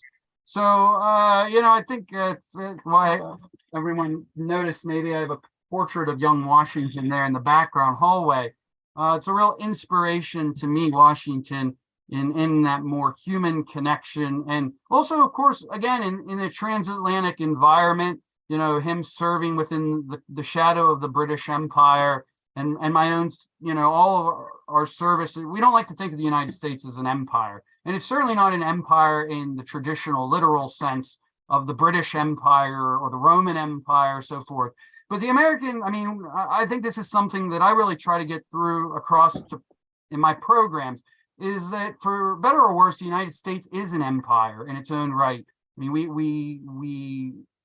think you could make an argument the United States is an anomaly in the kind of empire that it is. And it's an empire for good, you could make an argument, I think, in ways that, it certainly benefits us, but it also benefits the rest of the world. I'm just finishing working on a book by Adrian Goldsworthy on Pax Romana, which is the Peace of Rome. And the examination in this book is, peace is a matter of context. It's a matter of perspective. And we tend to look of the Roman Empire as this brutal conquering force. But Goldsworthy points out that it's interesting that within that time period, Rome was able to push its legions to the peripheries of the empire. They weren't constantly dealing with rebellions within. And that's because, what the definition of peace was for the people living within the empire that had been conquered is that there were benefits that they got, economic benefits of prosperity, of being part of the empire. And there is a sphere of influence also within that is a benefit of being part of the United States empire. And, when you compare, and I think all of us have had this context and perspective that have served in the military, when you see the rest of the world and how the rest of the world lives, even in places like Central Europe and Eastern Europe, which Poles are very specific about. They're not part of Eastern Europe, but they are part of Central Europe. It's debatable, but you go to these places, even places in Europe. I had a Polish girlfriend while I was in Poland. You talk about the benefits of being there. It was a great benefit to me, and she's my point of reference where, she's someone who is an educated woman. She served in the Polish Reserve. She's a psychologist, has 3 jobs. She's middle class, but she's making $1,200 a month. There's no 40-hour work week in Poland. There's no 8-hour work day. There's no overtime for that. The things that Americans take for granted, we all know this as veterans, I think, in one form or another, is not the standard around the rest of the world. And there is a benefit, whether you're directly part of the United States or part of this periphery empire, which is kind of the comparison I'm making. You know, you got to be careful making comparisons with ancient Rome and so forth and the modern era. But peace and prosperity are a matter of perspective and where you live at. And That's I a think great point. Dave, I wanted to, Rick, I think has a question for you, and I wanted to make sure he got it in before the end of our hour. Yeah, please. Dave, you're only 38. You must have started your National Park Service career pretty young. Were you a seasonal? I did. Yeah, I started as a seasonal. I started as an intern actually at Fort Necessity, and then they hired me on as a seasonal. So I did my time at Fort Necessity and Friendship Hill as a seasonal. I left to go to Arkansas for a permanent position. Great. So you left that, and now you're in the military. You're in the back in the military. Well, again, it goes back to the benefit of the Guard or the Reserve is to be able to have this back and forth, so to speak, and have a dual career. So I did just recently resign my position with Mackinac Parks, where I was working at Fort Mackinac, to focus on this direct commission, because I know that there's going to be some significant active duty training to come with it. So that's going to be my next focus, and to get back to Europe. So right now, I'm sort of in shifting to a more focus on probably, hopefully, direct active duty time. So yeah. Fort Mackinac is where? It's the northern tip of Michigan. Okay, thank you. Yeah, it's in the straits between Lake Huron and Lake Michigan. So yeah, I'm retired too. Oh, from the National Park Service? Yeah, 24 years. Okay, well, where did you end up retiring from? Well, C&O Canal, but I was started as a seasonal at Grand Canyon, Longfellow, Washington headquarters, and Cambridge, Mass, and C&O Canal. Thanks. Enjoyed your presentation. Thank you. Yeah, Thank you. I think you'll probably agree the Park Service in a lot of ways is similar to the military, where it gives you an opportunity to see great parts of the country, and also to travel. And yet to be able to progress in the Park Service, you have to be willing to move, similar to the military as well. Yeah. I homesteaded at the canal. Oh, okay. Well, Dave, thank you very much for coming on. I know you have your dinner reservations you need to get to. Thank you very much for your service, for your continued service, for coming on this hour and talking to us about your experience in the military, your experience in the Army. Really appreciate it. I think we've learned a couple of things over the hour, which I think is great. I think the number one point, though, is that I picked the wrong team for Veterans Trivia Night. I should have had Dave on my trivia team, and I really messed that up. We had a Veterans Breakfast Club Trivia Night, Dave, and my team just got shellacked by. Shellacked. I mean, bad. I think we got like 2 questions right the entire night. It was We really haven't bad. seen your friends on since then. Yeah. No, they 2 of my friends never even buzzed in. I was texting them the whole time, like, I need your help here. And they were like, I have no idea. I have no idea. You were the heavy favorites. You were the heavy favorite. All the money was on you. We cleaned up. We cleaned up, but it was the older generation that really took us down, Dave. So next time for Veterans Breakfast Club Jeopardy Night, Dave is my co-captain. And you got it. Yeah, I'd be happy to help you out there, Ryan. Just one thing I'd like to just add before I leave here. This was actually to your point, Todd, if I can, real quick, about the interviews and the oral histories. They're very important, and one thing that I try to bring in my interviews, which I think is beneficial from being a professional historian, and which I think the Army is trying to shift more of a focus towards, is understanding, trying to think, put yourself in the mind of what future historians are going to ask. It benefited me rather than just understand how the Army works. And to put myself in the perspective, if I'm a grad student or a professor, 100 years from now, where I'm not going to have the opportunity to sit down and talk with these people, what kind of questions would I have liked to have asked the people that I did on my research papers and so forth? So, I think that's that connection that you were making, you were talking about between the World War II vets and the current generation, and also just trying to think ahead of how the Army's history is going to be written and what kind of questions people are going to be asking was just really humbling. It was a very humbling experience to be a part of that. And, I'm excited at the next stage in my career to be a part of, but it gives great perspective and context, and being part of all this and part of that long history and tradition. It's a very humbling experience to see how the trajectory of my career has went. So I really appreciate the opportunity to have come and talk to you all tonight. I hope it was interesting and not just me rambling along talking about myself. So it was great, Dave. Thank you very much. And thank you, Ryan, for hosting the Army Hour here on Vetathon. Thank you both, Dave. Hope you enjoy your dinner. We're going to continue on here. Phyllis Wilson is going to be joining us from the Military Women's Memorial. Hi, Phyllis. How are you doing tonight? We're great. Thank you. It's Army Hour Part 2. Army Hour Part 2. No, wonderful. Army Hour Part 2, because Marilla, you're Army also, correct? I am. Exactly. Lieutenant Colonel? Okay, got it. Correct. So indeed, it has to be Army Hour Part 2, right? Now, I saw Amy Poe, her background when her camera was on was also the Women's Memorial. Yes. Is she a vet also? She is. Army as well. Okay. Hey, I hire well. Yeah, nothing wrong with that. And Amy is part of our history department.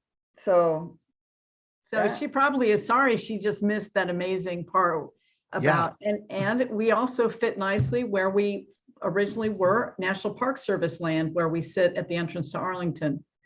And this is just an intro to our next hour. I think we now have 8 hours. Is that correct, Sean, under our belt? Yeah, it feels weird because last year we did 24 hours. So we were working on, oh God, what was it? Hour 18 at this point? 16? Something like that. Yeah, we were starting to feel it, but this was crazy. This is a breeze. This feels great. Yes. We've been going since 11 a.m. So many stories that we've gathered over the last 8 hours at this point. Yeah. Fantastic. And FedEx Ground has just been a wonderful sponsor for this whole day. So we just want to thank them for sponsoring Vetathon. Yeah, Vetathon, FedEx Ground has sponsored all of Vetathon. We did an hour with FedEx Ground employees. We actually do it 2 or 3 times per year in-house, a program with FedEx Ground where we do it on Zoom, we do it in person, where the veterans get together and they share their stories and we facilitate that. So it's wonderful to actually have them be a part of a public program too. FedEx Ground is headquartered here in Pittsburgh. They deliver to business, they deliver to residences, and they're a big supporter of the communities where they work and where they live. And we're part of that community that they support. We're very grateful to them. We also have a magazine. If those of you who haven't subscribed to our VBC magazine, we encourage you to do too. It costs you nothing. We'll put it in the mail to you. I'm a writer. We write up the stories that we hear at our events, and we write them up in quarterly, in a very well done, slim magazine that we send out every quarter. We're working on our winter magazine right now. This is our fall issue with Sandra Ortega, Air Force trailblazer. She was the first Black woman officer in the United States Air Force. It's a wonderful story. We had her on our program and she shared it. And there are several other stories in here that I know that you would enjoy reading. Let us know if we could send you a copy. All we need is your address. So you can email me, Todd, TODD, at veteransbreakfastclub.org. That's Todd, TODD, at veteransbreakfastclub.org. We have Veterans Breakfast Club has veteran storytelling events in person and online. Our in-person ones are mainly here in the Western Pennsylvania area, though we're starting to do events elsewhere. And we always do a Monday night at 7 p.m. event, VBC Happy Hour. This is Sean's program. He's the one who scheduled this. This is the real Top Gun, the U.S. Navy Fighter Weapons School. We're going to have graduates, alumni, instructors who were at Top Gun, and they're going to talk about the training, and they're also going to talk about what the movie got right and what the movie got wrong. Sean is in love with these aircraft, which you say, Sean, are what, F-18s? Those are F-18s. I'm not sure. I don't know so much about them that I know that they were the letter A, B, C, D, which F-18 they are. I know that there's a Super Hornet out now. But I love fighter jets. I've loved them since I was a kid. I dreamt of being a fighter jet pilot when I was a kid, but I have glasses, so I don't think it would have worked out. But my continued quest to be ride shotgun in an F-18, I keep looking for somebody who will take me up in one. Oh yeah, but it'll happen. I'm excited. Oh, it'll happen. And then you know what? You're going to chicken out. That's what's going to happen. No way. You will get the opportunity. So you'll do it, huh? Oh, I would definitely do it. If somebody said I would take you up tomorrow, I would be there. I would just want to experience it once in my life just to see what it's like. So if you had to choose a branch of service, Sean, you would be Air Force, not Army. I think probably not Army. I would probably pick Air Force at this point. Yeah. Did you read, Sean, that the Navy has raised its enlistment age to 41? You could still squeeze in. I did see that. I was like, there's still hope. There's still hope for me yet, but I don't know. With an acting degree, they might not have a place for me. We'll see. Yeah, there may not be a Navy acting rate yet. Plus, I just like you too much, so I can't imagine leaving you for the Navy. Yeah, right. And then the following night on the November 15th, we are doing a program. It is the 80th anniversary of the Sullivan brothers' death.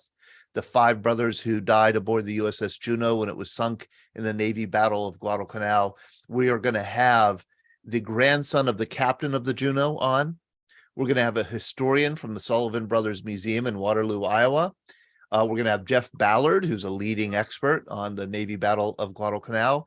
And we're also going to have Kelly Sullivan, who's one of the Sullivan brothers' granddaughters. She's going to be on to talk about the legacy of her family and the legacy of this disaster. We'll be covering it from every angle. It'll be a wonderful evening. So I hope you do join us. That's Tuesday, November 15th at 7 p.m. Eastern. Thank you, Todd. And we'd like to hand over the hour to the Military Women's Memorial. Phyllis, Marilla, please take us away. Well, thanks so much for giving us this opportunity. So yes, I am a retired Army warrant officer, and Marilla here beside me is retired Army Lieutenant Colonel. And behind us in our picture here, you can see that is the Military Women's Memorial at the entrance to Arlington National Cemetery. We were just there about an hour ago. We host the last major Veterans Day event in the National Capital area, both on Memorial Day and on Veterans Day. So we had a couple hundred people there this afternoon to listen to a woman that either is serving or has served in each of the 6 branches, including now the Space Force, tell their stories, then a keynote. And it's so much fun because now what you hear these women telling their stories, if you closed your eyes and you were just hearing all of their accomplishments, there's no difference between men and women. And it wasn't that long ago, Marilla, that was not the case. So Marilla's going to kick off by telling you how she started to join when she joined the United States Army as a member of the Women's Army Corps. Yeah, and it was really quite by chance. I guess it was my fate. I was a junior in college. I was on my way to class running through the student union. And there was this woman over there in uniform, had a little booth, sort of like an information thing. And I thought, gee, I kind of just want to see what she does. As a curious co-ed, so to speak. So I did. I came back and clearly she was pretty effective. But she told me about an incredible program that the Army had at the time. It was called College Junior, because at that time, women weren't permitted. This was in 1972. So women weren't permitted they were just beginning to ROTC. Women weren't part of the service academies. So looking for, college educated women to come in to the Army as commissioned officers. And so they would select 150 women, this college junior program from across the United States, to come to Fort McClellan, Alabama, which was an adventure for this girl from Caribou, Maine, for a month to see what it was like to be a WAC officer. And I have to tell you, I was always looking for a purpose. I wanted to make a difference. And I didn't quite know what that was going to be, but I knew I wanted to make a difference. Well, there were 149 other women there who maybe didn't want the Army, but they were going to make a difference. And I knew then it was for me. And from that, I was fortunate to be selected for the student officer program, where it kind of paid for my senior year of college as that of an E4. I did raise my hand that time. And at the end, when I graduated, I was commissioned as second lieutenant and only had to give them back 2 years. So like I said, I think it was my fate. The Army, or serving in the military, I'm not from a military family. My family were farmers. And so I guess it was my fate to see this WAC officer. And oh, by the way, this WAC officer ended up being the first 3-star general woman general in the United States Army. Her name is Claudia Kennedy. So I certainly thank General Claudia Kennedy for my wonderful 25 years in the Army. Now, what she doesn't tell you is, sadly, her father passed away before you were born. Yeah, even before she was born. And so her mother and her grandmother, who also lost her husband. So there was no grandfather, no father, just these two amazing, hardy women from Maine that raised this Marilla. And when Marilla decided she wanted to join the Army, well, that's not something good women do, not in the 1970s. Right. And General Kennedy, at the time, not a general yet, she drove all the way from the university all the way up to Caribou, Maine, to talk to her mom to assure her that it was an okay thing for quality women to join the military, because there was this moniker, even when I joined in the 1980s, there's only 2 kinds of women that join the military, and neither of them are good kind of women. Right. And so that was the issue with Marilla. Yeah. Well, sure. And, of course, my mom at that time, there was a great campaign during World War II that discredited women. Yes. And it took, the president and Mrs. Roosevelt to fight that. And to dissuade folks from this impression. So, those 400,000 women who served during World War II certainly deserved more than a bad reputation, because they certainly changed America. I truly believe that. Yeah. These women came back and they became our teachers. There were, our mothers. We have so many folks who tell stories that, their mom was in the Army and what their household was like. But they were our business leaders and teachers and definitely made a difference for women here in this country. So at the memorial, which Marilla joined over 25 years ago, I've been here for 3. And in 37 years that I served in the Army, I have learned more from the historical perspective of our country, our military, and then certainly about women in this 3 years that I've been here than I ever did in the 37 years in the military. And I thought, how could I have never heard some of these tales of daring do that are just, they give you goosebumps. They're amazing. So within the memorial itself, we have what we call the register, a national database, a repository, if you will, for where every woman that has ever served or defended this country, even before we were legally allowed to be part of the military, their stories can be in our database. And we have 304,000 of these incredible stories. My story, Marilla's story, Amy Poe, Claire's, oh, look, we got all of our team. Hi, folks. Thank you for joining us. So we have those stories in there, but it's only 10% of all of the stories. But those 304,000 are pretty inspiring.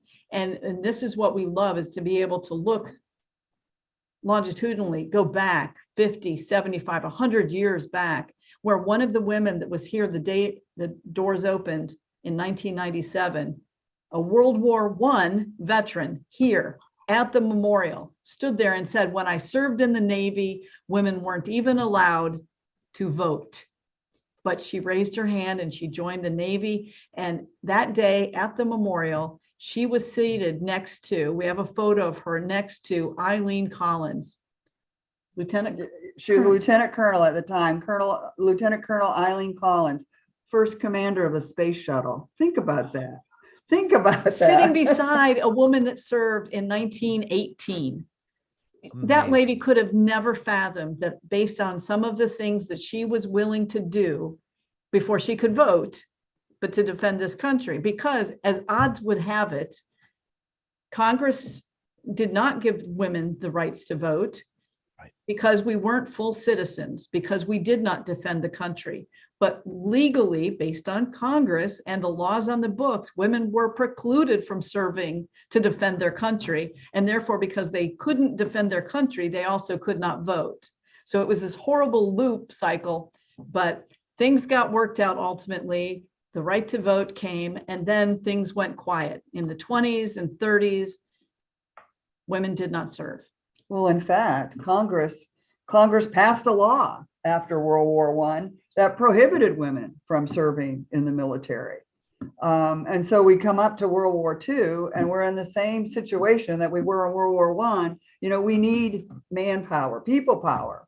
And so, you know, the rules bend. And we're going to start looking at women power again. And start all over with legislation that first created the Women's Army Auxiliary Corps, which were, oh, by the way, they served with the Army. They weren't actually in the Army. And then shortly thereafter, legislation that permitted women to serve in the Naval Reserve, Marine Corps, so on and so forth. So again, we started all over to enlist so to speak, the resources of women and what they brought to the table.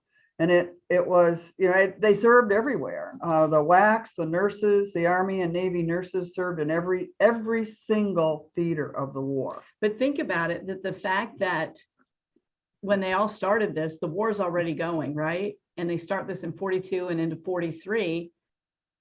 Well, they didn't have what are we supposed to wear?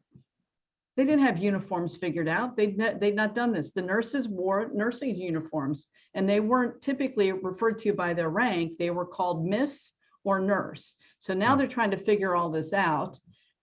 This 400,000 women serve in World War II, and then thank you very much, go home. The war's over, because at that point they could serve for the duration of the war plus 6 months, although some stayed a little longer, especially if they were helping to do the paperwork to discharge all the men that were coming back from overseas. And we just learned about one lady today that's exactly what she did.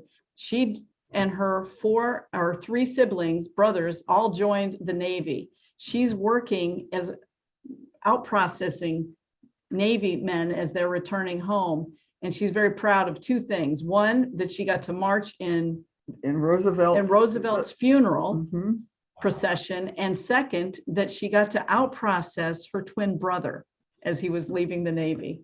But talked about how her mother had the blue stars, 4 blue stars for all of the 3 boys and her. And thank God none of them converted to gold stars in that family, but she saw that happen apparently where it did. So you see that, and then in 1948, the president signs legislation that gives us the right to have a career in the military. So this coming June will be 75 years since that happened. But when that first came out, we could not be more than 2% of the military. If you were pregnant, you were immediately discharged.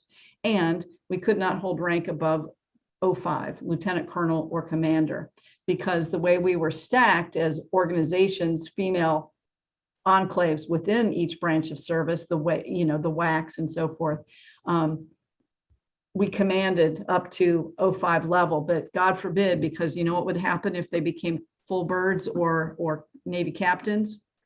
You'd be in charge of ordering men around. Yeah, I mean, you can't tell men what to do. So that was the issue. And it was not until near the end of the draft, going into close to 1970, as they were already making the steps to go to an all-volunteer military.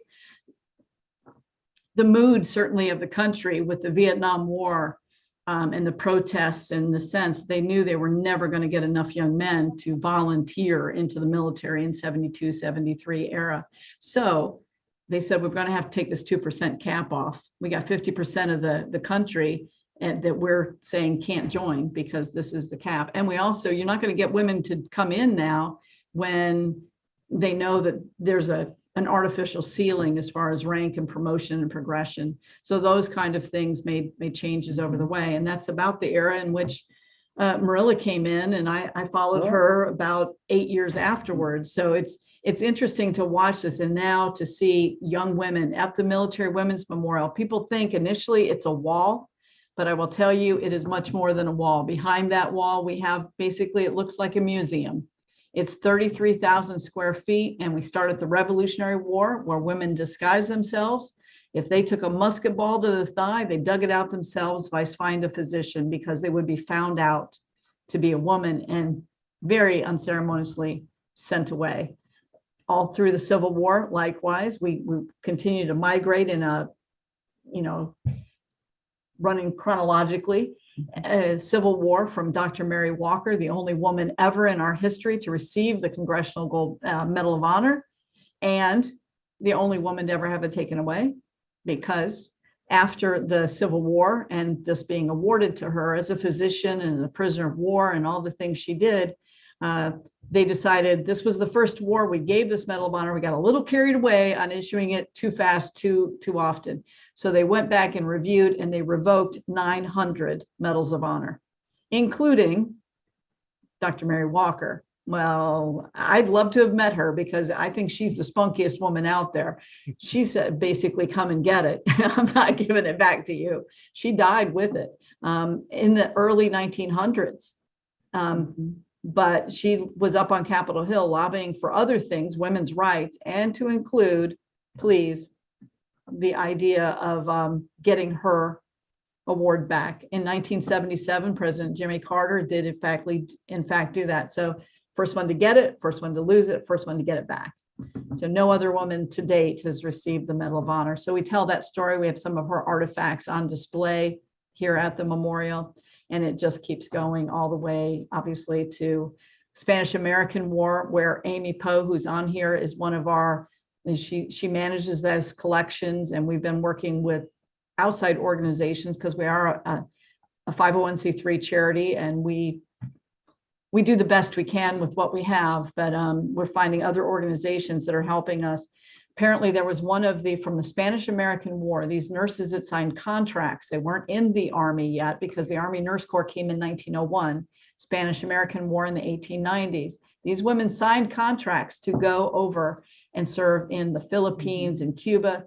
And one of these long panoramic black and white photos of all these nurses standing out front in Havana, Cuba, in front of the hospital. Well, apparently it had been curled up and rolled like you would do with a poster. Think how old it is. Well, if you start unrolling it, it falls apart. So it was left alone. It went to an organization that's been just phenomenal with us, and they helped digitize every one of our Spanish-American artifacts, including originally signed contracts that these nurses had signed with the Army. And it was the genesis of that. They'd performed so well, and that they said, we can't do contracts like this. So again, the need, they created the Army Nurse Corps in 1901, and the Navy followed suit in 1908. So that was it as far as women that could serve only as nurses, until some in the sea services in World War I, get to II. Now we're up into the 70s, where things are starting to open up. Talk about. Yeah.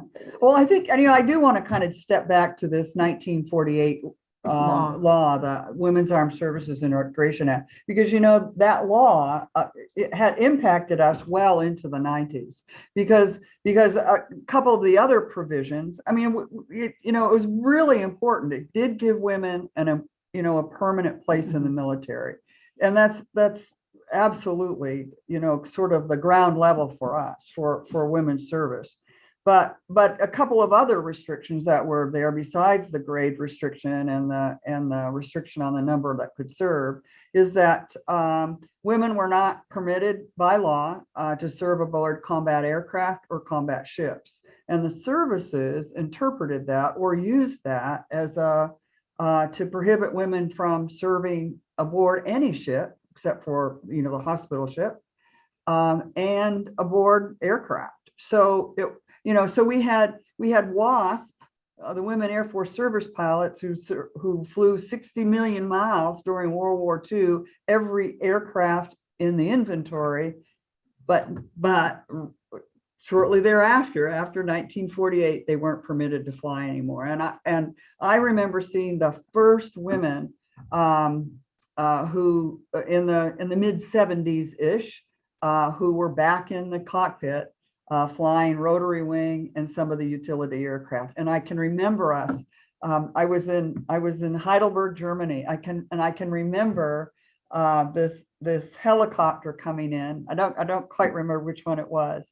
And out came a woman, and it was so exciting to see that and know that milestone had been made. But I mean, there were enormous restrictions. So it took, like Phyllis had said, with the Vietnam War and everybody so weary of the draft, it took a need. Again, I always say that we progressed because they needed us, and things fell away because of need. And with the draft and people so weary, we had to do something to relieve that pressure. And we dropped that 2% ceiling and brought more women in. And I'm sure, I'm a child of that opportunity. But so by the time we get to Desert Storm, and we're deploying, we have women in senior leadership positions and doing things that a unit can't operate. It can't meet its readiness unless they take their women. So here we are in the desert. So those women came back, and particularly the pilots, and marched themselves up to Capitol Hill. And we saw the restrictions on combat aircraft fall away in 1993, and those on combat ships fall away in 1995. And, of course, today, I mean, you see women everywhere commanding battle groups. And I always love the story of our good friend, Admiral Michelle Howard, who was the commander of the battle group that rescued Captain Phillips when he was captured by Somali pirates. But so it's been a great journey, and it's always great to see a woman's face along that way, for sure. I tell you too, I have 4 sons that are combat veterans. I served in Iraq and Afghanistan myself, and I will tell you that there are sometimes some men will walk into the inside of the memorial, and I'll hear them muttering something about, I don't know why they think they have to have their own place. There's an Army museum, there's a Marine Corps museum, there's all of these things, and I completely agree. But I will also tell you, through no fault of anybody, our timelines are very, very different. We were talking about George Washington in the last hour. Well, he was a general in the Revolutionary War. Our first generals, women generals, were in 1970. West Point opened in 1802. The first female cadets walked through the doors as brand new plebes in 1976 and walked out in 1980, first class that had permitted women in any of the service academies. There's no casting aspersions. Society wasn't ready for it until then. We're fine with that. But the timelines are significantly different, and you can't run in parallel and tell those stories. And even as large as the new Army Museum is down at Fort Belvoir, which is lovely. And Marilla and I have been there several times. We love it. Get down there and see the Bob Hope temporary exhibit that's down there. It's amazing. But our stories deserve a place also in history, a place to be told, and a sanctuary at times for folks to walk down. And there are plenty of honor flights, men of World War II, of Korea, of Vietnam, and they come through. And even if they're in a wheelchair, when they get to their phase line within our chronology and they see women of their era, if they're in a wheelchair, if they can, they put the brakes on, they stand up and they'll salute that exhibit. It means that much to them. It's not just for women. We want the men to be there and to see this as well. Our stories are fascinating. And as society has changed, the argument is, did the women in the military help to advance some of the opportunities that you see in mainstream America? I would argue perhaps that's the case. But we love being able to tell these, whether, first women in 1970, 1 star. In 1985, when our founder, Brigadier General Wilma Vaught, United States Air Force, She joined at the age of 27. She joined the Air Force in 1957. She served in Vietnam. She served in Spain. She was all over in the comptroller field. She did all kinds of things. So to see what she did and then retired as a 1-star in 1985, because she had 5 years time in grade, she was the senior woman, not in the Air Force, in the entire Department of Defense as a 1-star general. So to watch that in very short order, to her point, in the 90s is when Lieutenant General Claudia Kennedy became a 3-star. In 2008, Ann Dunwoody became the first woman in history across any branch of service to become a 4-star, in this case, Army general. I mean, and now we're watching these continue to grow and morph. So when people say, well, it's about time, well, you can't get there overnight. This takes time. And again, maybe I'm a bit on the old school side. Women leave the service earlier, even when they hit the 20-year mark. They don't tend to stay for 30 and 35 years. We are the ones that have the children. We are the ones that do some of those kinds of things that are a little different than what our male counterparts do. It's always been considered easier and acceptable for a dad to go off to do either work long hours as a lawyer, go off to war to do those things. And it's just, people are starting to get their arms around the idea of a woman being the one that deploys for a year, even when they leave an infant at home. It's like, how could you go? Well, I kind of have to, I don't get to bow out right now. But one last thing I want to, and I'm going to give it back to you, is I don't know how many of you are Army in here, but it doesn't matter what branch of service you were in, you all remember a particular recruiting campaign. And Marilla is key in this part. Her last assignment in uniform, she was working with public affairs in the chairman's office, Chairman Joint Chiefs of Staff. But several years before that, what did you do? I was, thank you, Phyllis. That was one of my favorite jobs. And I was a program manager for the Be All You Can Be campaign. So I traveled around and all of those soldiers that you see are indeed soldiers. We'd had little talent. We do more before 9 a.m. than most people do all day. But it was such a rewarding opportunity. And in fact, today, I happen to run into one of these things or go to one of the museums that plays that little tune and shows one of those ads. It literally brings me to tears, but it was so fun to be able to make such a difference for our Army. And it truly was an opportunity that I will never forget. And it was so funny because for us, as Phyllis said, I commissioned as a WAC. And in 1978, we all, we were integrated into the Army. And I was an AG officer, a personnel and admin officer. And at the time, at the 7th year, we were to select an additional specialty. So I decided I was going to go public affairs. And so that was my very first job in the public affairs arena. And the head of all of that, we were part of a recruiting command, was a guy named General Max Thurman. And he was, he had a reputation of being a really, really tough guy. And I had to go in and report to him. And he wanted, are you educated?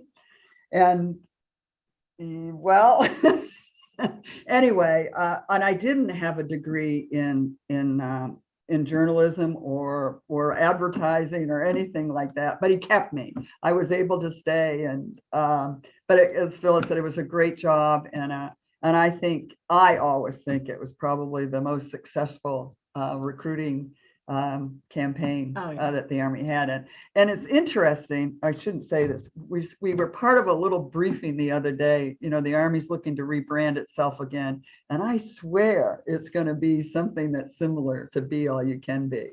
So let's all see. We'll see what happens here. Another cool assignment she had was, what's the saying you have? If it can be done. Oh my gosh. after I stayed pretty much in the public affairs arena, and after Desert Storm, my husband and I returned from Germany, and I got to be the chief of media inquiries for Department of the Army. And I tell the story, you'd unlock the door at 6 o'clock in the morning and the phone's ringing, and it's the media. And, the first call is the effectiveness of a Patriot missile. And the next one is, well, as Phyllis, if it can be done good or bad, a soldier's going to do it. And you're going to speak to it. And so all day long, these calls, that was the hardest job I ever had. But I also have to say it was the most rewarding. We have, our United States Army is an extraordinary organization with extraordinary people, great leaders, great young people that are coming in. And, today, I think, gosh, could I ever have competed with these young people? It breaks my heart to know that we're having trouble recruiting, because I can't think of a better place for a young person to be, to have opportunity to learn how to live, to be part of a team, an excellent team that can do incredible things, than to be part of our Army. When I joined, my dad was horse and buggy Amish as a child, and they've converted to Mennonite because he liked cars a lot, to be honest. And then he liked my mom, who is not Amish. And so long story short, I didn't have much by way of understanding the military, and neither of them. My dad had gone through 9th grade. My mom, also a dairy farm family.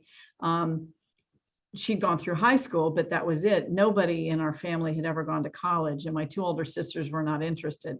So I wanted to be a doctor, and that's what I was going to do, but I didn't know how to do it. So I started going to community college and working in Florida as a lifeguard in Sarasota Beach, Siesta Key, rough part, but I was a good student. I just couldn't afford more than like 2 classes at a time at community college. I'm 20, getting close to turn 21. And I'm like, oh my God, I'm going to be 25 before I even have an associate's degree. This is going to take forever. I'll never be a doctor. So as fate would have it, I stopped at the recruiting center, and my dad spoke Pennsylvania Dutch, and it used to drive me nuts when my dad and his siblings, he's one of 10, would sit around and tell stories in that language and laugh, and I couldn't tell what they were saying.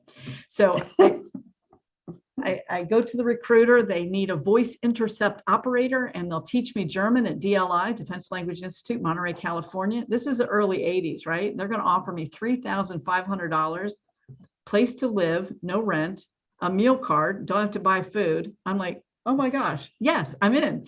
And I thought, I'll do 4 years, get out, have my college money, take advantage of any tuition assistance or whatever I can do while I'm in to try to keep leapfrogging forward on my education. But I got in, and I found exactly what I wanted to do. And 37 years after I joined, I retired.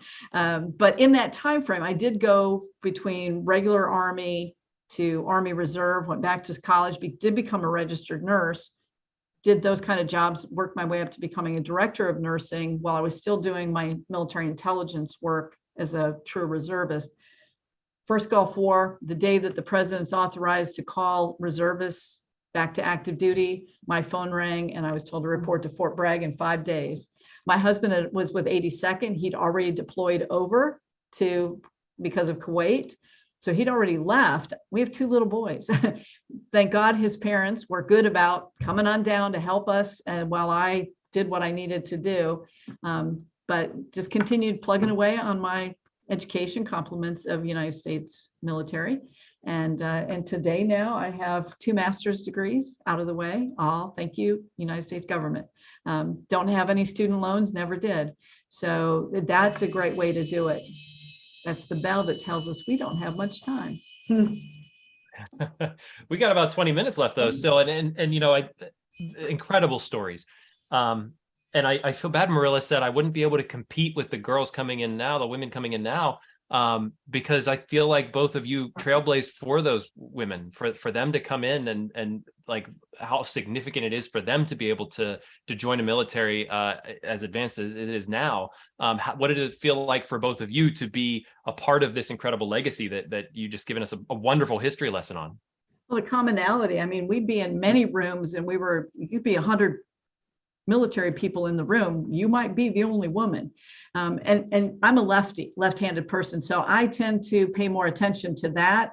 And sometimes I'll walk out of the room and somebody will make comment that, how did it feel to be the only woman? I'm like, no, I was out of 100 people, there were only 7 left-handed people in that room.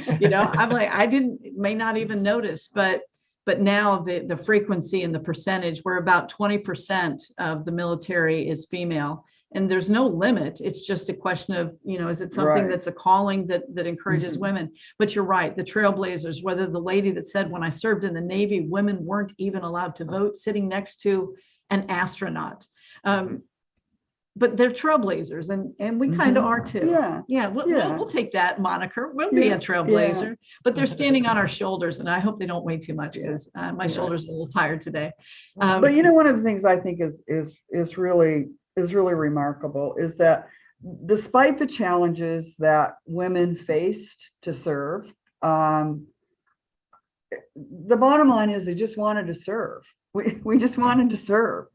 And that's what I think is remarkable about that. They stood in line, they raised their right hand and promised to support and defend. I'll do whatever you want me to do. And, yes, there were challenges along the way, but nonetheless, they just wanted to serve, and they took advantage of all of the opportunities that they could within that box that they were given. And when need made the sides of that box fall away, they stepped up again. It really is. I guess it's human nature, but it's really quite remarkable. I saw early on that, Larry, you had a story about your mom who wanted to serve. Or did she serve?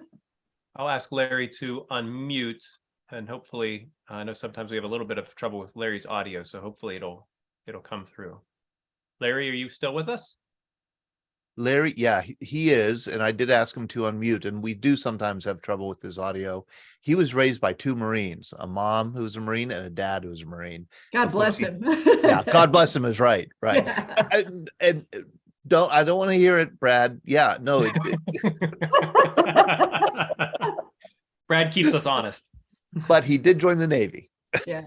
Well, the thing is, like, dual military, but both of us, our husbands were also in the military. And I can tell you, oddly enough, my sons, who, when they would get lippy at the tender age of 4, 5, and 6, or they'd come and they were mad at their brother, Mom, he's, and I'm like, oh, come here, both of you. Put them down in the front lean and rest where their noses almost touch each other. It's the upright position of the push-up. If we got any Air Force on here, sorry, I couldn't help myself.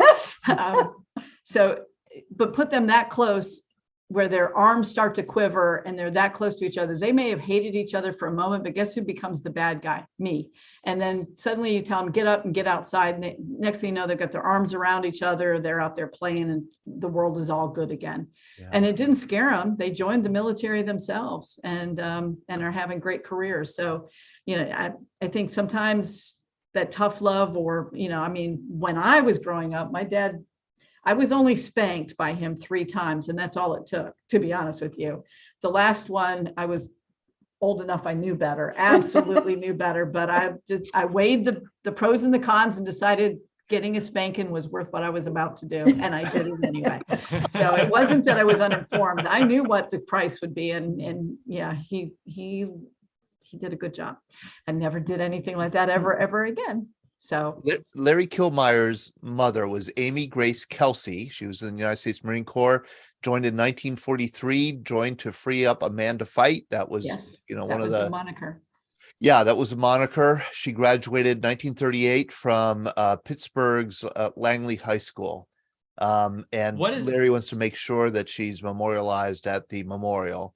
And so Amy is going to connect with him and make sure that her story is recorded.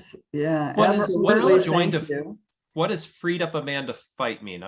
Maybe I'm Because confused on that. men were doing those clerical jobs that weren't picking up a weapon and shooting. And so they were bringing women in to backfill those, the non-gun toting positions. Gotcha. Put women in those, frees a man, he can go really fight. And allegedly, Sean, that's what got the men so angry that started this slander campaign about women during World War II, because they were taking all these stateside jobs and making them go to war.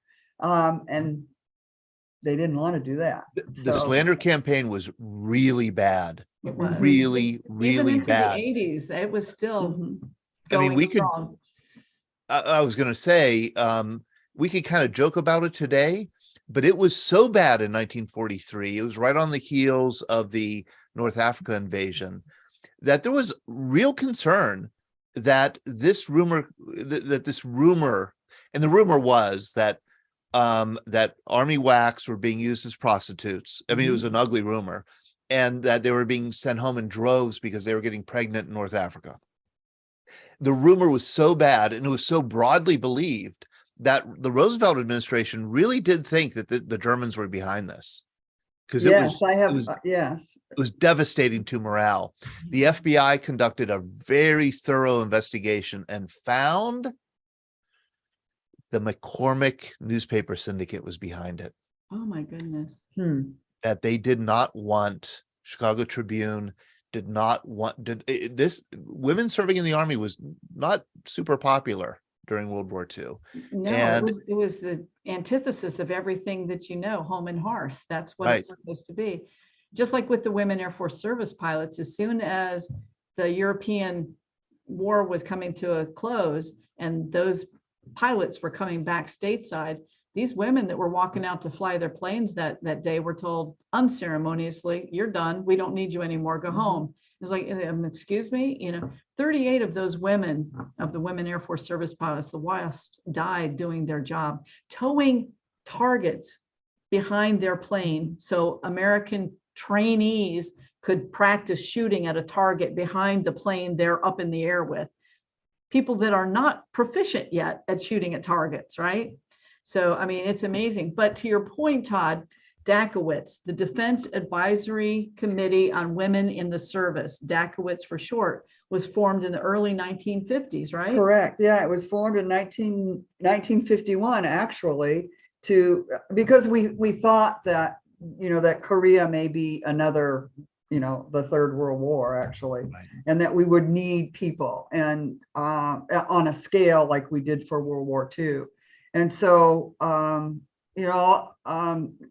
to encourage women to serve, they created this committee that had influencers out in the communities, very prominent influencers, I'll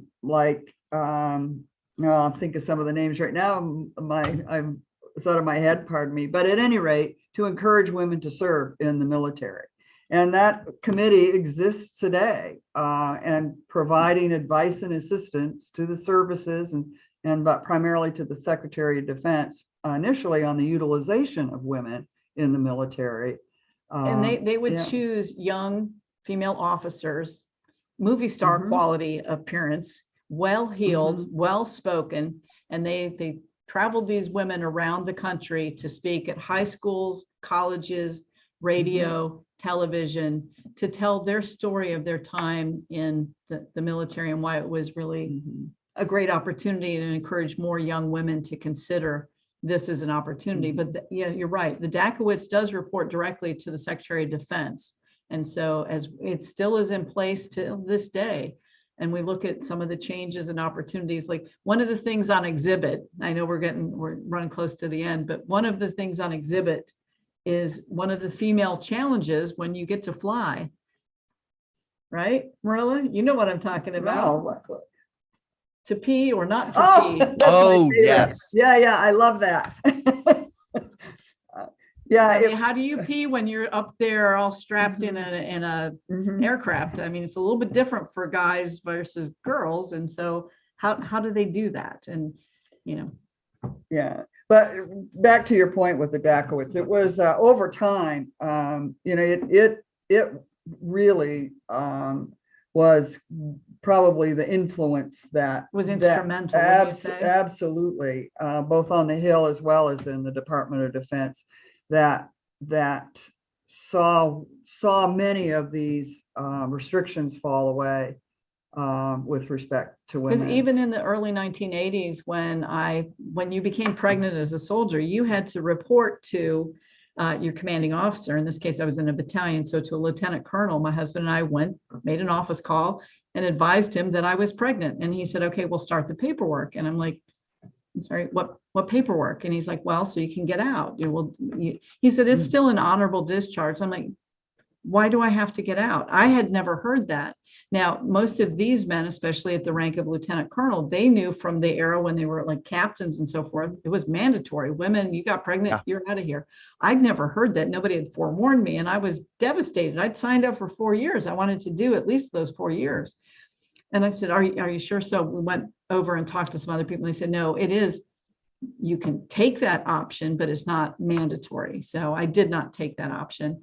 But yeah, it was interesting to see these changes over time. And now everything to lactation rooms and all the things that we're much more mindful about than we certainly were. Not worried about any of that while I was in that stage. But that's the progress that we make. If you want to ensure that you have a quality military, male and female, I mean, the progress we've made to look at family life, quality of life for the entire family, men and women, it's really astronomically different, don't you think? Oh, yeah. And I think, one of the biggest things that I always come back to is benefits for women. It wasn't until 1973 that women had the same benefits for their family members that their male colleagues had. So if you were married to a civilian guy as a woman, you didn't get a quarters allowance. You didn't get quarters, actually. You were treated as a single military individual. And actually, it was the Dakowitz that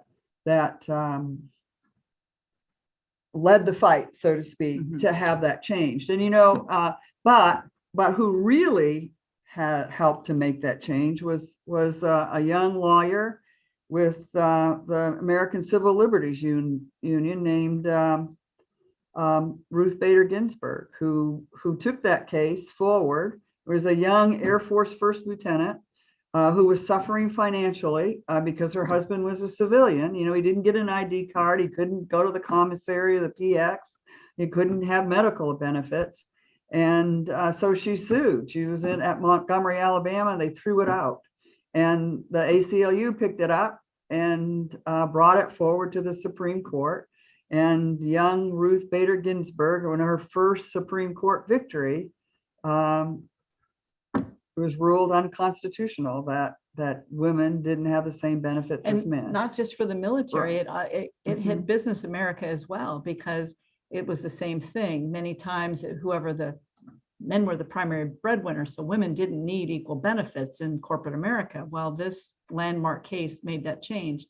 Now, 2 years ago, in end of September, Ruth Bader Ginsburg was brought to Arlington. Her husband, an Army veteran, Martin Ginsburg, who served in the 1950s, is already laid to rest here at Arlington. But when we knew that Ruth Bader Ginsburg was coming, we reached out through the senior offices in the Pentagon to get an officer and enlisted woman from all of the services to stand out on our front plaza in front of that reflecting pool. So as the motorcade for Justice Ginsburg was being brought to Arlington National Cemetery, myself and our founder, General Vaught, we were out there with those women in their best dress uniform, and we popped a beautiful salute as her motorcade passed us on her way to be laid to rest with Army veteran Martin Ginsburg. And she's just up the hill behind us, and we like to believe till this day, she's been to the memorial several times. She's been up on the rooftop terrace, which is lovely, but we like to think that she's still kind of watching over us even now. So with that, we'll stop. We've got 5 minutes. If anybody has any questions or comments for us, we'd love to. I'm sure we do have questions and comments, and I'll just make one quick comment. I was very pleased today to see that the Washington Post has done a big story on one of our Veterans Breakfast Club heroes, Julia Parsons. Just today, this story came out. She's 101. I want to encourage people to join us on Monday night. Those who haven't seen Julia in a while, she always joins our programs. It's because her iPad wasn't working. Nothing's wrong with her. It was her iPad that was the problem. She's gotten that fixed, and now she's going to come back on Monday night. And I also hope to see her on Friday, a week from today. We have a breakfast right in her neighborhood here in the eastern suburbs of Pittsburgh. She was a code breaker in World War II, a Navy wave. She's 101 and a half. And she is quite the brilliant person who is just fascinating. Oh, look at that talk picture. to. You Is know, that why a don't great we do picture? photos like that anymore? I mean, I this is know. Hollywood. It's beautiful. Hey, Todd, did she Yes. tell you she had to swear to secrecy? Oh, yes. Yeah, Oh, yeah. Until, I mean, like we've met folks, I mean, up until just a few years ago who wouldn't at all speak about it because they wouldn't even speak to their roommates about it. Her husband never knew what she did in World War II. Her husband, a fellow service member, had no idea. He died before she believed she could start talking about it. And she only started talking about it when she was in a museum and saw an Enigma machine on display. She said, "You can't put that on display." They said, "Yeah, we can." But Major General Mary Kay Eder, E-D-E-R, she wrote a great book called The Girls Who Stepped Out of Line, all about these World War II era women. And one of the code breakers, her story is in that book, The Girls Who Stepped Out of Line. And the reason for the title is because one of the ladies from The Marvelous Ms. Maisel won an Emmy or whatever the award is for television, I suppose. And she went up on the stage to accept the award. And she said, "I'm accepting this on behalf of my grandmother, a Holocaust survivor who was being marched to the edge of a pit to be shot to fall into the pit." And she turned to the guard, the Nazi guard, and said, "What happens if I step away? If I walk back to the concentration camp?" And he said, "I don't have the heart to shoot you, but somebody will."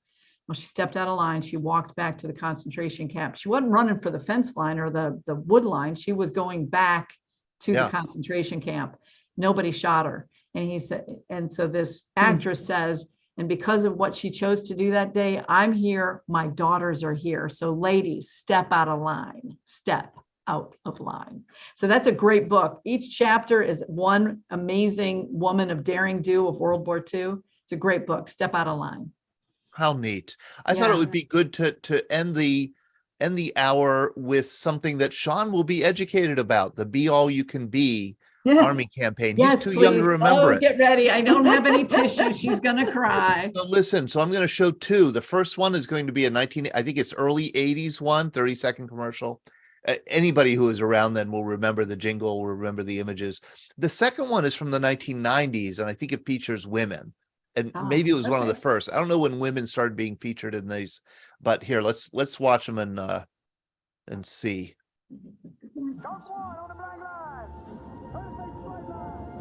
This is for Coach Brannigan, who kept me in that. Oh no, okay, this is the. And for all the kids who voted for me. This is the women. For my family, who said there isn't anything I can't do. There we go. That's me. Crazy woman. And for Phyllis myself. jumps on airplanes, by the way. I do remember this. Okay, so that was the 1990s one. Now let me do the original 1980s one. And I don't remember women being in the early ones in the 80s, but maybe I'm just. No, you're right. You're right, Todd. Okay, let's see here. The Good Morning First Sergeant. You're reaching deep inside you, oh, things you've never known. It's been tough, rough going, but you haven't gone alone. We do more before 9 a.m. than most people do all day. Be all that you can Hey, First Sergeant. Good morning. Find your future in the army. So do you smile and thank say you, good morning Todd. to your first sergeant? Yes, thank you, Todd. So did it can to you it again. can you smile and say good morning to your first sergeant? Is that like a normal thing you do in the military? Probably. Sure. I'm guessing not. Good morning, First Sergeant. There you go. I'm going to call you in the morning, Todd.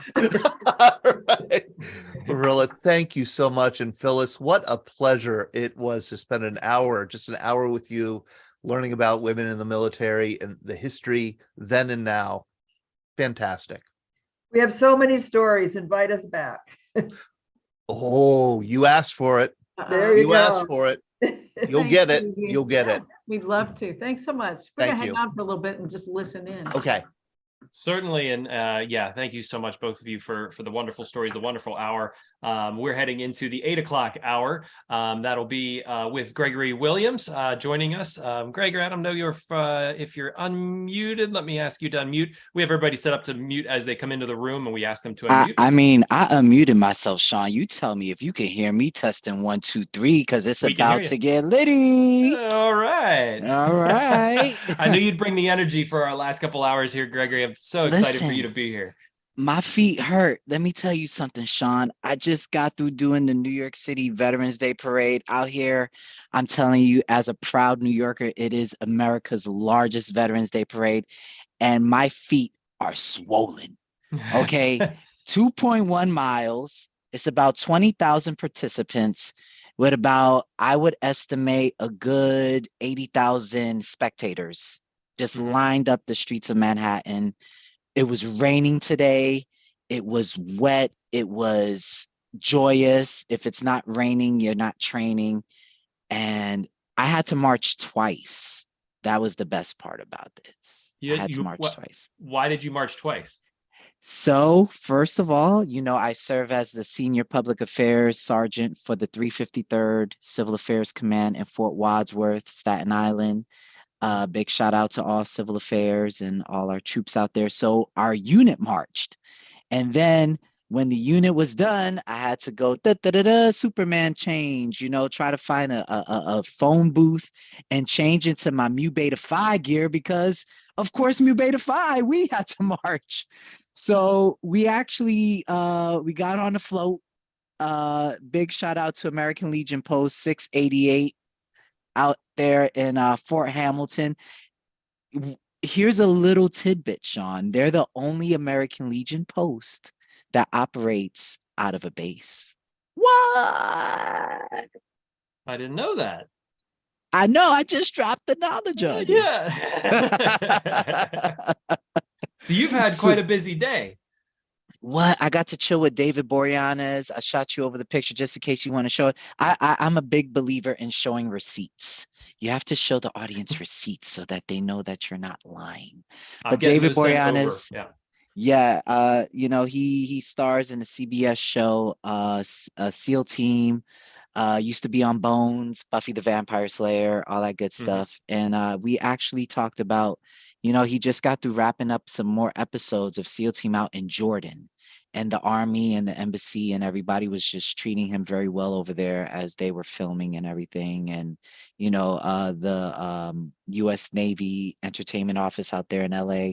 So it was just really interesting to hear his perspective as an actor portraying a SEAL and just kind of getting that on the job training from SEALs, and getting that validation so that the show is as realistic as possible, and to see from his actor perspective how the training goes, how crazy it can be.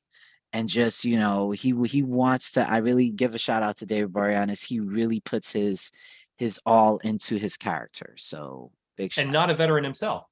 Not a veteran himself. He's just an actor and a producer, but he really goes, 100%. So I hope, all the Navy SEALs that watch the show, they actually appreciate it, because just listening to him, and he actually talked to our group for a good 10, 15 minutes. He wasn't trying to fly by. He took his time and talked to every troop that was out there in the rain.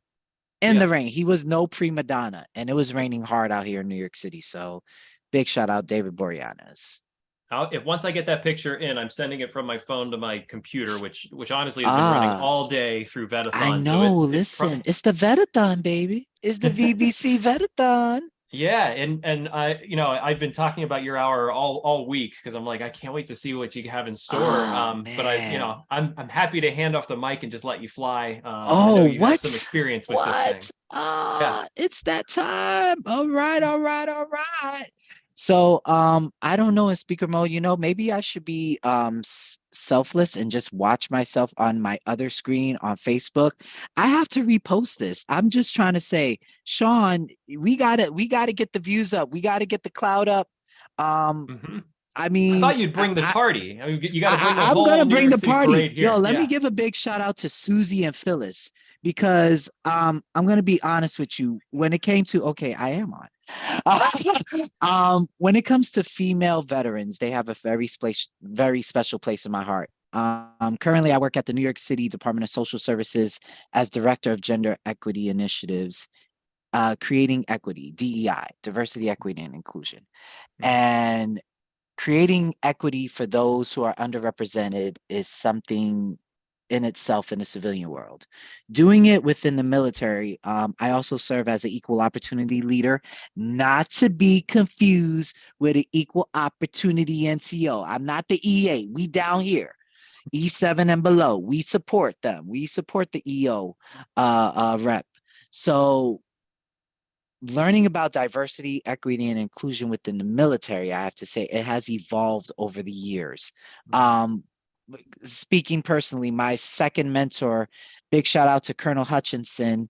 She took me under her wing. It was an African-American female colonel that actually took a specialist Williams under her wing and taught me everything that she knew about public affairs, gave me opportunities, pushed me out there to do missions. When I was kind of scared, she would prop me up and so women in the military as a whole. I just want to give a shout out to all the ladies, all the female service members. I love you all. Thank you for all that you do. You are the roses of our battlefield, and I greatly appreciate you. So I'm just going to say that out there. I'm going to just throw the love and if I was having flowers, I would throw all the petals upon you. But so listening to Susie and Phyllis, I'm like, you go, girl. Yes, be all you can be in the Army. I remember that. I was just a little, I'm not going to give out my age, but I was just a little tinker boy. Oh gosh, and we lost Sean, it's gonna be a lit show when you lose light. My light fell off. I'm not going to embarrass myself and go get the light because everybody can still see me and I can still see you. Maybe I need to get more lights like surrounding this room. But you need to get yourself a nice ring light. Just a nice ring light. Yeah, the ring light, the kids broke the ring light, Sean. Way to throw that out there. I also want to just say that, I'm just returning from the Military Influencer Conference. Sean, I told you about it. Next year, everybody, Veterans Breakfast Club is going to be out there. If you don't know what the Military Influencer Conference, let me just give you a little tidbit. Yeah, so the Military inform Influencer, us. Yeah. Yes, Military Influencer Conference. Big shout out to Curtis Riggs, a U.S. Army recruiter. It had to be a recruiter. Sean.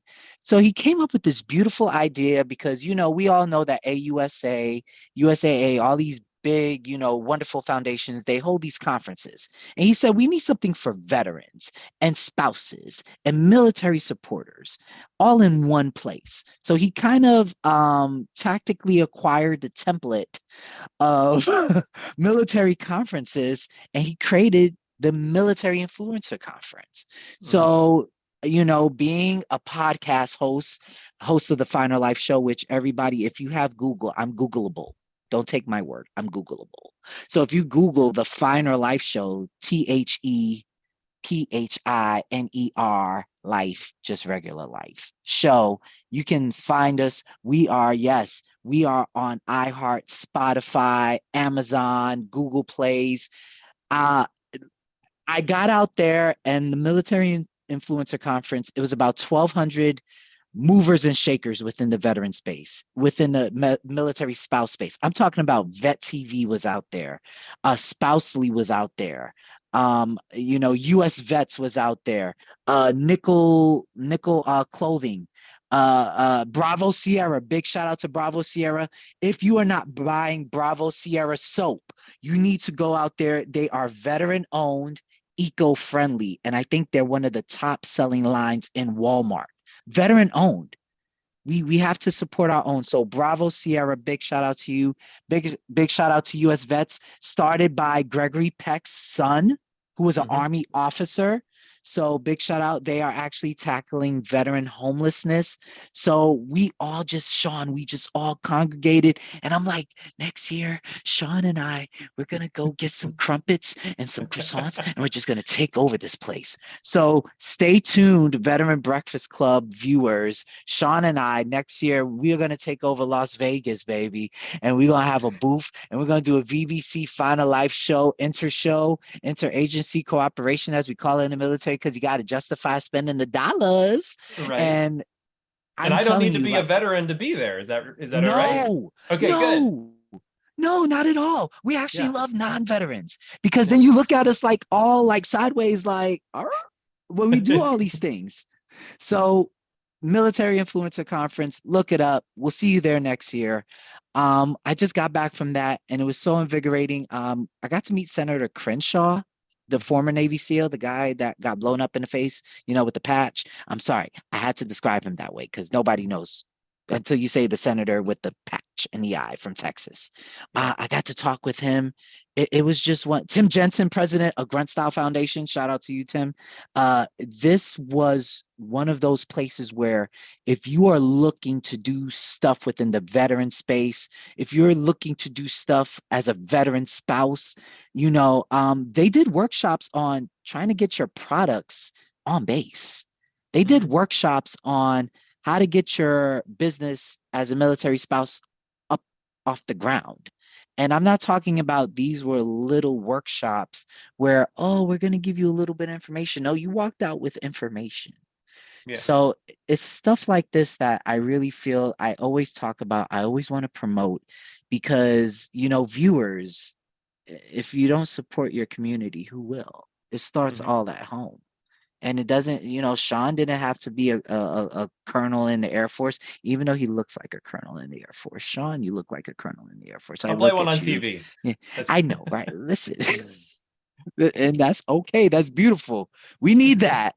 Right. Because when we're in the DFAC and we're just eating and we're just like, he's so pretty. He looks for real. None of us look like that. Yeah. Then that's just, so that was the vibe in Las Vegas. And Final Life show, we've been all around. As you saw, I interviewed the cast of Queen Sugar, The Handmaid's Tale, and Lord of the Rings, Power of the Rings. So it was funny asking them military related questions like, hey, so are any of your family members in the military? And they're like, no, I'm from London. And I'm just like, I forgot. Because a lot of people don't understand when you watch your beautiful TV shows as a SAG-AFTRA actor. Sean knows I used to be an actor. I used to be somebody once back in the day.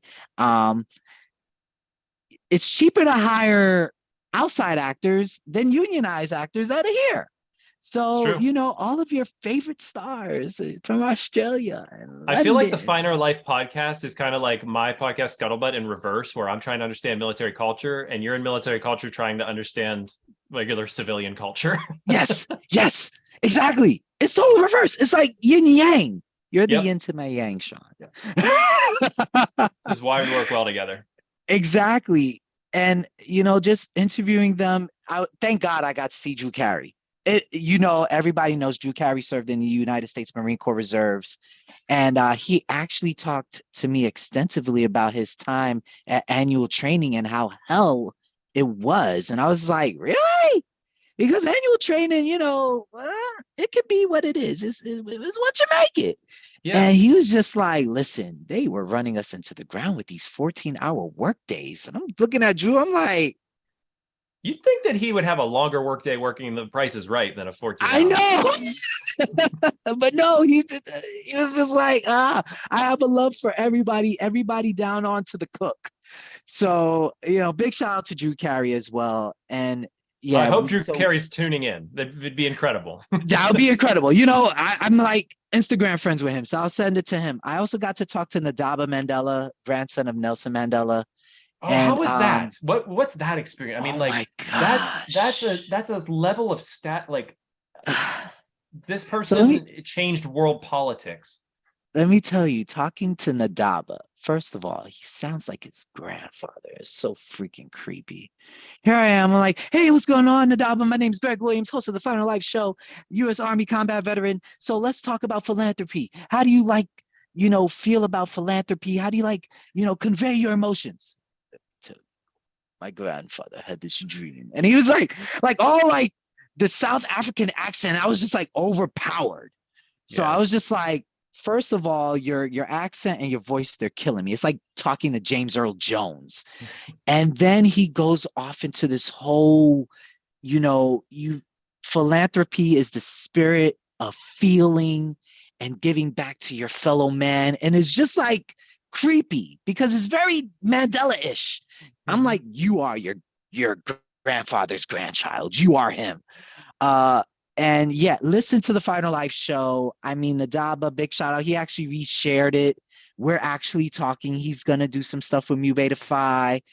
Not gonna let the cat out the bag. But Well, can you update us yeah. on how Mu Beta Phi is doing? Because it's been a while since we've Oh checked my in with you. We love them. gosh. We've highlighted them a couple times on our program. It's a wonderful military fraternity. You guys have just been doing great things ever since your inception. Yeah. Yes. Big shout out to Sean and Todd. Veterans Breakfast Club has given us so much love, so much support, and we greatly appreciate it.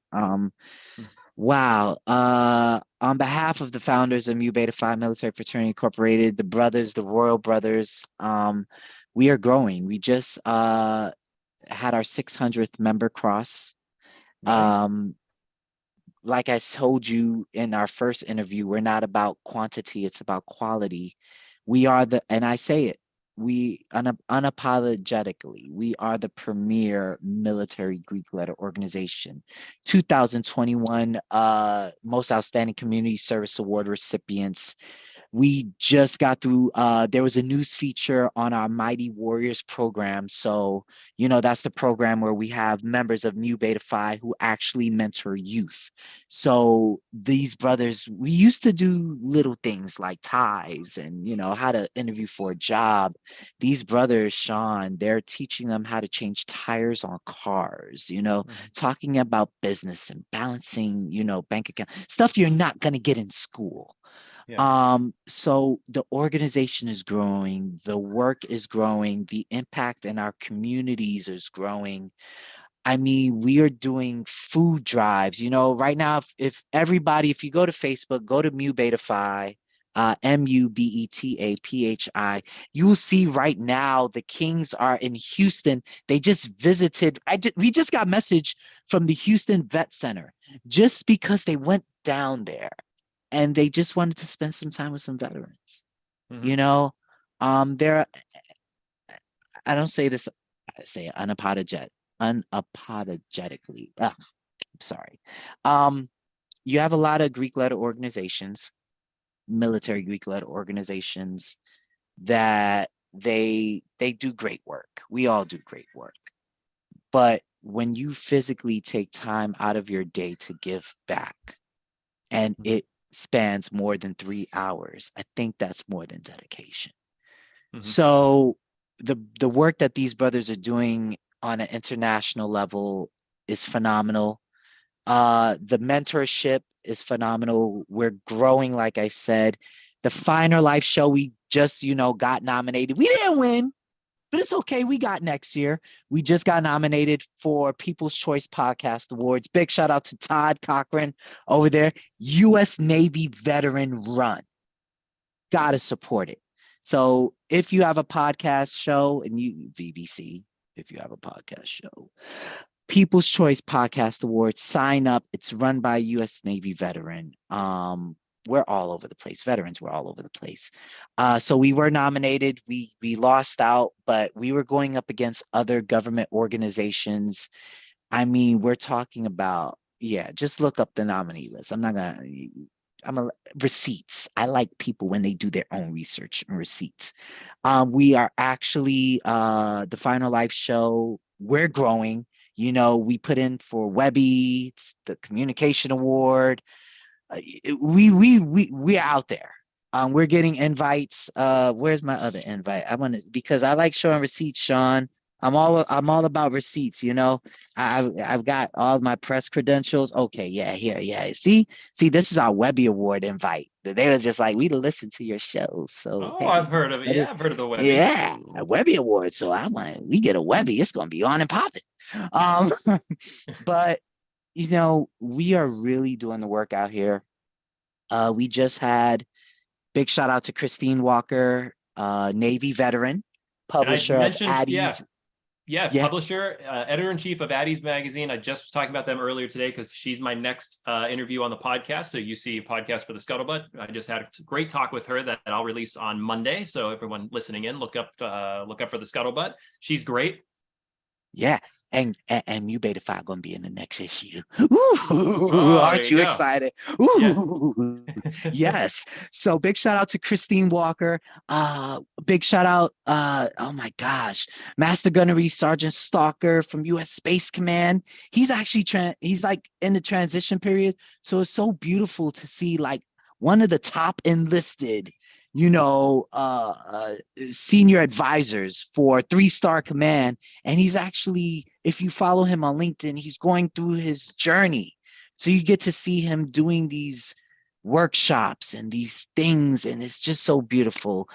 Big shout out to Terrence Hayes, U.S. Army veteran, PAO for the Department of Veteran Affairs. You get no bigger than that. You know, so he was on a show. We just had big shout out to Peter Newoffer. I don't know, are you tied into Broadway? You like Broadway? Well, what did we just see here? I know that Phyllis just put this in the before she left. That Blair Underwood is going to executive produce a musical play about the women of the 6888 Central Postal Directory Battalion. Yeah, so they just got the Congressional Medal. Yes. So they're big in the news, and they've actually they've had a lot of support out here in New York City. Big shout out to Black Military Women's Association. Out here in New York, I mean, we've got a lot of everything in New York, but the Black Military Veteran Women's Association really the 688 that was one of their biggest, they got the Congressional Medal, and it's organizations like that support, you know, the legacy of what those ladies did, that, you know, now you get plays and you get movies. I actually got a sneak peek of Devotion. Oh, you did? Was it good? I did. Oh my God. For those of you who may not know about Devotion, this is a World War I or World War II? World War II. World War II. It's it's like Top Gun, but in World War II, and based on a true story. Based upon a true story. I will let everybody just go to Google the movie Devotion. John Majors. Oh man. All I'm gonna say is I left that theater just kind of like sad, full of emotion, and thankful. Sad, full of emotion, and thankful. Big shout out to the Blue Star Family chapter out here in New York City, Andy Coakley and all of them. They got me tickets. I got to see Hugh Jackman that same day too. You know what? So you and I are one degree of separation from Hugh Jackman, because I saw him after his Broadway show, and really all I did was scream at him from like 10 feet away, like, great show, Hugh, and he gave me a wave. So I was like, Wolverine waved at me, and I'm cool. Like, rest of my life, everything's downhill from here. Wolverine waved at me. Yeah, that's it. And he was screening. He has a new movie coming out. Hugh Jackman always has a new movie. The Sun. It's called The Sun. So if y'all like Hugh Jackman, he has a new movie coming out. So I'm going in. Hold on, let me interrupt you real quick, just because I'm interested. Because Devotion, why did you feel sad leaving it? Oh my gosh. I know you can't spoil the movie. I can't spoil the movie. This movie is about a young Black man who becomes a fighter pilot in World War II. He's already a fighter pilot. He's already, okay. He's already. And it's just, you get to see the color barriers that were still alive at that time. And when I say alive, they were alive because you got to feel it through the screen.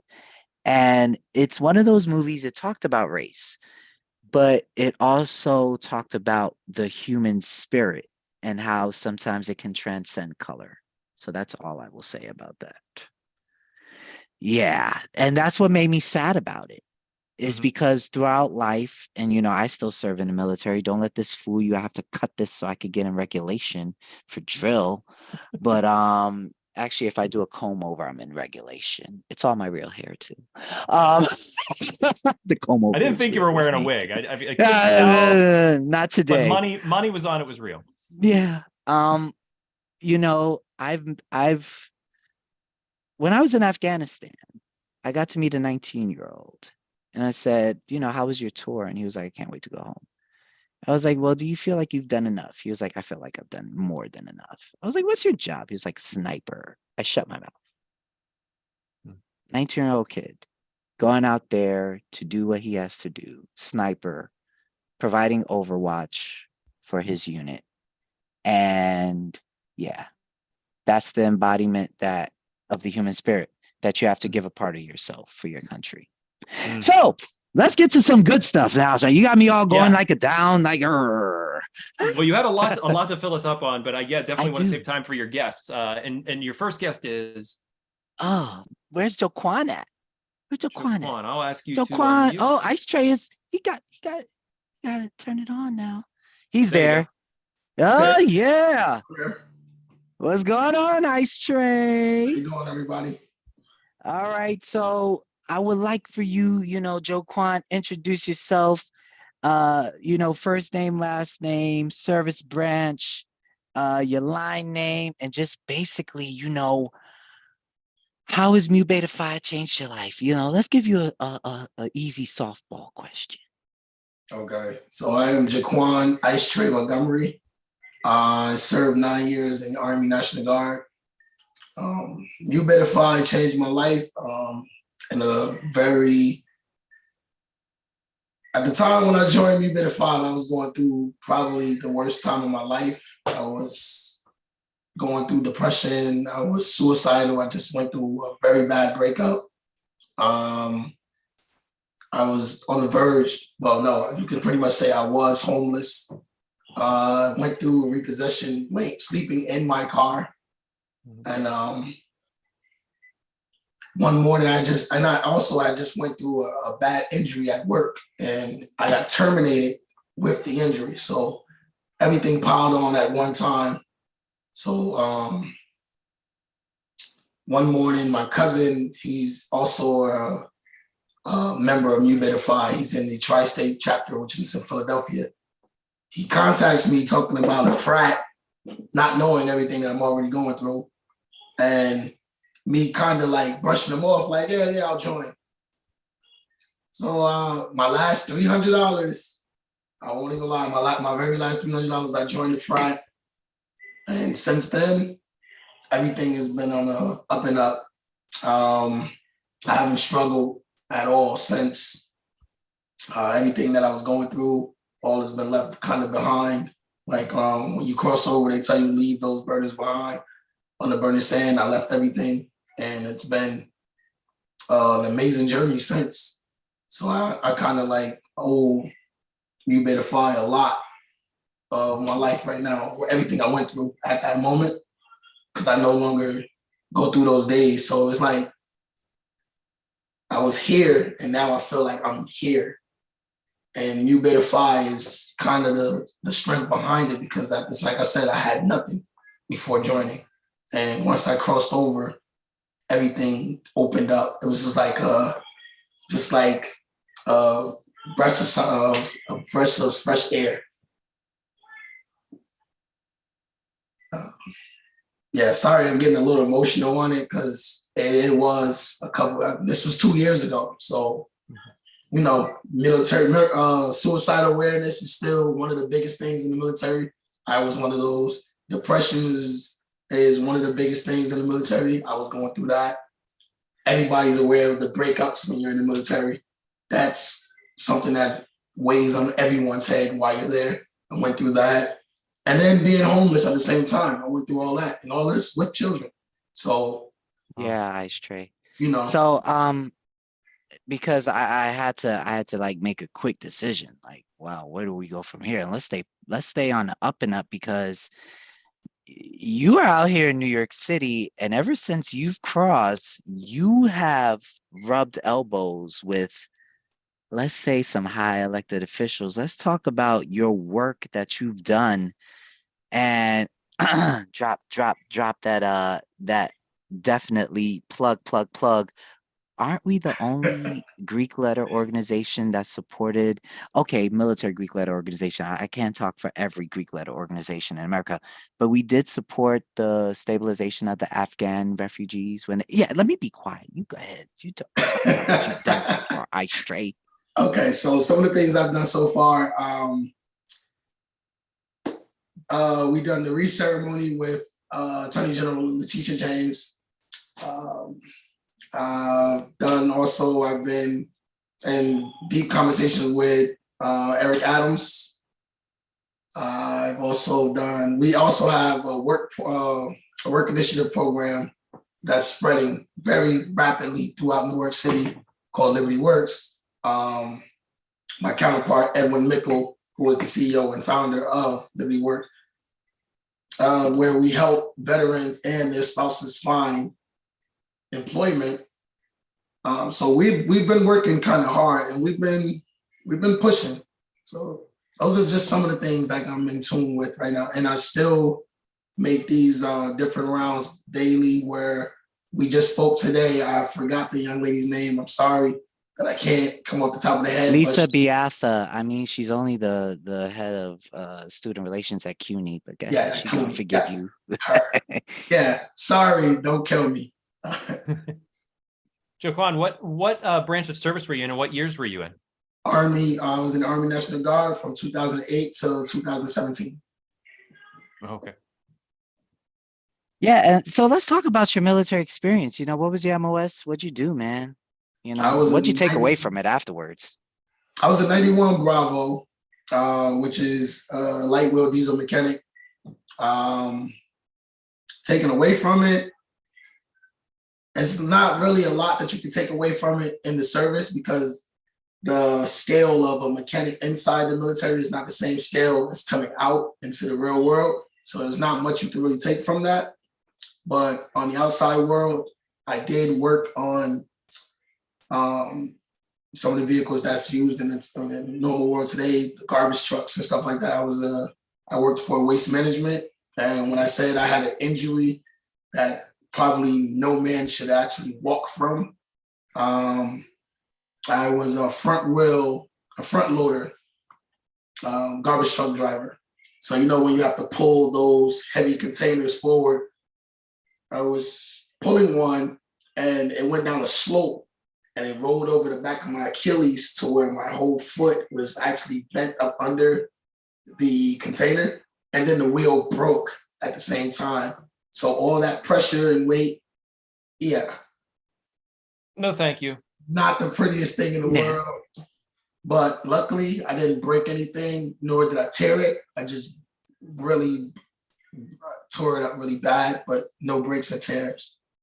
But that's some of the things I took from that, because those are kind of some of the injuries you'll get in the diesel mechanic world, you know, not following, not doing everything that's to protocol.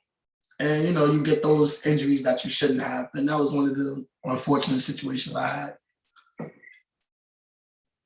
Can I ask a question about I don't want to call it a nickname because it's Ice Tray and it's Hush. But it's interesting because we were talking earlier about how, like, in Top Gun, you get your, what is it? I don't know. It's like name. So in the military, we call it a code that? name. Code yeah, name. Or you could, you know, because you usually, and people need to understand, when you join the military, you have to operate in some capacity on the net. That's what we call it, the net, you know, whether it's an embed or whatever. So like in my unit, they have Gotham because it's New York City. So we all go by Gothams and whatever. I'm not going to give y'all my code name or whoever, and they'll change it every time you get a new commander, they change it. And actually, no. So yeah, Gotham is 5 years ago. It's something now. Golly, I just got back to my unit, so they change everything. So we have new names now, new radio names. That one just popped in my head because I was like, you couldn't come up with anything better, like Ball Wrecker, Donnie's Pizza. So it's kind of like when you join a military Greek letter organization, you get your line name. And mine's is Hush. That's kind of like our radio name, our code name. It's a Greek letter tradition. And this is given to you by your big brothers. And if you join a sorority, your big sisters, because it's supposed to embody your personality or something else, So we're not going to talk about why I'm called Hush. It has a deeper meaning. That will be another show for another day. But Ice Tray will tell you why he's Ice Tray. Because he's cool with it. Ice Tray, I'm in the line of 5. I'm the third guy, and I'm the third brother of the frat of our first line. We're actually the first line to cross over into the New York chapter. So my first brother is Blizzard. We have a winter theme for our names. So Blizzard's our ace. Our deuce is Riptide. And of course, the Tray, which is I'm supposed to be the gel for the group. Yeah. So Ice Tray, which is the number 3, and the winter theme, it only made sense. And you give the coldest brother in the city is how our president refers to me anyway. And then you have my quad, who's Cold Fire. And then again, my wonderful anchor, who's my counterpart, my brother, category 5, who's Edwin Mickle, who we spoke about earlier with Liberty Works. I was gifted that name, Ice Tray, because I'm the third in the group. Is there anybody that doesn't like the name that they've been given? Because if they gave me one like Hamster or something, I'd be I mean, there's a whole entire process that you would have to go through in a packet, and you have to justify why are you offended by that name. Usually 95% of the time people are happy with their names. There is that 5% that and it's not happening in our organization. Thank the creator. Because we're professionals, we are the premier professional fraternity association. I'm sorry, we've been awarded by the Professional Fraternity Association of America with premier military fraternity, and we keep it professional. We keep it cool. Right. We're not gonna call you out your name. But I've seen some names in other organizations. To my knowledge, no shade. To my knowledge, I don't think anyone that I've seen or that's crossed over after me that don't like their name. There's been some names that I truly love. Yeah. Yeah, that fits the character of the person that you look like. Yeah, that fits them great. And it's like my favorite name right now within the court is Rockhound. I love that name, and it also fits the personality of the person completely to a T. So they've done great with the names. And you go by both. Like can I call you Ice Tray? Yes, you can. Okay, so Ice Tray, I want to expand on, and sorry, Greg, I have so many questions now, but I want to expand on one question you asked, because you asked Ice Tray what he took away from his military service. But other than like the technical aspect of like, I can fix a tank, but I can't fix a tank in the civilian world, from you guys, that time in the military, is there anything else that you took from it? Because you enlisted, you were there, you got out, you kind of got into a bad way, but you were able to find your way out of that. But were there pieces of this military service that has stuck with you, that has helped you in life beyond that? Everything. The training, like some of the training like now to this day, we look at everything that we've done. It kind of fits into the everyday world. It's a survival of the fittest. If you think about how we're surviving now, if you look right now, the world is in a crisis. Everybody is kind of like survival of the fittest. So everything that I've taken from the military world is everything that I kind of learned there. So like when we have to sleep in a fob, nobody's really prepared to sleep in a fob. You're going out there with whatever you put in your rucksack and you're surviving for those few days. That's kind of like what we're doing in this world as we speak now. If you look at the way the world is being ran and the way that things are going. So I've taken a lot, and I kind of roll with the punches of things, the way that things going, because it's like suck it up and drive on. So it's kind of to the same metaphorical knowledge of what I learned there. That's kind of what I do now. Just suck it up and drive on. It's gonna be bad times. How you move forward from those bad times is kind of how your day is gonna go. You can't sit there and harbor on what's going wrong. You gotta pick up and drive on. The mission continues either way you put it. Yeah, Sean, I know you got some more. Ice Tray is full of that. And I'm trying to get the other brothers in. So we have international brothers. We got Low Key, Mercury, Primetime. Like we're all like on around the world. So I'm like, hey, get on. And two of them are on duty. So I apologize. And I don't want to get put them in out there. trouble. Yeah, I'm gonna be quiet right now. But you keep on talking to Ice Tray so I could be quiet and not get people in trouble. So Ice Tray, talk to us a bit about you said Mu Beta Phi really is just like you owe a lot to them, but is it the brotherhood? Is it the mission? What is it about Mu Beta Phi that you really connected with, that you said this got me out of that rut? Okay, so both of those things, honestly, because I was still doing things as far as, like I said, I had nothing. I lost everything in a matter of 2 years, 3 years. But I was still going out feeding the homeless. Like if you look on my Facebook page, you see I'm out. I have a group of friends where we're out feeding the homeless, and I was homeless myself, but still out there doing those things. And then to get spoken to about a fraternity that's already doing these things, and I didn't have to honestly say, all right, I'm gonna join the frat. Like I said, I gave my last $300 to join. And $300 when you have nothing, that's a lot of money when you have nothing. Yeah. So I joined on the whim, like,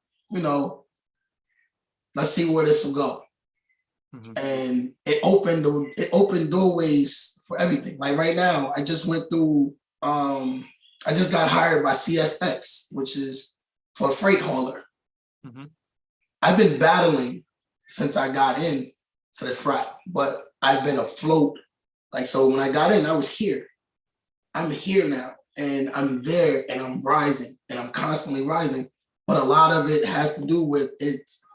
It seems like a lot of it, since I left my burdens on sand of crossing over, a lot of it has opened up a lot for me, as far as I see a brighter future towards everything I do now. There's a light, there's no end. So it's not me giving up. I'm not walking around the house harboring over things that I cannot change. I'm moving forward, and everything has been positive, and it's all been enlightening. And I still do some of those things. And then I get into an organization that has the same aspects that I have, that were, you're going out philanthropy. I'm a football coach. So I teach kids on a daily basis. I still check in with those kids on a daily basis. And I'm giving back still. And Mu Beta Phi also does that on a regular daily basis. They give back. We feed the homeless. Like I said, we have a job initiative right now where we helping veterans who can't find employment and their spouses. So it's like I still get to do the things that I love to do, just now with like-minded brothers who enjoy doing the same things that I love to do as well. Oh, and shameless plug. I gotta do shameless plug, Ice Tray. Big shout out to Allison Churchill over there at Reserve Guard Reserve Guard magazine. I was gonna say national magazine. It is a national magazine. But if you pick up, let's do the one that you could Google. Like I like to use the word Googleable. I don't know. Googleable. Googleable. If you Google Mu Beta Phi Reserve Guard magazine, Allison Churchill did this great piece on Edwin Mickle. He is a U.S. Army Reserve career counselor, And, you know, he takes off the uniform when he has to because he will run into a soldier who might not necessarily have employment at that time. And basically, he will dual hat himself to make sure that that reservist not only can get to their commander, could get to their unit and get squared away, but if they are going through something outside of the uniform, he will do his best to help stabilize them.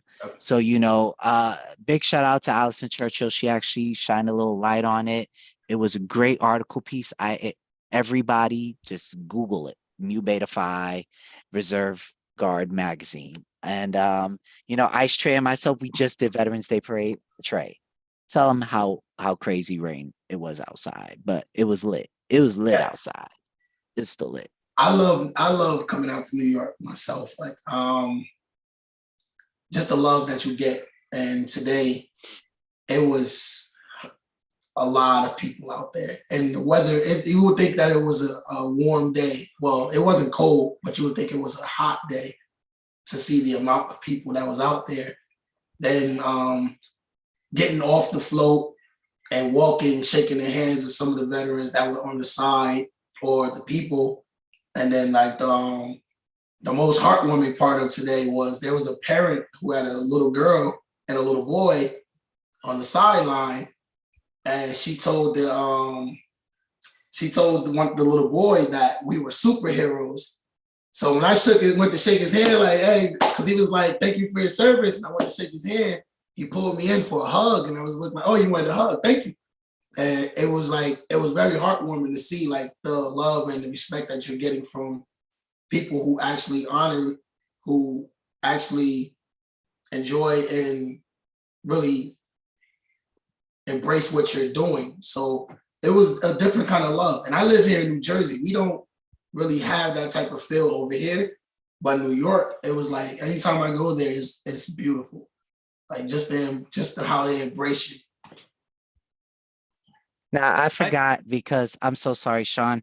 I'm trying to find the rest of the brothers. I got any of my other Mu Beta Phi brothers on here? No, I'm also looking at the gallery and sometimes my Mac. Okay. So yeah, because low key, I'm looking for low key. I don't see low key on I don't here. see him. It's all right. It's all right. All right. So yeah. So Trey, Ice Trey, I will just say this has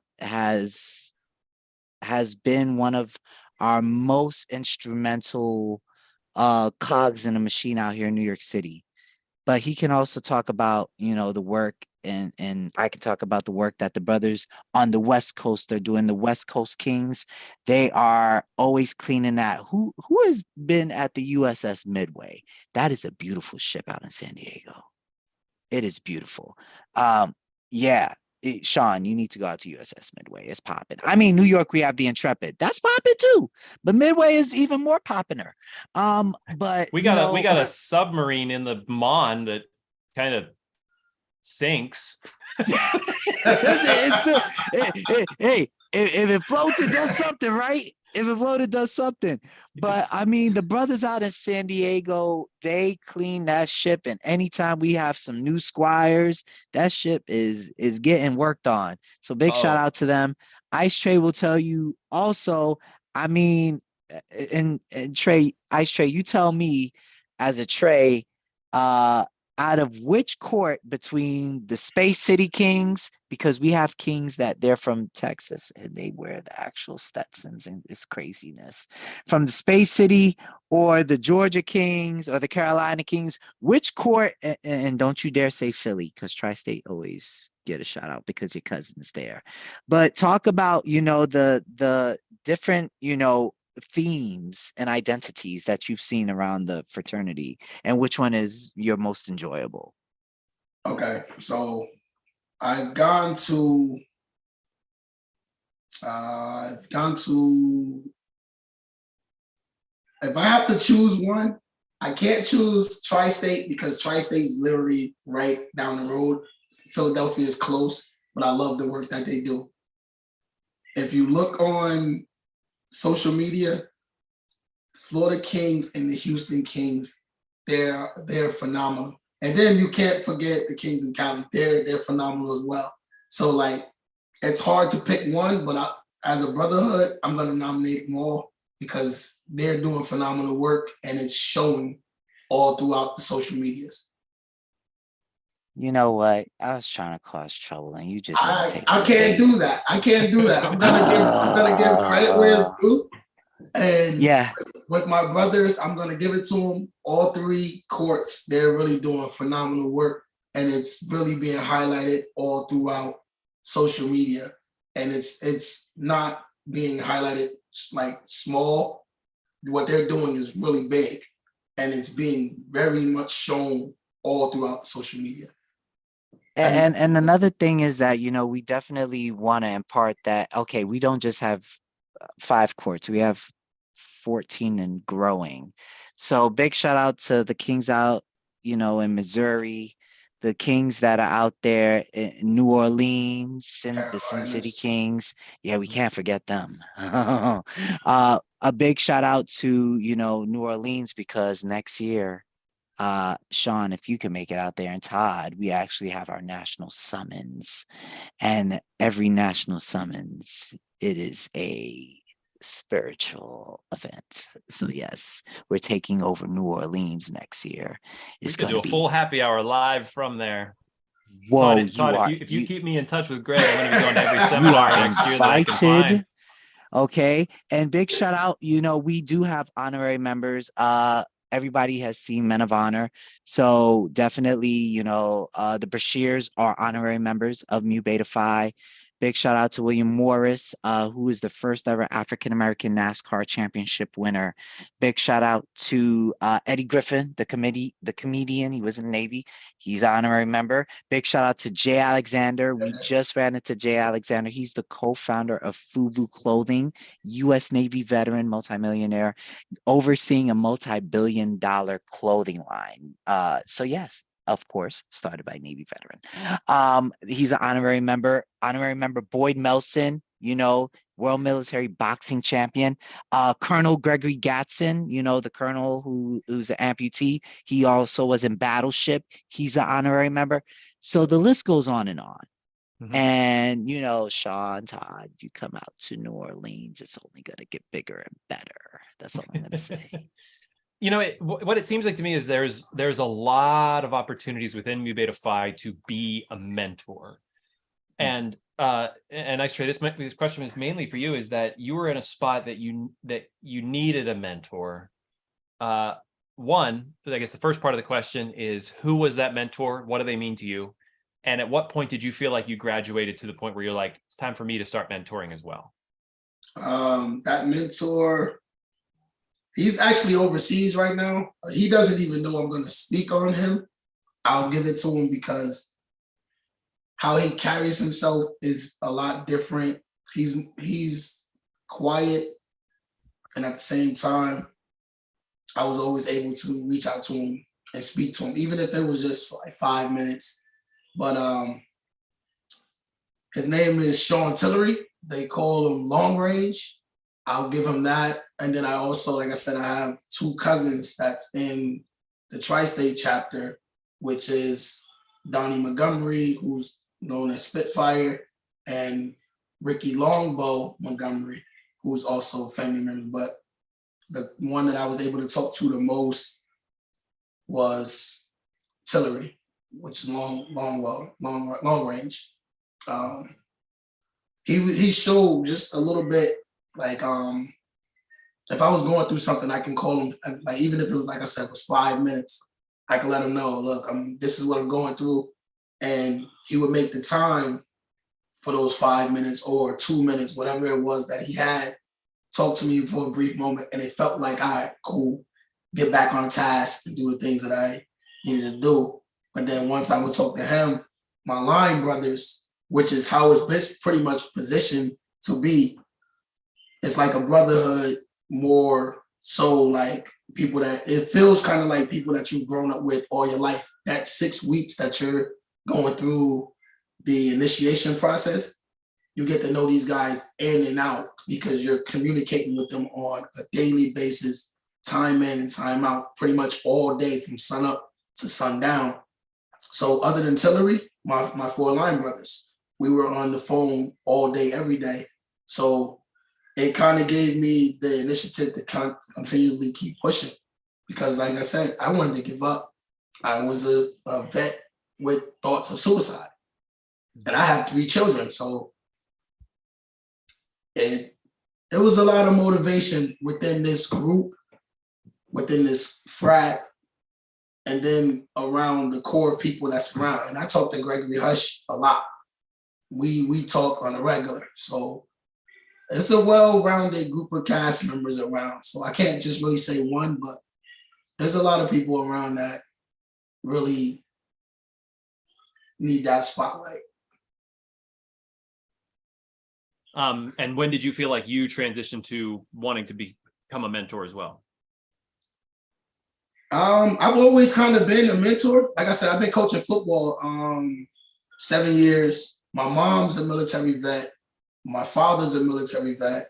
I have a plethora of cousins that's veterans as well. So I've always been grounded as far as and being in the leadership role or being in the leadership position, period. But, you know, everybody has those moments where they feel like, you know, you can't go forward. It's just like enough is enough. And I unfortunately had that moment a couple years ago. And it just took for a well-grounded group of people to come around me to let me know, like, all right, there's light on the other end. You can keep pushing. There's no need to give up. So within Mubedify, there's a few brothers here that I can honestly say deserve a lot of spotlight. Gregory, Aw, Trey, I wish I could give you a virtual hug, bro. But we just already hugged in the rain. I don't want to see your face no more. we were out there, and I will tell you this much, Sean and Todd and VBC, you know, when you are actually out there with your comrades and your brothers, and you are just looking at a sea of people and they're thanking you, and you reflect back on your service, and you look at the person to your left and to your right, and you see them reflecting on their service, is such a powerful moment. So it's like, that's all I can say. I have you know, a little bit of limited time on here, Sean, but we're gonna use these 3 minutes. I know you got more guests in the queue, and it's about to be that 9 o'clock hour. But go ahead, Sean. I'm gonna let you, you know, you drive right now. I was driving a little bit too much. All I got left is thanking the sponsors and transitioning to the Marine Corps hour. So please take us home, Gregory. Oh gosh. Gosh. So I will tell you right now, you know, Mu Beta Phi, everybody, if you do not know about us, you need to know about us. What you are going to do is you are going to go to Google, Yahoo, Microsoft Edge, whatever you're using, and you're going to Google MU space BATEA space PHI, Mu Beta Phi, and it's that easy. Ice Trey, you know, talked about his last 300. If you join any organization, of course, you have to pay for membership fees. American Legions, VFWs, we're no different. I like to say we're on a more affordable side. And people, they normally ask, well, what do I get? Okay, well, number one, your membership is a charitable donation. Mu Beta Phi, we give back. So yes, portions of those funds give back.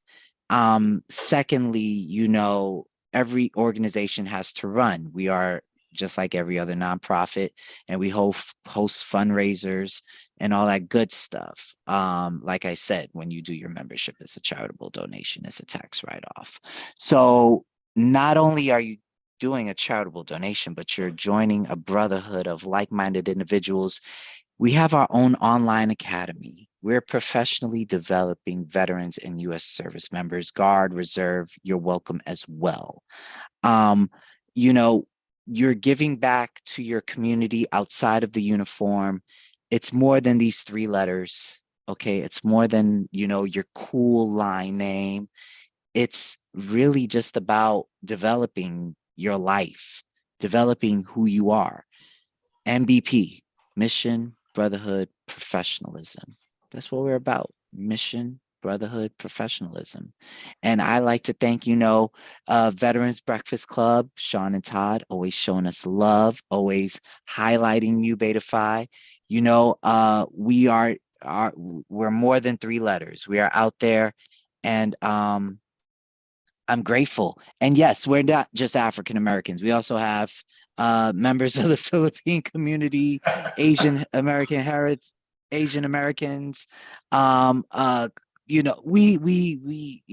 was waiting for the other members, and they're on duty. One of them, big shout out to Loki. I don't like you, but I'm not going to give out your government name.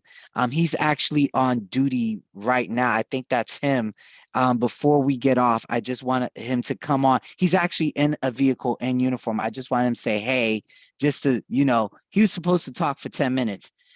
So whenever Greg Roberts gets on, oh my gosh, I just gave out his government name. His commander's going to be like, counseling statement. Hopefully no counseling statement, but if you could unmute him, Sean, real quick, if low-key can just say what's up, get on here real quick, say hi. This way, you know what, never, it is what it is. Sean, what, yo, low-key, what's up? I see green, but he's not saying anything. He's Greg Roberts. Yes. You mean Greg? Oh gosh, you just said it, but we call him low key, but okay. Okay. Can you hear me? If he, Yeah, yes, we I can can hear you hear now. you, man. Hey, what's going on?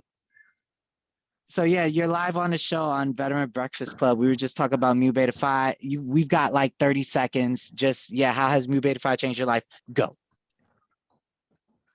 It's changed my life pretty in a couple of ways, but I mean, I think the biggest one is that gives me an opportunity to be unselfish, get out in the community and help other people that need help, and gives a voice for people in service, because I'm still serving, so it gives a voice for us to kind of go help people who used to serve or are still serving. So yeah, it's made me unselfish. That's how it's helped me. And you're on duty, man. So big shout out your command or whatever. NCOER bullet. I always say that. Gregory, I want What was to that? thank you both. Oh yeah, we got to get off. Oh, okay. Listen, low I key, don't want to pull the hook on you, but we have to keep on time. Thank you. Sure. We love you. And yeah, we're sharing. We're going to continue. Go ahead, Marine Corps. Happy birthday. I made a cupcake on your behalf with sprinkles, double dogs. Greg, Ice Tray, Hutch, Gregory, it's been a pleasure. Thank you so much for joining us for Vetathon. We're moving into the 9 o'clock hour, 2 hours left. This is the Marine Corps Hour that will be hosted by Brad Washabaugh and Mac Kelly, both board members here with the Veterans Breakfast Club. Veterans Breakfast Club, the Vetathon, has been sponsored by the FedEx Ground. FedEx Ground, thank you so much for sponsoring us throughout this event all day. You are headquartered here in Pittsburgh, PA. FedEx Ground provides low-cost day definite service to any business address in the U.S. and Canada, as well as residential delivery to 100% of U.S. residencies. FedEx Ground is proud to serve the communities where their employees live and work, and they invest in many of our communities through charitable contributions and volunteer services by employees. For those of you joining us, we are the Veterans Breakfast Club. Our mission is creating communities of listening around veterans and their stories to connect, educate, heal, and inspire. We have been doing this since 11 a.m. This is our second annual Vetathon. And if you are not with us, make sure that you send us your address, because we want to get you our magazine. This is the VBC magazine. It's free, comes out quarterly. And if you send Todd or I your address, we will make sure to get this magazine to you free of charge. You just get to have a free magazine, which is not a bad thing. Filled with veteran stories. It's a great magazine to read cover to cover, filled with our schedule as well. And thank you all for coming on and supporting us through the Vetathon and being with us today. I don't want to see here. There's Greg's. Hey, I don't want to be here either, Sean, but it's our job, you know. Took the words right out of my mouth. This is great learning about Mu Beta Phi. Thank you so much, guys, for joining us. And it's a pleasure. Sean, thank you for having me on your show. You guys, and have a blessed night. You as well. Thank you so much for being here. Really appreciate your time, and it was an honor.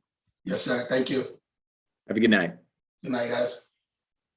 Mac and Brad, welcome to the program. Well, good evening, everybody, and thanks for joining us. Mac is co-hosting with me tonight. We're two Marines, and of course, they save the best for just about last. So I want to thank everybody for joining us tonight.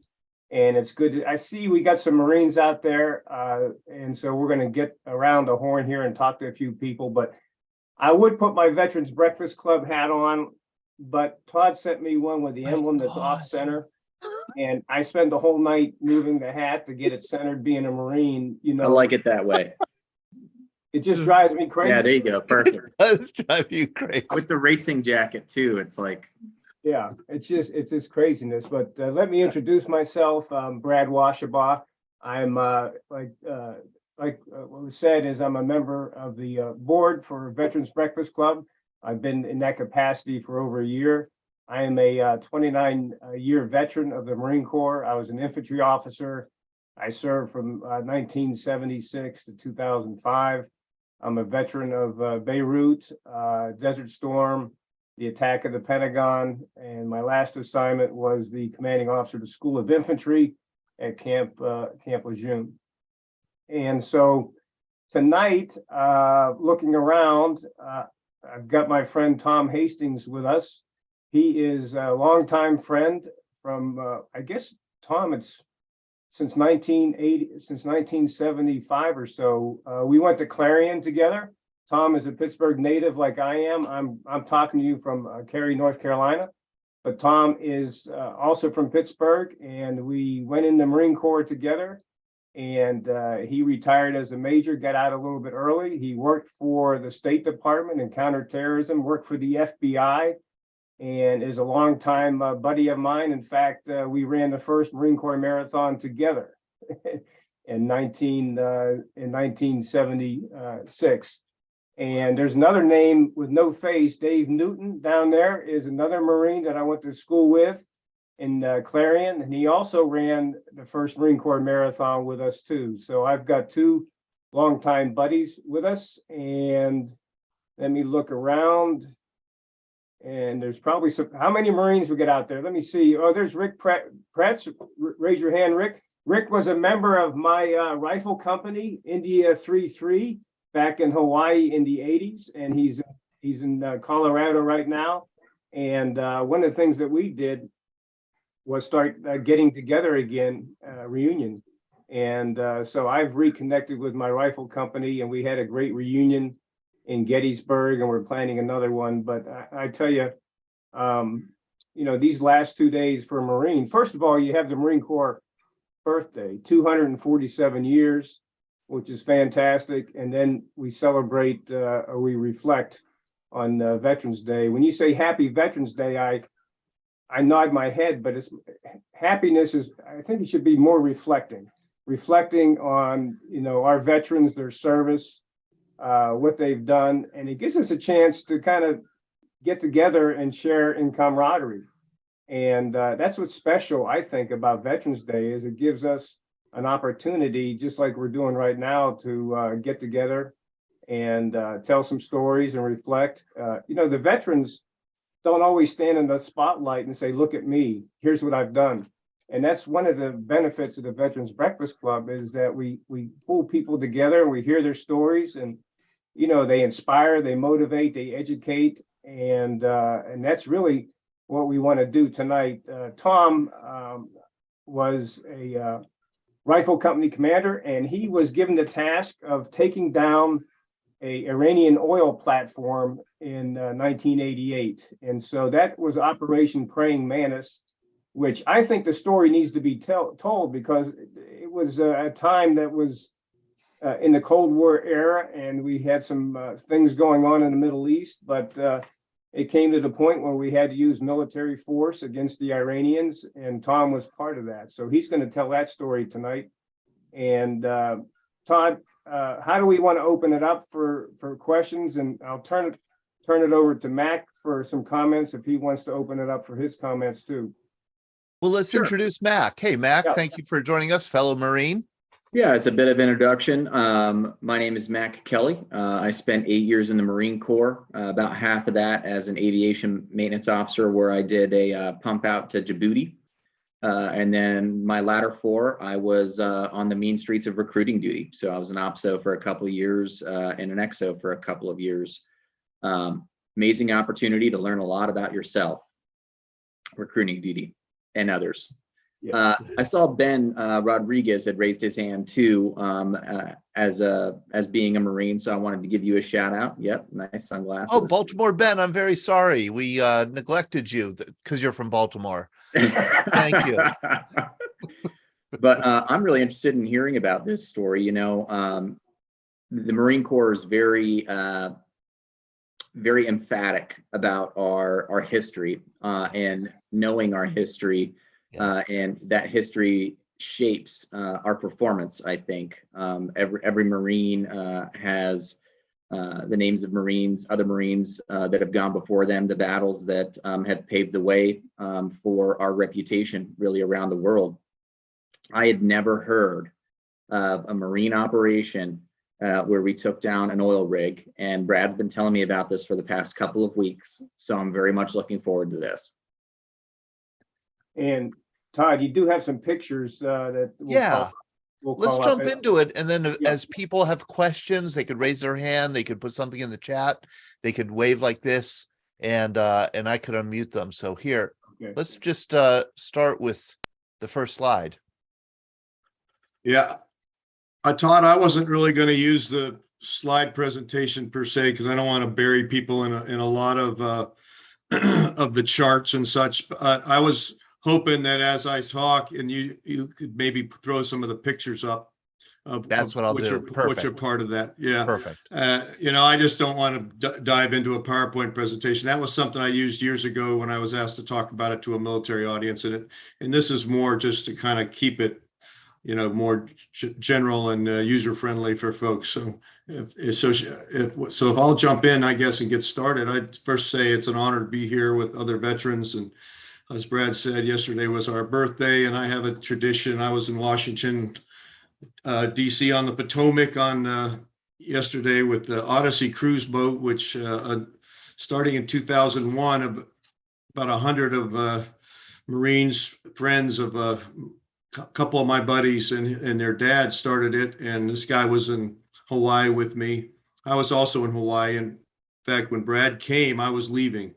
And I was a sponsor in January of 1982 when Brad came in to be a company commander. But so we have a tradition, and we were on the river yesterday with about 100 folks. And the last 2 years we were unable to meet because of COVID. So it was exciting to get back together.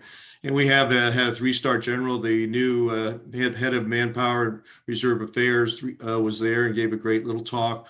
And we had a color guard from the George Washington University NROTC Marine Option Bunch, and that in their MOI. And so it's just a great normal tradition of the Lejeune and the Commandant's message and cake cutting and the oldest and the youngest Marine and the whole thing. So we do that, and I'm glad that we're back to meeting in person. And today I spent most of the day really chatting and talking by text to Marine friends of mine that were in Hawaii with me, primarily my first tour, which was like 43 years ago, which is hard to believe, really. I keep saying, how did we get this old?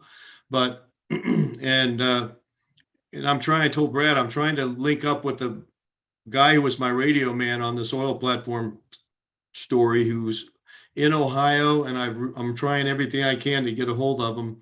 He's 10 years younger than me, and I basically feel like he saved my life. I'll get to that, but he basically grabbed me by my gear when the helicopter rotor wash was trying to blow me off the platform because we were offloading a 46. And the CH-46 doesn't fit on a small oil platform landing pad very well. And so it was very close to the edge when, we were having to unload some demolitions and explosives. And I felt myself going, and he saw my eye and he grabbed me. So I've thought about him a lot over the years, and like we do. And I just want to reach out and try to get him. So I've been doing that all day today. So today has really been devoted to reaching out and chatting with veterans.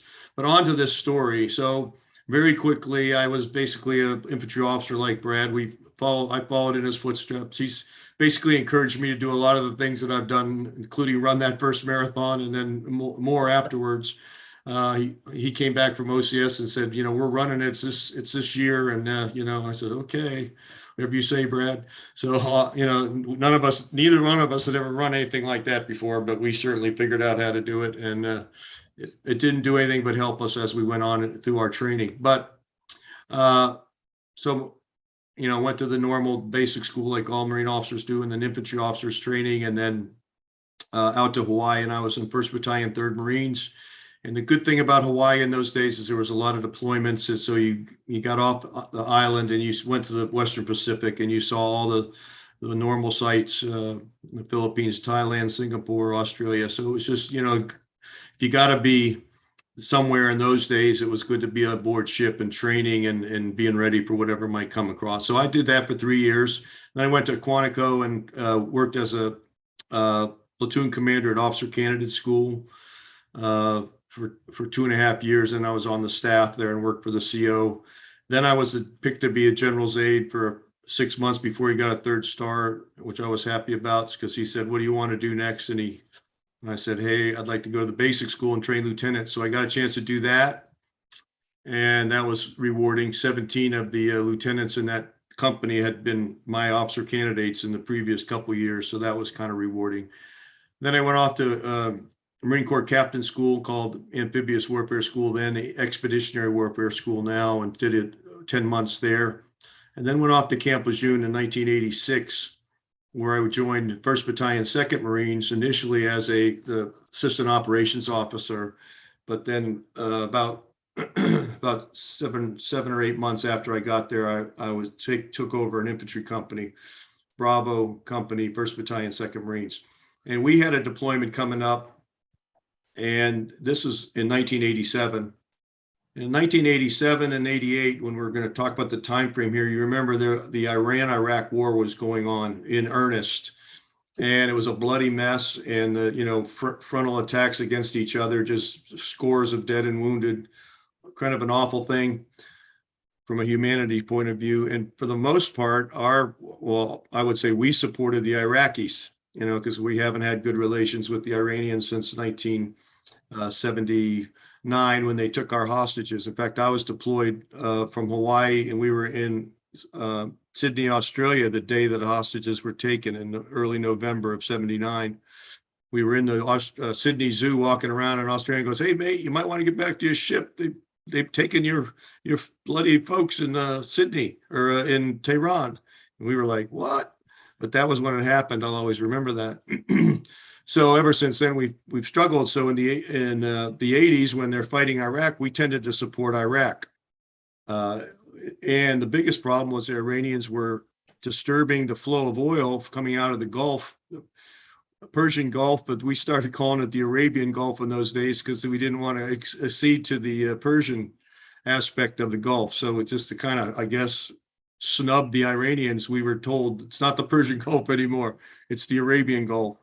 So you remember in 1987-ish, that time frame, the U.S. government reflagged 11 Kuwaiti oil tankers with U.S. flags to afford them protection to get the oil out of the Gulf because the Iranians were impeding it with small boat attacks, mines, all kinds of nefarious activity, not unlike what pirates have done off the coast of Africa and such in terms of harassment.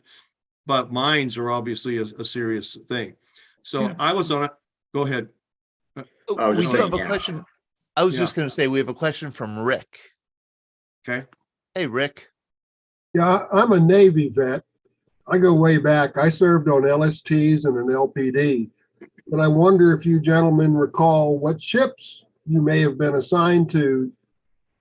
Well, this was the Trenton that I was on then, but I was also on the Duluth out of the West Coast, and the Trenton came out of the East Coast. But that was the ship that supported us in the story that I'm going to tell you about. Those were two LPDs. Yeah, LPD. Thank you. Yeah. So I was on a Mediterranean cruise in 1987, and they basically, again, very long story short, reconfigured our Marine amphibious unit, or before they became expeditionary units, change of terminology, because they wanted our helicopter carrier to go up to the Gulf and take off the Marine helicopters and put on Navy minesweeping helicopters on board that LPH. It was an LPH, landing platform helicopter. So that kind of disrupted our whole deployment. About 400 Marines from the MAU were sent back to Camp Lejeune and very disgruntled after about almost halfway through a 6-month deployment. And I was caught up in that, very unhappy. But the worst part was we were going to be on the deployment with those minesweeping helicopters as a Marine contingency force. But the day before, actually the day we sailed, General Christ, who was this is before the days of CENTCOM, it was a rapid deployment force, Middle East, rapid deployment, before they came up with Central Command. He basically said, I don't want the Marines on there. This is not supposed to be an overly offensive picture, to the world. We just want to emphasize the importance of not mining the Gulf, and that we have these minesweepers out there to help us find them. So we went back to Camp Lejeune, and the decision was made later to start putting contingency Marine Air Ground Task Force into the Gulf after our deployment was broken up, and the minesweepers were doing their thing. There was a couple mobile sea bases, barges that each had a SEAL platoon on them, and they were provided security by Marines from deployed units that my unit did, and the unit that preceded us was from the West Coast, and that was contingency MAGTF 188. So that was the nexus, kind of the background was, you've got the minesweepers, but then a decision to put a contingency MAGTF, which was kind of a new concept at that time. You didn't have a lot of that before. It's become much more common since, and they've had them all over the world, basically, to respond to maybe threats against embassies and such. And I know they were down off the coast of Yemen and other places over the years, but this was kind of new. And the first one came again out of the West Coast. They were commanded by a colonel. They had an aviation element, a ground combat element, usually about a rifle company size, 100 to 150 Marines, and then a logistics element, and all tried to be on one ship with the colonel in charge. So that was a condensed Marine Air Ground Task Force.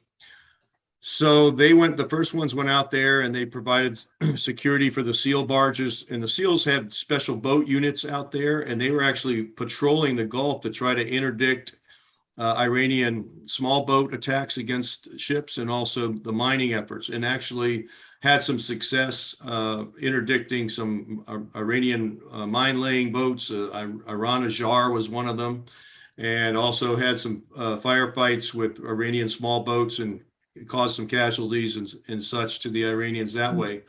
And they also were supported by helicopters from the 160th, so Black Hawks from Special Ops, Army Special Operations Command. So because I had been sent home early and people felt sorry for me and my unit, they basically comprised us as the second MAGTF, contingency MAGTF 2-88, to go out that direction after being sent home in the summer of 87. So in January of 88, we reconfigured a 415 or so Marine contingency MAGTF on the USS Trenton, commanded by Colonel Bill Rako at the time. And we set off to do kind of be a force and presence and be prepared to do certain contingency operations, because the mining didn't stop at this time, even in spite of the SEAL activity and the minesweeping helicopters. So President Reagan had warned the Iranians about and our government and Defense Department said, look, knock off the mining. There's going to be consequences if you keep this up. But, they didn't do it. So the other thing is, at this time is the early days of what the special operations capable units. General Gray, our commandant, was kind of behind the concept. And this is before Marine Corps Special Operations, MARSOC, Marine Special Operations Command, that happened after 9/11. that was kind of imposed upon the Marine Corps to join Special Operations Command, in general. But some of the training we did in preparation was anticipating having to do actual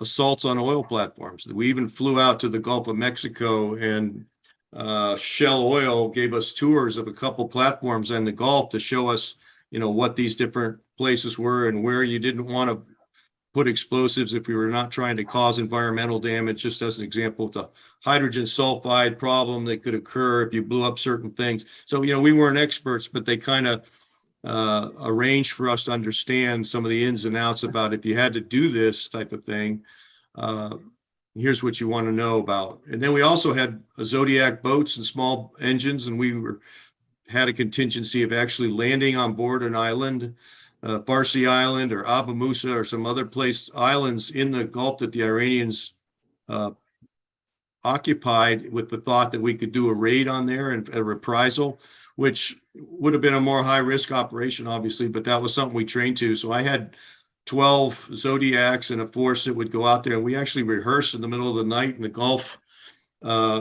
navigating, and found it very difficult because we didn't have a lot of GPS technology and stuff in 1988, but we did have a Lamps helicopter that basically supported us in navigating. They could actually see us in the water, and through communications, they could bring us to locations that we needed to go and give vector us so that we could kind of find our way in the middle of the night in the Gulf with very limited technology.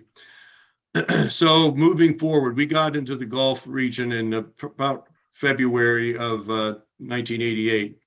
And we move ahead to April 14th. On April 14th of 1988, the Samuel B. Roberts, which is a fast frigate, basically those things have a jet engine basically to run them, as opposed to an old diesel motor. Some of our Navy guys might know engine. The Samuel B. Roberts, not far from the middle of the Gulf, basically hit a mine. They saw it, but they couldn't get away from it before they hit it, and it exploded under the ship. And by grace of God and a lot of hard fighting to save the ship, the Navy was able to keep that ship afloat. No one was killed as a result of the explosion, but there were a number of sailors in the engine room that were seriously injured. But the captain was, recognized for the great job that he and his crew did, basically saving the ship from sinking, and it was able to be towed to Abu Dhabi in the UAE to, for reparation, to try to fix it. And of course, it ultimately had to come back to the States. Hey, Tom, do you have a picture? Do you have a picture of the ship with the damage? Was that? I'm in, again, Todd's got all my pictures. So I don't think that the Roberts I had a picture of, because I basically, we did get to go see it. We went into, somebody has it. There you go. The internet has everything. Todd knows how to find it. The internet has everything. The internet has everything. Yeah, but you can it's in dry dock getting fixed here. Yeah, and I don't even remember if they could totally fix it or if they had to do much like the coal in Yemen, where they had to kind of tow it back to the States for final repairs. I think this was just to patch it up before they took it back to the States. But it was a miraculous and a heroic effort of those sailors to save that ship and to bring it in, and thankfully no one was killed. But I think there was burn injuries that were fairly serious, as I recall. So that happened the 14th, and basically President Reagan ordered a reprisal attack on the 18th, 4 days later, Defense Department named Operation Praying Mantis. And if you look at it, you'll see that it was the largest naval engagement since World War II in terms of the Navy sinking ships, even in spite of the Gulf of Tonkin and other skirmishes that the Navy was involved in since World War II. This little one-day action on April 18th, 1988, sunk 3 Iranian ships, and maybe a fourth one survived and was, didn't sink, but it was survived and towed back in. But it was significant, and there was big Navy was up there with cruisers. The Wainwright was one of the ships that was did some amazing things. And I also believe it's the first use of anti-ship harpoon missiles that the Navy had ever used real world to sink other ships with. We had the technology, but not something you had done previously in combat situation. So as part of the reprisal, it wasn't also to interdict those ships, but there were 2 oil platforms that we were ordered to take. Now, there was 2 naval task force, what they called surface action groups, were formed. And the surface action group that the Trenton, and there was 2 other destroyer type frigates that supported us. The names are on the PowerPoint, but that's really not important. But Trenton was the ship we were on. We had the Sasan oil platform. A SEAL task force, smaller platoon, similarly staffed or supported by a couple frigates and destroyers, went to Siri platform, and they were supposed to do a similar type of operation we did. That's kind of what the shipping looked like at that time. Those are also a couple minesweepers right there that they had in the Gulf, the actual old school, like World War II minesweepers that were actually made out of wood. That they had, we'd see them in port at Bahrain or whatever, but that was pretty impressive. It was like real old school technology. I don't believe that is the Sasan platform. It's more spread out. It could be Siri or Rakish. This is a picture of the Trenton, the ship that we were on, and we broke some records in terms of numbers of helicopters on an LPD. We had 2 46s, 4 Cobras, and 2 Hueys. And anybody who knows much about helicopters on board ships, that's a tight fit. And you can see that there's not much more of that flight deck than you can see in that picture. It just comes forward a little bit. So doing flight operations was a challenge in order to get helicopters in the air and then get others ready, get them up. And it was the air combat element, the ACE, was commanded by Lieutenant Colonel Larry Outlaw at the time. His handle was Bandit. Anybody who flew Cobras in the 80s and stuff know him. He commanded MOTS 1, which was like the Top Gun for helicopters and such. And he was just a great, I was only there. That you go back to the. I want to see. Is this a picture of him right here? That's actually me talking to Admiral. No, that's Admiral Less. He was the Joint Task Force commander. Okay. He was on a command ship, and he was in charge of all. It was a Joint Task Force, all Navy forces in the Gulf during that time. And he came to visit us, so we had a little demonstration for him. And that's just the idea of the reflag tankers coming out, and they would have escorts. That's one of the barges. They're called MSB, Mobile Sea Bases. They were actually commercialized, and Brown and Root, the company that does a lot of oil and it supported operations in Kuwait, was the company that maintained them. But a SEAL platoon with a SEAL lieutenant commander and a little small staff basically had 2 of those. 2 of them were in the Gulf, supported by the small boats and 1 or 2 helicopters. And those were the bases that they were using to interdict the small boat attacks. And again, this is our ship with a minesweeping ship behind it.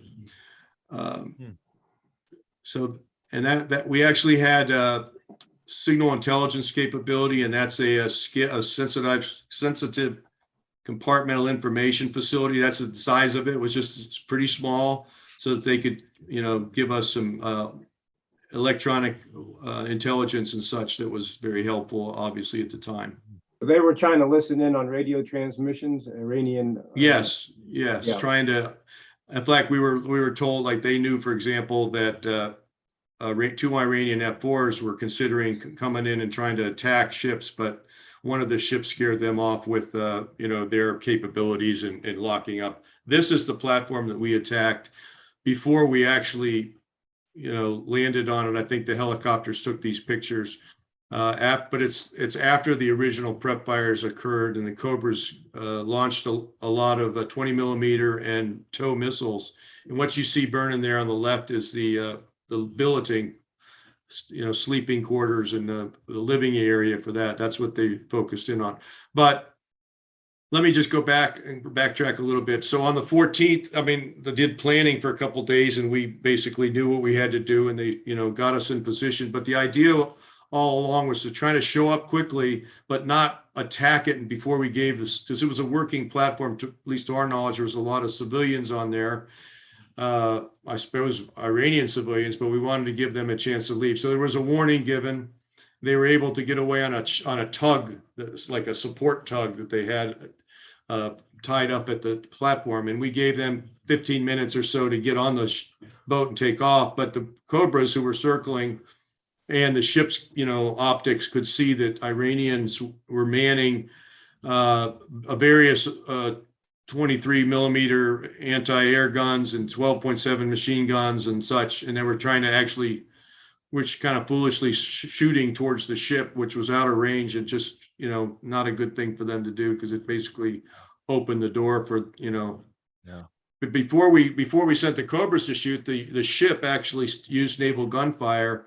But we, the Marines and who had to land on it, said, look, we don't want to shoot directly into the platform with that, because we could have a major fire and we make it so that we couldn't land on it. So we used airburst type of shells and timed fuses, but they were shot above the platform and they rained shrapnel down. Through that initial naval gunfire, prep fires, and then the Cobras going in afterwards, they saw Iranian, and it turned out they were Marines, because we found uniforms on the ship that said Iranian Marines in English on there. So I thought it was very appropriate that, we got to go up against Iranian Marines, but they all either jumped off the platform or, they were not, there was no bodies on the platform after we cleared it. But I did see on the Wikipedia discussion about this. They say that, this is why Wikipedia is not 100% accurate. Remember, when you're in college these days, they say, be careful with Wikipedia. They said that we had a prisoner that got, captured and taken back off the platform, and that wasn't the case. But that's what it says in Wikipedia. Hey, Tom. So, yeah. Tom, let me just stop and ask you, what was going through your mind? I mean, obviously you were trained up for this mission. There's a lot of unknowns, but what were you feeling, in command of your unit going into this assault? How were you feeling? Well, the good news was we had a playbook that we developed for different types of missions, and we had a standard kind of loadout. We knew exactly what we wanted to take, so there was comfort in knowing that we had trained for this as much as we could. While we were deployed, we would do training missions, and sometimes go on another ship. We would practice fast roping onto ships and just all the kind of tactical steps that it would take to do a mission like this. So I felt confident that, one, we could do it, that we had trained and we were capable. Two, I felt confident that, well, first of all, they really didn't want we didn't want U.S. casualties on this thing. And I wasn't told no casualties, but there was a feeling from higher headquarters where major casualties is not something we want to come away from this thing. So we need to be successful. Well, we made sure we were successful because before we landed anybody on that platform, we had a naval gunfire and, typical supporting arms. You never want to do operations without adequate fire support. So I was very confident that we could get on there without really having to fight our way on it or anything like that. And that turned out to be true. I felt confident in my Marines. Basically, the unique thing about this group of 125 Marines, I was able to kind of hand pick people because I had more to work from. And we had a forced reconnaissance platoon, which are in that time was more of our, elite infantry type unit. So we had snipers. So I had I didn't have a normal rifle company. I had a rifle company minus, and then reinforced with people that I was able to hand pick. So in my mind, it was like the ideal situation in terms of the quality of the Marines that I had with me. Nobody, except the best that I could get. So really, Brad, wasn't really worried about it, to be honest. I was like, we could do this. This is going to be too much trouble. So yeah, I believe there's a couple questions in the chat. Okay. Todd, can you get to those questions? Can you see them? I think the one question was, how far offshore from Iran was this platform, Tom? Yeah. There's a map in the PowerPoint that shows you where they were. They're about in the middle of the Gulf, and they were, a number of miles from shore. You weren't within view. They were, 30, 40 miles, 50 miles, I don't know, from the coast. A Gulf is narrow. but it's not that narrow. You know, it's narrow at the Straits of Hormuz where you come through, and Iran and Oman are very close to each other. But when you get up in the middle of it, and again, Todd, you think there's a little schematic in it of the Gulf at the time, and it shows where these platforms were, but not close to shore. And Pretty Travis far was off. asking about just how smart it is to do a naval bombardment on an oil platform without Not blowing s- it up or setting a fire. No, not smart. And I think we did it exactly right, because we didn't, what we did didn't, frankly, the naval gunfire didn't cause the problems. But the SEALs never got on Siri platform because they did not use air bursts, and they did use naval guns into that platform and caused such a fire that they could not land because it was too devastating. And basically, I read in one of the articles that after the aftermath was the Siri platform was so destroyed that they basically had to take it apart, and it didn't become, it was unusable afterwards.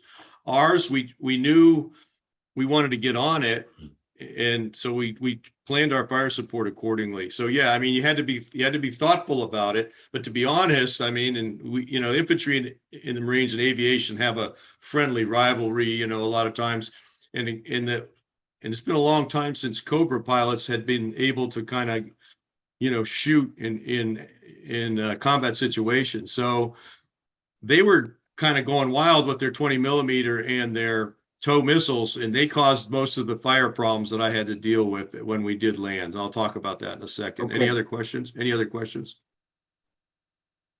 Save You mine got for me the on the end. edge of the seat, Tom. Yeah. You got me on the edge of the seat. Keep going, my friend. Okay, so that's me just before we left, my first sergeant, and the guy behind there, the guy next to me with his kind of shorter guy, that's the guy, Troy Hoffman, I'm trying to find, because he grabbed me at just at the right time, and who knows what would have happened if he hadn't. So that guy right there, yeah, and he's from Ohio. If anybody knows where he is, let me know. I'm trying to find him because I'd love to reach out to him. He was a jack of all trades. He was in my company for a year or two, you know, before we did this, and he was just a great Marine. And he wasn't really a radio operator, but he was capable, and he basically became my radio operator for this mission. So anyway, Tom, what is his name again? Troy Hoffman. Got it. Troy L. Hoffman. He's from I want to say the Canton area, but I don't have it in front of me now. But I'm working. I'll find it. I'll find him if he's around. Anyway, so we gave them the 15 minutes to get off the boat. The helicopters were flying, and they saw that they were leaving, and they saw that there were people manning the weapons. So they did their preliminary firing. We did the naval gunfire first, and then the helicopter assault. And I gave them a hard time after. I said, "Man, you guys were going crazy out there," because it was burning pretty good in certain places. So, and then we had a time where we were going to land, and I was in a Huey, and my two assault teams were in each one of the 246s. I basically had my company executive officer, who was an experienced prior enlisted first lieutenant, was one of the assault team leaders, and the Force Recon platoon commander, who was actually a captain at the time, was the other assault team leader. And then I commanded the whole operation. I had a small headquarters, my first sergeant, a couple radios so I could communicate. And we brought in then some other folks after we secured it, explosive ordnance disposal, who helped us with the demolitions and such. But again, on a time schedule, we basically let the two assault teams go in separately, and they actually did fast rope onto the platform. There was no firing that I recall that being done by any Iranians. They just were all off of the platform by that time, and we had no bodies.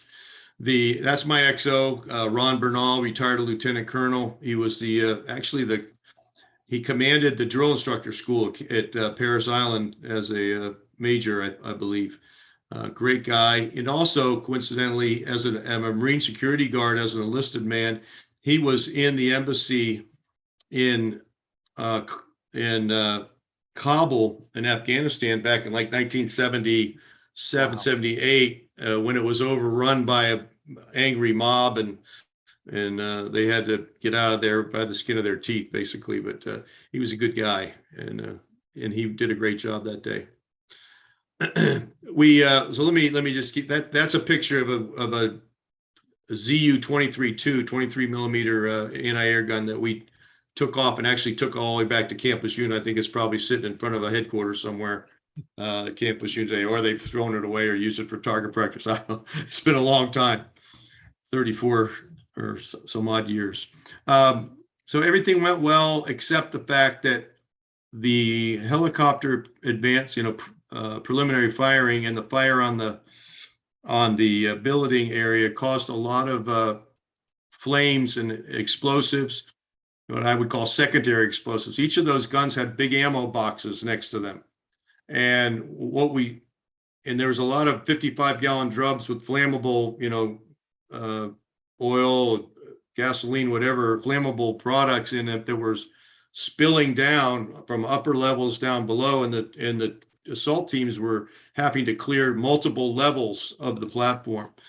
And when I first got down on the ground, the assault teams were already starting to clear the thing, and it's pretty big, as you can see. I think it was 6 or 7 just separate platforms, and there was like ammunition was cooking off and coming sideways, so nobody was firing at us, but it seemed dangerous to me. And I'm thinking, I've got Marines down here clearing this platform. I've got flammable liquid coming down. I've got flames and fire. And I'm thinking worst case scenario. So going back to what was I thinking, this was probably the tensest time. In the first 10 minutes I was on the platform, and we landed. We didn't fast stroke because we saw that things were moving well. And we just put the Huey down and we got off. And as soon as I get on the helo pad, I kind of realized there's like ammunition cooking off. And I said, hey, we need to take cover. Don't just stand up here upright. We could catch a round. And so within that first 10 minutes, I called my ground force commander. I mean, the senior guy who was in the command and control helicopter with Colonel Outlaw. His name was Sam Brinkley. And he was my battalion XO, who was like the XO of the contingency MAGTF. But I called him and Colonel Outlaw and said, hey, let's just get a emergency evacuation kind of teed up in case we need to do it. And I just wanted to make sure that they were thinking that way and thinking, I'm just not sure that this thing's not going to get worse. And I don't want, something to go bad here. And that they got on that in about 5 or 10 minutes. They were ready to do something. They said, hey, we're ready. We can come if you need.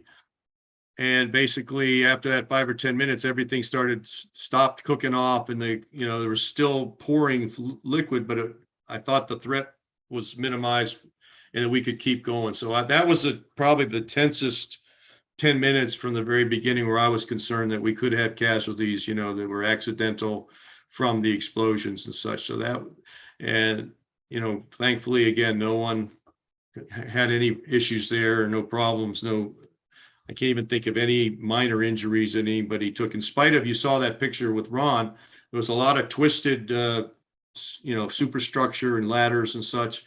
It's kind of difficult moving, but they got through it. They secured it. They found the weapons, and we brought some of them back, like you could see there. And we found there was one interesting thing, and here's the lesson learned here. A lot of times in combat operations, most people have been through it will tell you first reports are normally not accurate. The first reporting that you get from anything in a real world situation, you can't discount it 100%, but don't be surprised when it's not accurate. Keep that in the back of your mind, because in this case, I started getting reports from somebody. I didn't see them myself, but somebody said we've got SAM-7s, which is anti-air missiles, Russian anti-air missiles, in a box there. And I'm like, whoa, that's a big deal, because, at that point, we didn't know they had those. They'd never used any. And, we were always worried about terrorism in the 80s, having anti-air missiles they could bring down commercial airliners with. So I actually reported that back. And then when I finally put my eyeballs on it, they were RPGs. So, a missile, but the guys just misidentified it, and it got everybody stirred up for a couple minutes. That right there's Lieutenant Bernal's assault team, and in that's a mix of some force recon guys, some snipers, and all that. After they came back, so that's a good picture that they took there on the side of the LPD. But again, that's the one I was talking about, to give you an idea of where these platforms were in the Gulf. So you see where the Roberts was hit, kind of near Bahrain, and then 1 and 2 are the two platforms. 1 being the one that we hit, and 2 being the one that the SEALs tried to get on, but they burned it up, unfortunately. And of course, we were a little happy that we got on ours and the SEALs didn't, but that's just, again, friendly rivalry between professionals. Again, this is the importance of thinking through your fire support and all that sort of thing. And of course, this isn't something a lot of people had ever done. So we were kind of, leading the way and had a playbook, and actually turned out to be a pretty good concept.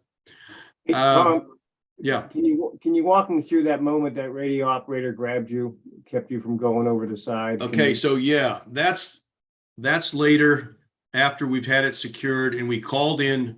We only had 2 EOD, explosive ordnance disposal Marines. One was a gunnery sergeant, E7, and one was a sergeant. They came, and their mission was to help me and a couple of my Marines break out explosives and get them laid out where we were going to lay them out. We laid out 1,500 pounds of high explosive, TNT, plastic, primarily explosives, and we had to be careful not to put them on those places on the platform, because we were told no environmental hazard, no oil spills, none of that. So we just kind of kept it to the places where command and control might be used. The idea, the mission statement, was to render that platform unusable for further small boat operations, at least to the extent possible, realizing we weren't going to take blow the thing up to a point where it would collapse. They didn't want it. It was in like the waters there, like UAE had platforms all around that, and they're our friends, so we had to be careful not to cause a bigger problem. Anyway, so the explosives were coming in, and if you've ever, some of you guys might remember, but when you do explosives, they come all boxed up. I mean, in wooden boxes and packaged like you wouldn't believe it. And so we had the first challenge is just getting the stuff and breaking it out. Just stepping back, I was on that platform from 9 a.m. till 1300, so basically 4 hours. A lot of that time was taken after it was secure, laying things out. So the 46 was bringing in the explosives in boxes and crates, and they're landing catty corner on that halo pad.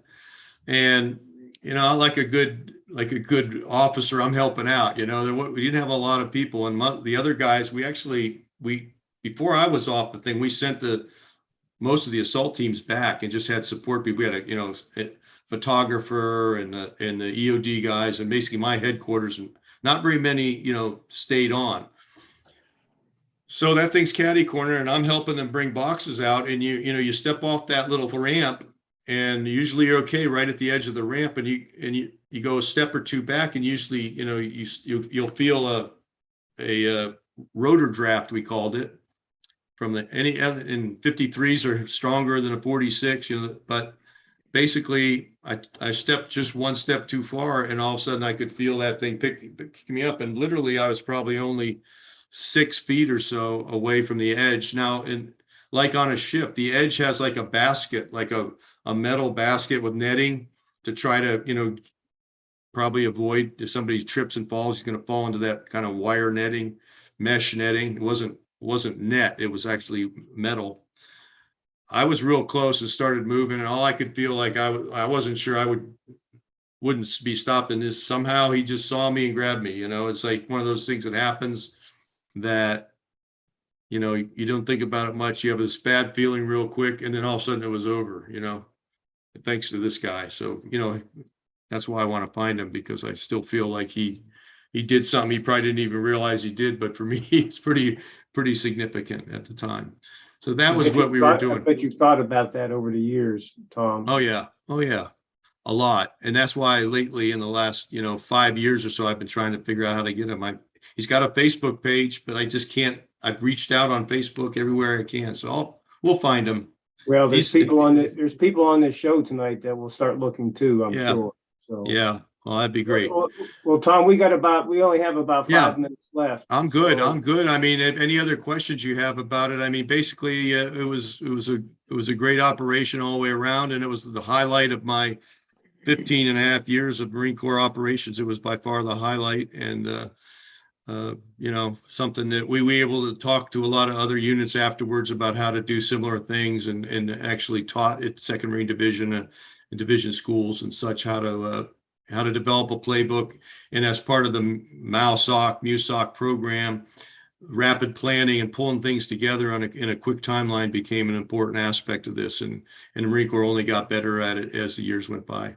So a lot of you may not know, but this is what the Marine Corps does. They're forward deployed, they're on ship, and they're trained to react to things like this, things that we never hear about, things that we do hear about. And Tom, I know that you would never say this, but I'll say it. You were awarded the Bronze Star with a Valor Device for heroism for your part in leading the assault. And I hold you in great esteem, admiration for your courage and your leadership under such trying conditions. So Semper Fidelis, my friend. Appreciate that. Yeah, and I made sure that others were awarded similarly. The Gunny EOD guy received a Bronze Star. My 2 assault team leaders both got Navy commendations with V's for valor and stuff. So we tried to make sure that, you know, folks were recognized. The first 2 folks to receive awards received them from Admiral Crow, who was the chairman of the Joint Chiefs, and it was the gunny and the sergeant basically that, you know, we made sure got the first awards because that's only appropriate. Let's open it up for questions, comments.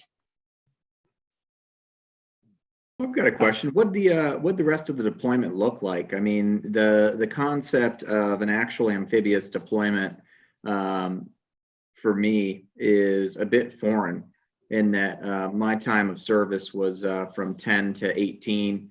Didn't have a MEU experience, and so many of the folks that served in my area were, you know, in a sandbox.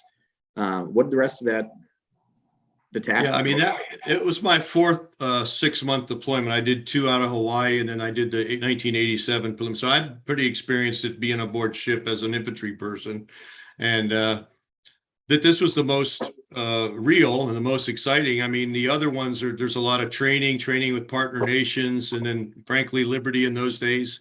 Not so much nowadays. You know, Marines are out there cutting squares, and they've been in combat, and I think they're just getting back to getting deployed aboard ships after Iraq and Afghanistan. But this one was interesting because I did have to provide about a 15 Marine security contingency to those 2 mobile sea bases. So I had 30 Marines, one under one of my platoon leaders, and actually my first sergeant led another one. And they were there the whole time with no breaks or anything. They enjoyed it because they were with SEALs, and that was unique and at the time kind of mysterious. And they've actually manned weapon systems around that, like 50 calibers, 40 millimeter grenade launchers, and 20 millimeter anti-ship weapons, which some of those were new for them to learn. So that was exciting for them.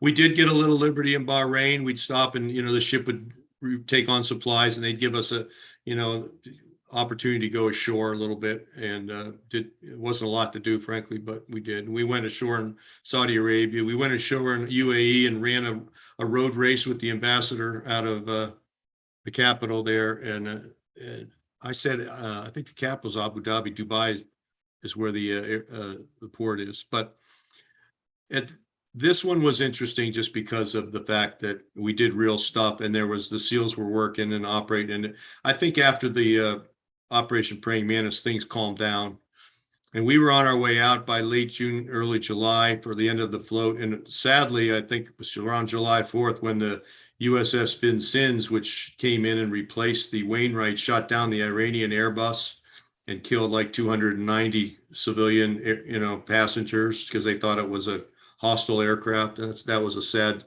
case. And of course, many people believe in the terrorism world that what happened in not 9/11, but some of the Pan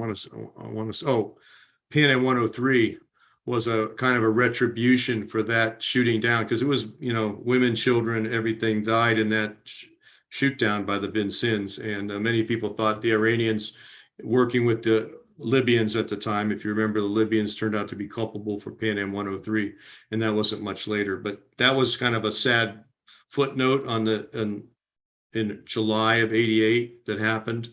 Unfortunate. So, and then there's of course always those repercussions that occur after that. So, after Tom's career in the Marine Corps, he worked for the State Department and the FBI for counterterrorism. So his real world experience really paid dividends in his later service to the government in counterterrorism. So that's a whole nother chapter, a whole nother show.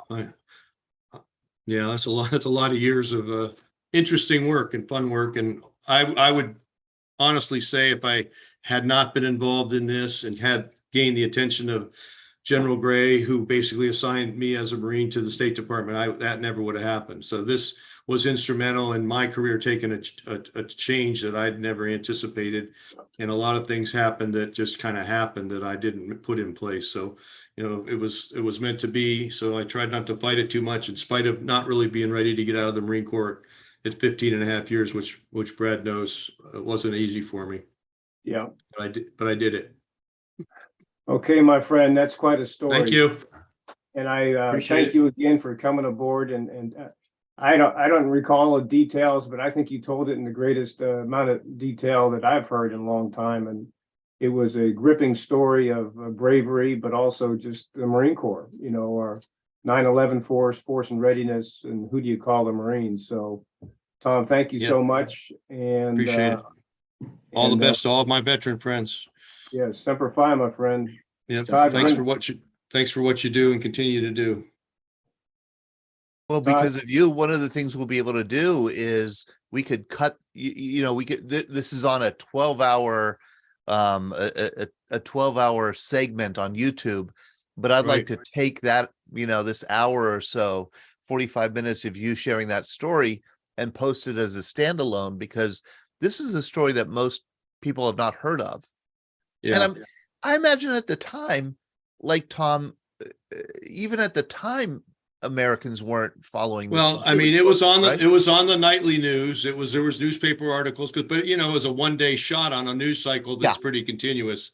Yeah. And it made a splash for a while, and but it's not like a protracted event. A protracted thing.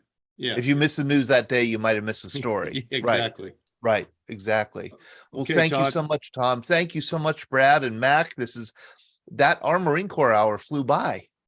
Hey, Todd, one thing, I Tell me brought my about it. visual aid, the Marine Corps officer sword here. So Oh, here we Nice. go. What's that called? It has a fancy name, right? it's a Mameluke.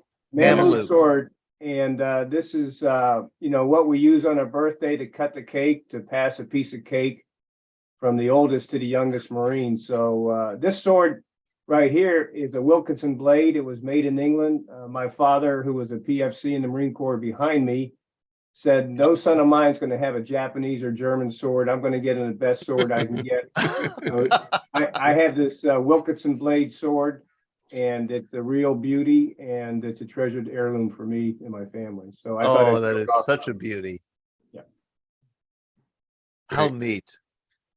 And does a Mameluke sword have to be like a certain style or a certain? Okay, it does. It is a certain, yeah. Okay. They're all the same. They're all the same. Okay, they're all the same.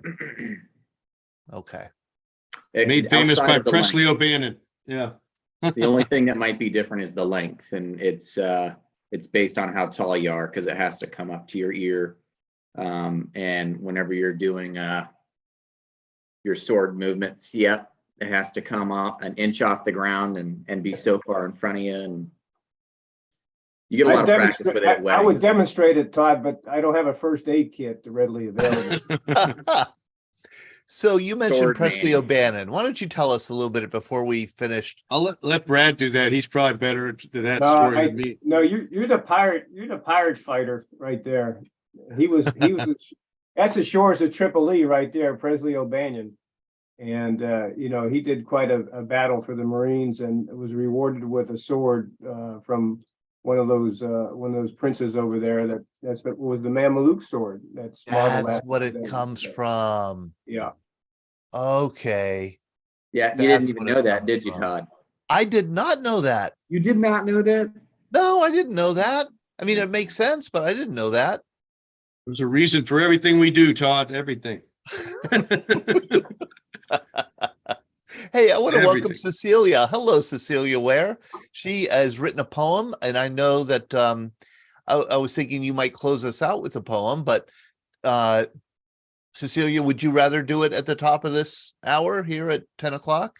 That's fine. Yes. Hi, everybody. I'm Cecilia Ware from Pittsburgh, Pennsylvania. And I'm not a veteran, but I had dated a veteran last year for a very short period of time. And my grandfather was a veteran. He was in the Army. So I wrote this poem and I recited it last year at Duquesne University.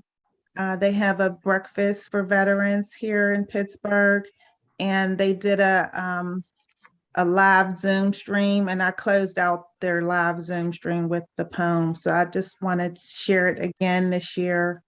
And if you know Pittsburgh, we have a Veterans Bridge here in Pittsburgh. So the name of the poem is called The Veterans Bridge. When my veteran crosses that bridge, I'll be ready, greeting him with open arms, because I know he has weathered some storms. I'm going to love and cherish him. Let him know that he is not alone. I will reacquaint him with his new life, because I am still his wife. Take your time walking across that veterans bridge, putting one foot in front of the other. I'm going to help take care of you. I am still your lover. When times get rough, lean in on me. This is a tough lady. I know you remember, or you'll just have to see. I'll never abandon you, because you have been through some fights. I know you may have some sleepless nights. Take my hand and we will get through this together. Many storms and deadly weather. I'm not letting go. I'm walking with you. Across that veterans bridge, I will never ditch you. The end.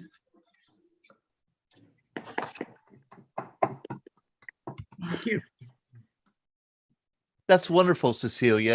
And we have programs that focus every once in a while, not on the veteran experience, but on the people close to the veteran, the family members, the boyfriends, girlfriends, spouses, children, family members.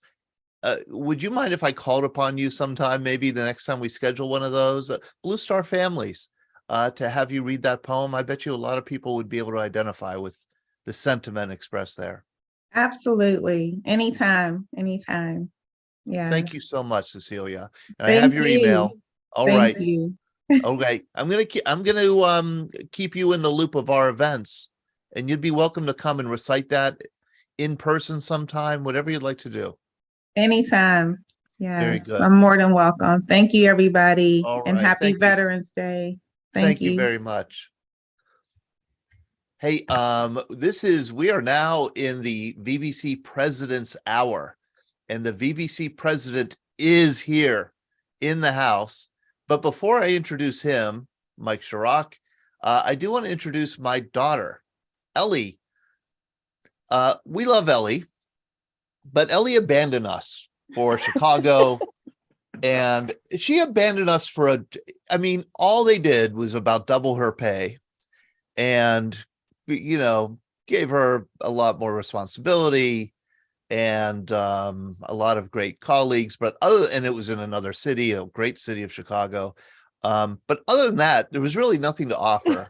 So Elle, I couldn't even join with just a little bit of ribbing, apparently. I'm sorry. I know I can't help it. I'm very sorry. And couldn't miss Vetathon. I tuned in a little bit earlier, but couldn't go on camera. But of course, had to tune in. So, and for the last hour too. Well, thank you very much for it. Yeah, Ellie was a big part of our 24-hour Vetathon last year, and now she's just dropping in on our 12-hour Vetathon. So thank you, Ellie, for dropping in. It's good to see you again, and I'll see you at Thanksgiving. So that's very good. Mike Chirac, how are you? Mike Chirac, good to see you. I know that you've been tuned in to Vetathon for several hours. I have. What do you think? Right. It's wonderful. It just never cease to be amazed by the incredible people that come on. It's just not a bad program, right? I mean, it just doesn't happen. It's amazing stories with amazing people. You learn something all the time. And great variety. Incredible variety. Unbelievable variety. Yeah, unbelievable. I was able to tune in this morning and then poke in and out throughout the day. And it's just a wonderful event. Yeah. And we should cue Hail to the Chief, Baltimore Ben. You're right. Missed opportunity. Yeah, exactly. Missed opportunity. Look, we went from Marine to submarines. There was a poet. You're really kind of taking it down as we're heading to the Alps. We're reaching a little bit. Yeah. Right. And there are. I don't have a sword. I'm just telling you, I don't have a sword, so I can't help you out there. But I know there's a submariner that's watching it. I think does have a sword, so I don't know if he'll pop on or. And I do want to go around. I see Brian. I've met Brian Linville. Hi, Brian. Mary Collier. Feel free to unmute yourself. Everybody's free to unmute themselves if they'd like. Bob Swearingen, Susie Rios, Sharon, Susie. Good to see you, Susie. Thanks for joining us. Teresa Riley. I think that your first name is probably not Teresa, just a guess.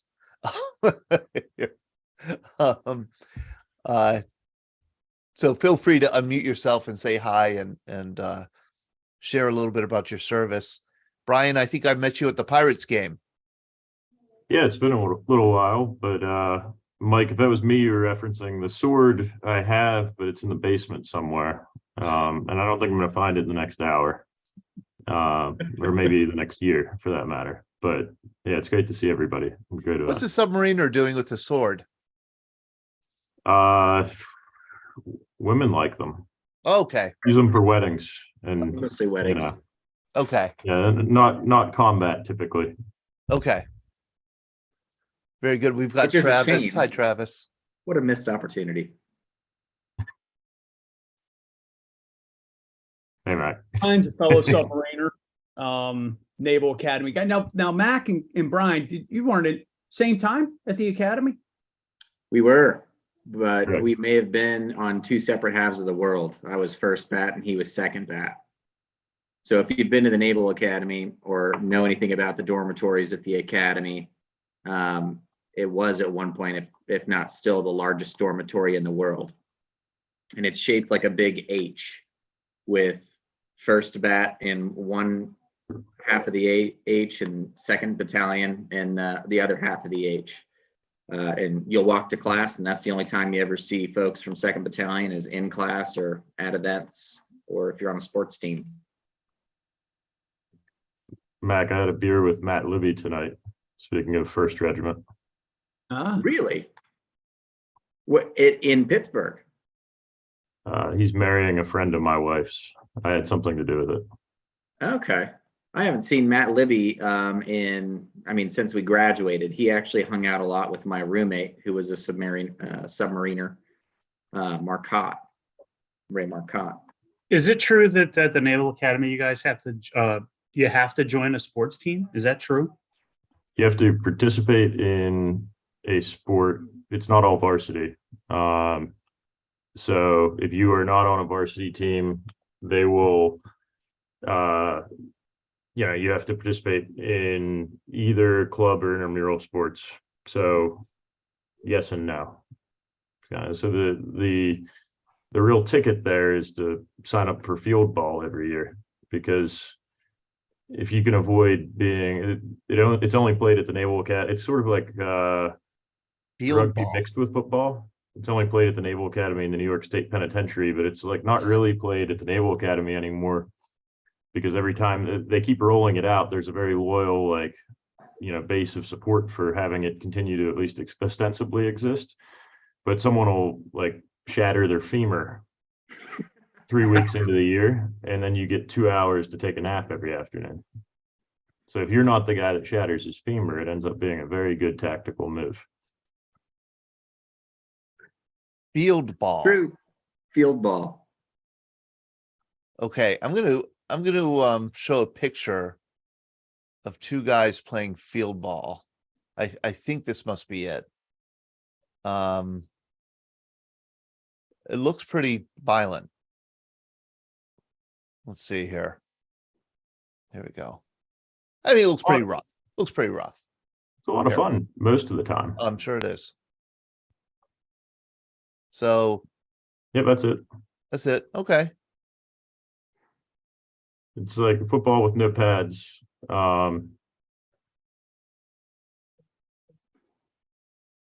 Yeah, but you end up just having nap time during sport period. So, and there's a weird cultish following of field ball at the academy. Like the people that do field ball do it. That's what they do. It's hardcore. Okay. Yeah. Oh, there's even a YouTube documentary. All right, you've just given me something to investigate. I appreciate this. Field ball, one word, Naval Academy. It's only played there, and you said the New York State Penitentiary? Yeah, at least that used to be true. And Mac, on the dormitory thing, that was debunked. We're number 2. Oh, it's Moscow State University. So we were number 1, not in the Soviet Union. Does that even count? Oh, I mean, it's big. If you're outside of the Chinese COVID camps, it's the biggest continuous dormitory. Yeah, well, I mean, yeah, there's an I asterisk didn't say it was there. second best. I just said the second biggest in square footage. Did they ever bus you up to the New York State Penitentiary to, play a extracurricular game? That'd be so threatened cool. to once. I don't know if it was for field ball or if it was disciplinary. I would say I had a close second. It was not at the Naval Academy. I was in the Marine Corps and deployed to Djibouti at the time. And next to the base, there was a French Foreign Legion base, which I mean is pretty much prisoners. Yeah. And we would play rugby against them. Whoa. What was that like? What were those guys like? I mean, I would say they're pretty intense. Most of those guys are there for a reason. A lot of those guys are there because they like it. Yeah. But and we always had a to good erase time. their identity for something that happened before, which is why probably a lot of them spoke Serbian at the time. We didn't really talk. There were like a couple of guys that spoke broken English, and we would go out to like in the sand. The sand would come up to halfway up your calf, so it'd be in like slow motion. Americans suck at rugby unless you have played it for a long time, because we like to tackle football style, but it's a really inefficient way to tackle in rugby, because the idea is to get up as quickly as possible, not to hit the other guy as hard as possible. But I still ended up with a shoulder injury. So yeah, if folks haven't seen it, look up the Bastille Day parade with the French Foreign Legion walking down the Champs-Élysées in Paris. They carry no shit battle axes with them, which like say, the French are extremely fun to mock, but like the Foreign Legion, when they like go into West Africa for counterterrorism stuff, like, they're actually pretty badass, and they get to carry battle axes on parade, which, always struck me as neat. I'm not sure they use them in combat, but. Well, that's another funny bit of information. I had a gunnery sergeant that worked for me on recruiting duty that was at Fallujah, and he had stated that the enemy was more afraid of a Marine rolling around with a sword or a large knife than they were of firearms. And I guess, I mean, it's not like in combat, but whenever you have a sword on your back or a large knife, I guess folks are a little bit more used to those being used and have a mental element attached to them in Iraq and Afghanistan. I thought that was super interesting, but yeah, you don't really see a whole lot of battle axes being used, but I have heard stories of swords being used. Brad, would I you guess validate if you're that? close enough to Our see the local sword, infantrymen? then it's probably pretty scary because that presumes you don't have a gun yourself. Those are like wood axes. That's ceremonial, I guess, but You sure these aren't lumberjacks? No, they're actually going. They're walking to one of those axe throwing places to drink. And look at the beards. Look at the The beards. on these beards guys. are, there's a French word for it. I think poillot, the hairy ones. I think beards is part of the mystique. Maybe. Yeah. They must I would not buy care it. too much about gas. I started growing a beard after I heard that it was a symbol of toxic masculinity, and I just like walking around and offending people. All right, so I have a question. You two have to explain this to me because I've, I mean, I've never really understood how. So one academy, two different services, right? I mean, Army, Where are you going? I mean, you meet an Army guy. He's kind of an Army guy. Yeah. It's a bunch of MOSs. They go to West Point. You know, it's kind of boring. So you go to the Naval Academy. You can go to. That's just a slight. You can go to the Marines or you can go to the Navy. When does that happen? I mean, so in the time at the academy, you know, when does that process take place to decide? They look like butchers. Yeah, it's they look like butchers. Yep. Mike, there's sort of two steps to oversimplify it, because there's if you go Marines, there is a second step where you pick what you're going to do within the Marines if it's not pilot. And Matt can speak more to that. But in general, like each year you put your preferences in, like I would, you know, I want to be a SEAL first and then a submariner and then a pilot and so on and so forth down the list. And one of those options is Marine Corps. And then your spring of your junior year, fall of your senior year, you put your like final preferences in, and then there's a formula in the background where they, you know, because it's not just, it used to be like first in the class gets their pick and they work their way down until there's no spots left, and then like, you know, bottom of the class just gets to go wherever they want to go. And they figured out that resulted in like the more capable people congregated in certain areas. And so now, and I don't know exactly what the math is, but it would be, you know, tranches, like the first quarter. So if there's 1,000 people in the class, the number one gets to pick, and then number 250, and then number 500, then number 750, and you count down that way, or something resembling that, which is their way of sort of mixing the talent pool, if you will. Right.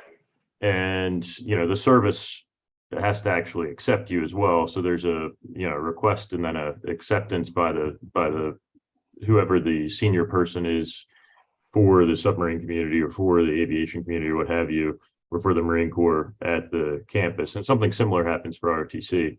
The OCS is a little bit, you know, it's sort of, OCS is the surge volume, because you can scale that up or down because you're just taking people out of college or off the street who meet the prerequisites. Right. But so during the time in the academy, the experience between a cadet that goes to the Navy or goes to the Marine Corps is not any different. Basically, well, the cadets usually have a pretty poor time graduating from the Naval Academy, as they typically graduate from West Point or the Air Force Academy. Naval Academy's got midshipmen, so I just wanted to give you a hard time about that. Yeah. Oh, yeah. Mike, justified. that was Mac needle dicking you, to use a Navy. Fair enough. If memory serves, needle. I work with too many Army guys. Too many Army guys in the company. Yeah, it would be identical, Mike. So it's identical midshipman experience all the way through, and then on the day of graduation, you put a different uniform on, which I I say- think makes the Naval Academy more compelling as a place to go because you just have more options. Because if you want to drive a tank, you can. Well, actually, the Marines got rid of their tanks recently. We but, like, did. if you want to be an infantryman, you can be an infantryman. If you want to fly helicopters, you can fly helicopters.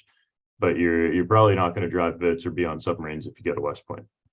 So Brian, I know that you chose that you got accepted to both West Point and the Naval Academy. You chose the Naval Academy because they have better food, right?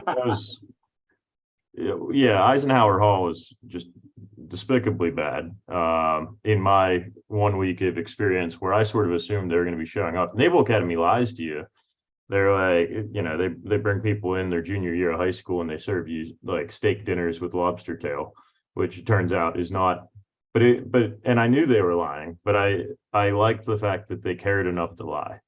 I figured that was a good indicator. Whereas West Point poured it was like slop that you would put into a pig pen, into a bowl and said, "Here, eat this." And I was like, and there's nowhere to go. Like you get to West Point, the closest city's Manhattan, and you got to go on a train. If you try to sneak out to see a girl or sneak out to go to a bar, there's only one bar and there's no people, so like your options are limited. And Annapolis is in a town, which I thought, as someone who rightly predicted I would be sneaking out a fair amount, I thought having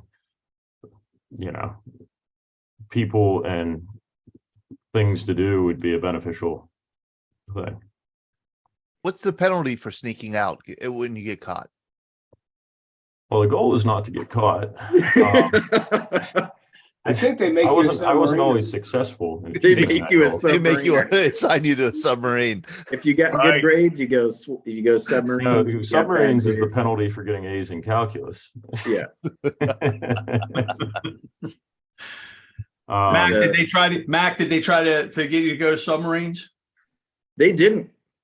I don't know a lot of guys that went the Marine Corps direction that wanted to go to the Marine Corps get pulled to submarines. I think that at the time, you'd ask the question like, how do they choose? How do you choose which branch? And it kind of comes down to the needs of the Navy and Marine Corps. The amount of Marines or pilots or submariners or whatever, EOD, SEAL, SWO, that they graduate each year changes based off the needs of the Navy and Marine Corps. I think at the time, they needed a lot of Marines. And there's a lot of US, so it's two pieces, it's supply and demand. Yeah. So like when you're fighting two land wars, the need for Marines go up, and also you're sort of the number of people who are putting, I want to be an infantryman, number one, when every week you're reading stories about, columns being blown up in Iraq, tends to go down. Like you show up to the funeral for the prior grad, but then you think to yourself, like, I don't know, maybe SWO's not so bad. I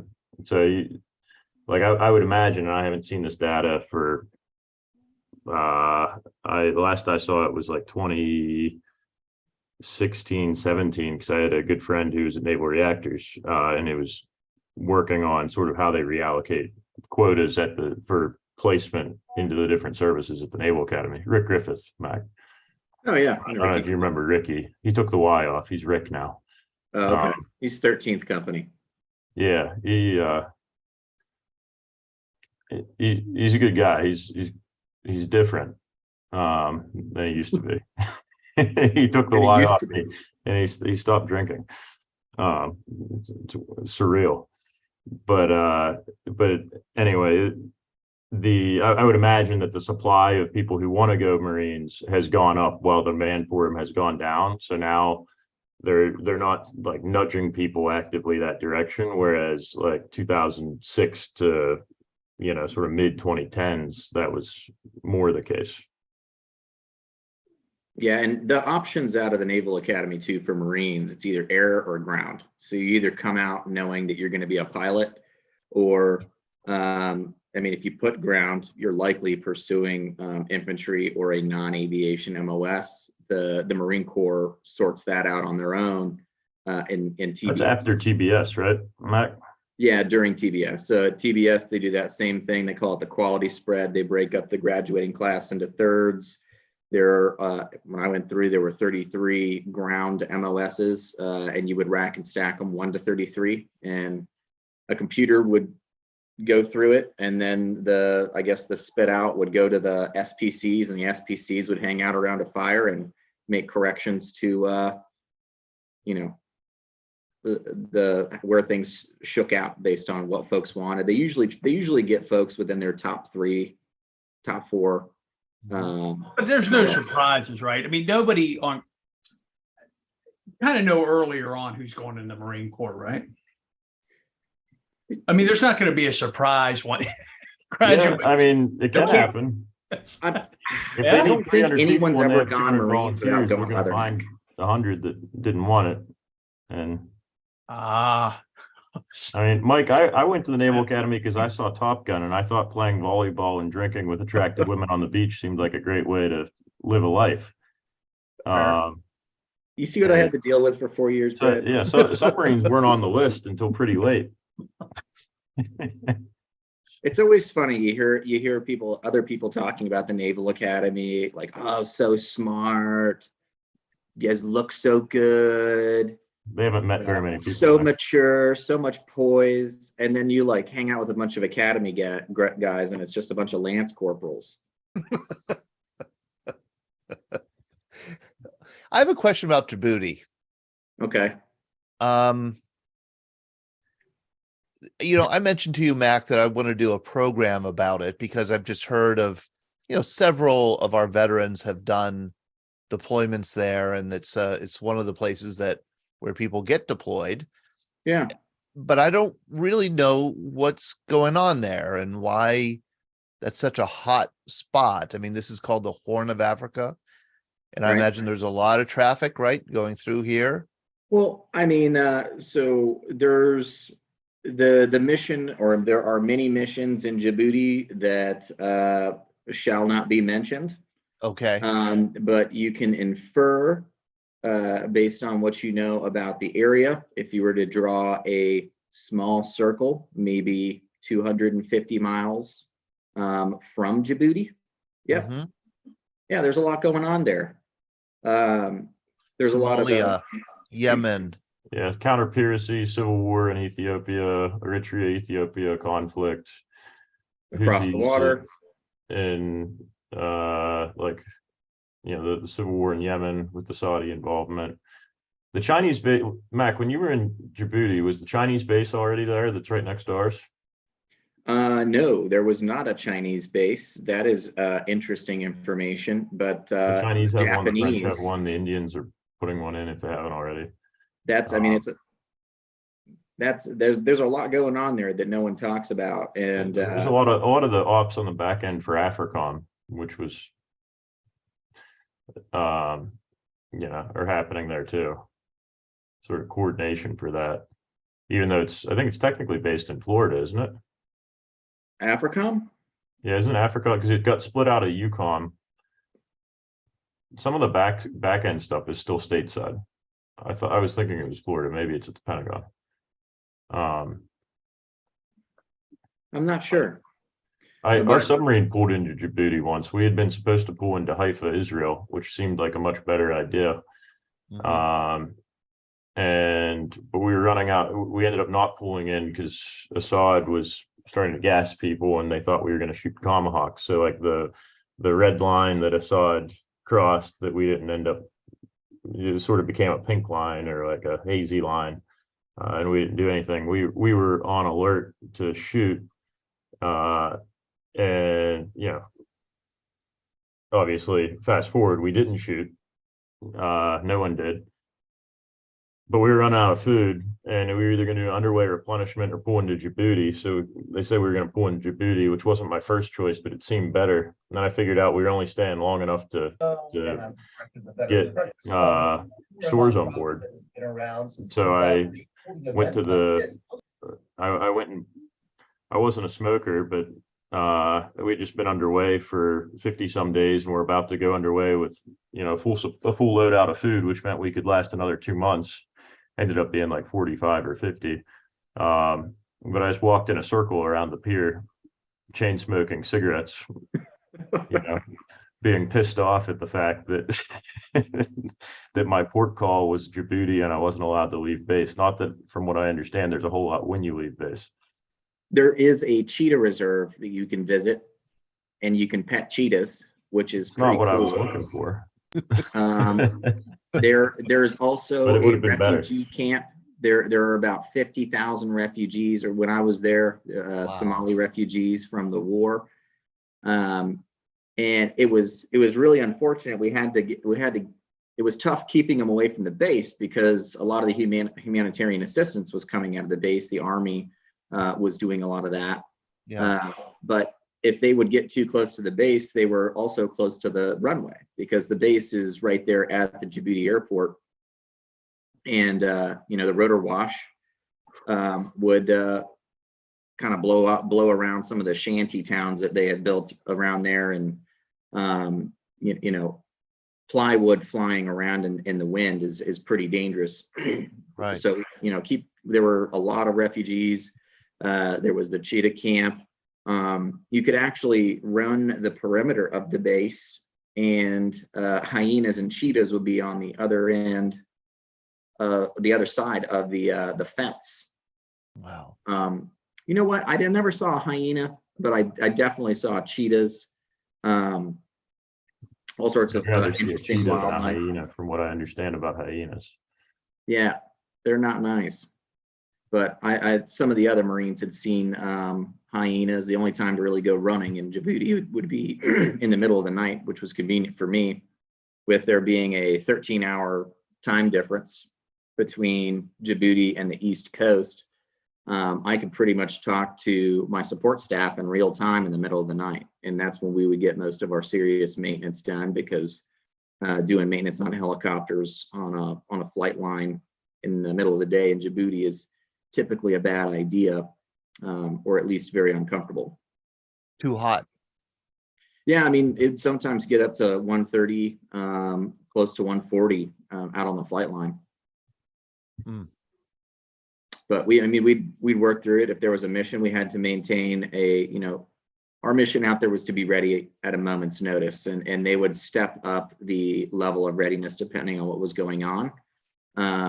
And our pilots would get briefed, but those were the only folks that were in the know as to what was going on and what we needed to be ready for as far as mission loadouts and stuff like that. So they'd come back and have us prepare the aircraft in specific ways with specific loadouts. And most of the time we were the backup, or the backup to the backup, because the folks that came out and were doing, kinetic things would a lot of times bring their own support.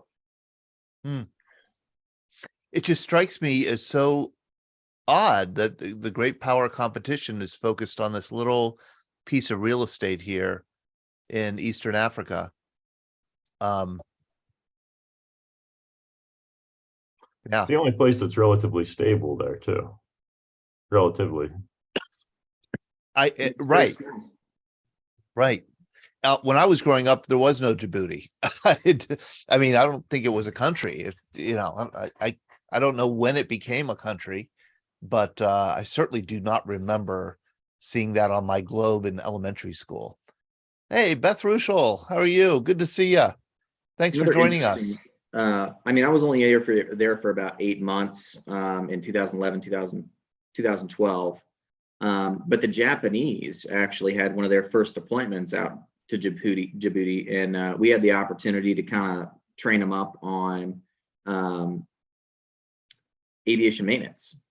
What our philosophies were, how we manage maintenance, the programs that we have in place to make sure that things don't happen that we don't want to happen.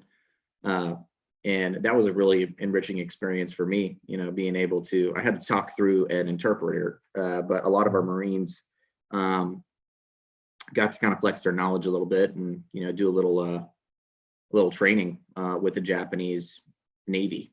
So that was super cool. What were the Japanese doing there? Really just, I think that after World War II, there are opportunities to deploy and develop their warfighting capabilities were hamstrung, and the deployments that they were on were not necessarily in support of direct actions as much as they were kind of getting out and about and seeing what deploying looks like, and things that need to be taken into consideration. I think it was Japanese deployments in its infancy, post World War II. I think that was Abe, right? Wasn't that under Shinzo Abe? Yeah. Yeah, it was early in his administration. There were baby steps towards them getting rid of the prohibitions against the military. Prohibitions against the use of force. So they ended up eventually putting, they also put some folks into Afghanistan in a non-combat, but we'll shoot back if we get shot at kind of roles, and have been incrementally rolling those back. Xi Jinping's been helpful in accelerating that. But Mac, they might have been doing training with you guys in Djibouti because of how popular the Marines are in Okinawa. Well, yeah. And I thought I would ask you, Marines, and what you think of the transformation that the Marine Corps is undergoing right now. I mean, I know that there are a lot of senior retired commanders who are protesting the changes. I don't know if you feel strongly one way or the other. I have found that the vast majority of the time, putting your trust in the Marine Corps leaders that are making the decisions that are put in front of them is the best course of action. Marine Corps spends a lot of time developing our leaders in a very specific way, and that is mission oriented, but also, selfless.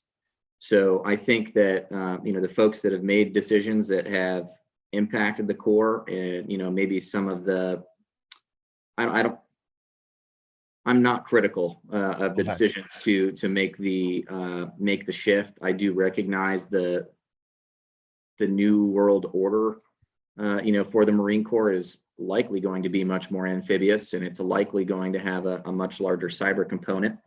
The Marine Corps has always had to struggle to find its place in warfighting, and to do the things that a lot of people either can't or won't do.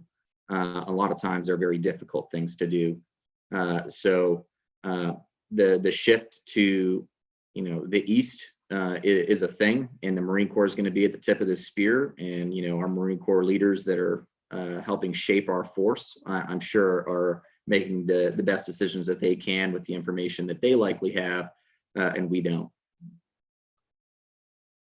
Yeah, the Marine Corps is a warfighting organization, and to do that, you can't fight the last war, and that's been a trap of, as you know, Todd, through history, being unprepared for the next war. And we've got a lot of innovation in the Marine Corps. The Marine Corps has really survived through innovation, amphibious warfare, and all of our tactics, our maneuver warfare concept. And so I think this is just another chapter in it, but it's a drastic chapter when you take a look at what's changed. And change for some is very difficult. And I have to give General Berger credit for taking an idea and getting it along this far, which come a long way throughout the criticism. Most of the criticism has come from retired generals, not necessarily those on the force right now. You could look at that two different ways, but I would think that General Berger has thought this through along with other Marine leaders, and this is what he believes is to be the best warfighting capability for the nation.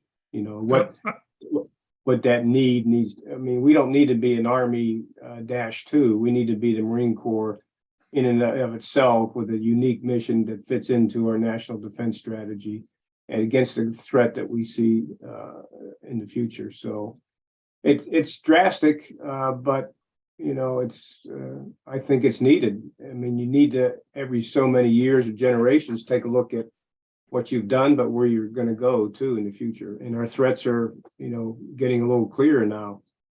in this. I would agree. I think all you have to do is watch the most recent Commandant's Marine Corps birthday message and there's no question where we're headed by watching that. And our enemy sees us, making these changes as well.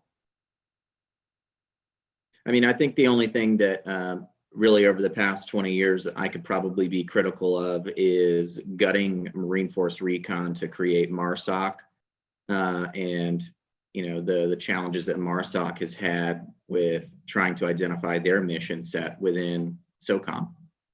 Mac, you're saying the only thing you could take issue with within the context of the broader strategic decisions that had been made and the wars that were being fought. So the reaction to the environment that they were in, not the force shaping, the decisions that drove the environment that they were in.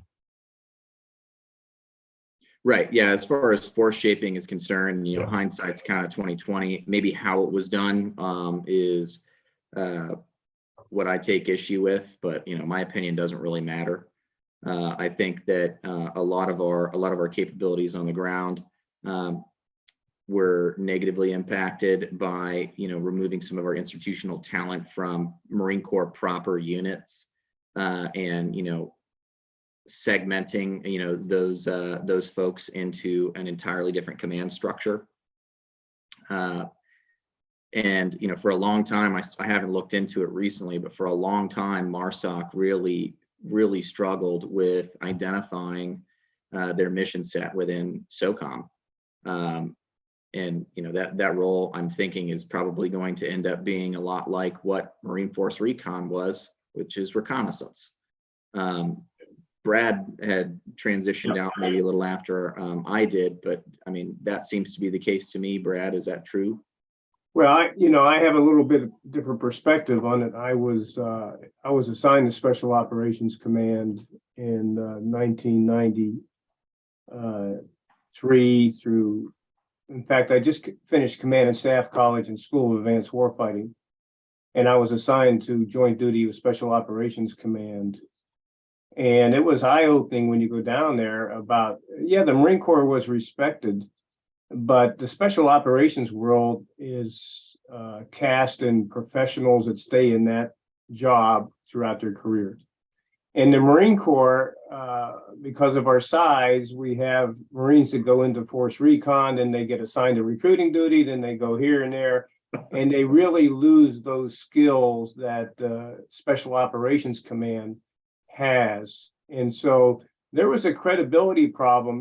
They were very polite and whatnot, but unless you had the badge and you went through the indoctrination and you stayed in that job as a career, you really didn't have the respect, not respect, but you didn't have, I think, what you brought to the fight as strong as what the SEALs and the Commandos and the Green Beret have. And that's still the problem, I think, with MARSOC, is that you got to keep those people in that community and have a career path for them, because you can't bring somebody in special ops and bring them out and bring them back. That just doesn't work. It just doesn't work. And that's the advantage of MARSOC for the longest. Special Operations Command, as you know, was formed because of the tidbits that the special operators got for training and weaponry and all that. The failed raid in Iran to rescue the hostages really highlighted that. That's how SOCOM was formed. But after 9/11, I was at the Pentagon on 9/11. They sent me back down to SOCOM to start working on the memorandum of agreement between Special Operations Command and the Marine Corps that really laid the basis for the formation of MARSOC.